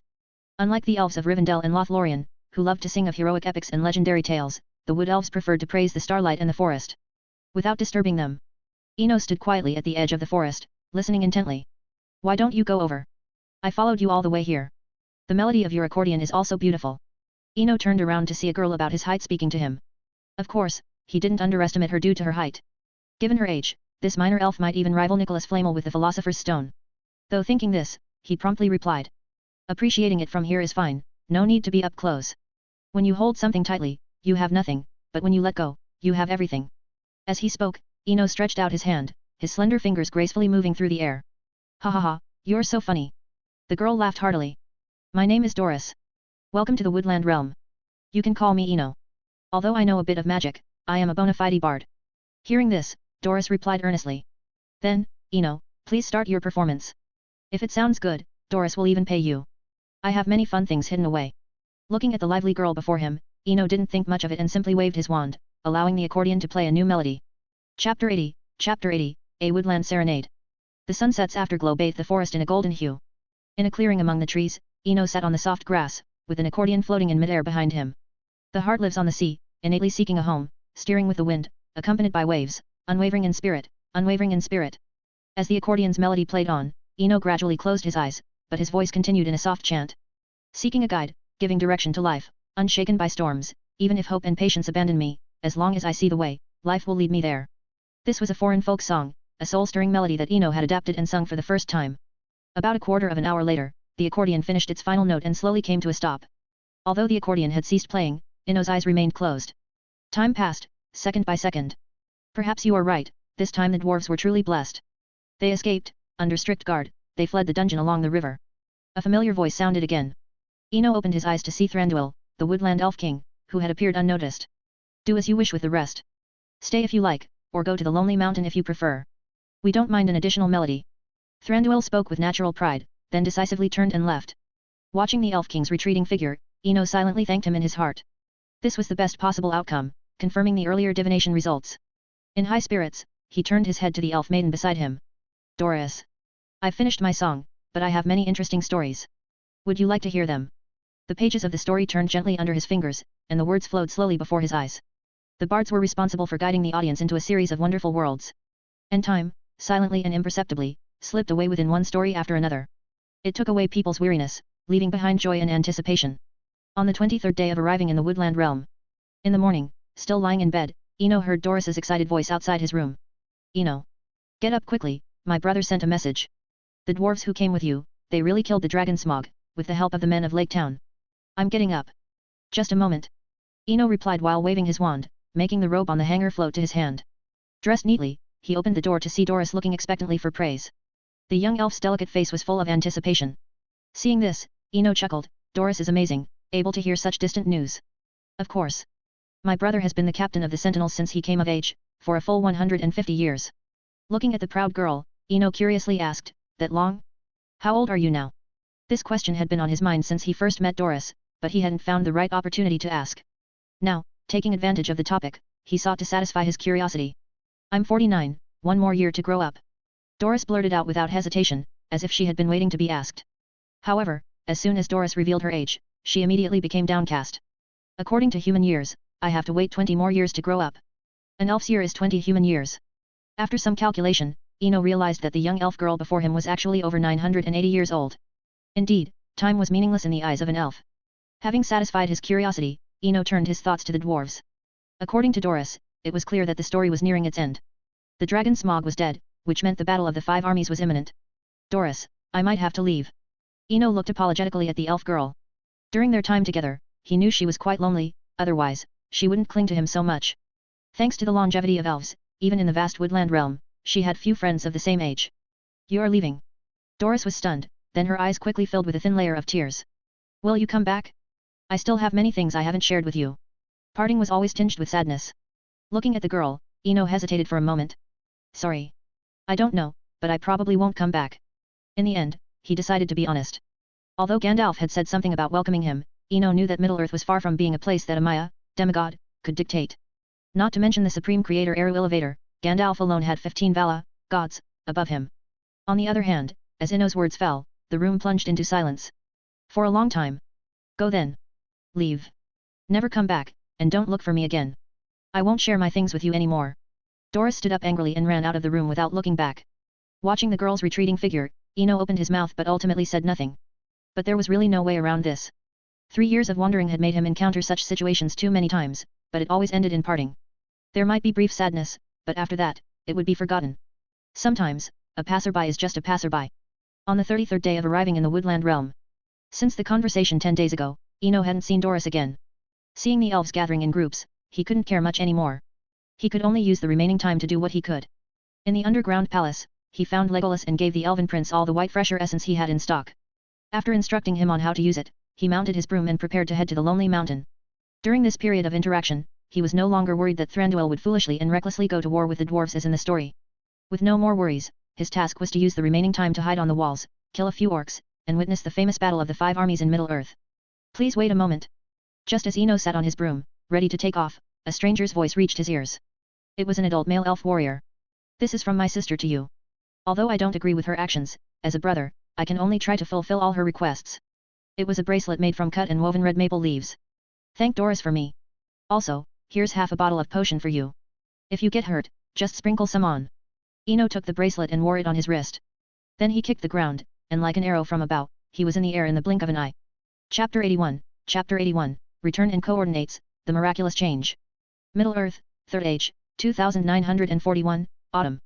The lonely mountain, now free of the dragon, resembled an old man who, having survived another harsh winter, regained a bit of vitality in the spring of the following year. Of course, this semblance of a final burst of life came at the cost of countless lives. The sky was grey with smoke, and sunlight filtered through the thick clouds, casting mottled shadows. The first to charge were the dwarves of the Iron Hills. Clad in heavy armor and wielding battle axes and spears, they charged forward with unstoppable force towards the orc army. Despite their small stature, the dwarves at this moment seemed like iron giants in their imposing momentum. Behind the dwarves were the human allies from Lake Town. Though their equipment was diverse and haphazard, this ragtag army still formed a determined second line of defense with their weapons in hand. On the southern side of the battlefield, 3,000 woodland elves archers had long been ready. As the dwarves charged, the elves drew their bows in unison, releasing a rain of arrows. With each volley, 1,000-strong orc phalanx visibly fell. This enraged Azog, the orc leader standing on the mountainside. Though orcs were expendable to him, losing a phalanx in a single volley was unacceptable. The orcs had a numerical advantage, but even they couldn't endure such losses. As a new command horn sounded, countless warg riders and even trolls from the rear charged at the elves. At this moment, giant eagles also arrived from the misty mountains. As the trusted subordinates of Manwë, the chief of the Vala, the highest order of gods, these descendants of the Mare, lesser gods, were extremely powerful. Not to mention the eagle king Gwaihir, whose power rivaled that of the dragon Smog, even the ordinary eagles now circling the battlefield could topple dozens of orcs with a single wing beat. Their sharp claws easily pierced the heads of trolls. Similarly, the orcs' ancient enemy, Bjorn, transformed into a giant bear, charged alone at the advancing warg riders. Despite being alone, wherever he went was filled with howls and screams. In just a few minutes, he had cut through the wave of thousands of warg riders. Still unsatisfied, Bjorn turned and charged again. Arrows, giant beasts, chariots, and catapults. The entire battlefield was like a massive meat grinder, with everyone in chaos. In the empty lonely mountain, under an archway on the eastern side, Eno quietly watched the battle below. In all his lives, he had never experienced such a large-scale melee of cold weapons. In such a scene, individual strength seemed utterly insignificant.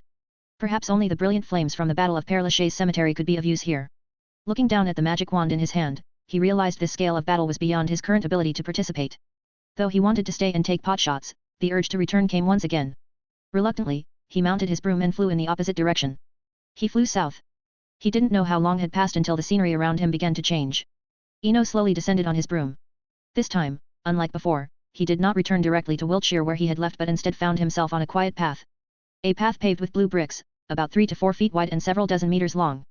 But somehow, standing on this path, he felt a sense of peace greater than he had felt at Hogwarts, in the Slytherin dormitory, or even while wandering with Master Hans. On both sides of the blue brick path were dense mists, with only 2 visible intersections ahead. One was shrouded in a grey fog, while the other led clearly to the familiar Wiltshire. Yet, before he could choose, a burning sensation came from his right wrist. The bracelet woven from red maple leaves, a gift from Doris, had disappeared, transforming into countless flying maple leaves that floated to the end of the path. In the blink of an eye, the red maple leaves formed a path, turning the previous 2-way intersection into a standard 3-way fork. A mystical intuition told Eno that the red maple leaf path led to the woodland realm. However, he also knew that at this moment, neither the red maple leaf path nor the fog-shrouded path was passable. The only accessible path was the one leading to Wiltshire. Without any hesitation, Eno picked up his suitcase and walked toward the Wiltshire path. Chapter 82, Sorting Out Gains and the 3 Broomsticks. Wiltshire is a place in the southwest of England, known for its beautiful Cronmore Hills and Salisbury Plain. Standing on the old streets of Wiltshire, the scenery before Eno was familiar, but his mood was completely different from before. This journey, although seemingly fruitless with not even a copper coin gained and spent entirely in a tense and passive atmosphere, had undeniable hidden rewards that were significant. To say nothing of other gains, simply having an additional travel destination was already the greatest gain. For the past 3 years, he had only been able to move forward continuously, with no knowledge of what lay ahead or what he might encounter. Everything was unknown. Sometimes, he wondered if there was an abyss ahead, he might have to brace himself and walk down it because there was no other choice. But now, there was an option of the Woodland Elf Kingdom. From now on, his travels would no longer be passive but rather a matter of personal choice. Another gain was time, and time was precisely what underage wizards lacked the most. Although this journey to Middle-earth was less than 2 months in total, possibly due to the story's background, the undeniable fact was that having another choice could mean gaining a few months or even half a year of time, and it was time gained without any consumption or cost. Upon careful thought, the Middle-earth world would remain a blank slate in the story for the next 100 years. Quietly staying in the Woodland Kingdom, even if he did nothing but read books and sing songs, he was confident he could have the magical power of an adult wizard by his 3rd year. Of course, not to mention the mysterious-looking blue brick road, the miraculous change within himself was of paramount importance. If not for the consideration of the statute of secrecy, Eno would want to experiment now because, deep down, he had a feeling that he could enter the blue brick road at any time. The only uncertainty now was the flow of time. If everything was ideal, who would need a life-saving die or even a bottomless box? An absolutely safe haven would become his greatest trump card. Even if he had to face Voldemort or provoke the entire wizarding world, at least his own safety would not be a concern. On a quiet street in Wiltshire, Eno held a suitcase in his left hand and drew his wand with his right hand, standing quietly at the crossroads without using any magic. Now he was waiting for a way to return to London. The night bus was undoubtedly the most cost-effective choice in terms of both speed and price. Wiltshire was exactly 132 kilometers from London. If he were to take a Muggle taxi, he would likely empty his pockets of all his pounds. Even though he had rented out his little guy to Hermione before the summer holiday for £50, it was far from enough to cover the taxi fare. Thinking of Hermione meticulously writing a rental contract, he couldn't help but smile. Screech. Suddenly, a sharp braking sound rang out. A triple-decker bus seemed to materialize out of thin air, coming to a screeching halt before Eno. In golden letters on the windshield were the bold words, "Night Business." Whenever you need to, just stick out your wand hand and the night bus will appear to take you wherever you want to go. Of course, we don't go underwater. The door opened, and a young wizard with large ears and a face full of pimples, wearing a purple uniform, recited the manual's lines with fluctuating tones. Hogsmeade. The 3 broomsticks, Eno stated his destination as he walked towards the door. All right, that'll be 6 sickles. The conductor at the bus door quickly reported the fare, then fiddled with an old-fashioned ticket machine on his chest. Here's your ticket. Of course, for an extra 3 sickles, you can get a chocolate bar, and for an extra 4, never mind, it's a short trip, no need for a toothbrush. By the way, my name is Stan Shunpike, and I'll be your conductor for this journey. Facing this type of bundled sales pitch, Eno decisively shook his head in refusal. Sorry, I don't need any of that. Also, I'm very tired. Please let me rest for a while. All right then, enjoy your trip. The conductor shrugged indifferently and turned to the driver. Off we go. Hogsmeade, outside the 3 broomsticks. Eno lay on a bed with brass posts, quickly securing himself to it while the conductor spoke. Despite using nearly a binding method, the enormous inertia produced when the night bus started up almost threw him to the ground. But after a brief impact, he gradually adapted to this high-speed travel mode. It's undeniable that some people might genuinely enjoy this kind of high-speed thrill. The night bus. Eno half leaned on the bed, took a deep breath of fresh air, and felt the unique tranquility and harmony of the English countryside. At the same time, he made up his mind that he would stay in Hogsmeade for the summer. Besides giving himself a peaceful time, he also needed to think carefully about his future direction. Magic, or rather the magic in the Harry Potter story, was never just simple tricks, though many people used it as such. But he had always known that the world he was in now was no less significant than Narnia or the Lord of the Rings. If viewed as a story, it was undoubtedly an epic, large-scale tale. Time slowly passed. With the night bus's entirely illegal and speeding journey, it took less than 10 minutes to travel from Wiltshire to Hogsmeade. Eno got off the bus, saw the sign of the 3 broomsticks, and entered without a second thought. After chatting with Madame Rosmerta for a few minutes, he returned to his former room, feeling a strange sense of familiarity with the familiar setting. Of course, some things were different. For instance, the Christmas tree and other decorations that used to be in the corner had now been replaced with bluebells that suited the summer season. The days flowed like a gentle stream, unhurried and steady. Yet silently, they gradually filled the sands of time. Likewise, time quietly flowed, like a brook gently brushing past pebbles, everything silent and unnoticeable. Eno stayed at the 3 broomsticks for an entire week, using summer homework as an excuse to temporarily decline Madame Rosmerta's invitation to sing. This wasn't just an excuse. On the 3rd day of his stay, he received a package from Professor McGonagall. It contained the latest issue of Transfiguration to date and excerpts from the best rookie papers of recent years. Faced with such blatant hints, he could only temporarily set aside other things and prepare a draft to send to Professor McGonagall for review before the new term began. Chapter 83, Shelter and Ice Sculptures. 3 broomsticks in the guest room. The messy table was covered with discarded parchment. The reason they were called discarded was that many of the opened parchments only had a single sentence written on them, while the rest of the large blank areas were filled with various cartoon doodles. In stark contrast to the messy table, the room was exceptionally tidy, as if it was regularly cleaned with household magic. Both the floor and the bed were excessively neat. The only odd thing was that apart from the messy desk, there were virtually no personal belongings in the room. Similarly, there was no one in the room. A cobblestone path. 3 or 4 feet wide and over 100 feet long, the entire path resembled the extreme cold of the Antarctic pole. Both the cobblestones on the ground and the curbs on either side were not only covered with snow but also adorned with many miniature ice sculptures, each standing about 10 centimeters high. These ice sculptures were diverse in form, depicting knights, unicorns, dragons, pythons, and even intricate whomping willows. At the end of the path, Ino sat on the soft snow, his head bowed, still busy. Not far in front of him stood a larger whomping willow, about 2 or 3 meters tall and as thick as a water barrel, its entire body crystal clear. Although this whomping willow was no different from the miniatures earlier, a closer look would reveal that this one had a bit more vitality and life. If one ignored the color and focused only on the form, this whomping willow, except for being smaller, was indistinguishable from the one planted outside Hogwarts castle. Moments later, a lifelike ice sculpture of a rabbit appeared, then dashed towards the whomping willow. With a bang, the rabbit shattered into pieces of ice upon nearing the whomping willow. Meanwhile, the whomping willow beside it swayed its branches gently as if nothing had happened. Beautiful. Ino admired his creation with satisfaction, unable to help but praise it. Even the recent frustration of being unable to write his transfiguration thesis dissipated briefly. Speaking of the transfiguration thesis, after seeing recent award-winning articles, he realized that Professor McGonagall's expectations were quite high. Not to mention the award-winning author's profound professional knowledge and extensive experience in transfiguration, even the basic application of transfiguration was currently beyond his reach. Several days of attempting to write the thesis yielded few serious sentences, but his cartoon drawing skills improved significantly. Reluctantly, Ino had to temporarily set aside the unattainable Best Newcomer award.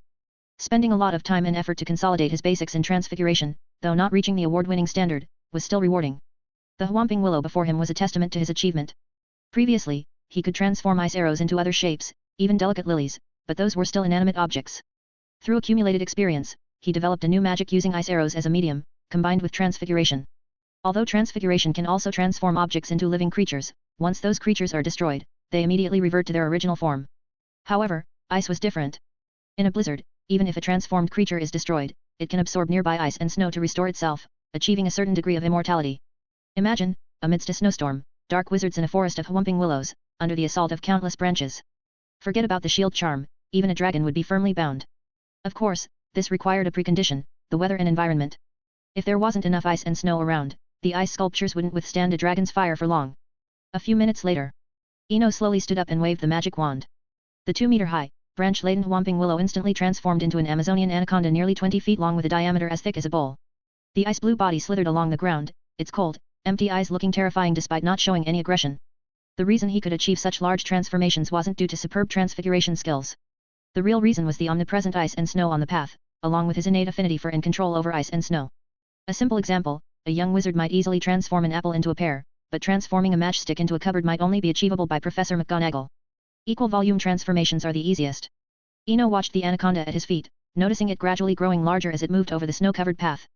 Though not very obvious, it had indeed grown. Suddenly, sensing something, Ino disappeared from the path, leaving the anaconda alone to slither along the snowy cobblestone path. Hogsmeade, in front of the 3 broomsticks. Pansy walked through the door, carrying a large stack of old parchments. Her purpose for coming this time was to fulfill the promise made on the train. After dinner yesterday, she had already made her request to her parents. She had expected more effort to convince them, but her father, after seeing Ino's report card and understanding his achievements over the past year, readily agreed to sell the Parkinson family's property in Hogsmeade. He even offered a very generous discount. After confirming the situation with the Malfoys via correspondence, Pansy hurried to the 3 broomsticks. Guided by the proprietor, Madame Rosmerta, she reached the corner room on the 3rd floor. Pansy felt a bit nervous outside the room. After all, traditional English etiquette dictated that a lady should not visit a gentleman's room alone. But she couldn't afford to care much about that now, as her father's advice after dinner rang in her mind. Once you've made a decision, act on it quickly. Procrastination only allows others to do what you intended. Never underestimate others' intelligence. What you can discover, others can too. In this, Draco outperforms you. Knock, knock, knock. Pansy knocked on the door. Meanwhile, Ino, while observing the anaconda, sensed the knock on his room door. Without hesitation, he disappeared from the snowy path. He was increasingly satisfied with this simple shelter. Although time passed at a normal rate, unlike stories where no matter how long passes inside, only an instant passes outside, the ability to move at will and perceive the surrounding environment made up for all its shortcomings. Or rather, these features rendered any shortcomings insignificant. Absolute safety was paramount. He even considered, if resources were sufficient, he could live here indefinitely. But thinking was one thing. Hearing the knock, Ino promptly opened the door. Chapter 84, The Hogsmeade Property. Slowly opening the door, what greeted him was Pansy's slightly anxious face. Upon closer inspection, Ino noticed something different. Pansy seemed to have put on a bit of light makeup today. Her usually somewhat gaunt face, with a slightly sharp look, now appeared softer and fuller. Miss Parkinson? This is... He stood at the door, not immediately inviting her into the room. Perhaps in France, it wouldn't matter, but in England, etiquette and subtlety are indispensable parts of any occasion.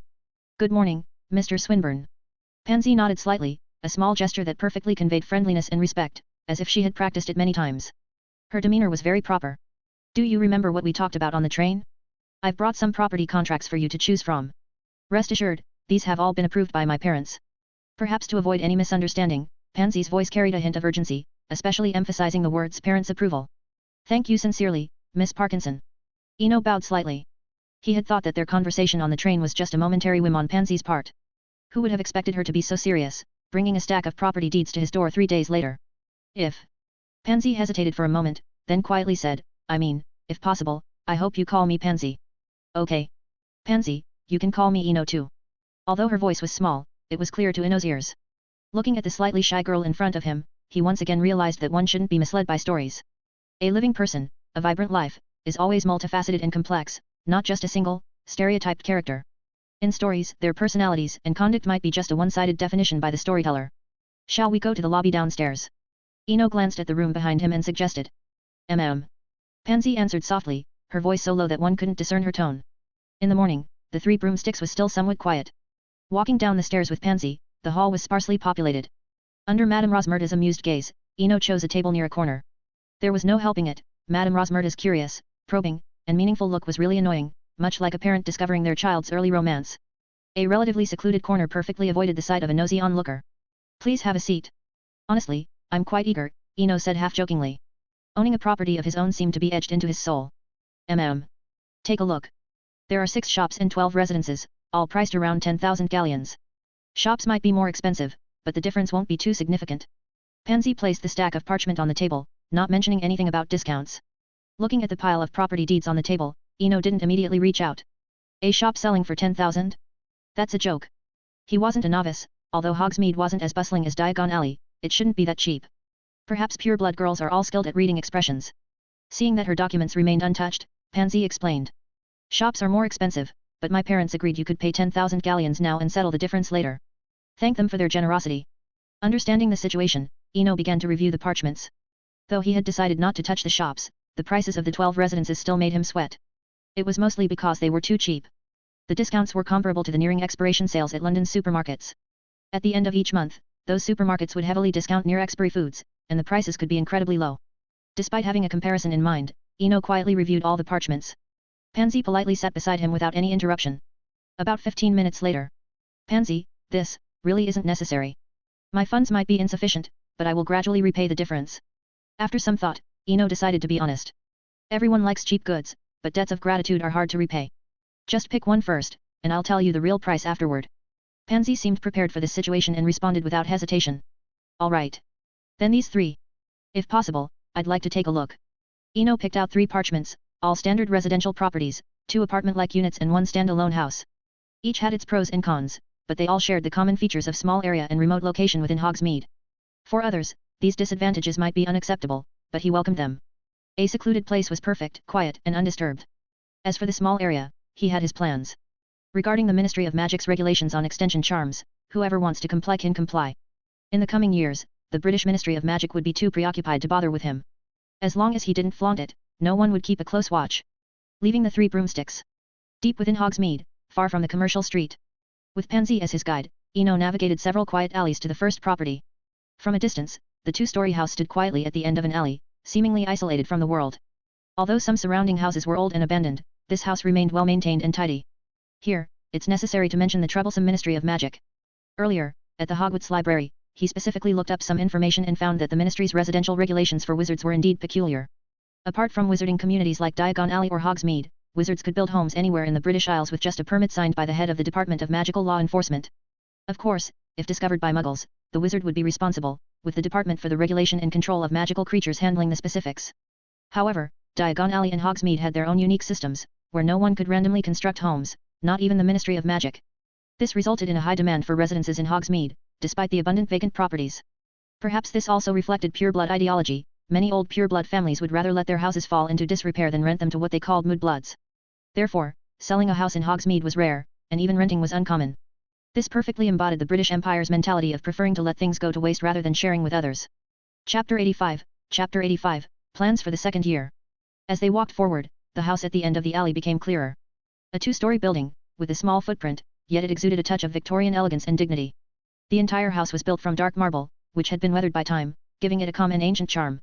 Outside, the stone walls were entwined with roses and ivy, adding a touch of mystery and vitality to the small building. Fantastic. Really. Looking at the house in front of him, Eno couldn't help but praise it, then turned to look at Pansy behind him. This is the one. I really like it, there's no need to see the other two. Now, can you tell me the real price? Haha, it's actually not that expensive. Pansy chuckled as she opened a piece of parchment and pointed to a section with her finger. Look, similar houses to this one were sold for only 15,000 galleons. Only 15,000, hey? Eno looked at the parchment in front of him, feeling somewhat speechless. Before enrolling at Hogwarts, he had thought that having a bag of gold coins made him wealthy. But now it seems, in these pure-blood families, he was only richer than the Weasleys. I can only pay 9,000 galleons for now. I will gather the remaining amount as soon as possible, probably, before I graduate, I will repay the full amount. Eno said with a look of apology. If he could, he really didn't want to owe money. But this house in front of him really fit his aesthetic perfectly. Whether it was the environment or the layout, it was all perfectly suited for a wizard's residence, mysterious, weighty, and full of a sense of history. By noon, Eno returned alone to the 3 broomsticks. After paying a total of 61.2 ounce gold coins, he successfully obtained a property sale contract stamped and signed by the Ministry of Magic. At this point, the bag of gold coins given by old John was nearly empty. Pushing open the door of the 3 broomsticks, the first thing that greeted his eyes was Madame Rosmerta's half-smiling expression. Sent your little girlfriend home? Let me guess, did you two go to Madame Putafoot's tea shop? Pansy is not my girlfriend. She's my creditor. Eno said irritably. It seemed that all Hogwarts graduates were like this, Madame Rosmerta was always incredibly curious. Creditor. Upon hearing this, Madame Rosmerta's playful demeanor changed to one of concern, and she asked seriously, did something happen? It's nothing, I just bought a house in Hogsmeade. Eno raised his eyebrows, speaking in a light and somewhat reserved tone. He didn't hide the fact that he bought a house, as it was impossible to keep it a secret. After all, Hogsmeade was a small place, at most the size of a small town, where everyone knew each other's business. My Merlin. The first time I saw you, you went out and bought an owl. It hasn't been that long, and now you've gone out and bought a house. Next time, you might buy my pub. Seeing Madame Rosmerta's somewhat exaggerated expression, Eno replied half-jokingly. Buy your pub? Although I would love to, I am currently in debt. I was thinking of working here part-time, telling stories. Of course, I'll give you 30% of the tips as a venue fee. Save your few nuts. Madame Rosmerta said, rolling her eyes at the empty hall. You think you can make money here? Do you think it's Christmas every day? That's true. Realizing this, Eno felt a bit enlightened. After all, Hogsmeade was just a residential area, not a commercial street. The biggest economic activity might be the weekends when Hogwarts students above the 3rd year come here to spend money. By evening, after settling the accommodation fees for the past few days, Eno returned to the small alley from the morning with his suitcase. Looking at the small building full of history, unlike the distant view last time, this time he walked straight to the door. Cough. Cough cough. As he pushed open the door, a choking smell of dust hit him in the face. The room was covered in a thick layer of dust, the floors spotted with mold, and the corners occupied by doxies. Hasty decision. Eno muttered to himself. In the morning, he had been enchanted by the exterior of the small building, not expecting it to be so decayed inside. Scour Jiffy. Turt show. Salvi Hexia. Seeing this scene, he immediately drew his wand and cast 3 household cleaning spells in succession. After waiting at the door for a while, he finally entered the house with his suitcase. The effects of the spells were immediate. Looking at the old furniture in the spotless room, Eno breathed a sigh of relief, feeling a sense of belonging. The house had 2 floors, each with an estimated area of only 60 to 70 square meters. The ground floor consisted of a living room and a combined kitchen and dining area. Upstairs was an open-plan bedroom, with a walnut double bed in the center and a large desk by the window on the other side. Although the furnishings on the 2nd floor were very simple, he didn't mind. Having more space was better, allowing for future additions.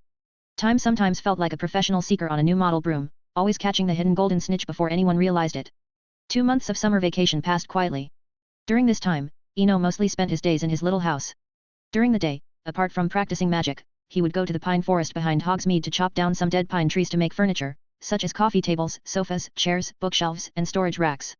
With the cutting and sticking charms, the process of making furniture was incredibly easy.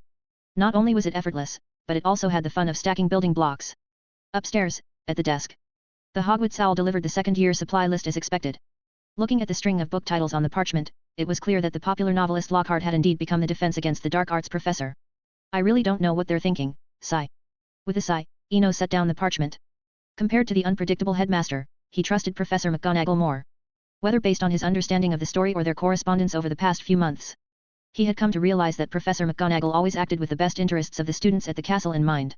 If she were the headmistress, she would never allow someone like Lockhart to teach at the school. For this reason, he was considering whether to tell Professor McGonagall about the so-called Chamber of Secrets at an appropriate time, to prevent the second half of the school year from becoming chaotic. As for stopping the diary, sorry. He wasn't that great, or rather, he didn't have the ability to deal with a story that had changed its course. Humans are complex creatures, or rather, the human heart is always complex and changeable. Cross a bridge, eat a bowl of rice, meet some people, and your thoughts will change accordingly. After experiencing Middle-earth, Eno no longer blindly believed in story plots but also wouldn't foolishly play the hero. Similarly, like the wave-particle duality revealed by the double-slit experiment. Perhaps when he placed himself within the story, viewing it from the first-person perspective, the story had already changed. But these changes were still within a certain range. If he really prevented the diary from entering Hogwarts, Dumbledore would know nothing about the Horcruxes. If that happened, the future storyline would change too much. So the best choice was to let the diary come in and then secretly inform Professor McGonagall. As for the opportunity and excuse, Eno had already thought about it. In the magical world, what is more mysterious than divination? He just needed to buy a crystal ball before school started and then put on a performance when the time came. Chapter 86, The Unexpected Kiss. London, Diagon Alley. Despite Diagon Alley being bustling every year before the start of the school term, today's commotion seemed even greater than usual. It felt as if the entire magical community of England had gathered here, making the whole street appear ready to boil over. So, you secretly bought a house in Hogsmeade during the summer. Hermione's eyes widened, her face full of regret. She had only spent a month in France with her parents, yet she had missed out on so much. Eno chuckled lightly. Yes, otherwise, what could I do? I never had a stable place to stay in London. I couldn't keep living at the Three Broomsticks forever. He turned his head and quietly observed Hermione. In just one summer, Hermione seemed to have grown a lot. Her distinctive front teeth appeared to have been fixed, making them look more even and cute. The girl standing before him was no longer the slightly awkward Miss Bunny he had met at the elementary school gate. Hermione also noticed Eno's occasional glances at her, feeling a bit shy. Yet, being noticed in this way brought her a peculiar kind of joy. By the way, Eno, have you seen the list of items sent by Hogwarts? Hermione suddenly remembered something, her voice filled with excitement. You simply won't believe it, Gilderoy Lockhart is going to be our defense against the dark arts professor this year. Hermione's eyes sparkled as if she had discovered something incredible. Lockhart, hey? He's quite the novelist. Eno's tone was calm. He had briefly skimmed through Lockhart's novels at Madame Rosmerta's place. Admittedly, Lockhart's ability to captivate readers with his plots and pacing was quite remarkable. Don't you like him? Hermione asked softly, with a hint of probing. She sensed that Eno didn't seem very fond of Lockhart. It's not that I dislike him. In some respects, Lockhart is indeed, hey. Halfway through his sentence, Eno suddenly stopped, his attention caught by a scene not far away. Following his gaze, Hermione saw Lucius Malfoy and Arthur Weasley grappling at the entrance of Flourish and Blotts. From the look of things, the struggle seemed evenly matched. Both Lucius and Arthur had visible scratches on their faces, and their robes were covered in footprints, indicating how intense the fight had been. This scene made Eno reflect. In many ways, the enmity between Lucius and Arthur mirrored the rivalry between Draco Malfoy and Harry Potter. It was as if this adversarial relationship was predestined. Eno turned to Hermione with an apologetic expression. Sorry, Hermione. I need to go over and say hello. No problem, I'll wait here for you, Hermione nodded slightly. She also saw Ron in the crowd but knew that approaching now would only escalate tensions. Moving through the crowd, Eno made his way to the scene. Unlike the original story, Lucius was alone this time, with no sign of Draco. However, this was a minor detail. Observing the two men fighting, Eno didn't rush in. Instead, he discreetly surveyed the surroundings. Finally, amidst the scattered items on the ground, he spotted Tom Riddle's vintage diary, likely dropped by Lucius during the scuffle. The moment he confirmed the diary, he felt a sense of confronting a dark, malevolent entity with an eerie, corrupting influence, albeit faint. With the diary identified, Eno turned his attention to breaking up the fight. Unnoticed, a thin layer of frost had formed on the ground beneath Arthur and Lucius, causing them both to slip and fall. Ouch! Help me up! The two men, now on the ground, found themselves in an awkward position, their lips accidentally touching. Merlin's beard. Arthur's having an affair. And right in front of Mum. Does this mean we'll have a Slytherin brother? Great, we can replace Ron then. I never liked him anyway. Fred and George's playful banter continued, their eyes wide with amusement as they watched the scene unfold. You two, break them up already. Are you trying to embarrass us even more? Molly Weasley's voice was stern as she noticed the crowd that had gathered. Some onlookers clapped and whistled, adding to the spectacle. Meanwhile, Eno approached, dispelled the frost, and helped Lucius to his feet. Good day, Uncle Lucius. He greeted him politely, avoiding any mention of the fight to preserve the man's dignity. Sorry to make you witness this, Lucius forced a smile upon seeing Eno. I think it's best if you head back now. Whatever the issue is, it can wait. Eno gestured subtly to the surrounding crowd. Lucius noticed the gathered onlookers and nodded. You're right, Eno. I should go. Lucius stood up, glanced at the Weasley children, and then at Arthur. Pick up your things. This is the best your great father can give you. With that, Lucius quickly left the scene. As the crowd dispersed, the line outside Flourish and Blots reformed. After all, they hadn't come just to watch a fight, they were there to get Lockhart's autograph. Excuse me, sir, could you please move? You've stepped on my things. A soft voice brought Eno back to the present. Turning, he saw a young girl with bright red hair, looking shyly at the ground where several blank parchments lay scattered. I'm sorry, I didn't mean to. Eno crouched down to pick up the parchments. As he did, a memory of a timid, tear-prone girl from the orphanage flashed through his mind.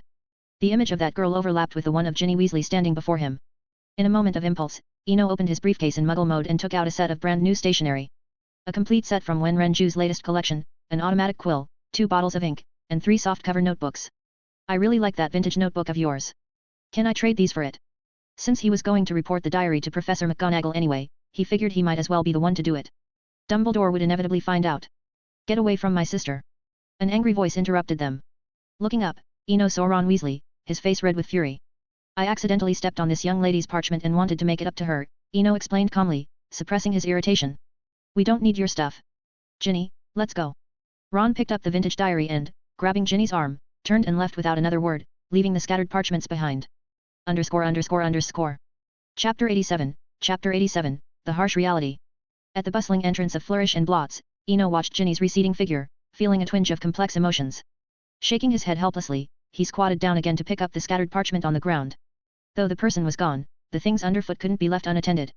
She's quite pretty, isn't she? Hermione's voice broke the silence, her gaze following Eno's to Ginny's departing figure. Hermione had witnessed everything that happened, and when Eno had taken out that set of stationery from the box, an inexplicable discomfort had risen within her, making her inexplicably unhappy. Pretty. Eno paused, then laughed. She's just a little girl, at most she's like a cute little sister. Yes, exactly. Like a little sister. Hermione nodded emphatically, a hint of joy in her tone. Hermione, do you think a person's stupidity is inherent? Although she didn't understand why Eno was asking this, Hermione still answered earnestly, I don't think so. There are very few people who are born stupid. I think it's mostly the environment that shapes both their personality and their foolishness. So stupidity is a moral failing. Having gathered the scattered parchment, Eno slowly stood up, saying, stupid people can't truly be kind because they can't distinguish between right and wrong and act only on emotions. So, stupidity itself is an incurable evil. Suddenly, Eno felt a bit disinterested, realizing that arguing with foolish people would only make him foolish too. Forget it. Let's not talk about this anymore. Do you still want to buy books? If you queue up now, you might still make it. Hearing this, Hermione looked at the bustling crowd in the bookstore with a troubled expression. I'll buy them in a few days. There are still 2 weeks before the term starts. As she spoke, her eyes swept over the suitcase beside them, then she casually asked, did you get that set of stationery in Hogsmeade? I've never seen it in Diagon Alley. Stationery. Eno turned back, and once again, he saw that familiar body language. Hermione's toes lightly tapped the ground, her white sandals wrapped in black straps that wound around her arches and fastened at her ankles, forming a neat bow on her feet. But despite how pretty the sandals were, she kept unintentionally kicking a stone by the roadside. Do you want to check out Hogsmeade? I can take you on the wizarding bus, it'll only take about a quarter of an hour to get there. Tuesday, September 1, 1992. A breezy day. The Hogwarts Express once again departed from London's King's Cross station. In a compartment towards the rear of the train, Eno sat quietly by the window, his head gently leaning against the glass as he watched the countryside scenery fly by. Opposite him, Pansy was chatting with Daphne about the interesting things that had happened over the summer. Listening to the occasional bursts of laughter from the opposite side, Eno too fell into a brief reverie. For most of the second half of the summer, apart from occasionally taking Hermione around Hogsmeade, he seemed to have fallen into a monotonous routine of revising papers, sending letters, revising papers, and sending letters again. During one of these errands, he discovered that Professor McGonagall lived in Hogsmeade, not far from his little house. Although he knew her residence, without an invitation, he could only communicate through owl letters. Fortunately, on the last day before the term started, Professor McGonagall mercifully didn't send his paper back again but replied that she would help send it to the Transfiguration Today editorial office. Bang! The compartment door was pushed open from the outside. Something big happened. Ha ha ha. Draco walked in, laughing before he could even finish his sentence. If you don't want to say it, please laugh outside. Can't you see we're having a conversation? Pansy said irritably, clearly annoyed that her enjoyable storytelling had been interrupted. I'll say. A lot of people on the train saw it. Potter and his Weasley sidekick just flew over our heads in a flying Muggle car. Draco described the car, gesturing animatedly to make his point clearer. They're done for. Daphne remarked thoughtfully. If they were seen on the train, they were probably seen by a lot of Muggles too. Yes. They're done for. Draco said, visibly thrilled. Eno, who had been listening quietly, finally asked, why are they done for? Even if Muggles saw them, isn't there the accidental magic reversal squad? Let me explain. Daphne eagerly took the opportunity to speak before Pansy could. Since boarding the train, she had been listening to Pansy's stories and had finally found a chance to speak. Mr. Swinburne, you might not know much about the Ministry of Magic. My brother works in the accidental magic reversal squad, and over the summer, they caught 176 wizards violating the statute of secrecy. Daphne adopted an exaggerated tone as she continued, of those, 120 were fined less than 100 galleons, but the remaining 56 faced heavier penalties, either fines of more than 100 galleons, a month in Azkaban, or both. The worst was a girl who had just graduated from Ravenclaw. She got both a fine and a prison sentence. Apparently, she conjured a bouquet of flowers at her mother's grave, but many people saw it, and they started talking about witches and devils. Hearing this, Eno no longer paid attention to Daphne's animated storytelling. His mind was now focused entirely on the statute of secrecy. A girl barely 17, facing Azkaban for conjuring a bouquet of flowers? Even with Professor Flitwick's intervention, just the idea of such a sentence was absurd. Perhaps all the storylines had been romanticized, making him overlook the realities outside the story. In the original story, after the flying car incident, Arthur Weasley only faced a suspension and wasn't even fined. Harry and Ron lost points, with Ron getting a howler. After that, there were no more repercussions, as if everything was resolved, bygones forgotten. But today, after Daphne's explanation, it seemed like the true, harsh reality of the wizarding world had been revealed. If Harry Potter's story ended and everything returned to normal, without the narrative's protective lens, wouldn't that mean the beginning of suffering? For the first time, Eno considered the future, a future beyond the plot he had been focusing on. But it was clear this wasn't some fantastical journey where one could simply walk away once the story concluded. Time quietly passed, and the conversations in the compartment gradually quieted down until... Eno, are you okay? Draco asked with concern. Hearing this, Eno's thoughts were pulled back to the present. As he returned to the moment, he saw the puzzled faces of Draco, Pansy, and Daphne. I'm fine. I was just thinking, do we really need to live in such fear? Why do we learn magic? To live like rats in the sewers, even worse than rats. Chapter 88, Daydreams and the Start of School. Inside the train compartment. Eno subconsciously voiced his true thoughts. However, he regretted it immediately after, especially when he saw the expressions on Draco and the others' faces. Haha, I was just rambling. After all, our current task is to study hard. By the way, I heard Lockhart is on this train too. Eno tried to change the subject, but he forgot about the early maturity of pure-blood children and the cunning of Slytherins. I don't care about Lockhart, Pansy said disdainfully. I want to know what you were really thinking, Mr. Eno Swinburne. Right. Daphne echoed. Draco nodded in agreement, I'm curious too. Why do we suddenly feel a bit pitiful, though I can't quite pinpoint why. Seeing the three of them determined to get to the bottom of it, Eno rubbed his temples helplessly. This is really hard to explain. How about this, after school starts, we can hold a storytelling session when we have some free time and discuss it then. Faced with three curious babies, he could only resort to a delaying tactic. He thought that after school started, as time passed, this matter would eventually be forgotten. All right, we'll talk about it then, Draco readily agreed. Seeing Draco's change in attitude, Pansy and Daphne exchanged glances and also stopped probing further, instead starting to discuss the flying car. The one most excited about the old topic was Draco. Really? The Weasley family is done for. They'll get skinned this time, even though they hardly have any nuts left. Daphne glanced at the overly excited Draco and poured cold water on his enthusiasm. Not necessarily. Have you forgotten old Weasley's position? He wouldn't leave himself without a backdoor. Well, fine, fine. You're right, Draco said dejectedly. Eno watched their interaction throughout, an involuntary smile forming at the corners of his mouth. At that moment, he couldn't help but marvel at fate's oddities. Sometimes, Draco could be quite combative, but he always showed great tolerance towards Daphne, his future wife's sister. After all, Eno had never seen Draco argue with Daphne. Meanwhile, though Pansy was also chatting, she keenly noticed the smile on Eno's face. Did you think of something happy? I was thinking about fate, Eno replied honestly. There was nothing to hide, it was normal for wizards to ponder fate. For example? Pansy asked further. For example? Eno smiled. Unlike the previous sharp topic, this one was much safer. For example, I like this year because I can stay in the library until curfew, and in the morning and evening, I can explore every corner of the castle alone. The train travelled through the Scottish Highlands. Time passed unknowingly during their conversation, and soon it was evening. Perhaps learning from the experience of going hungry last year, both Pansy and Daphne had carefully prepared food this time. Looking at the two appetizing lunchboxes, Eno and Draco did not hesitate to accept their sincere invitation. After finishing the last piece of Wellington sandwich, Eno used a cleaning charm to clean the lunchboxes and the table. It's about time.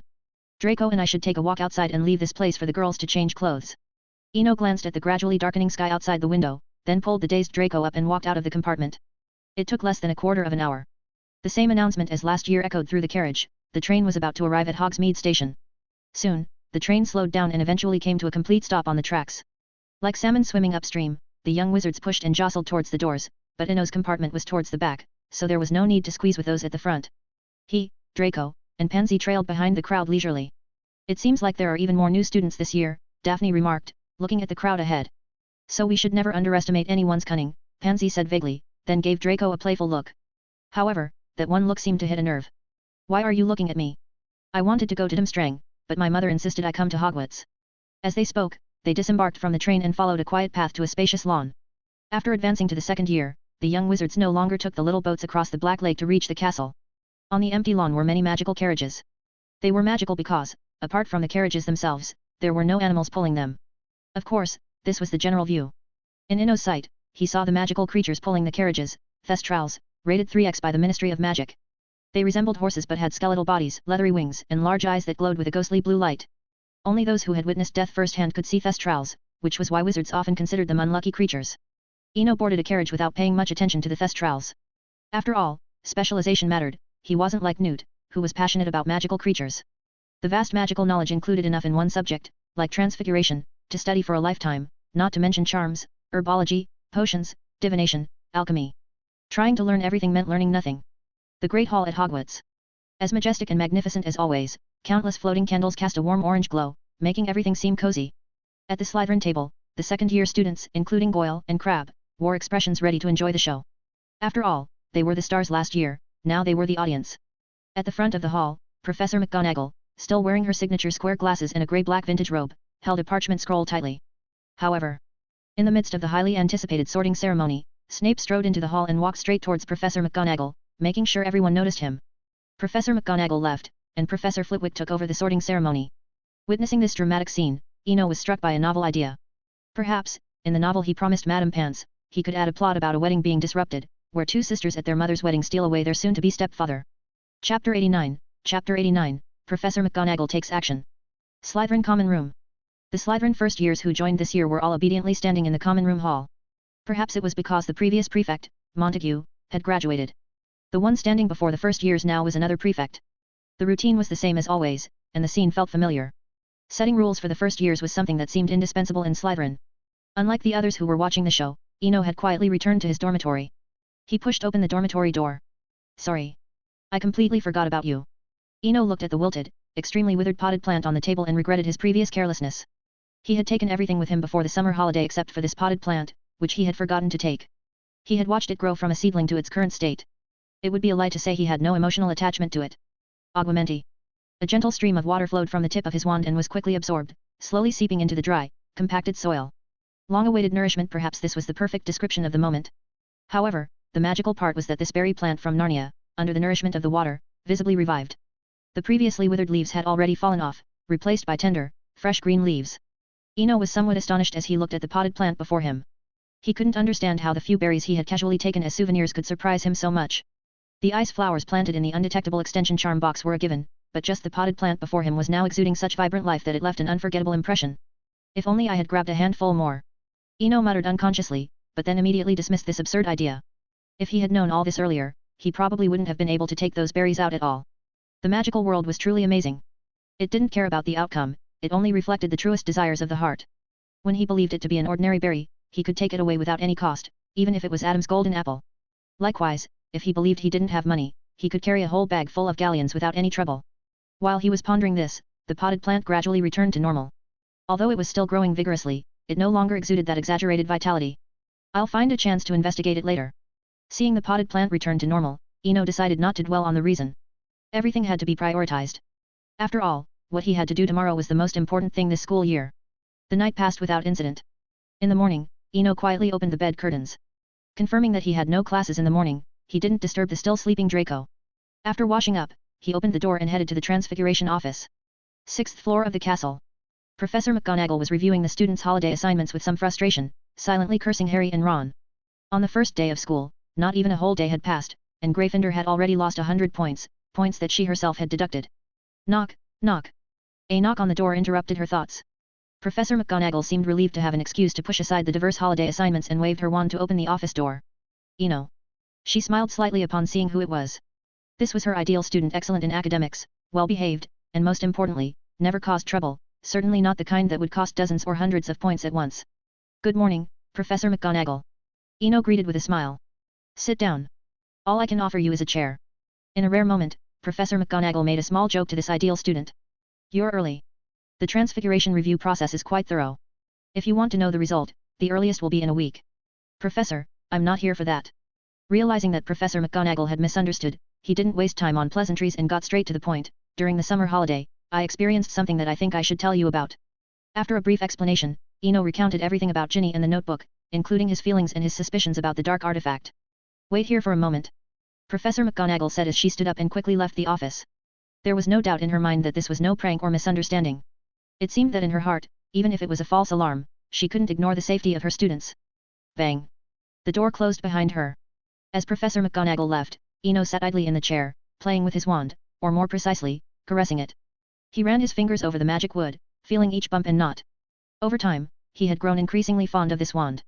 It felt more than just handy, it had reached a mystical connection akin to a blood bond. Holding the wand felt like an extension of his arm, truly magical. Time ticked by. After about half an hour, the office door opened again. Professor McGonagall entered, leading Ginny, and notably, she was holding an old notebook.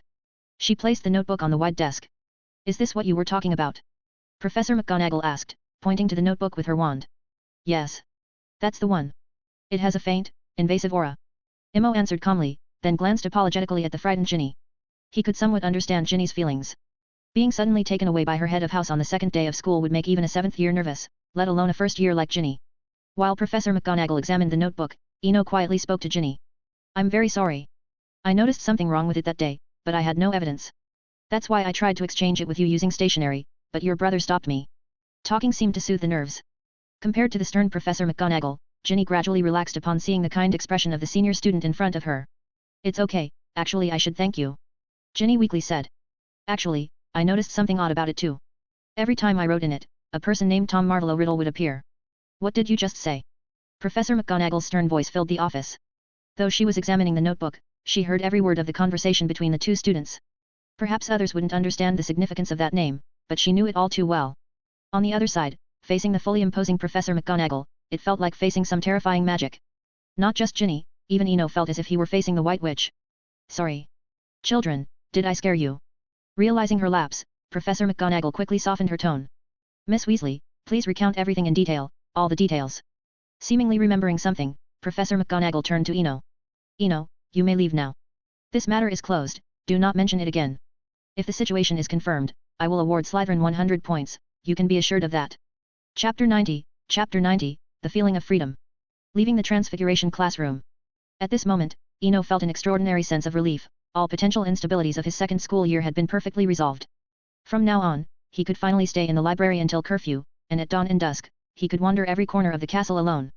After all, since he enrolled last year, due to Quirrell's presence, he hadn't had the chance to properly explore the castle, not even the legendary Room of Requirement. Now, he could make up for this regret. Walking alone in the castle. As he strolled through the castle corridors, Eno's mind flashed back to the recent events. Honestly, the points awarded were an unexpected joy, and compared to Professor McGonagall's generous additions of 50 or 100 points at a time, Snape's stingy 1 or 2 points seemed rather amusing in hindsight. But he understood, after all, different positions came with different rights. A vice principal, who holds a title related to the headmaster, could not be compared to Snape, who was merely a house head and potions master. Silently leaving the 6th floor corridor, he decided not to go to the Great Hall for breakfast. He knew Mrs. Weasley's howler would arrive on schedule. This wasn't the Weird Sisters concert, he didn't need to run all the way from the 6th floor to the 1st just to listen to it. Even if he wanted to seek punishment, there were better ways to do it. The 8th floor of the castle. At the end of the right corridor on the 8th floor, a finely woven tapestry hung on the wall. Trolls beating Barnabas the Barmy. Looking at the figures on the tapestry, Eno sighed inwardly. Among the 3 things that interested him most about Hogwarts, besides the library and the Sorting Hat, the Room of Requirement was the third. The Room of Requirement, answering needs as they arise, was the epitome of magic in the entire story. After a quick glance at the bustling corridor, he chose not to linger and attract attention, turning to walk in another direction. Since he had already confirmed the location, he could come back on any weekend morning to experience it, there was no need to visit during the crowded morning hours. Meanwhile, in the Transfiguration classroom, things were a bit noisy.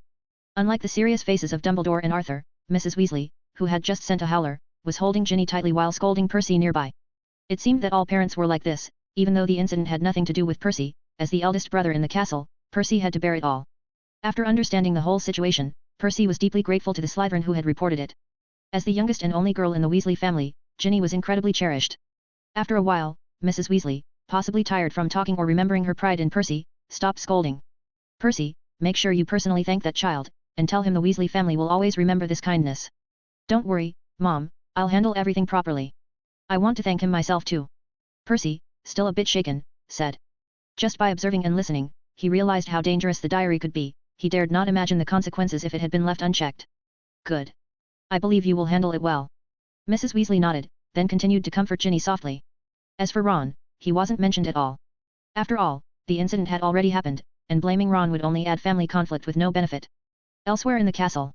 In the Great Hall, students, having just experienced the Howler, were now staring in amazement at the green hourglass representing Slytherin. In the blink of an eye, Slytherin had gained a full 100 points. This wasn't just the usual 3 or 5 points awarded in class. 100 points were enough to surpass Hufflepuff and Ravenclaw instantly, starkly contrasting Gryffindor, who were in the negative. The significant change caused an uproar in the Great Hall. Students chatted excitedly, sharing news and their opinions on the matter. As for Slytherin, students immediately began to take action, leaving the long table to gather accurate information. Meanwhile, the initiator of the whole incident, Eno, was on his way to the library. He intended not only to fulfill his promise by bringing Madame Pants the latest romance novel but also to start his advanced studies in animagus transformation. After all, whether it was holding a mandrake leaf in his mouth or brewing the later stages of the potion, he had completed these over the summer. With his improving transfiguration skills, it was time to put things on the agenda. Moreover, he had a small bottle of Felix Felicis hidden in his suitcase, an insurance measure if needed. Hogwarts Library. Every visit to the library brought a sense of comfort and ease. It felt as if the air was filtered through silk, each breath light and serene. Shadows and light intertwined between the bookshelves, casting mottled patterns like historical imprints, quietly narrating the passage of time. Footsteps made almost no sound, and only the occasional rustle of turning pages could be heard, like whispers of the wind through a bamboo grove. Time seemed to slow down here, with every moment feeling particularly elongated. Unlike the castle's hustle and bustle, the library felt like an isolated space. Entering the library, Eno walked to the leftmost desk near the entrance, where Madame Pants worked. Without disturbing her reading, he gently placed the book on the table and turned to leave. After putting down the book, he once again marveled at the magic's wonder. A novel of over 100,000 words could be completed overnight with just a quill from Hogsmeade's writing shop, priced at 12 galleons. It was like Rita Skeeter's famous quill, seemingly able to read people's thoughts. As long as the content was in the holder's mind, the quill would write fluent sentences. In a way, such a magical quill was a treasure every novelist dreamed of. Meanwhile, Madame Pants noticed the new book on her desk. She had been aware of the movement but was too absorbed in her reading to look up, assuming it was just students returning borrowed books. A new book, she thought curiously. Opening the book, she saw the neatly written title, My Sister's Soulmate and Our Heartless Stepfather. The style and title were unmistakable. Madame Pants instantly recognized its source and cherished it, carefully beginning to read. Chapter 91, The Billywig. Some things, like thunderstorms in midsummer, come fiercely and passionately, yet leave quickly and quietly. At first, it swept through like a storm, instantly igniting the enthusiasm of the entire castle. The common room, corridors, and dormitories were abuzz with discussions, as if the entire world was engulfed in this fervor. However, this excitement usually doesn't last long. Just like a summer storm, it comes quickly and leaves just as fast. Soon after, people's interest dissipated like the receding tide. The once hotly debated flying car and Slytherin house points were rarely mentioned anymore. Life returned to normal. Perhaps this is the charm of life. It is always full of the unknown and changes, making it impossible to predict what will happen next, and making people sigh at the impermanence of things after it happens. It was another ordinary morning. After Draco woke up and washed, he sat on a chair, propping his chin up with his hands, carefully examining a few strange items piled on the table. Unknown candies, unknown cookies, and a pair of alchemical gadgets that looked like ears. Eno, what do you think the Weasley twins are up to, sending you so many things again today? This is the third time, right? I advise you not to touch them. Have you forgotten how swollen your eyes got last time? Eno looked at Draco with amusement. Last time, out of curiosity, he played with a punching telescope and ended up with a black eye. I'm not interested in touching them. See how far I am from them. Draco spread his hands, indicating that he wouldn't touch them. That's good. These are experimental products. If you eat that cookie, it won't be as simple as having blue eyes. Despite his words, Eno still put away the joke items on the table. After all, George and Fred had said that these were experimental products, especially those canary creams. Speaking of these joke items, one cannot forget Ginny.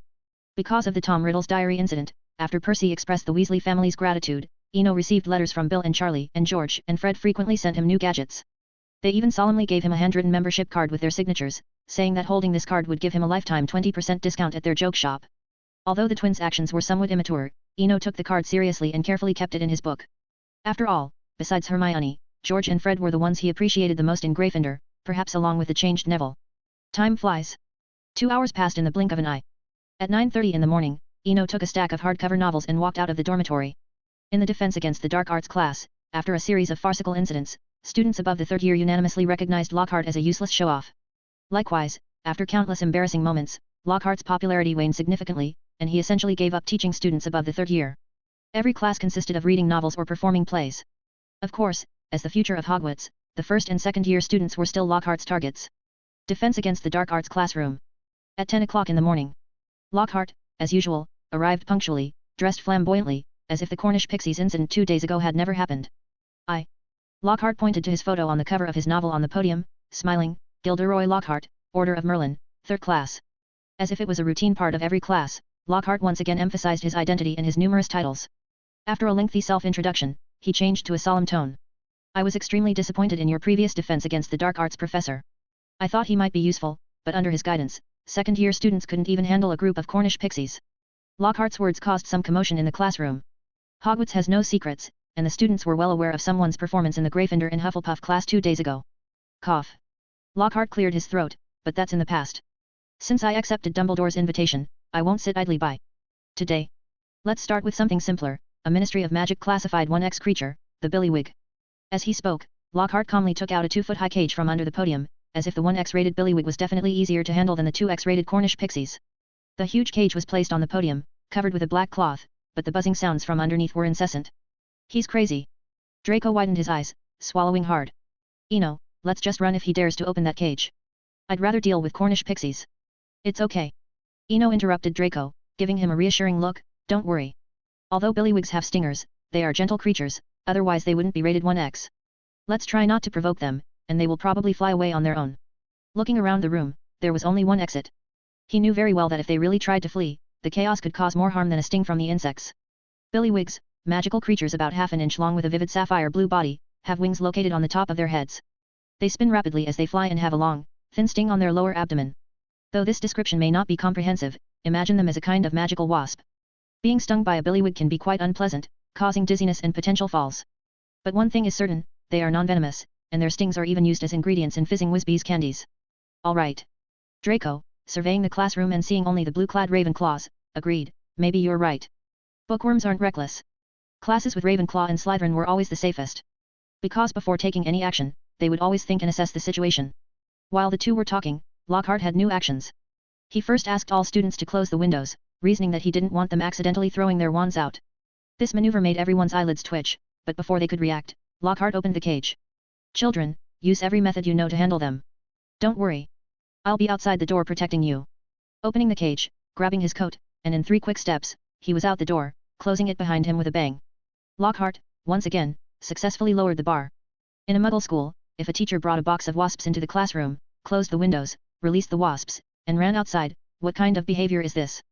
But now, there was no time for complaints, as the classroom was filled with swarming Billywigs.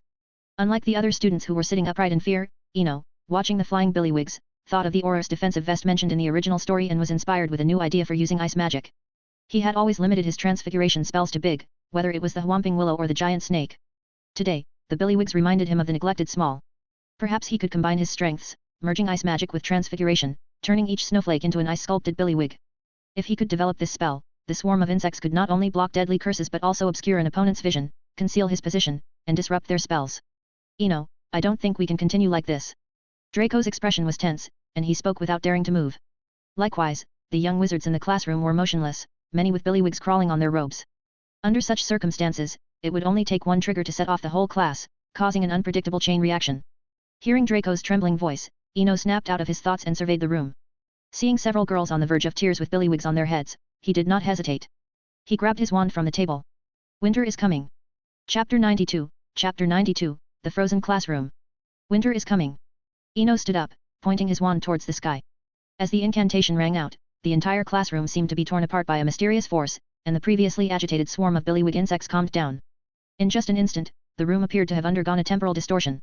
The previously bright surroundings dimmed. The temperature around them dropped abruptly, making everyone feel as if they were in the cold of a winter evening. The walls, floor, ceiling, even the desks and chairs, were visibly covered in a thick layer of frost. Snow began to fall in the air, initially as small flakes but soon growing larger, transforming the classroom into a snowy wonderland. Accompanying the snowfall was a howling wind, carrying icy snow that made the classroom's doors and windows rattle. Faced with this sudden change, the young wizards huddled together, some trying to block the blizzard with their hands, while others stared wide-eyed, fascinated by the magical phenomenon. The blizzard came as quickly as it went. Seeing the billywig insects falling like raindrops from the cold, Ino stopped the magic. The problem had been solved, and continuing further would only cause unnecessary harm. Although the magic had ceased, the snowflakes suspended in the air continued to swirl around him, guided by inertia, as if they were loyal guards. The snowflakes danced, each carrying a crystalline glow under the influence of magic. A black robe, white snowflakes. Time seemed to stand still at this moment. Unlike the deep contemplation of the Ravenclaws, the Slytherins in the classroom had a different sparkle in their eyes.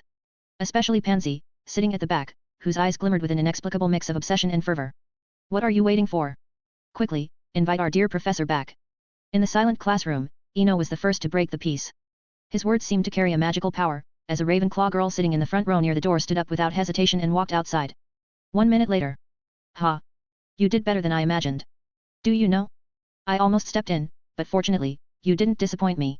Even before he entered the classroom, the distinctive flamboyant voice of Lockhart reached everyone's ears. Oh wow! Lockhart exclaimed in disbelief as he stepped through the door, seeing the classroom like an ice fortress. Magnificent. Indeed, I was wise to test you with 1x billywig insects instead of the 2x Cornish pixies, much safer. Never missing a chance to boast, Lockhart, after a round of self-praise, finally noticed the only person standing in the classroom. By the way, child, what's your name? Ino. Ino Swinburne, Ino replied calmly. Excellent, truly excellent.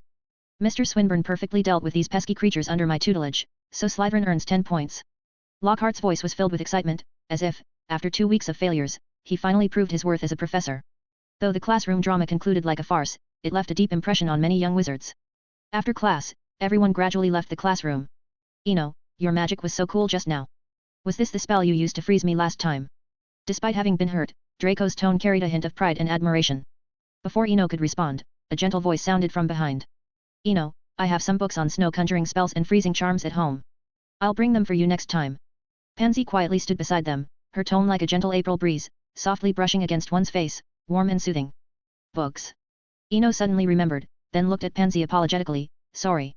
I forgot to return the book on sunlight charms. It was his fault, he had finished reading it before the summer holidays but had somehow forgotten to return it. It's all right. It doesn't matter. If the book were mine, I would have given it to you already, Pansy smiled, seemingly unconcerned. But it was my mistake. I'll find it when I get back. As for the snow conjuring and freezing spells, I'm very interested. Thank you. Ino responded politely, genuinely curious about the 2 spells, and thought this was a good opportunity to learn, as expanding one's knowledge is always beneficial. Speaking of spells, it's worth mentioning Hogwarts' relaxed educational approach. Throughout 7 years, the young wizards only learn about 50 spells, maybe even fewer. Many spells are repeated learning, such as summoning charms and repair spells, taught from the 1st year to the 7th year. The original version of Miranda Goshawk's standard book of spells was kept in the restricted section, considered too dangerous for young wizards due to the high harm potential of many spells. On the other hand, after receiving a positive response, Pansy smiled and said, I'll write to my family right away. I won't disturb your chat any longer. Watching Pansy's retreating figure, Draco murmured. Have you noticed? She seems to have changed, all of a sudden. Changed. Ino glanced at Pansy's back, puzzled. Maybe the billywig insects scared her. But I think it's a good thing. A good thing. Draco's tone was full of doubt. Yes, a good thing. Ino nodded affirmatively, then continued.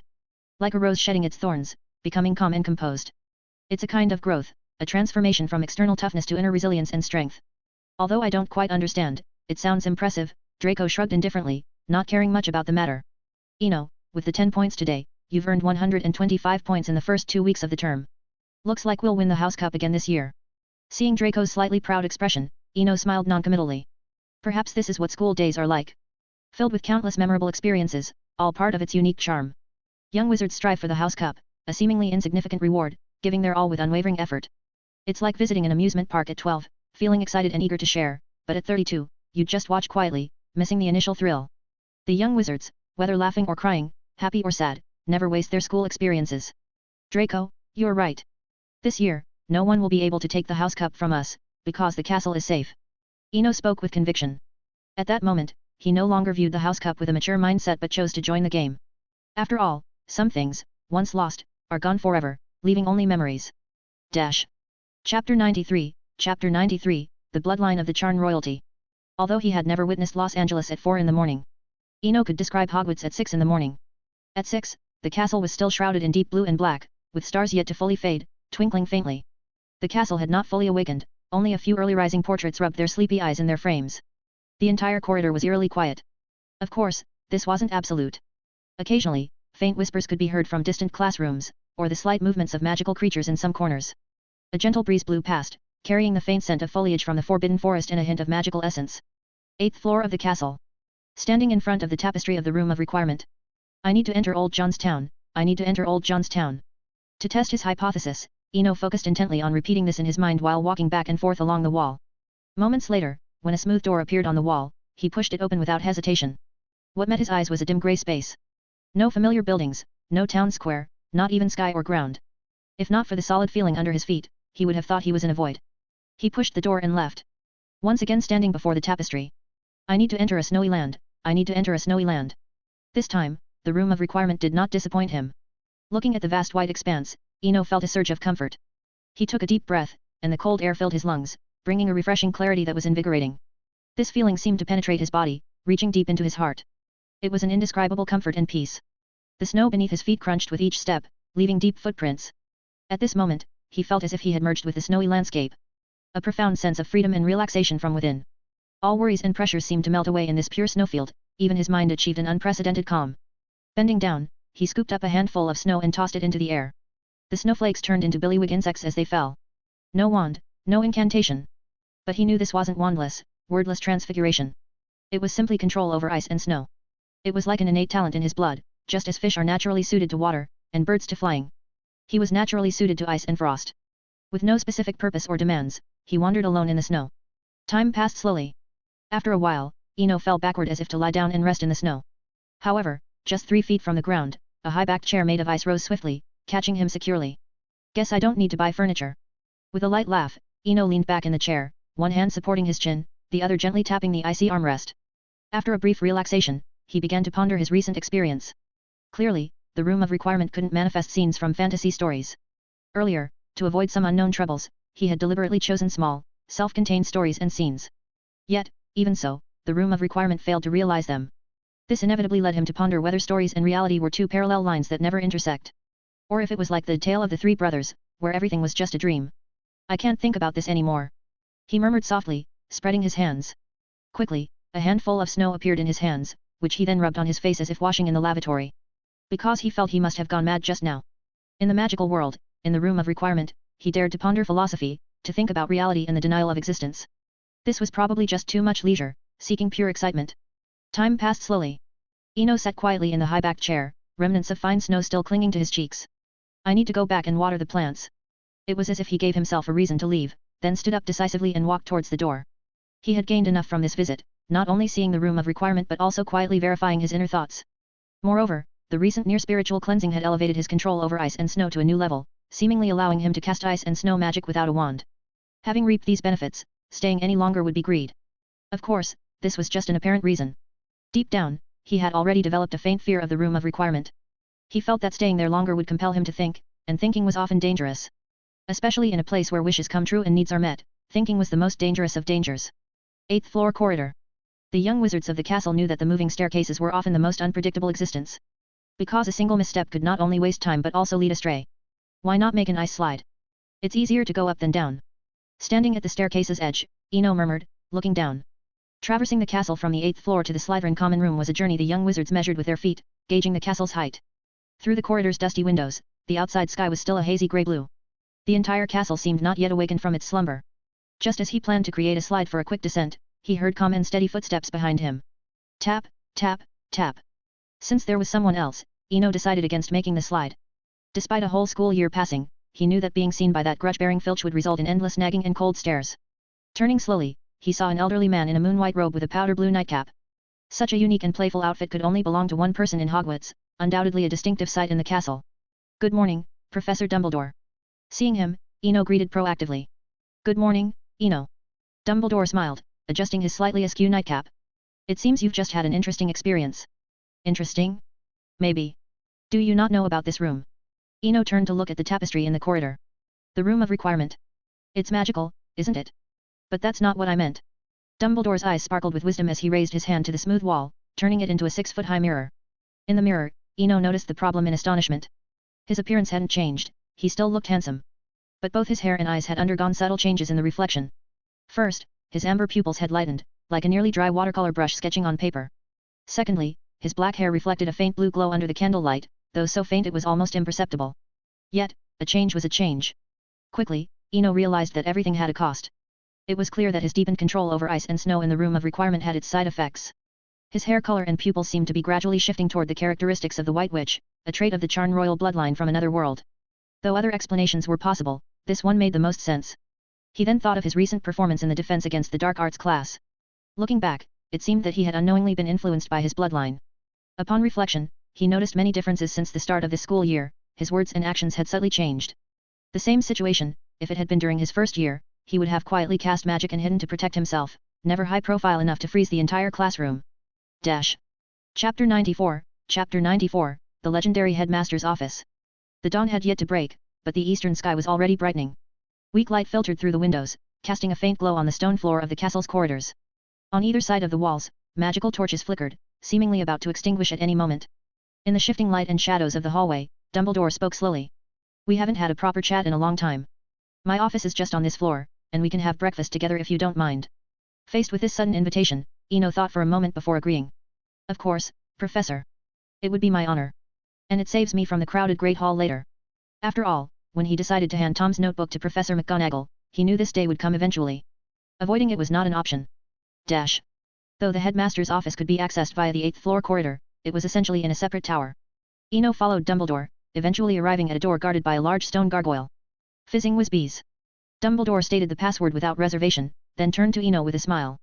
"Only Honeydukes includes Billywig stings in their recipe, so their sweets are the most authentic. Thanks to you, we now have a competent defense against the dark arts professor, at least in the area of magical creature collection," Ino replied, not hiding the discontent in his voice. After their open conversation last time, he no longer felt any particular resistance towards the old headmaster. "Haha, many people are dissatisfied with Lockhart, including Minerva," Dumbledore chuckled, "but we cannot deny that Lockhart has his uses. More than learning a few spells, I believe it is crucial for young wizards to develop the right qualities and understand the consequences of vanity, pride, and arrogance." Hearing Dumbledore's rationale, Ino did not immediately respond. There was no denying the headmaster's points were valid, even important. From a long-term educational perspective, character is always more important than skills. Honestly, someone with ability but no moral integrity can often cause immense harm to those around them. "Perhaps you are right, Professor.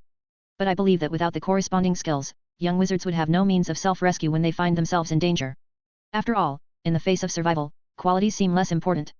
Without rejecting Dumbledore's decision outright, he still expressed his viewpoint. Hogwarts was not a Muggle school, it was an extraordinary school teaching magic. Being extraordinary inherently entails inequality. Not to mention the centuries-old grudges between Muggles and wizards. "It seems we have a difference of opinion on this matter, but that's all right. We can discuss it over breakfast." As Dumbledore finished speaking, the stone gargoyle slowly opened, revealing the spiral staircase behind it. Beyond the staircase was a gleaming oak door, with a brass knocker shaped like a griffin. The office was a spacious, bright circular room, with portraits of past headmasters hanging on the walls. Most of these portraits seemed to be asleep, snoring softly, perhaps due to the early hour. In the center of the room was a massive desk, adorned with many intricate silver instruments. "Please, have a seat. At this hour, we'll have to start with some candies to tide us over. The kitchen isn't ready to serve breakfast yet, and even as headmaster, I can't change that," Dumbledore said with a smile, heading to a cabinet and opening it to reveal jars of colorful sweets. With a quick glance, Ino also spotted another interesting item inside the cabinet, a pensieve, a now lost method of making it. After a brief delay, Dumbledore laid out various sweets on the table. "Ino, you are absolutely right. In the face of life, many things indeed seem less significant," Dumbledore continued the previous topic once they were seated. "What I want to say is, both the wizarding and Muggle worlds are currently in an era of peace. In such times, character becomes particularly important. One Lockhart is already more than enough." Ino couldn't help but laugh at this explanation. "Professor, I'm not here to argue with you. I'm just here to have breakfast and chat about interesting topics like composition or music." He realized that Dumbledore could be somewhat stubborn. Seeing this, there was no need to continue this topic. After all, what's done is done. Dumbledore, on the other hand, didn't pursue the matter further. He glanced at the grey-blue sky outside the window, a deep expression flashing in his eyes. Then, in a calm and unhurried manner, he subtly shifted the conversation to a new direction. "Or perhaps we can talk about magic. Ino, what do you think magic is? What is magic?" Hearing this question, Ino immediately realized it might be a test. After all, in the stories, Dumbledore had asked another student the same question half a century ago. Looking at the somewhat aged Dumbledore, he decided not to hide anything with false politeness. Despite having a clemency and the protection of ice and snow, making deception easy, he didn't want to lie. After all, he didn't plan to become the third Dark Lord. He just wanted to live quietly in this tumultuous world, nothing more. Professor, I believe magic is a miracle, a guarantee of my life, and a means of survival. Saying this, Eno leaned back slightly, adjusting to a more comfortable position. Before coming to Hogwarts, I relied on divination to survive. Without magic, I might have frozen to death under a bridge or starved by the Thames. No matter how others view magic, to me, that's what it is. With magic, I can live the life I want and ensure I have everything I need. After speaking, Eno looked directly at Dumbledore, meeting his gaze without a trace of evasion. The office fell into a brief silence, the snoring from the portraits even quieting down. After a while, "Thank you for this honesty," Dumbledore broke the silence, his voice filled with lightness and appreciation. "You know, as an old man, one cannot help but consider what comes after oneself. They praise me as the greatest white wizard of the 20th century, though I don't see it that way. But as the headmaster of Hogwarts, I genuinely hope that every young wizard who comes here can truly feel happy. And all I can do is try to keep that happiness going." At this, Dumbledore was slightly moved. He gently took off his signature glasses, revealing a pair of deep blue eyes. In those eyes, there seemed to be a hidden, profound emotion, as if a light mist was spreading, making the blue even softer and more moist. "Professor, a crown makes the one who wears it noble, a symbol of status. But its true meaning is that when disaster strikes, it will shield the people. And you, Professor, are worthy of the title of Hogwarts headmaster. The crown shines brilliantly because of you." This was not flattery, at this moment, Eno was sincerely praising him. Since becoming Hogwarts headmaster in 1944, Dumbledore had ensured that no student had died accidentally for 48 years. Likewise, whether it was during the years of the Death Eater's rampage or the 10 years of Voldemort's terror, Hogwarts had remained largely unaffected. No other person could have produced such results as Dumbledore. Chapter 95, Quidditch? I'm a professional cheerleader. Unconsciously, the sky had already brightened. The first ray of morning sunlight gently pierced through the heavy clouds, like meticulously polished golden threads, softly and steadfastly penetrating the gaps in the curtains. The sunlight cast dappled shadows on the curtains. As the curtains swayed lightly, these shadows danced on the wall, resembling a group of mooncalves performing a dance. On the spacious desk, various English breakfast items were neatly arranged, exuding a tempting aroma.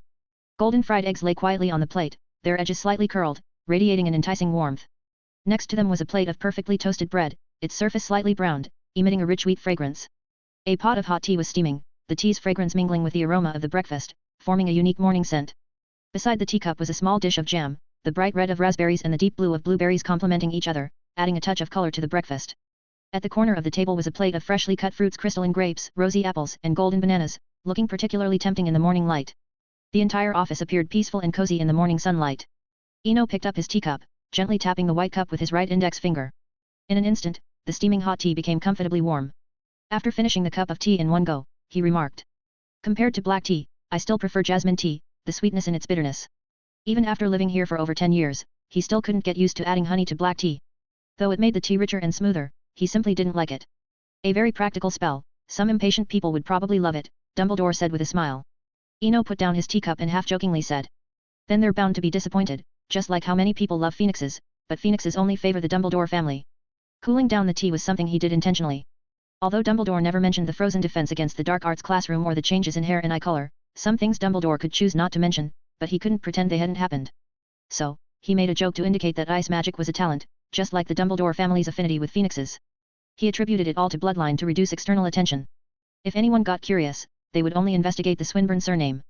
Sure enough, Dumbledore nodded in agreement. Yes, some people are destined to be disappointed. The secrets of magic have never been fully understood by anyone, not even Merlin. Just like Miss Tonks a few years ago, no one expected her to be a metamorphogus, waking up one morning with her hair turned purple.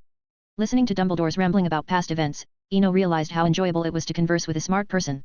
At the same time, he increasingly appreciated Dumbledore's style of handling matters, solving problems unobtrusively, even preparing excuses and backup plans. Mentioning Tonks, a metamorphogus who could change appearance without polyjuice potion, was a silent hint, telling him not to worry too much about slight changes in appearance since there was a precedent. Time always passes silently. At 8:30 a.m., after finishing breakfast, Eno left the headmaster's office. This exchange with Dumbledore was very satisfactory. He not only expressed his inner concerns, reassuring the old headmaster, but also shifted Dumbledore's focus back to Harry.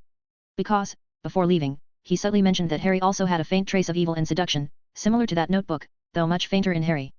Walking along the corridor paved with blue stone slabs on the 8th floor, although it was the weekend, there were many passing students after daybreak, which discouraged him from creating a slide to be lazy. He honestly followed the moving stairs, descending layer by layer. This morning, various matters came one after another, and now he finally had a rare moment to think quietly. The bloodline was indeed genuine, he hadn't lied to Dumbledore about that. But what puzzled him was the changes in himself. Was it the uniqueness of the room of requirement, or the result of not suppressing his personality recently? With this doubt, Eno slowly walked into the Slytherin common room. Gently turning the doorknob of the dormitory, the door slowly opened. Unexpectedly, Draco had already woken up early on a weekend morning. Usually, he would lazily sleep until noon on weekends. But today, Draco was already dressed, sitting by the bed, staring intently at the round table in the dormitory. On the round table were 7 long packages, all meticulously wrapped in leather paper. Eno glanced at the dormitory clock, its hands just pointing to 9 o'clock. Undoubtedly, Draco had gotten up extraordinarily early. Did you rob the Quidditch boutique? Sitting here in a daze? Thinking about whether to turn yourself into the Aurors? At the sound of his voice, Draco jolted, then turned around with a look of delight. You're back. I've been waiting for you 7 brooms, Nimbus 2001. Draco proudly pointed at the packages on the round table. Eno, want to play Quidditch? Pick a position, I'll talk to Flint, this will definitely work. And before Eno could respond, Draco stammered. Could you not pick the seeker position? I want to have a proper match with Scarhead. Seeing Draco's expression, Eno couldn't help but laugh. Don't worry, I won't take your position. Play your game. I prefer being a professional cheerleader. Professional cheerleader? Draco asked in confusion. Yes, professional cheerleader, responsible for rousing the audience before the match. Isn't that the commentator's job? Seeing Draco still puzzled, Eno explained the specific responsibilities of professional cheerleaders in Muggle sports events. In fact, after discovering the accordion's arrangement function, he had this idea, but at that time, being new and with Quirrell causing trouble, he had to put it aside. Now that he had frozen the classroom, keeping a low profile was pointless. The desire to perform in his bones surged again. The 1998 Cup of Life, the 2002 football anthem, the 2006 The Time of Our Lives, and even the 2010 South African World Cup classic Waka Waka. So many energetic songs, with a few words changed, could be performed in the Quidditch pitch. If the response was good, he even thought about the Quidditch World Cup in the 4th year, gathering 100,000 wizards from around the world. If he could perform there, he could pay off the 6,000 galleons he owed Pansy for the house in one go. After all, owing money was indeed unpleasant. Chapter 96, The Combination of Ice Magic and Transfiguration. The Slytherin dormitory, with its emerald green decor, looked simple and soothing. A clock quietly hung on the wall, with its second hand moving slowly, making a subtle and even tick-tock sound. Eno, although you're right, today is my first time participating in Quidditch practice. Are you coming to watch? Draco felt relieved when he learned that Eno wouldn't be competing for his seeker position. But when he heard that Eno would just be a cheerleader and not play, his expression became somewhat downcast, like an abandoned puppy. He didn't rush to leave, hugging 7 brooms in his arms, standing at the dormitory door with a forlorn look. He just stood there, seemingly waiting for a final bit of persuasion. All right, Eno admitted he couldn't stand Draco's expression. Okay, I'll go. You can go have breakfast now or discuss the broom distribution with Flint. I'll be at the Quidditch pitch in an hour. Great. It's a deal. Draco joyfully left the dormitory. Bang. The door closed with a sound. Eno also vanished from the room. A magical path. But Eno preferred to call it a sanctuary because being here made him feel exceptionally safe, as if he were under protection, with an absolute sense of security. On the several dozen meters long path in the sanctuary, there was a lone suitcase. The purpose of this trip was to take out the accordion from the suitcase to compose music for the latter half of the Quidditch season. However, upon seeing the surrounding environment, he lost interest in composing because all the snow and ice in the sanctuary had disappeared. Instead, there was a 40-foot-long, bucket-thick frost Amazonian anaconda. This sudden change surprised him. He remembered last time, due to Pansy's knocking, he had hurriedly left without undoing the transfiguration on the 3 brooms. Who would have thought that in just one summer, this ice serpent had devoured the surrounding snow and ice, not only increasing in size but also changing color. The color change was understandable, like the Antarctic glaciers, where prolonged freezing not only changes the density but also, due to impurities in the air and the reflection of visible and short-wavelength light, alters the color of the ice, making it appear either azure or dark green. But seeing such a significant increase in size in just 2 or 3 months was a first for him. On the other side, the previously coiled anaconda, resembling a still sculpture, seemed to awaken from a long hibernation. The more than 10-meter-long body began to stretch slowly, like willow branches awakened by the spring breeze. Then, the anaconda slithered gracefully and leisurely, appearing slow but visually striking. The most important thing was the anaconda's imposing presence due to its massive body. After all, an average person being stared at by this 10-meter-long snake would probably not act rashly. So big already, and it devours on its own. Glancing at the giant snake by his feet, Eno murmured in confusion. Then, he drew out his wand, once again enveloping the entire sanctuary in snow and ice. Although he knew the benefits of combining ice magic with transfiguration, like this anaconda that would continue to exist as long as the temperature was appropriate and the ice didn't melt. But who would have thought he would discover another pleasant surprise today? The transfigured creature could grow, much like raising a pet, which was quite fulfilling. Snow and ice once again covered the sanctuary's path. On the other side, Eno slowly opened the suitcase, intending to transplant the ice flowers from the undetectable extension space. although planting them in the suitcase was safe and could serve as a locator and defense mechanism. Planting them in the sanctuary could completely transform the environment, ensuring the anaconda wouldn't consume all the snow. Entering the undetectable extension suitcase. Though he hadn't been there for over 2 months, everything inside still felt familiar. Piles of dried food and candy, the long unused accordion, and the mysterious blue ice flower sapling. The difference was, the sapling, once 2 inches tall, had grown considerably, now approximately a foot tall. Its crystal-clear leaves looked like meticulously crafted jade, with each tender leaf displaying a unique ice blue hue. Squatting down, he carefully dug around the soil, then used a levitation charm to lift both the accordion and the sapling out of the suitcase. As he stepped out, the subtle connection with the undetectable extension suitcase quietly severed. Eno didn't regret it. After all, it wasn't like Newt's magical suitcase. Even if this suitcase were lost, he wouldn't mind, as he now had the sanctuary, a safer and more convenient storage space. In comparison, the mysterious sapling seemed more important because he always felt its purpose was more than just environmental transformation. Meanwhile, as Eno planted the sapling and returned to the dormitory, ready to watch Draco's practice. Outside Hogwarts Castle, at the Quidditch pitch. 2 groups of people had already lined up for confrontation. The Gryffindor and Slytherin Quidditch teams stood quietly behind their respective captains, an unspoken standoff in competition. "Ha, Wood, what exactly do you want? Are you looking for trouble?" At the forefront of the crowd, Slytherin Quidditch captain Marcus Flint sneered. "This is our practice time. We got up early for this, so please leave." Gryffindor Quidditch captain Oliver Wood shouted angrily. Flint, with his burly build, always dominated the younger Wood in terms of presence. Flint suddenly laughed, showing his characteristic buck teeth, and replied, "There's plenty of space here, Wood." Today, the Slytherin team didn't bring any girls. They stood shoulder to shoulder in a line, with an arrogant air, glancing sideways at the Gryffindor team. "But I booked the pitch," Wood said sternly. "I booked it with Lockhart's signature, he allowed us to do this." "Pfft! Lockhart. Ha ha ha." Flint laughed exaggeratedly. "Wood. I must say, your tactic works better than your goalkeeping. Because you can make me laugh so hard I can't focus on the quaffle." After a while, Flint gradually subdued his laughter. "Speaking of permits, I have one signed by Professor Snape." Flint pulled a small parchment from his pocket and read aloud. "I, Professor Severus Snape, allow the Slytherin team to practice at the Quidditch pitch today to train their new seeker. So, you'd better move aside." "What nonsense. We also have Lockhart's signed permit. Are you denying Professor Lockhart's legitimacy?" Seeing Wood's hesitation, George cleverly retorted. "Wait, a new seeker? Who is it?" As the captain, Wood was more concerned about changes in the opponent's lineup. After all, missing a day of practice wasn't a big deal, but not knowing the opponent's lineup and making unreasonable arrangements was the real threat. Chapter 97, The Threat from the Frost Python. As Wood's words fell, a smaller boy squeezed out from the Slytherin team. With platinum blonde hair and a pale face bearing a faint smile, Draco had been waiting for this moment to appear under the spotlight. He first scanned the crowd opposite him, locking onto 2 targets, Scarhead and his poor follower. As for Hermione, Draco chose to ignore her, having heard rumors about her closeness with Eno. "I am Slytherin's new seeker," Draco stated calmly, though he couldn't hide the gleam of pride in his eyes. At the same time, Flint took over. "This is our new seeker, Mr. Draco Malfoy. And we have also received a generous gift from Mr. Lucius Malfoy for the Slytherin team, the latest model brooms, just released last month."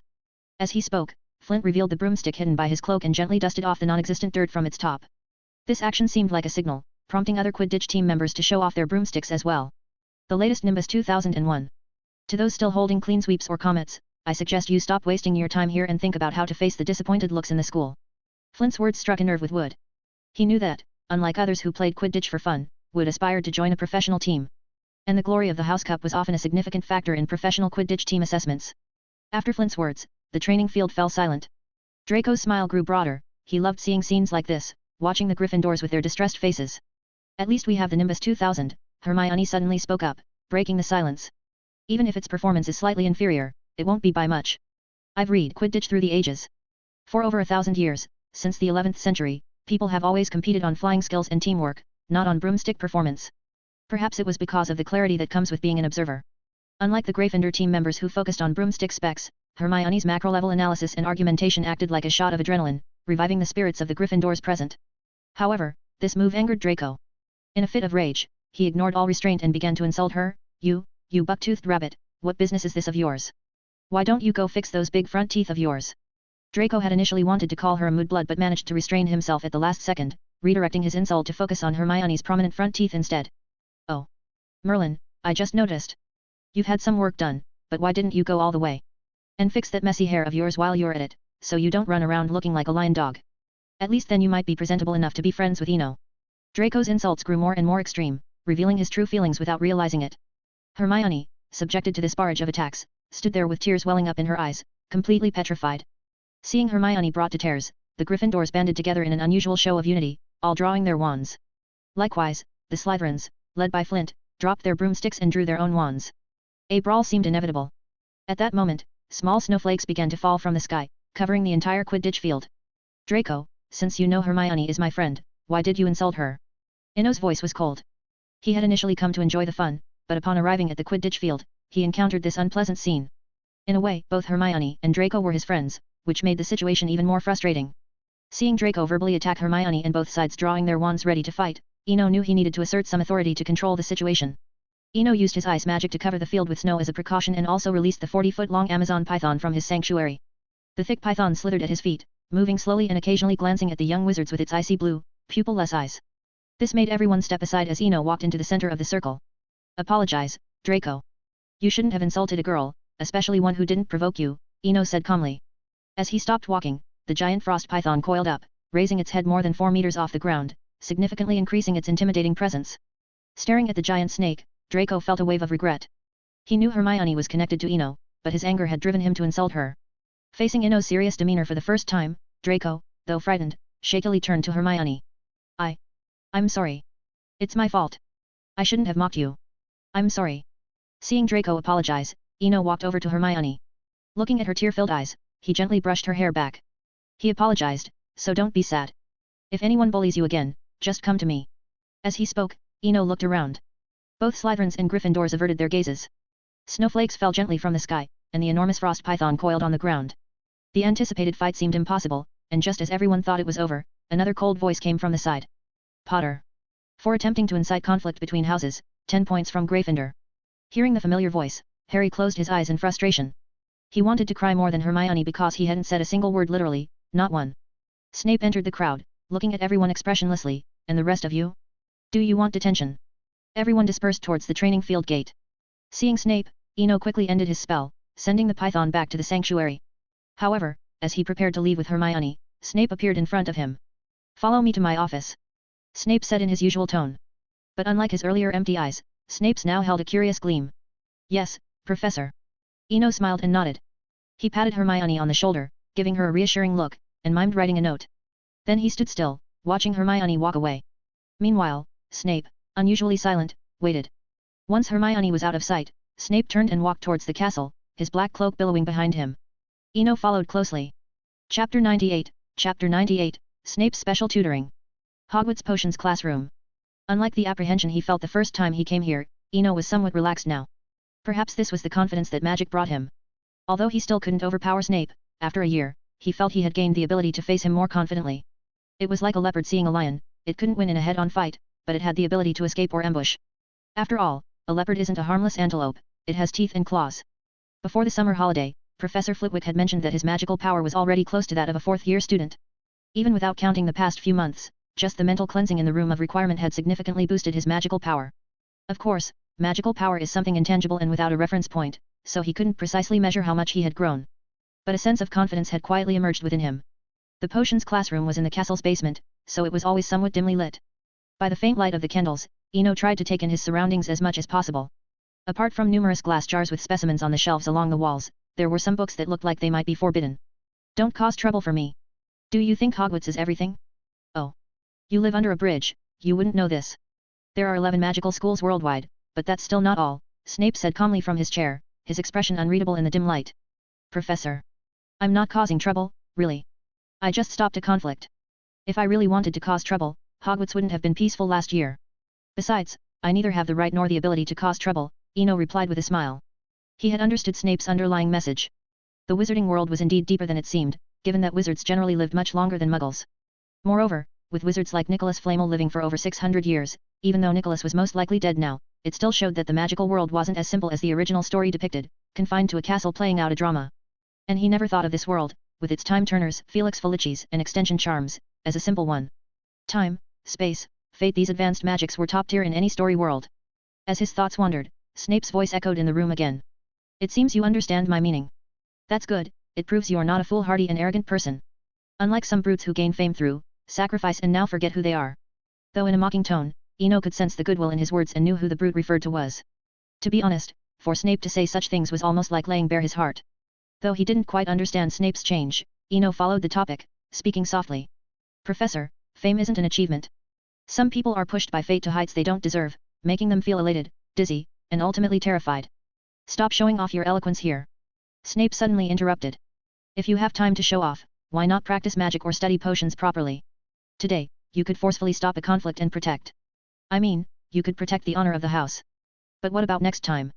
What if there are more of them? What if they catch you off guard? There seemed to be a certain anger in Snape's tone. Thank you for your teachings, Professor. Eno roughly understood what was bothering Snape. The narrative immersion was scary. Yet, thinking that Snape meant well from start to finish, though his tone was off, it was hard to dislike him. On the other hand, Snape coldly pointed to a bookshelf and sneered. The third shelf on the left, middle drawer, there's an old textbook. Take it and read. Instead of being idle and causing trouble with your half-baked magic. Hearing this, Eno didn't say much more. He stood up, bowed slightly to Snape, and walked to the third shelf on the left. It was a sturdy oak shelf, seemingly used for at least a decade, with clear wood grain that looked like a natural artwork, both deep and full of charm. Opening the middle drawer of the shelf, he saw an old, yellowed copy of Advanced Potion Making, the standard textbook for 5th to 7th years at Hogwarts. But based on its style and color, this textbook seemed at least 15 years old. As soon as he saw the textbook, Eno had some guesses. Flipping it open and seeing the densely packed notes inside, he had his answer. Thank you again, Professor Snape. I will read it thoroughly and return it to you as soon as possible. Though Snape responded with silence, Eno wasn't annoyed at all, understanding that some people's personalities were naturally like this. Leaving the potions classroom, Eno suppressed his joy. The Half-Blood Prince's notes were one of the few good things in the castle. Because it not only contained super useful spells like Levi Corpus, Muffleato, and Langlock, but also Snape's own powerful dark magic, Sectum Sempra. A wizard wounded by Sectum Sempra couldn't be treated by conventional means. Neither Essence of Dittany nor healing spells would work, the victim would bleed out and die. If it weren't for its counter curse, this terrifying killing effect would easily classify it as the highest level of dark magic, on par with the 3 unforgivable curses. Moreover, Sectum Sempra was an invisible magic, making it harder to predict and defend against than the killing curse. No wonder the Half-Blood Prince gave a second-year student in his house a dark curse. What a good head of house. Walking through the basement corridor, Eno murmured with a smile. He couldn't wait any longer. Simply reading it once wouldn't be enough for such notes. He had to copy them down. If it weren't for the magical properties of a powerful wizard's notes, he would have used a copying spell. Of course, that was just a thought. Powerful wizard's notes couldn't be copied by magic, not even by an automatic writing quill. To preserve them, there was no shortcut. He had to copy them word by hand. I need to buy a copy of Advanced Potion Making in advance and ask Dervish and Banjas to custom make some instruments. Eno silently planned his future actions, deciding to break a school rule once and sneak back to Hogsmeade this weekend to get everything done in one go. Chapter 99, Should I get a Scarhead doll? In the dimly lit basement corridor, Eno walked alone towards the Slytherin dormitory, pondering his plans for the weekend. Buying books was easy enough, he could simply write to the bookstore, and the owl would bring the required amount of galleons. However, to commission a musical instrument from Dervish and Banjas, a face-to-face meeting was necessary. Moreover, he needed to get the instrument ready and compose the tune before the Quidditch season started in the second half of the year. After all, performing a rousing World Cup theme song required more than just an accordion. Violin, harp, clarinet, timpani, it would take at least 7 or 8 different instruments to create a beautiful melody. The place to get these custom instruments was Dervish and Banjas. Located in Hogsmeade, it was primarily a repair shop for various magical items. But Dervish and Banjas occasionally made some interesting gadgets, and an automatic accordion happened to be one of them. Eno had bought it in Diagon Alley but coincidentally met the maker in Hogsmeade. After a brief chat, Eno abandoned the idea of making one himself. Although it was just a simple automatic accordion, it involved too much alchemical knowledge, a whole discipline, much more complicated than he had imagined. The Slytherin dormitory and the potions classroom were both in the castle basement. It took only about 5 or 6 minutes for Eno to return to the dormitory. Pushing the door open, he saw Draco's quiet back. Seeing this, Eno knew that Draco was angry, but some things had to be reasoned out. It was about principles, not personal matters. Unlike in the original story, this time, Hermione hadn't provoked Draco, she merely commented on Quidditch objectively. But Draco's harsh retort was unreasonable no matter how you looked at it.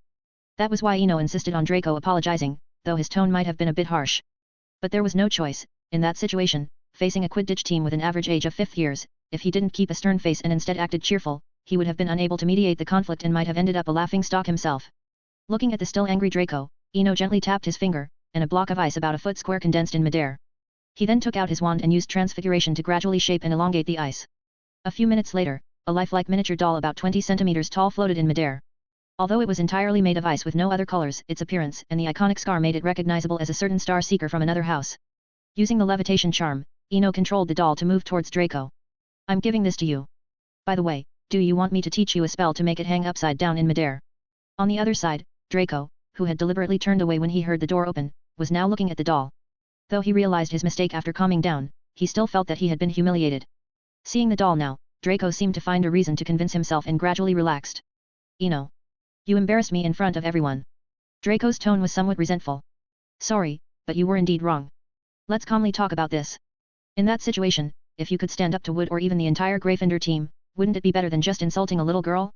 Also, I had to be fair, otherwise, it could have turned into a fight. Don't underestimate the courage of those lions.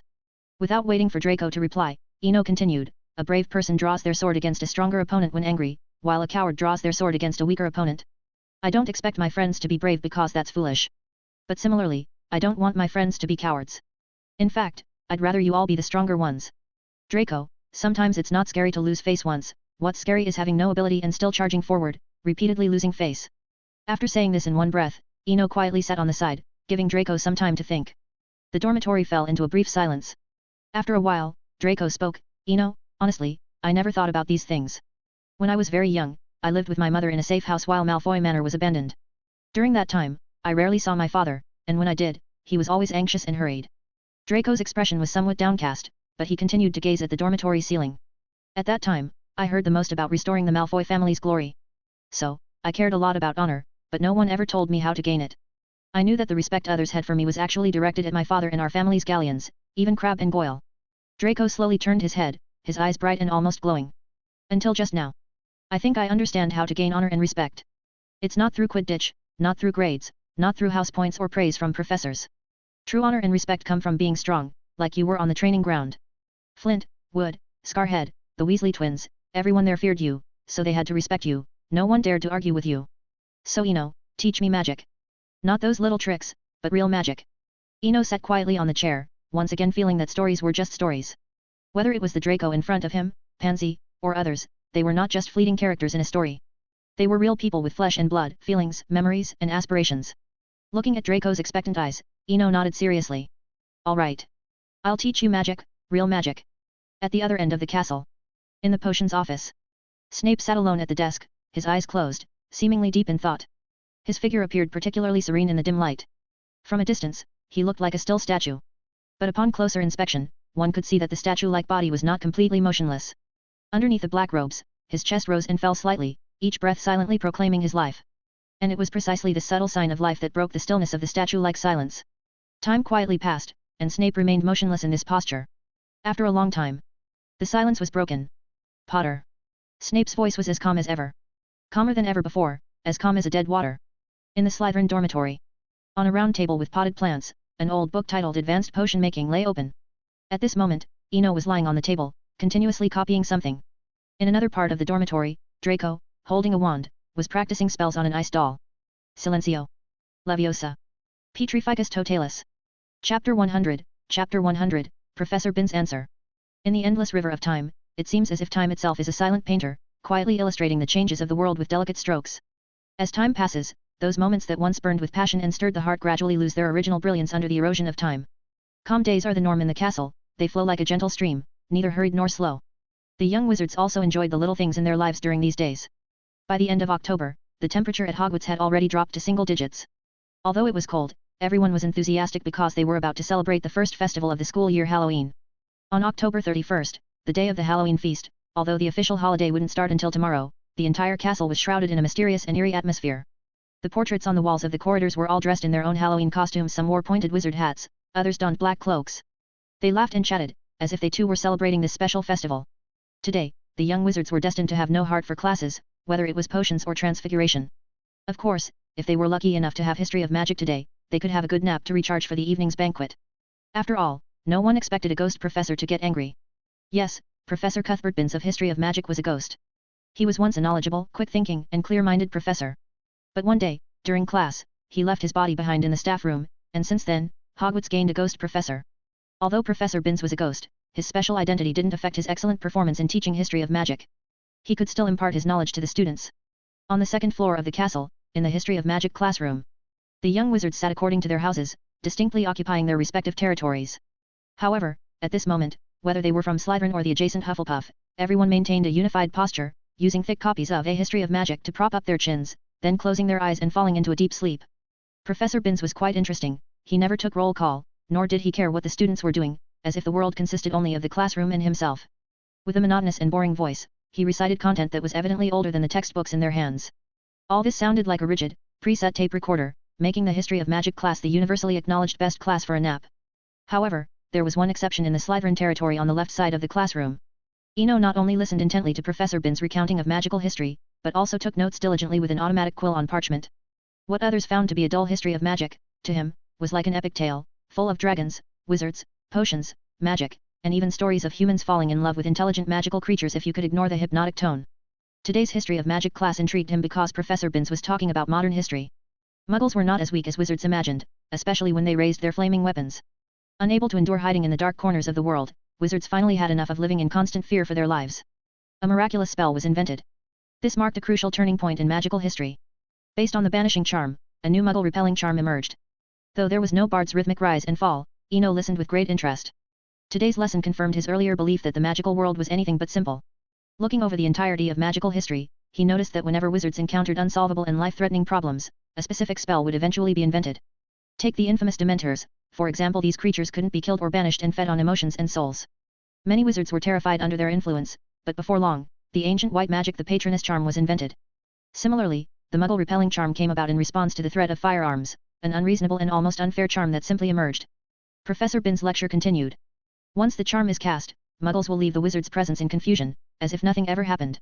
Even well-trained Muggle armies are no exception. They can't find the enemy, not even remembering who the enemy is.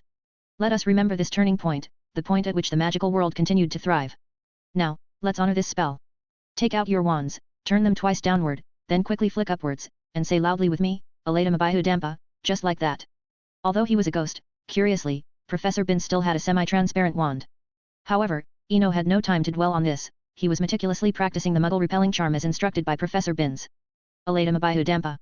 The magic wand's tip flashed briefly. Although there was no visible effect, he had a feeling that the spell had worked. An ordinary History of Magic class, with the unexpected gain of a rare spell, such a little surprise was truly delightful. Thinking this, Eno raised his hand and, with Professor Binns' permission, asked. Professor, I have a question. Muggles have cameras, even cameras that can shoot continuously. I mean, if they use a camera to capture wizards, wouldn't the Muggle repelling charm lose its effect? He didn't dare mention video cameras, satellites, or mobile phones. After all, challenging an old scholar's knowledge could be quite daunting. Your question is very interesting. At this moment, Professor Binns seemed like an old machine starting up and running smoothly. Very well, it's been many years since anyone asked a question in History of Magic class. Professor Binns seemed like a different person. Not only did he speak without pauses, but his voice and tone were filled with vitality, despite still being a semi-transparent ghost. In fact, you could ask me even more tricky questions, but my answer would always be the same: never underestimate wizards. Professor Binns paused slightly, then continued with a confident tone. The history of wizards is long, much longer than that of Muggles. During this long history, we have encountered more severe and dangerous situations, so we believe in magic, and magic has never let us down. So, whether it's the camera you mentioned or something even more powerful, when wizards' survival is seriously threatened, new spells will always be invented to deal with these things, though the process may involve hardship and sacrifice.